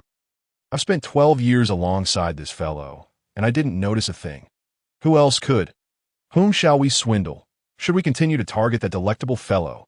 Lamsey asked, a hint of excitement in his voice. Keep pulling at that sheep, Vegeta replied. Kasai covered her face, unsure of what to say. The problem is, only that delightful fellow has an apprentice god of destruction, Lamsey added. Lord Lamsey, that does seem quite reasonable. Kasai nodded in agreement. Indeed, other gods of destruction do not have apprentice gods of destruction, making them less suitable targets that we can no longer focus on the apprentice god of destruction. If not, we might consider the apprentice Supreme Kai. Vegeta suggested, Apprentice Supreme Kai? How do we go about that? Lamsey inquired. All you need to do is this, then that, and then proceed like this. Vegeta instructed that, you understand now. Lamsey shook his head in confusion. How can you still be confused? Vegeta sighed. You do this, then that, and then proceed in this manner. You comprehend now? Almost. Lamsey nodded, somewhat enlightened. Then let us prepare our strategy, Vegeta declared with a grand gesture. All right, it's settled. Lamsey nodded vigorously. Bulma, I need to leave Earth for a while. It might be some time before I return, Vegeta told Bulma. How long will you be gone this time? Bulma asked, her face displaying displeasure. We just reunited after 7 days. And you are already leaving? It won't be too long this time, Vegeta assured her. Once I finish my tasks, I will come back to keep you company, fine? Bulma acquiesced with a nod. Lamsey was taken aback. Is this fellow really going back to Earth? Is he returning to the 7th universe? I need to ask him about this later. Now let's set off, Vegeta said as he swiftly moved behind Kasai and embraced her from behind. However, as Vegeta was in his Super Saiyan 4 form, embracing Kasai from behind felt rather intriguing. Kasai remarked, I find this a bit unusual. I preferred being held by that little one. It felt more impactful. Are you not accustomed to this? Vegeta questioned. I too find it somewhat strange. It feels like you've gotten shorter. Forget it. Let us just go. Kasai sighed helplessly. Can you at least step out of the room first before hugging me? Not a problem. Just carry me outside, Vegeta replied. Kasai had no choice but to carry Vegeta as they made their way outside. Bulma was at a loss for words. You two are far too close. Soon, Kasai brought Vegeta outside the house, with Lamsey following closely behind. Bulma, we're leaving now. Vegeta waved at her. Humph. Bulma still appeared somewhat displeased. Whoosh, Kasai, accompanied by Vegeta, transformed into a radiant streak of light akin to the brilliance of stars, swiftly vanishing into the cosmos, soon disappearing from Bulma's sight. Ramsai also shimmered with a purplish-red flame, and in an instant, he too was gone. The three of them swiftly ventured into the starry expanse. Bulma gazed upward at the three figures that had vanished, feeling a sudden pang of wistfulness. However, she understood that Vegeta was embarking on an important mission and did not wish to hinder him. Chapter 72. Target. The 10th Universe's Supreme Kai realm. As the sun rose the following day, Goku awoke with a yawn. Good morning, he waved at Bulma. Good morning, Bulma replied. How much do you remember from last night? What happened? Goku asked, taken aback. It seemed he remembered nothing at all. It appeared only Vegeta, in his transformed state, could recall the events. Bulma mused. What did Vegeta transform into? Goku scratched his head. Suddenly, Goku plopped down onto the ground. What's wrong with you? Bulma inquired. I just can't seem to stand straight, he replied, somewhat puzzled. Perhaps it's due to the loss of your tail. Your balance might be off, Bulma analyzed, but I believe you will adapt quickly. Tail? Goku exclaimed, feeling around for the tail that was no longer there. It's gone. Where's my tail? That's fine, Bulma said nonchalantly that you're quite the easygoing one. Bulma wiped her brow. My Nimbus rod. Goku swiftly turned to grab the rod lying on the ground. What are your plans now, Goku? Bulma asked. Where's Vegeta? Goku wondered. Why hasn't he come out? Is he still sleeping? He has left Earth, Bulma responded. Left Earth? Goku was not quite clear on that, in short. He has gone far away to continue his training. Bulma explained. Then I must train hard as well, Goku declared. I will follow Vegeta's advice and seek Master Roshi for training. All right, then we shall part ways here, Bulma nodded. I must return to West City. Nimbus, Goku called out. The Nimbus cloud swooped in. Goku climbed aboard. Huh. Why are my clothes changed? Goku scratched his head. You just noticed? Bulma wiped her brow again. Never mind, it's not important. Goku chuckled. You've been led astray by Vegeta. Bulma sighed. Goodbye, Bulma. Goku waved. Take care, Bulma bade farewell. With a swish, Goku departed on his Nimbus cloud, while Bulma retrieved her aircraft capsule and swiftly headed towards the headquarters of the Capsule Corporation. Goku, riding on his Nimbus, reflected that this journey to collect the Dragon Balls had indeed broadened his horizons. There truly are all sorts of people in this world. Wait, what about that pig? Never mind. He should be fine. I'll return home first and gather my belongings to stay at Master Roshi's place. Goku first returned to his home on Bowsy Mountain and packed his bedding and other essentials. Shortly after, he appeared on Master Roshi's small island aboard the Nimbus. Oh, Big Turtle, you're back? Goku exclaimed upon landing. The sea turtle corrected him. Let me reiterate, I am a sea turtle, not a land turtle. That's not important, Goku chuckled. Speaking of which, where's Vegeta? The turtle asked, a hint of trepidation in his voice that I heard his left Earth. Goku replied. Left Earth? Is that his comeuppance? The turtle rejoiced. Master here. Goku inquired. You mean Master Roshi? Yes, he's home. The turtle nodded, along with a little pig. Goku scratched his head as he entered the room. Inside, he found Master Roshi and Oolong engrossed in a television program. Their eyes glazed over, drooling in unison over a beautiful dancer performing on screen. What is this strange box with people inside? Goku leaned closer to investigate. Neither Master Roshi nor Oolong acknowledged him. Hey, Oolong, how did you end up here? Goku asked curiously. Shh. Don't speak. Oolong snapped, terrified of missing the captivating scene. What is so interesting about this? Goku felt perplexed. Be quiet. Oolong retorted. Master, I'm here. Goku called out to Master Roshi. 1, 2, 3, 4, 2, 2, 3, 4. Turn around. Master Roshi remained fixated on the screen. Master, Goku shouted loudly in his ear. Startled, Master Roshi and Oolong turned to face Goku. Did I ask that you, Goku? Oolong asked, astonished. What brings you here? Where's that Vegeta fellow? Yes, where is Vegeta? Master Roshi asked with some concern. Bulma said he has already left Earth, Goku replied. Left Earth? That's wonderful. Master Roshi sighed in relief. He really gone. Oolong exclaimed joyously. What brings you here? Master Roshi inquired. Master, as per our agreement. I have come to train with you, Goku stated. Wait a moment. Master Roshi waved his hand. I haven't finished watching my program yet. Right, the program I sent you over, Oolong nodded. Master, I'm hungry, Goku complained. There's a fridge over there. Help yourself. Master Roshi gestured. Goku approached the fridge, puzzled by this strange contraption. Why do they keep food in such an odd box? He wondered aloud before opening it that a rush of cold air greeted him, reminiscent of winter. Without hesitation, Goku began to feast, quickly devouring everything inside. All right, we'll see you next time. The dancer on the television waved goodbye. That was a beautiful dance. Master Roshi wiped the drool from his chin. Truly splendid. Oolong echoed, also wiping his mouth. Thus, Goku temporarily settled in Master Roshi's abode, commencing his martial arts training under his guidance. Chapter 73. The fusion of angelic and destructive power after several hours of travel. Vegeta, Kaisai, and Ramsai had returned to the 10th universe. We're almost at the Supreme Kai realm, Kaisai smiled. Indeed, Vegeta nodded, tightening his embrace. Loosen up, Kaisai sighed. I prefer it tight, Vegeta asserted confidently. You seem to have ulterior motives. Kaisai remarked. Vegeta, are you certain this plan is feasible? Ramsai pondered. Let us give it a try. As for its feasibility, that depends on our performance in the moment.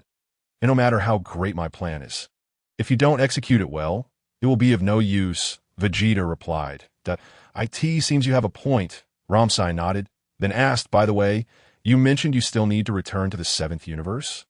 Of course, Vegeta affirmed. What do you need to go back for?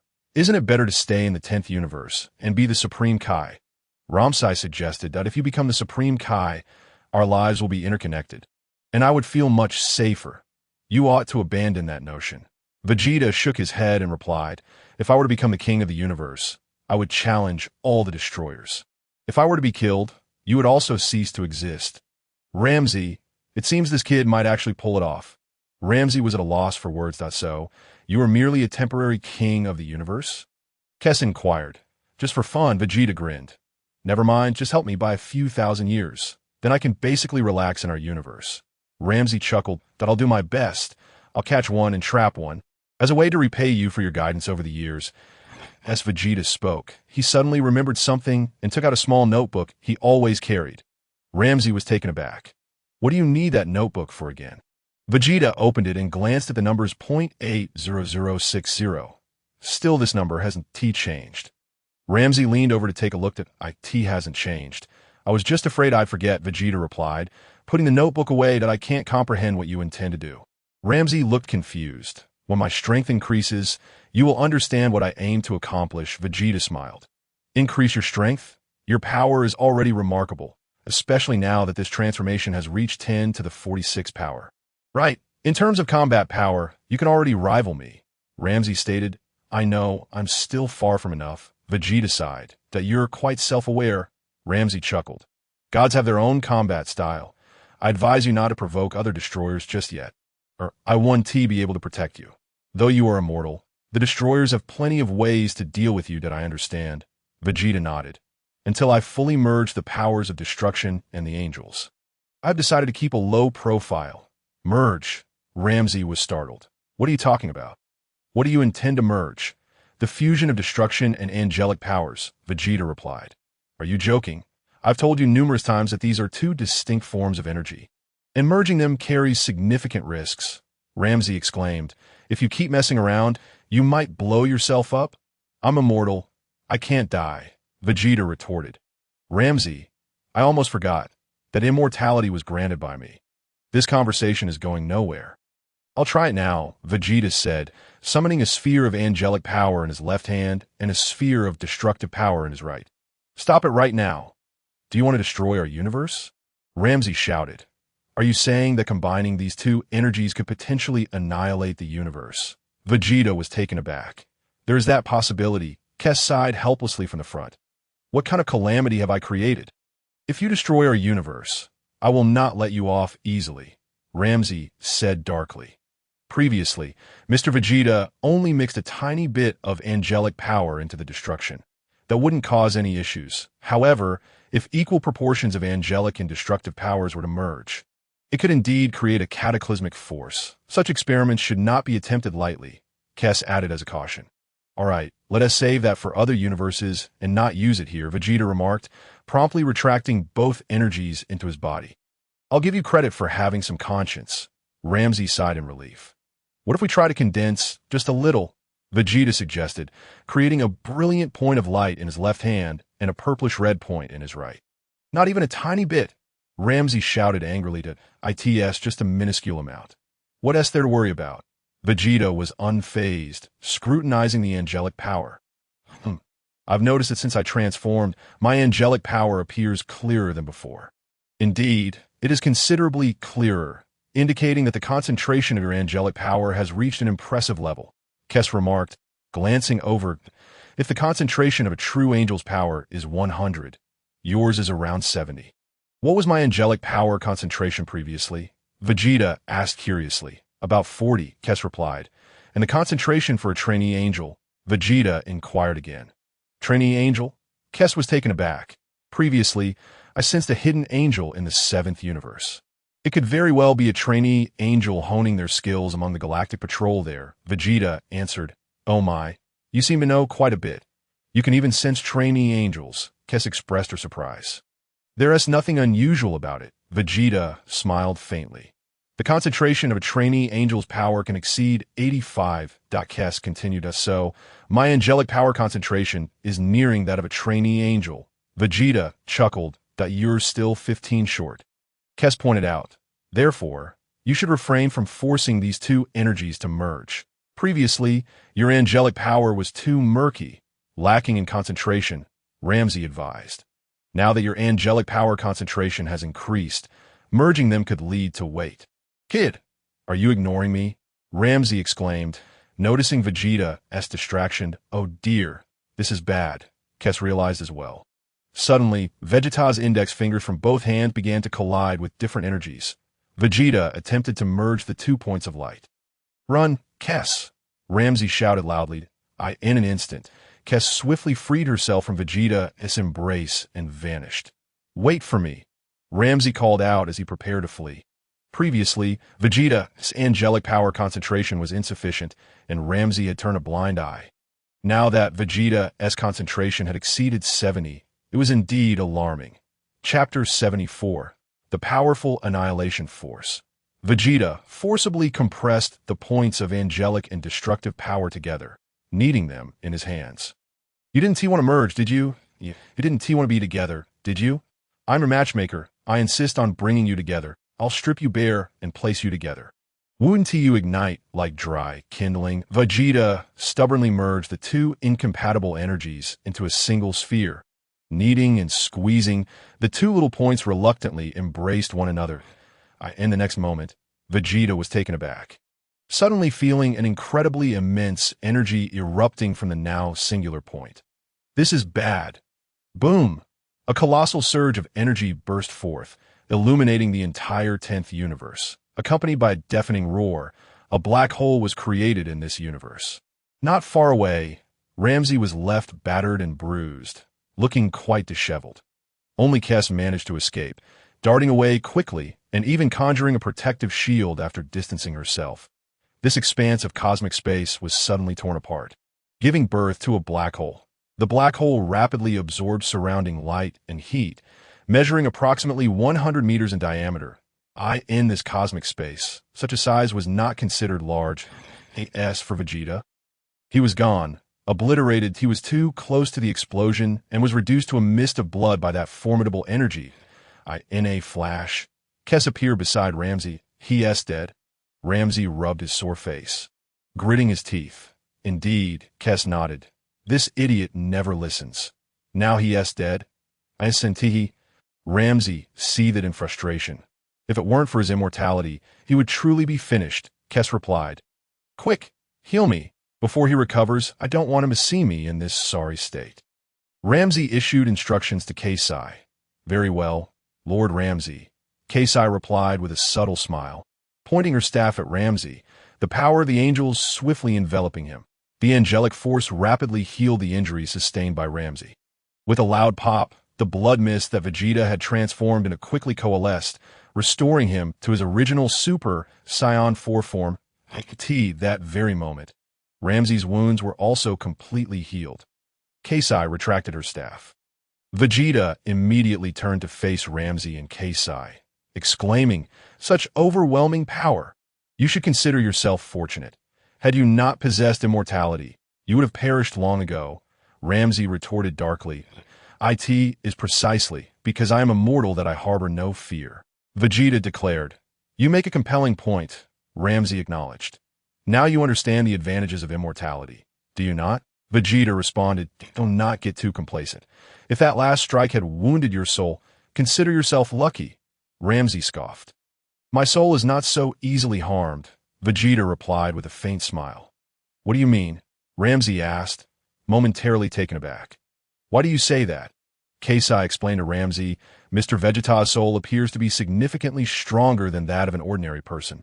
At least 50 times more formidable." "What are you saying?"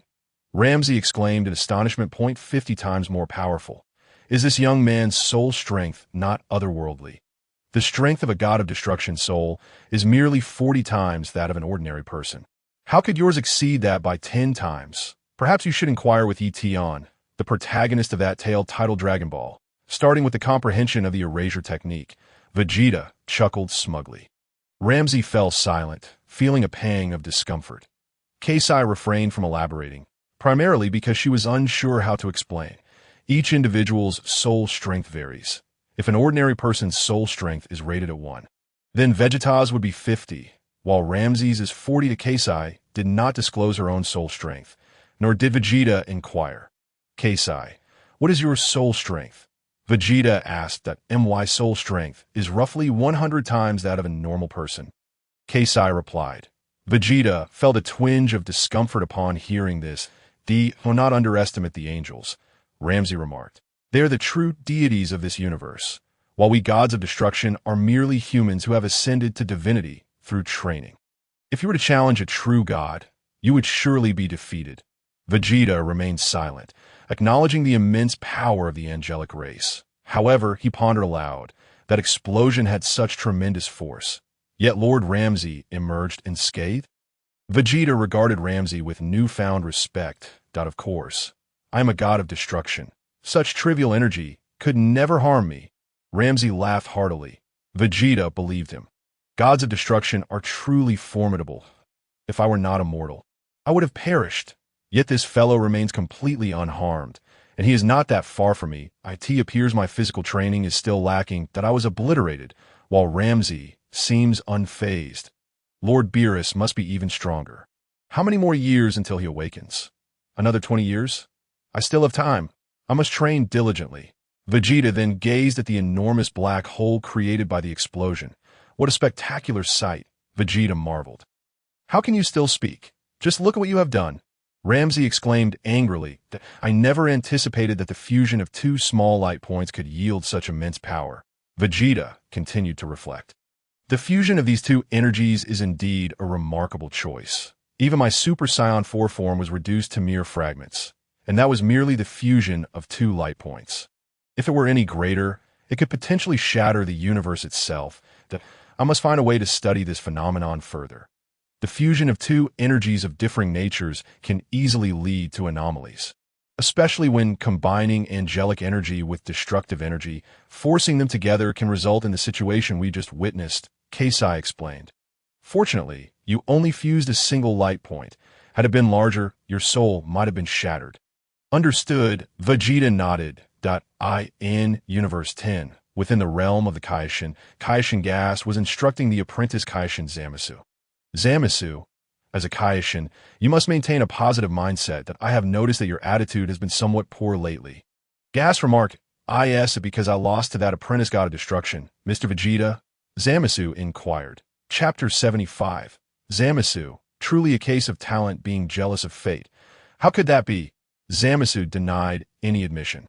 That fellow named Vegeta, just wait. One day, I will defeat you and make you understand what true strength is. Adjust your mindset, Gas advised. Gods of destruction primarily focus on destruction, which is why they're more powerful than us Kaioshin and continue to grow stronger. Is it too late for me to apply to become an apprentice god of destruction? Zamasu hesitated. I was merely joking, Gas replied, noticing Zamasu's expression shift. It seems you wish to become a god of destruction. Gas sighed. I cannot make this decision alone. Perhaps you should ask Lord Ramsey when you have the chance. Really? Zamasu's face lit up, astonished that the Kaioshin would agree with his sentiments. If Lord Ramsey does not oppose your becoming a god of destruction, I will not forcibly dissuade you, Gas smiled. Everyone is born with a position suited to them. Perhaps you truly are meant to be a god of destruction. Your mindset has shifted away from being a Kaioshin in recent days. I apologize. It was my fault, Zamasu replied, lowering his head in contrition. Just then, the entire realm of the Kaioshin was suddenly engulfed in blinding light. What? What is happening? Is the universe about to be destroyed? Gas exclaimed in shock. Why has the entire realm of the Kaioshin turned white? Zamasu gasped, his face pale with fear. There's something wrong with our universe. Gas was bewildered, sensing that this scene resembled the moments before cosmic destruction. Despite having never witnessed it himself, the master and apprentice exchanged wide-eyed glances, terrified by the extraordinary changes unfolding in the distance. 1 minute later, a thunderous roar reverberated through the air. The sound shook the entire realm of the Kaioshin violently. Zamasu and Gas, overwhelmed by their weakness, were thrown to the ground, nearly losing consciousness. Fortunately, Zamasu reacted quickly. Encasing himself in a protective barrier, he also shielded Gas, allowing their expressions to improve significantly. Both trembled in fear, with Zamasu nearly embracing Gas in desperation. This is outrageous. We are gods. One is a Kaioshin, and the other is a Kaioshin. Surely we are considered high-ranking deities in this universe. How can such a cosmic phenomenon frighten us so? What on earth is happening? Thankfully, the sound was fleeting, and the sky gradually returned to calm. Aside from the newly formed black hole in the cosmic expanse, it seemed the universe had sustained minimal damage. Moreover, the black hole created by Vegeta, having absorbed light and heat, began to shrink rapidly, soon vanishing altogether. What has transpired? Zamasu exclaimed in astonishment. Lord Kaioshin, should we investigate? It would be prudent to do so. I too am concerned about whether a significant event has occurred in the universe. Jevisai nodded gravely. The two were just about to set off to assess the situation at the scene, when, swoosh, swoosh, two distinct flames of color suddenly appeared in the distant sky. Point one radiated with a brilliance akin to the stars, while the other shone in a deep crimson. It was Zamasu, who gazed skyward, seemingly recognizing Lord Ramsey and Lord Kesai. Is it truly the god of destruction? Zamasu wondered, his heart racing with excitement. Could it be that the god of destruction has had a change of heart and wishes to take me as his disciple? I must seize this opportunity. With a clap, Kesai descended slowly to the ground of the Supreme Kai realm, accompanied by Super Saiyan 4 Vegeta and Lord Ramsey. Lord Kesai, Lord Ramsey, Jevisai immediately approached to pay his respects, and Zamasu dutifully followed suit. Vegeta, unfazed, stepped down from Kesai's side. What transpired in the cosmos just now? Jevisai inquired hastily.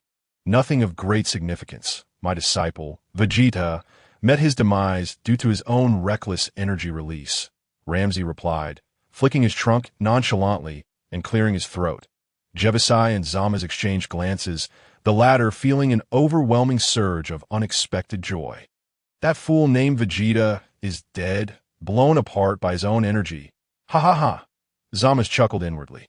However, he soon turned his gaze to the transformed Super Saiyan 4 Vegeta. Who is this individual? Zamasu certainly could not recognize him. After all, even Kesai had only discerned Vegeta through subtle interactions over time. The IT had taken Kesai 12 years of daily encounters to recognize him, while even Ramsey failed to do so, though Vegeta still had his hands tucked in his pockets. There was no mistaking their stark differences. The only commonality was that both possessed tails. Yet in this universe, many beings bore tails. Jevisai was at a loss for words, exclaiming, truly, fate seems to conspire against Zamasu. As Zamasu began to wail dramatically, he thought to himself, how fortunate I am for my quick thinking. I nearly reveal my true delight. I must not let my joy show on my face. Boo-hoo! Zamasu wept with exaggerated sorrow. Why are you crying? Ramsey inquired. Though I've only met Lord Vegeta once, we forged a profound friendship through a friendly spar, Zamasu lamented, wiping away a tear. Is there no way to save Lord Vegeta? Jevisai asked with a hint of regret. Zamasu seethed with frustration. Why even bother to save that fool? There is no need. Ramsey huffed. He brought this upon himself. Jevisai, unsure of how to respond, quickly changed the subject. Might I inquire as to why Lord Ramsey seeks me? I would like to introduce you. This is Vegeta's brother, Dar. Ramsey gestured to the Super Saiyan 4 Vegeta beside him. Jevisai blinked in surprise. Contemplating Vegeta's demeanor remained calm, devoid of any expression, starkly contrasting with the heartbroken Zamasu. Chapter 76. The Supreme Kai's assessment. Jevisai glanced between Vegeta and Zamasu, suddenly feeling that Zamasu was truly Vegeta's brother, while this Dar was merely a pretender. So you are Mr. Dar, Jevisai stammered, perplexed by Ramsey's intentions in bringing Vegeta's brother. Your experiences with Vegeta have awakened me to the reality that disciples taken hastily are often lacking. Ramsey reflected. Indeed, Jevisai replied, unsure of how to comfort him. Meanwhile, Zamasu secretly reveled in the situation. The god of destruction speaks wisely. Disciples taken on a whim indeed prove inadequate. He mused, recalling how Vegeta's own recklessness had led to his demise. I believe, henceforth, we should supervise each other's disciples, Ramsey suggested to Jevisai. Certainly, Jevisai concurred, nodding in agreement. Thus, I present to you a new disciple, Ramsey indicated towards Vegeta. Jevisai and Zamasu were momentarily taken aback. Are you implying that you wish to replace me? Zamasu stammered, Do you intend to swap me out for a god of destruction? If that is the case, I would be most delighted. I have longed to be a god of destruction. Jevisai was unsure how to respond. What gives you the right to exchange my disciple? Your disciple encountered trouble.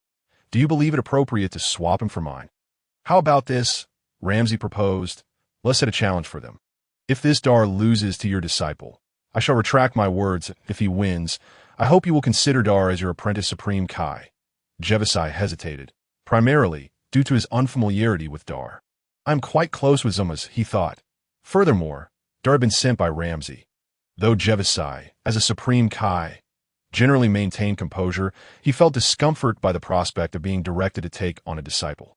Let the competition commence. Feel free to pose your challenges. Zamasu interjected with determination. Very well, Jevisai contemplated, agreeing to the challenge. If Zamasu were to lose to this Dar, it would indeed indicate that Dar was more suited to be the apprentice Supreme Kai. In that case, he could readily introduce Zamasu to Ramsey, paving the way for Zamasu to become an apprentice god of destruction. After all, Vegeta, the apprentice god of destruction, was now deceased. It would be perfectly reasonable to connect his disciple to Ramsey. The Supreme Kai's assessment consists of 3 parts: combat, mindset, and knowledge, Jevisai elucidated. Combat refers to its literal meaning, as the Supreme Kai is a deity tasked with maintaining cosmic peace. While not as powerful as the god of destruction, one must possess a certain level of combat prowess. At the very least, they must not be outmatched by ordinary beings. Vegeta remained silent.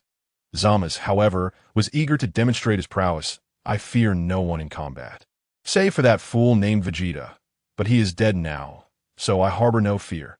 Next, you two will engage in a brief sparring session, ensuring not to endanger each other's lives. The victor will earn a point. Jevisai instructed. Come, Zamasu beckoned to Vegeta. Yet before Zamasu could finish his sentence, Vegeta executed a swift kick from afar. The strike connected squarely with Zamasu's chest, sending him hurtling backward. With a thud, Zamasu crashed to the ground, rolling several times before finally coming to a halt. Once he regained his composure, his head tilted, and he fainted on the spot. Vegeta pointed at his now airborne leg. Bang! It disintegrated into a mist of blood. Vegeta refrained from utilizing destruction, instead opting for the purest form of energy to obliterate his leg. Using destruction would risk exposing his true nature. Clap. Vegeta gently kicked his leg, and a new leg, along with a pair of pants, sprouted forth. It is worth mentioning that Vegeta had also changed his attire for this occasion. Otherwise, it would have been all too easy to associate him with his former self. Indeed, upon his arrival, neither Guavas nor Zamasu recognized him. It would have been surprising if they had. Guavas was utterly taken aback. The difference was staggering. This individual named Dar seemed even more formidable than Vegeta. When did our universe give birth to such a powerful being? Where did Lord Ramsey find him? The previous Vegeta was already impressive, yet this one was even more ferocious. He had the audacity to hurl his leg and knock Zamasu unconscious with it. His leg could regenerate. Did it not hurt? The astonishment in Guavas' eyes was beyond words. Unbelievably strong. Zamasu was considered a significant force among all the Kaioshins, yet he was rendered unconscious in an instant by this individual. Chris, please attend to him, Ramsey instructed Chris.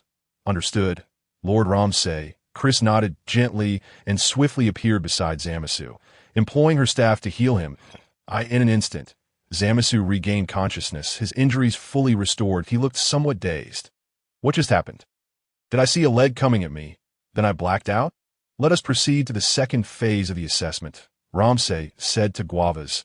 Ahem, very well, Guavas replied with a bitter smile, offering a word of comfort to Zamasu. The Kaioshin is not primarily meant for combat. Rather, it is a refinement of one's mindset and insights. Zamasu fell silent, casting a fearful glance at Vegeta. This fellow Vegeta's brother. I will remember you. Your name is Dar, isn't it? You even throw your leg to attack. How shameless. I have never encountered such a brazen fighting style before. Follow me. Guavas invited Vegeta and the others into a room. Chris and Ramsey trailed behind. Within this chamber floated numerous crystal orbs, each displaying the scenes of various planets. Guavas selected one of the crystal orbs and approached it. This is Barbary Star, Guavas informed Vegeta and Zamasu. You two take a look first, and then I will assess you, Vegeta remarked. I am familiar with this scene that he gazed into the crystal orb where two Barbary beings were locked in combat, each wielding a wooden club. Engaging in a turn-based struggle that IT resembled a turn-based game. You hit me once, then I hit you back. Eventually, one Barbary being fell to the ground, howling in agony, blood spewing from its mouth, clearly on the brink of death. Chapter 77. Successfully elected as an intern Kaioshin. What do you think? Guavas inquired of Vegeta and Zamasu. That's incredibly savage. Zamasu wiped his brow. Vegeta remained silent. This planet has only recently given birth to humanity. And these beings do indeed appear excessively brutal, Guavas acknowledged. What do you think should be done about it? Zamasu's mind began to whirl. What should be done? As a disciple of the god of destruction, the best course of action is to annihilate them, right? Am I not aiming to become a god of destruction? Who wishes to speak first? Guavas asked. That I will. Zamasu responded. Does Mr. Dar agree? Guavas inquired. Sure, let him speak first. Vegeta nodded. That I believe they should be eradicated, Zamasu stated confidently. Eradicated? Guavas was taken aback. Yes, we should eliminate them all, Zamasu declared. Guavas replied, Zamasu, is this how I usually instruct you? Indeed, Ramsay nodded in satisfaction from the side. Zamasu felt a surge of delight. The god of destruction's gaze bore approval, leading him to believe he had taken the right step. And you, Mr. Dar, what is your perspective? Guavas turned to Vegeta once more. To protect them, to quietly guard them, Vegeta replied.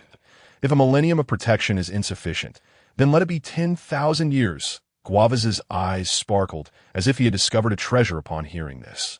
This individual named Dar is quite remarkable. His thoughts align perfectly with mine. Please elaborate further, Mr. Dar. Guavas was practically brimming with excitement. Zamasu, however, wore a disdainful expression. This fool. I have no desire to be elected as a Kaioshin. The god of destruction is right here. I must seize this opportunity to curry favor with him, to earn the god of destruction's admiration, and strive to become his new disciple. If you wish to be a Kaioshin, go ahead. Humanity will eventually establish its own order. They have only just emerged and are in a state of barbarism, which is entirely natural. Vegeta responded calmly, as long as we protect them diligently. I believe that one day they will develop their own civilization and lead this planet towards a better future. Guavas was overjoyed and immediately began to applaud. What Mr. Dar has said is absolutely correct. It aligns perfectly with my own thoughts. Where did Lord Ramsay find such a person? In terms of combat, insight, or perspective, he surpasses Zamasu by several magnitudes. When I taught Zamasu, I never felt such a moment of revelation. Mr. Dar speaks excellently. This is indeed what it means to be a Kaioshin, Chris remarked, nodding in satisfaction, somewhat surprised and pleased. This young fellow, Vegeta, is truly impressive. That I never expected such profound insight from him. That it is hard to believe he is the same reckless little brat from before. It seems as though he has matured overnight. Well, indeed, you have grown. This transformation has turned you into an adult. Guavas, are you satisfied with Dar's performance? Ramsay secretly gave Vegeta a thumbs up. You've done well. Although I had not previously instructed you on the responsibilities of a Kaioshin, I am amazed that you have reached such a level through your own understanding. Satisfied, immensely satisfied. Guavas nodded happily to I in that case. Let Dar become your intern Kaioshin. You have no objections, correct? Ramsay asked. No objections, but I feel a bit reluctant regarding Zamasu. Guavas admitted, considering that Zamasu had spent a significant amount of time alongside him. How about this? I believe Zamasu's mindset is more suitable to become a god of destruction, Guavas suggested with a smile. Let Zamasu become Lord Ramsay's disciple. Zamasu perked up immediately, his expression filled with hope, gazing at Ramsay with starry eyes, radiating a tender longing. Please take me. I am eager to become a god of destruction. Does he think himself worthy? Ramsay scoffed, delivering a dismissive slap from afar. Bang! With a dull thud, Zamasu soared to a great height, arcing through the air before plummeting to the ground below. In midair, Zamasu felt a chill in his heart. After all this, I have failed to become a Kaioshin, and now the god of destruction looks down on me. Puffed. Zamasu crashed into the ground of the Kaioshin realm, leaving only his feet flailing outside in a reflexive manner. Lord Ramsay, Guavas exclaimed in shock. That kind of waste dares to be my disciple. Ramsay huffed. The fact that I did not destroy him on the spot is already a courtesy. Guavas fell silent. Well then, let Zamasu wallow in his own fate. Ramsay concluded. Guavas then asked to him, does Lord Ramsay have a suitable candidate for the position of intern god of destruction? Gervis asked with a bitter smile. After much contemplation, I concluded that it was not yet time for retirement, so whether that scoundrel Vegeta is dead or alive matters little. Why should I take on another disciple? Ramsay chuckled softly. Gervis silently wiped away his sweat. Have you, the god of destruction, begun to play tricks as well? Hey, Mr. Dar, what are you doing? Gervis suddenly noticed Vegeta dragging the unconscious Zamasu towards the restroom, and Lord Ramsay instructed him to eat feces. Vegeta replied. Gervis, whoosh, with a casual toss, Vegeta flung Zamasu into the latrine. Gervis fell silent, vigorously wiping his brow. Ramsay winked at Vegeta. What splendid teamwork. Since Dar has now become your apprentice Kaioshin, it is only fitting that you impart to Vegeta some treasures of the Kaioshin, such as the Patera earrings, the time ring, and the crystal ball, Ramsay remarked to Gervis. Vegeta. Gervis was taken aback. I merely have a bit of nostalgia for him. Do not mind such trivialities, Ramsay hastily added. This is utterly ridiculous. I nearly slipped up in my excitement. Vegeta, you treacherous teammate. Vegeta whispered into Ramsay's ear. Ramsay shot him a furious glare. Who are you calling a pig? Vegeta, your demise was quite tragic. Ramsay wiped away a tear. Gervis remained silent. Chapter 78. Patera earrings, time ring, crystal ball. Just tell me if you think this disciple is suitable or not. Ramsay continued. Lord Ramsay, I find it hard to comprehend how you can swiftly return to reality from such sorrow. Gervis lamented, as a god of destruction. Losing a disciple is hardly a monumental event. Ramsay scoffed. Now, tell me, is he suitable? Suitable, of course, Gervis nodded, but I assent it a bit premature to be giving him the Patera earrings and such. Hand them over. Why are you dawdling? Ramsay, unable to contain himself, seized Gervis by the collar and lifted him up, snatching the Patera earrings from his ears. Gervis, why are you being so forceful? Don't bully my master. Vegeta pretended to rush forward. Get lost, Ramsay said, knocking Vegeta to the ground. Gervis lapsed into silence. Dar is quite loyal. Ramsay is robbing you of earrings, and you still come to my aid that I truly did not misjudge him. I understand now. I shall give them to him. Gervis quickly stated, as he spoke. Gervis produced a crystal ball and handed it to Vegeta, AS for the time ring. Gervis mused, it can only be possessed by a fully fledged Kaioshin. Let's put the time ring aside for now. Ramsay nodded, deciding not to press Gervis further. Presently, Vegeta effortlessly acquired the Patera earrings and a crystal ball. Vegeta retrieved a bottle of mineral water from his storage ring and cleaned the Patera earrings. Gervis, what do you mean by this? After cleaning, Vegeta took out some alcohol for disinfection before adorning the Patera earrings on his own ears. Kes, do I look handsome? Vegeta grinned. Kes, moreover, where should such a large egg be placed? Vegeta shook the crystal ball in his hand and inquired. Surely, I cannot store this crystal ball in the storage ring, can I?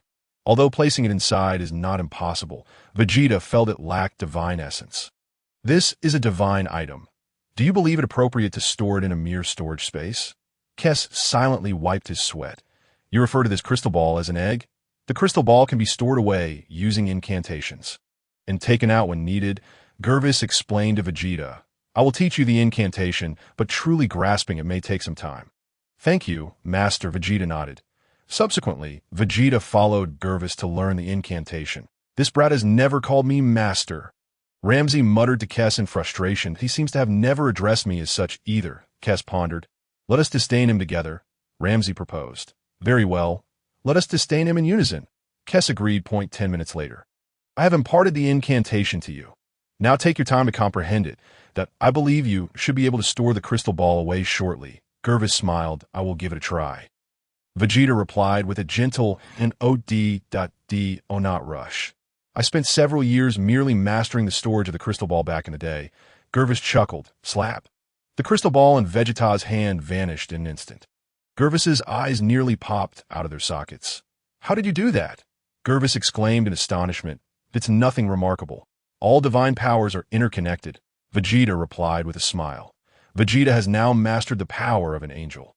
Although the concentration is only at 70, acquiring some special abilities of the Kaioshin is exceedingly easy for him. Vegeta learns almost instantaneously. Gervis was dazed for a good 10 seconds before he finally regained his composure. This fellow is indeed a prodigy. T.O. comprehends so swiftly. Vegeta ignored Gervis and quietly approached Kess. Kess was slightly taken aback. What do you want from me? Vegeta reached into his pants and pulled out the crystal ball. Kess, look, I sent it fun. Vegeta smiled. Kess covered her face, unwilling to speak any further. You only have one. Ramsey chuckled mischievously. Vegeta rolled his eyes, unfazed as he pulled out a small notebook and added a plus sign after 80060. Ramsey craned his neck to see. What are you scheming now? Never mind him. This lad is always so enigmatic. What about instant transmission? Gervis, teach Dar how to learn instant transmission. Ramsey instructed Gervis. Gervis, if you weren't a god of destruction, I would suspect you were here to steal knowledge. Fine, but learning instant transmission will truly require a considerable amount of time. Gervis stated, in a rush. Ramsey was not impatient for the moment. All right, I will now begin teaching Dar instant transmission. Gervis nodded, suddenly recalling something, and asked as for Zamasu, let him continue eating feces. Ramsey swung his elephant trunk. That fellow is no longer significant. After all, he won't die from eating feces. Gervis, what kind of absurd reasoning is that? Gervis displayed a face of helplessness. Yet he did not idle, but promptly began to teach Vegeta instant transmission. This is the instant transmission of the Kaioshin. This time, Vegeta found it decidedly more challenging to learn. Gervis breathed a sigh of relief. I thought you truly were a genius to the extent that you could learn anything at a whim. Gervis observed that Vegeta was struggling with this instant transmission. He was even less adept at it than Zamasu. Now that's more like a normal person. Surely, you must have some areas where you struggle. Gervis felt his heart become much calmer. What is wrong with this lad? Why is it taking him so long to learn instant transmission? Ramsey was somewhat puzzled. Kess rested her chin on her hand, gazing thoughtfully at Vegeta. After a brief silence, it seemed Mr. Vegeta was somewhat resistant to learning instant transmission.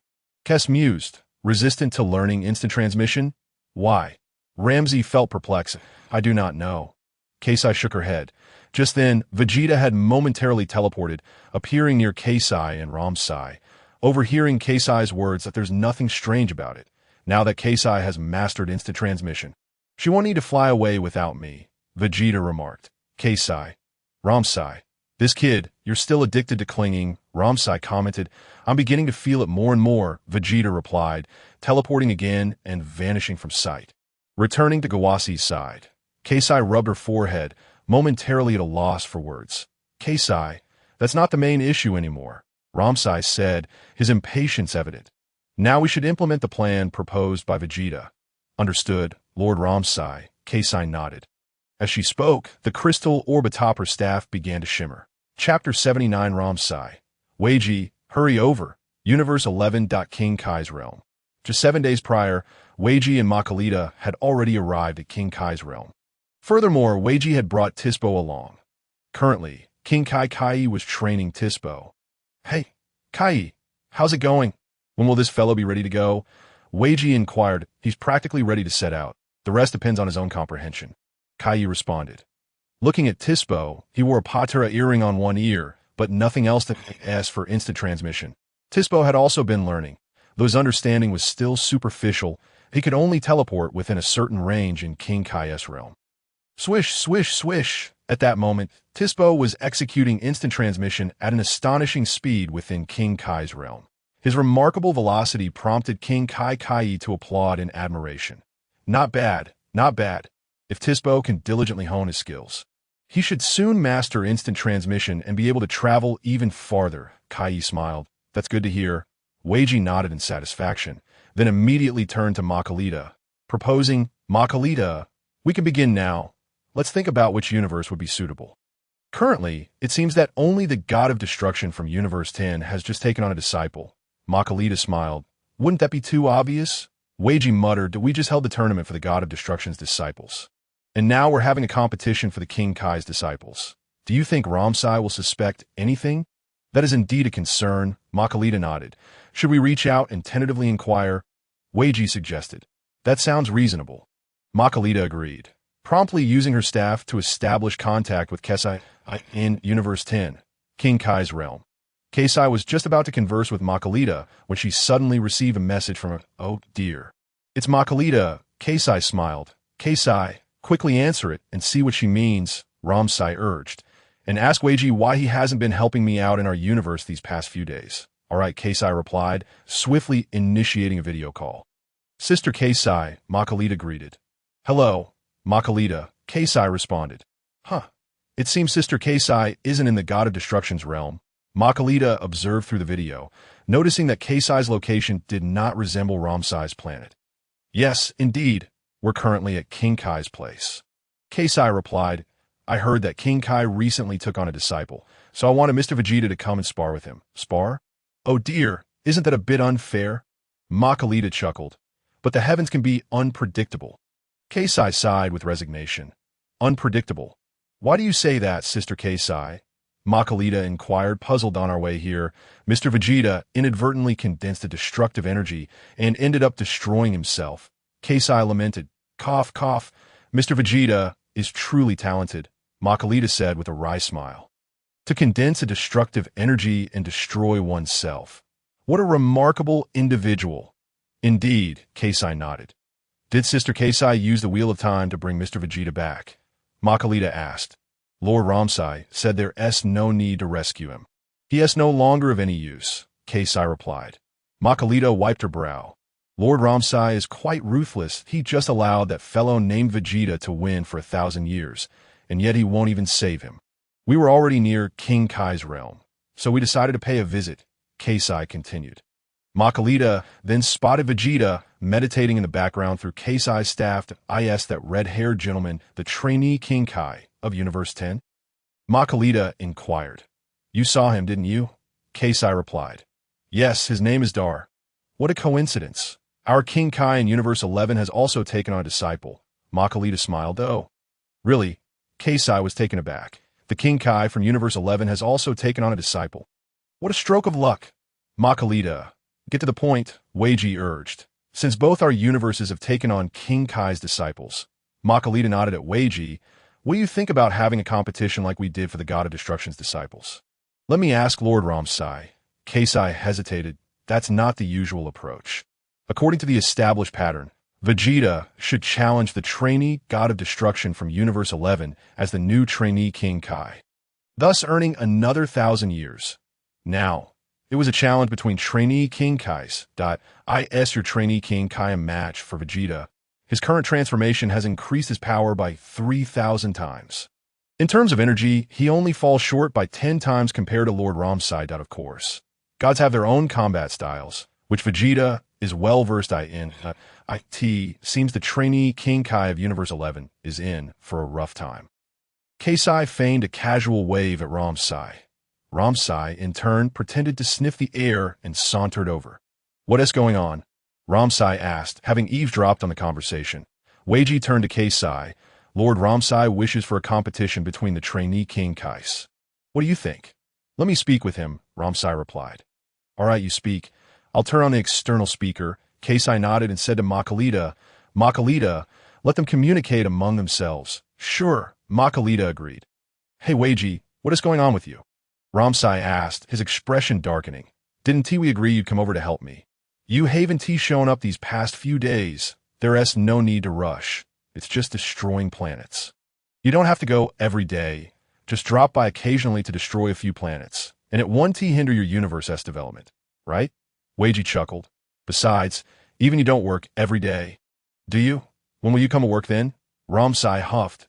I assure you, it won't impede your universe's development. You don't need to worry about when I go, Weiji vowed. Chapter 80 Weiji. Good riddance. Excellent. That is settled then. Ramsai nodded in agreement, then asked, by the way, you mentioned competition? Of course, we must compete. Having you work for me for 1,000 years feels like an immense pressure, Weiji exclaimed. Gritting his teeth, I will win it back. How do you want to play this? Ramsai inquired. The problem is your trainee god of destruction cannot match my trainee god of destruction. Enough with the charade. Wei Mei let out a satisfied hum. Fully aware that the individual known as Vegeta had already perished, his own destructive energy having been his undoing. You believe that? I was merely jesting, Ramusi remarked in a low tone. Then bring him here to meet me, Wei Mei replied, a triumphant smile gracing her features. Alas, you've seen through my ruse. Ramusi gritted his teeth, cursing himself for not having saved him back then. Enough of this. I shan't torment you further. Since your internship as a destroyer is no more, let us engage in a contest between the disciples of the Supreme Kai, Wei Mei proposed with a smirk. How do you intend to compete? Ramusi mused, secretly amused. Just as before, let them battle out, Wei Mei suggested with a smile, one match to determine the victor. How shall we play? Ramusi inquired. You've been defeated by me for a millennium.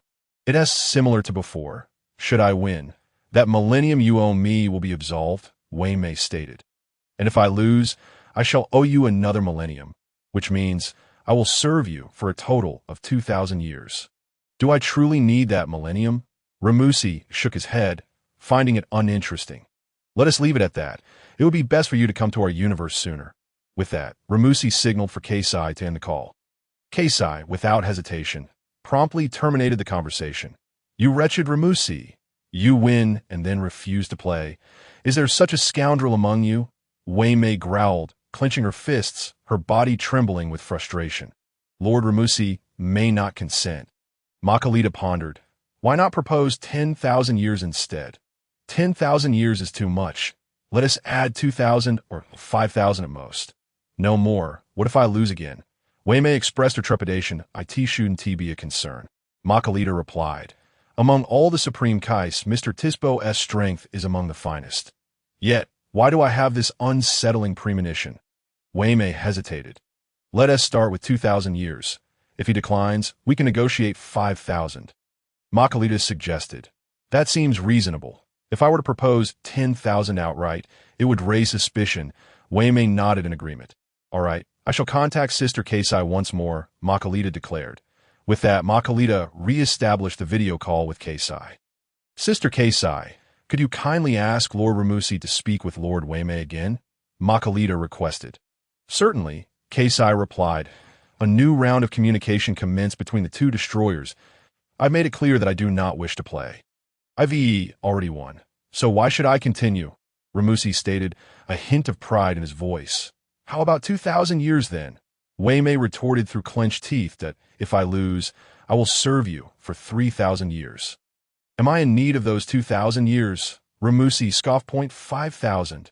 Surely that will suffice.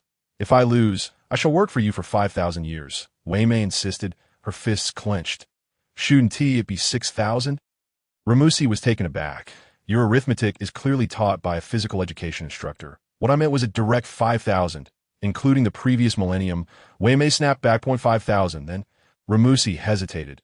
Look, if you win, you gain 5,000 years. If you lose nothing, merely erasing the previous wager, Wei Mei cautiously reminded him.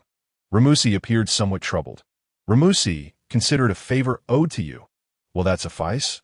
Wei Mei urged once more. Fine, if you're so eager to compete. Then let us proceed. Ramusi begrudgingly nodded, adding, however, my intern Supreme Kai is quite formidable. Perhaps we should reconsider. What a coincidence, my intern Supreme Kai is also quite powerful. Wei Mei laughed heartily. Shall we come to you? Or will you come to us? Ramusi asked. Let us come to you. We'll arrive shortly. Wei Mei sighed with relief, her smile radiant. Finally, he had agreed. The call ended, and Wei Mei solemnly patted Tisbo's shoulder. Tisbo, I hope you won't let me down. Wei Mei expressed. Rest assured, Lord Wei Mei. Tisbo replied with a smile. You are fully aware of my strength. Indeed, your prowess is indeed remarkable among the Supreme Kais. Wei Mei nodded. By the way, I heard that fellow named Vegeta has perished. Tisbo inquired, his curiosity piqued. Indeed, he was destroyed by the very destructive energy he amassed. Wei Mei chuckled. Ha! That fool got what he deserved. Tisbo laughed. Though puzzled, he asked, how could he be undone by his own destructive energy? Perhaps the energy was so immense that he inadvertently ensnared himself within it. Wei Mei speculated, but it matters not. I wish for his demise sooner rather than later. So, when shall we set off, Lord Wei Mei? Tispo inquired, excitement evident in his demeanor. Makalita, please restore Tispo's stamina. We must ensure perfection this time. Wei Mei instructed. Of course, Lord Wei Mei. Makalita nodded, stepping forward to rejuvenate Tispo's energy with her staff. Lord Wei Mei, this seems unnecessary. My stamina has hardly been depleted, Tispo remarked nonchalantly. This time, there can be no room for error. Prepare yourself for battle. Wei Mei admonished sternly. Fear not. I shall effortlessly defeat the intern Supreme Kai of Universe 10. Tispo declared, brimming with confidence. That's all I need to hear, Wei Mei affirmed, turning to Kai. Kai, transport us to the realm of the Supreme Kai of Universe 10. Understood. Lord Wei Mei, Kai agreed without objection. Everyone, please hold on tight. We redeparting immediately. Tispo grasped Kai's hand, while Wei Mei placed her hand on Kai's shoulder. Makalita rested her hand on Kai's other shoulder. Kai Kai. Kai chanted, activating the instant transmission to I in the blink of an eye.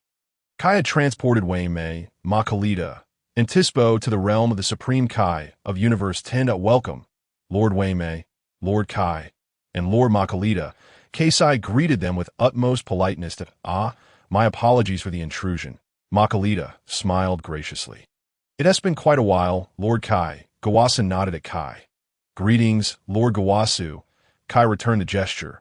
Lord Wei Mei and Lord Makalita. It is a pleasure, Gawasu continued. And to you, Lord Ramusi, I apologize for the disturbance, Kai acknowledged. Enough of these formalities. We'll waste time if we continue this way, Ramusi declared with a wave of his hand, snorting in annoyance. Indeed, let us proceed to something more substantial, Wei Mei concurred, nodding in agreement with Ramusi's sentiment. Meanwhile, Tispo was fixated on the figure of Vegeta across the way.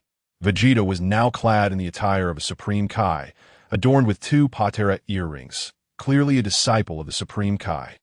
You must be the intern Supreme Kai. Tispo approached him. Indeed, it is a pleasure to make your acquaintance, Vegeta replied courteously. This lad is far more polite than that Vegeta, Tispo chuckled. Wei Mei also regarded Vegeta with a keen eye. Indeed, from his demeanor, it is evident that he possesses more courtesy than that Vegeta. However, why does this intern Supreme Kai keep his hands in his pockets? Is it a peculiar trait of those from Universe 10? Wei Mei gazed at Vegeta once more, scrutinizing him from head to toe, yet remained unable to discern any particular reason for her intrigue. Makalita, too, cast a glance at Vegeta, but chose to remain silent.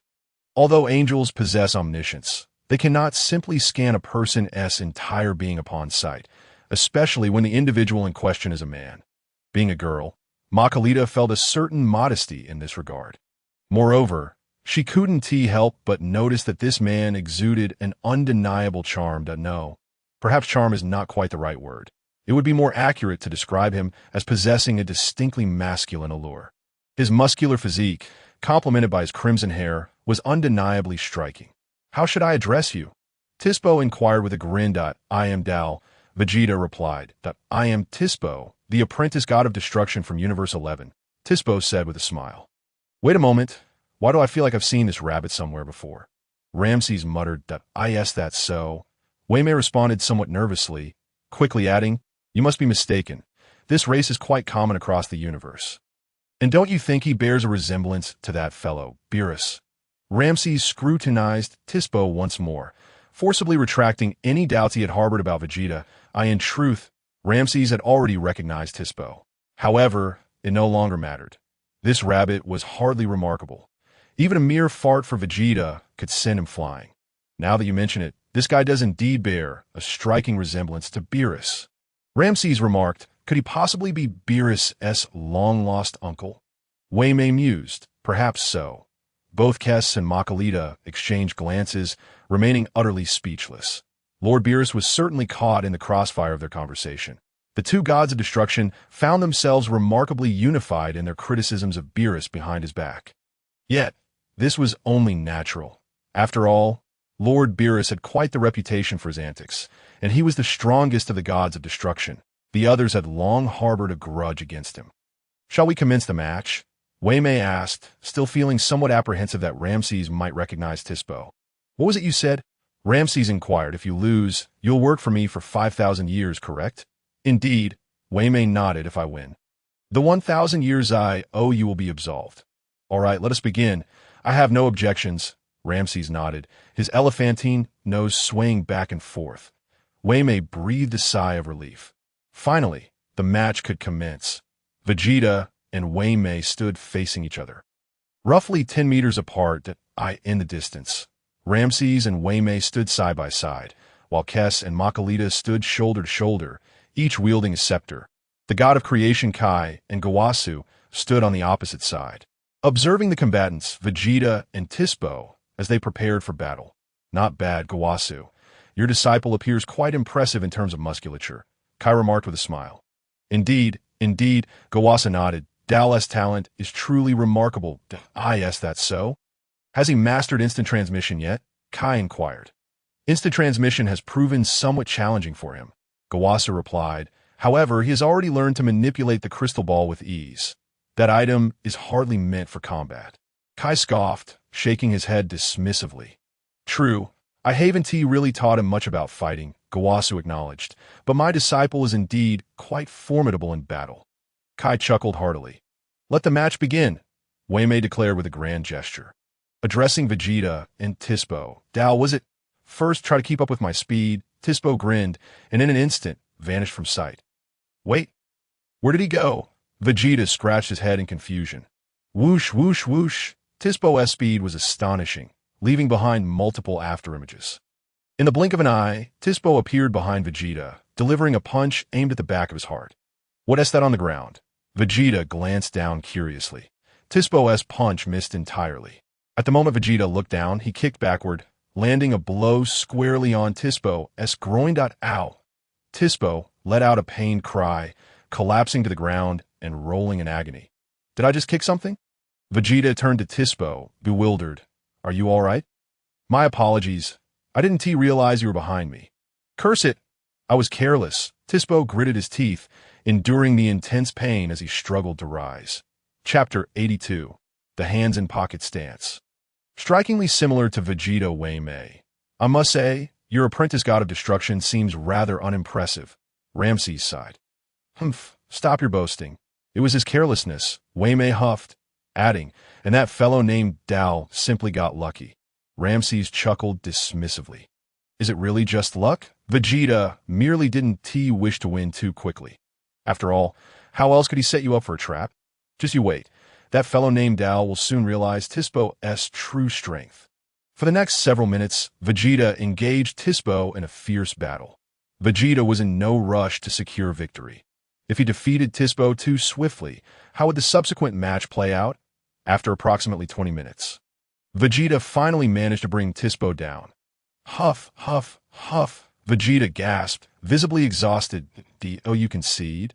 Vegeta, with his hands still in his pockets, placed his foot upon Toppo's face. Toppo gritted his teeth, attempting to rise, with a firm push of his foot. Vegeta slammed Toppo back to the ground. Toppo trembled in anger. "Why do I feel that your hands-in-pocket stance is strikingly similar to that guy named Vegeta?" Ramses mopped his brow, silently observing. "Brother, can we please refrain from putting our hands in our pockets? Are you so eager for everyone to know you're Vegeta?" Ramses covertly glanced at Wei Mei. Fortunately, from Wei Mei's expression, it seemed he remained unaware of Vegeta's true identity. Ha ha ha, this fool. How could he not recognize Vegeta's blatantly obvious stance? "Oh, it appears I didn't recognize it either. I spent 12 years living alongside him." Bam! Vegeta delivered a powerful kick to Toppo, sending him soaring into the sky. Swish! Vegeta swiftly appeared directly above Toppo. Bam! In the next moment, Vegeta landed another kick, sending Toppo crashing down from the sky. Boom! Toppo landed heavily on the ground of the Kaioshin realm, creating a massive crater and sinking deeply into the earth. "What a shame. I didn't expect your apprentice god of destruction to be so skilled," Kai lamented. "Not at all," Gawasu chuckled dryly. "This doesn't seem right. Given Dallas' strength, he should have easily defeated this rabbit. Why has this taken so long? And why is it so strenuous? Although he won, it felt exceedingly difficult. Witnessing Tiso in such a state, Wei Mei's heart sank. 5,000 years, 5,000 years. Ramses laughed heartily, patting Wei Mei on the shoulder. Wei Mei felt as though he wished to perish. What on earth? And what is more, why does this fellow named Dal fight in a manner so reminiscent of that guy named Vegeta? What connection could he possibly have to Vegeta? With an insatiable curiosity, Wei Mei inquired, "Oh, it's nothing of great significance." Lord Ramsay babbled incessantly. Dar is a distant cousin of Vegeta. Previously, Vegeta trained under him for a spell before I took him away. What did you say? Wei Mei exclaimed, momentarily taken aback. Guavas, nearby, was also momentarily stunned, casting a bewildered glance at Ramsay. Wasn't he previously referred to as a brother? How has he now transformed into a distant cousin? What on earth is Lord Ramsay up to? Wei Mei gritted her teeth, realizing the familial connection. However, she genuinely struggled to associate the Vegeta before her with the one from her memories. He appeared entirely different. His aura had shifted, and his voice had matured. In the past, Vegeta was merely at the height of KS's thigh, often looking up at her, admiring the exquisite scenery. From that perspective, the view was rather unique. Now, Vegeta had to look down upon KSI, for after transforming into Super Saiyan 4, he towered over her. Whether gazing down or up, viewing KSI offered a distinct experience. 5,000 years. 5,000 years. Lord Ramsay exclaimed excitedly. Shaking his trunk vigorously, Wei Mei felt a wave of despair wash over her. What am I doing? Why must I endure this?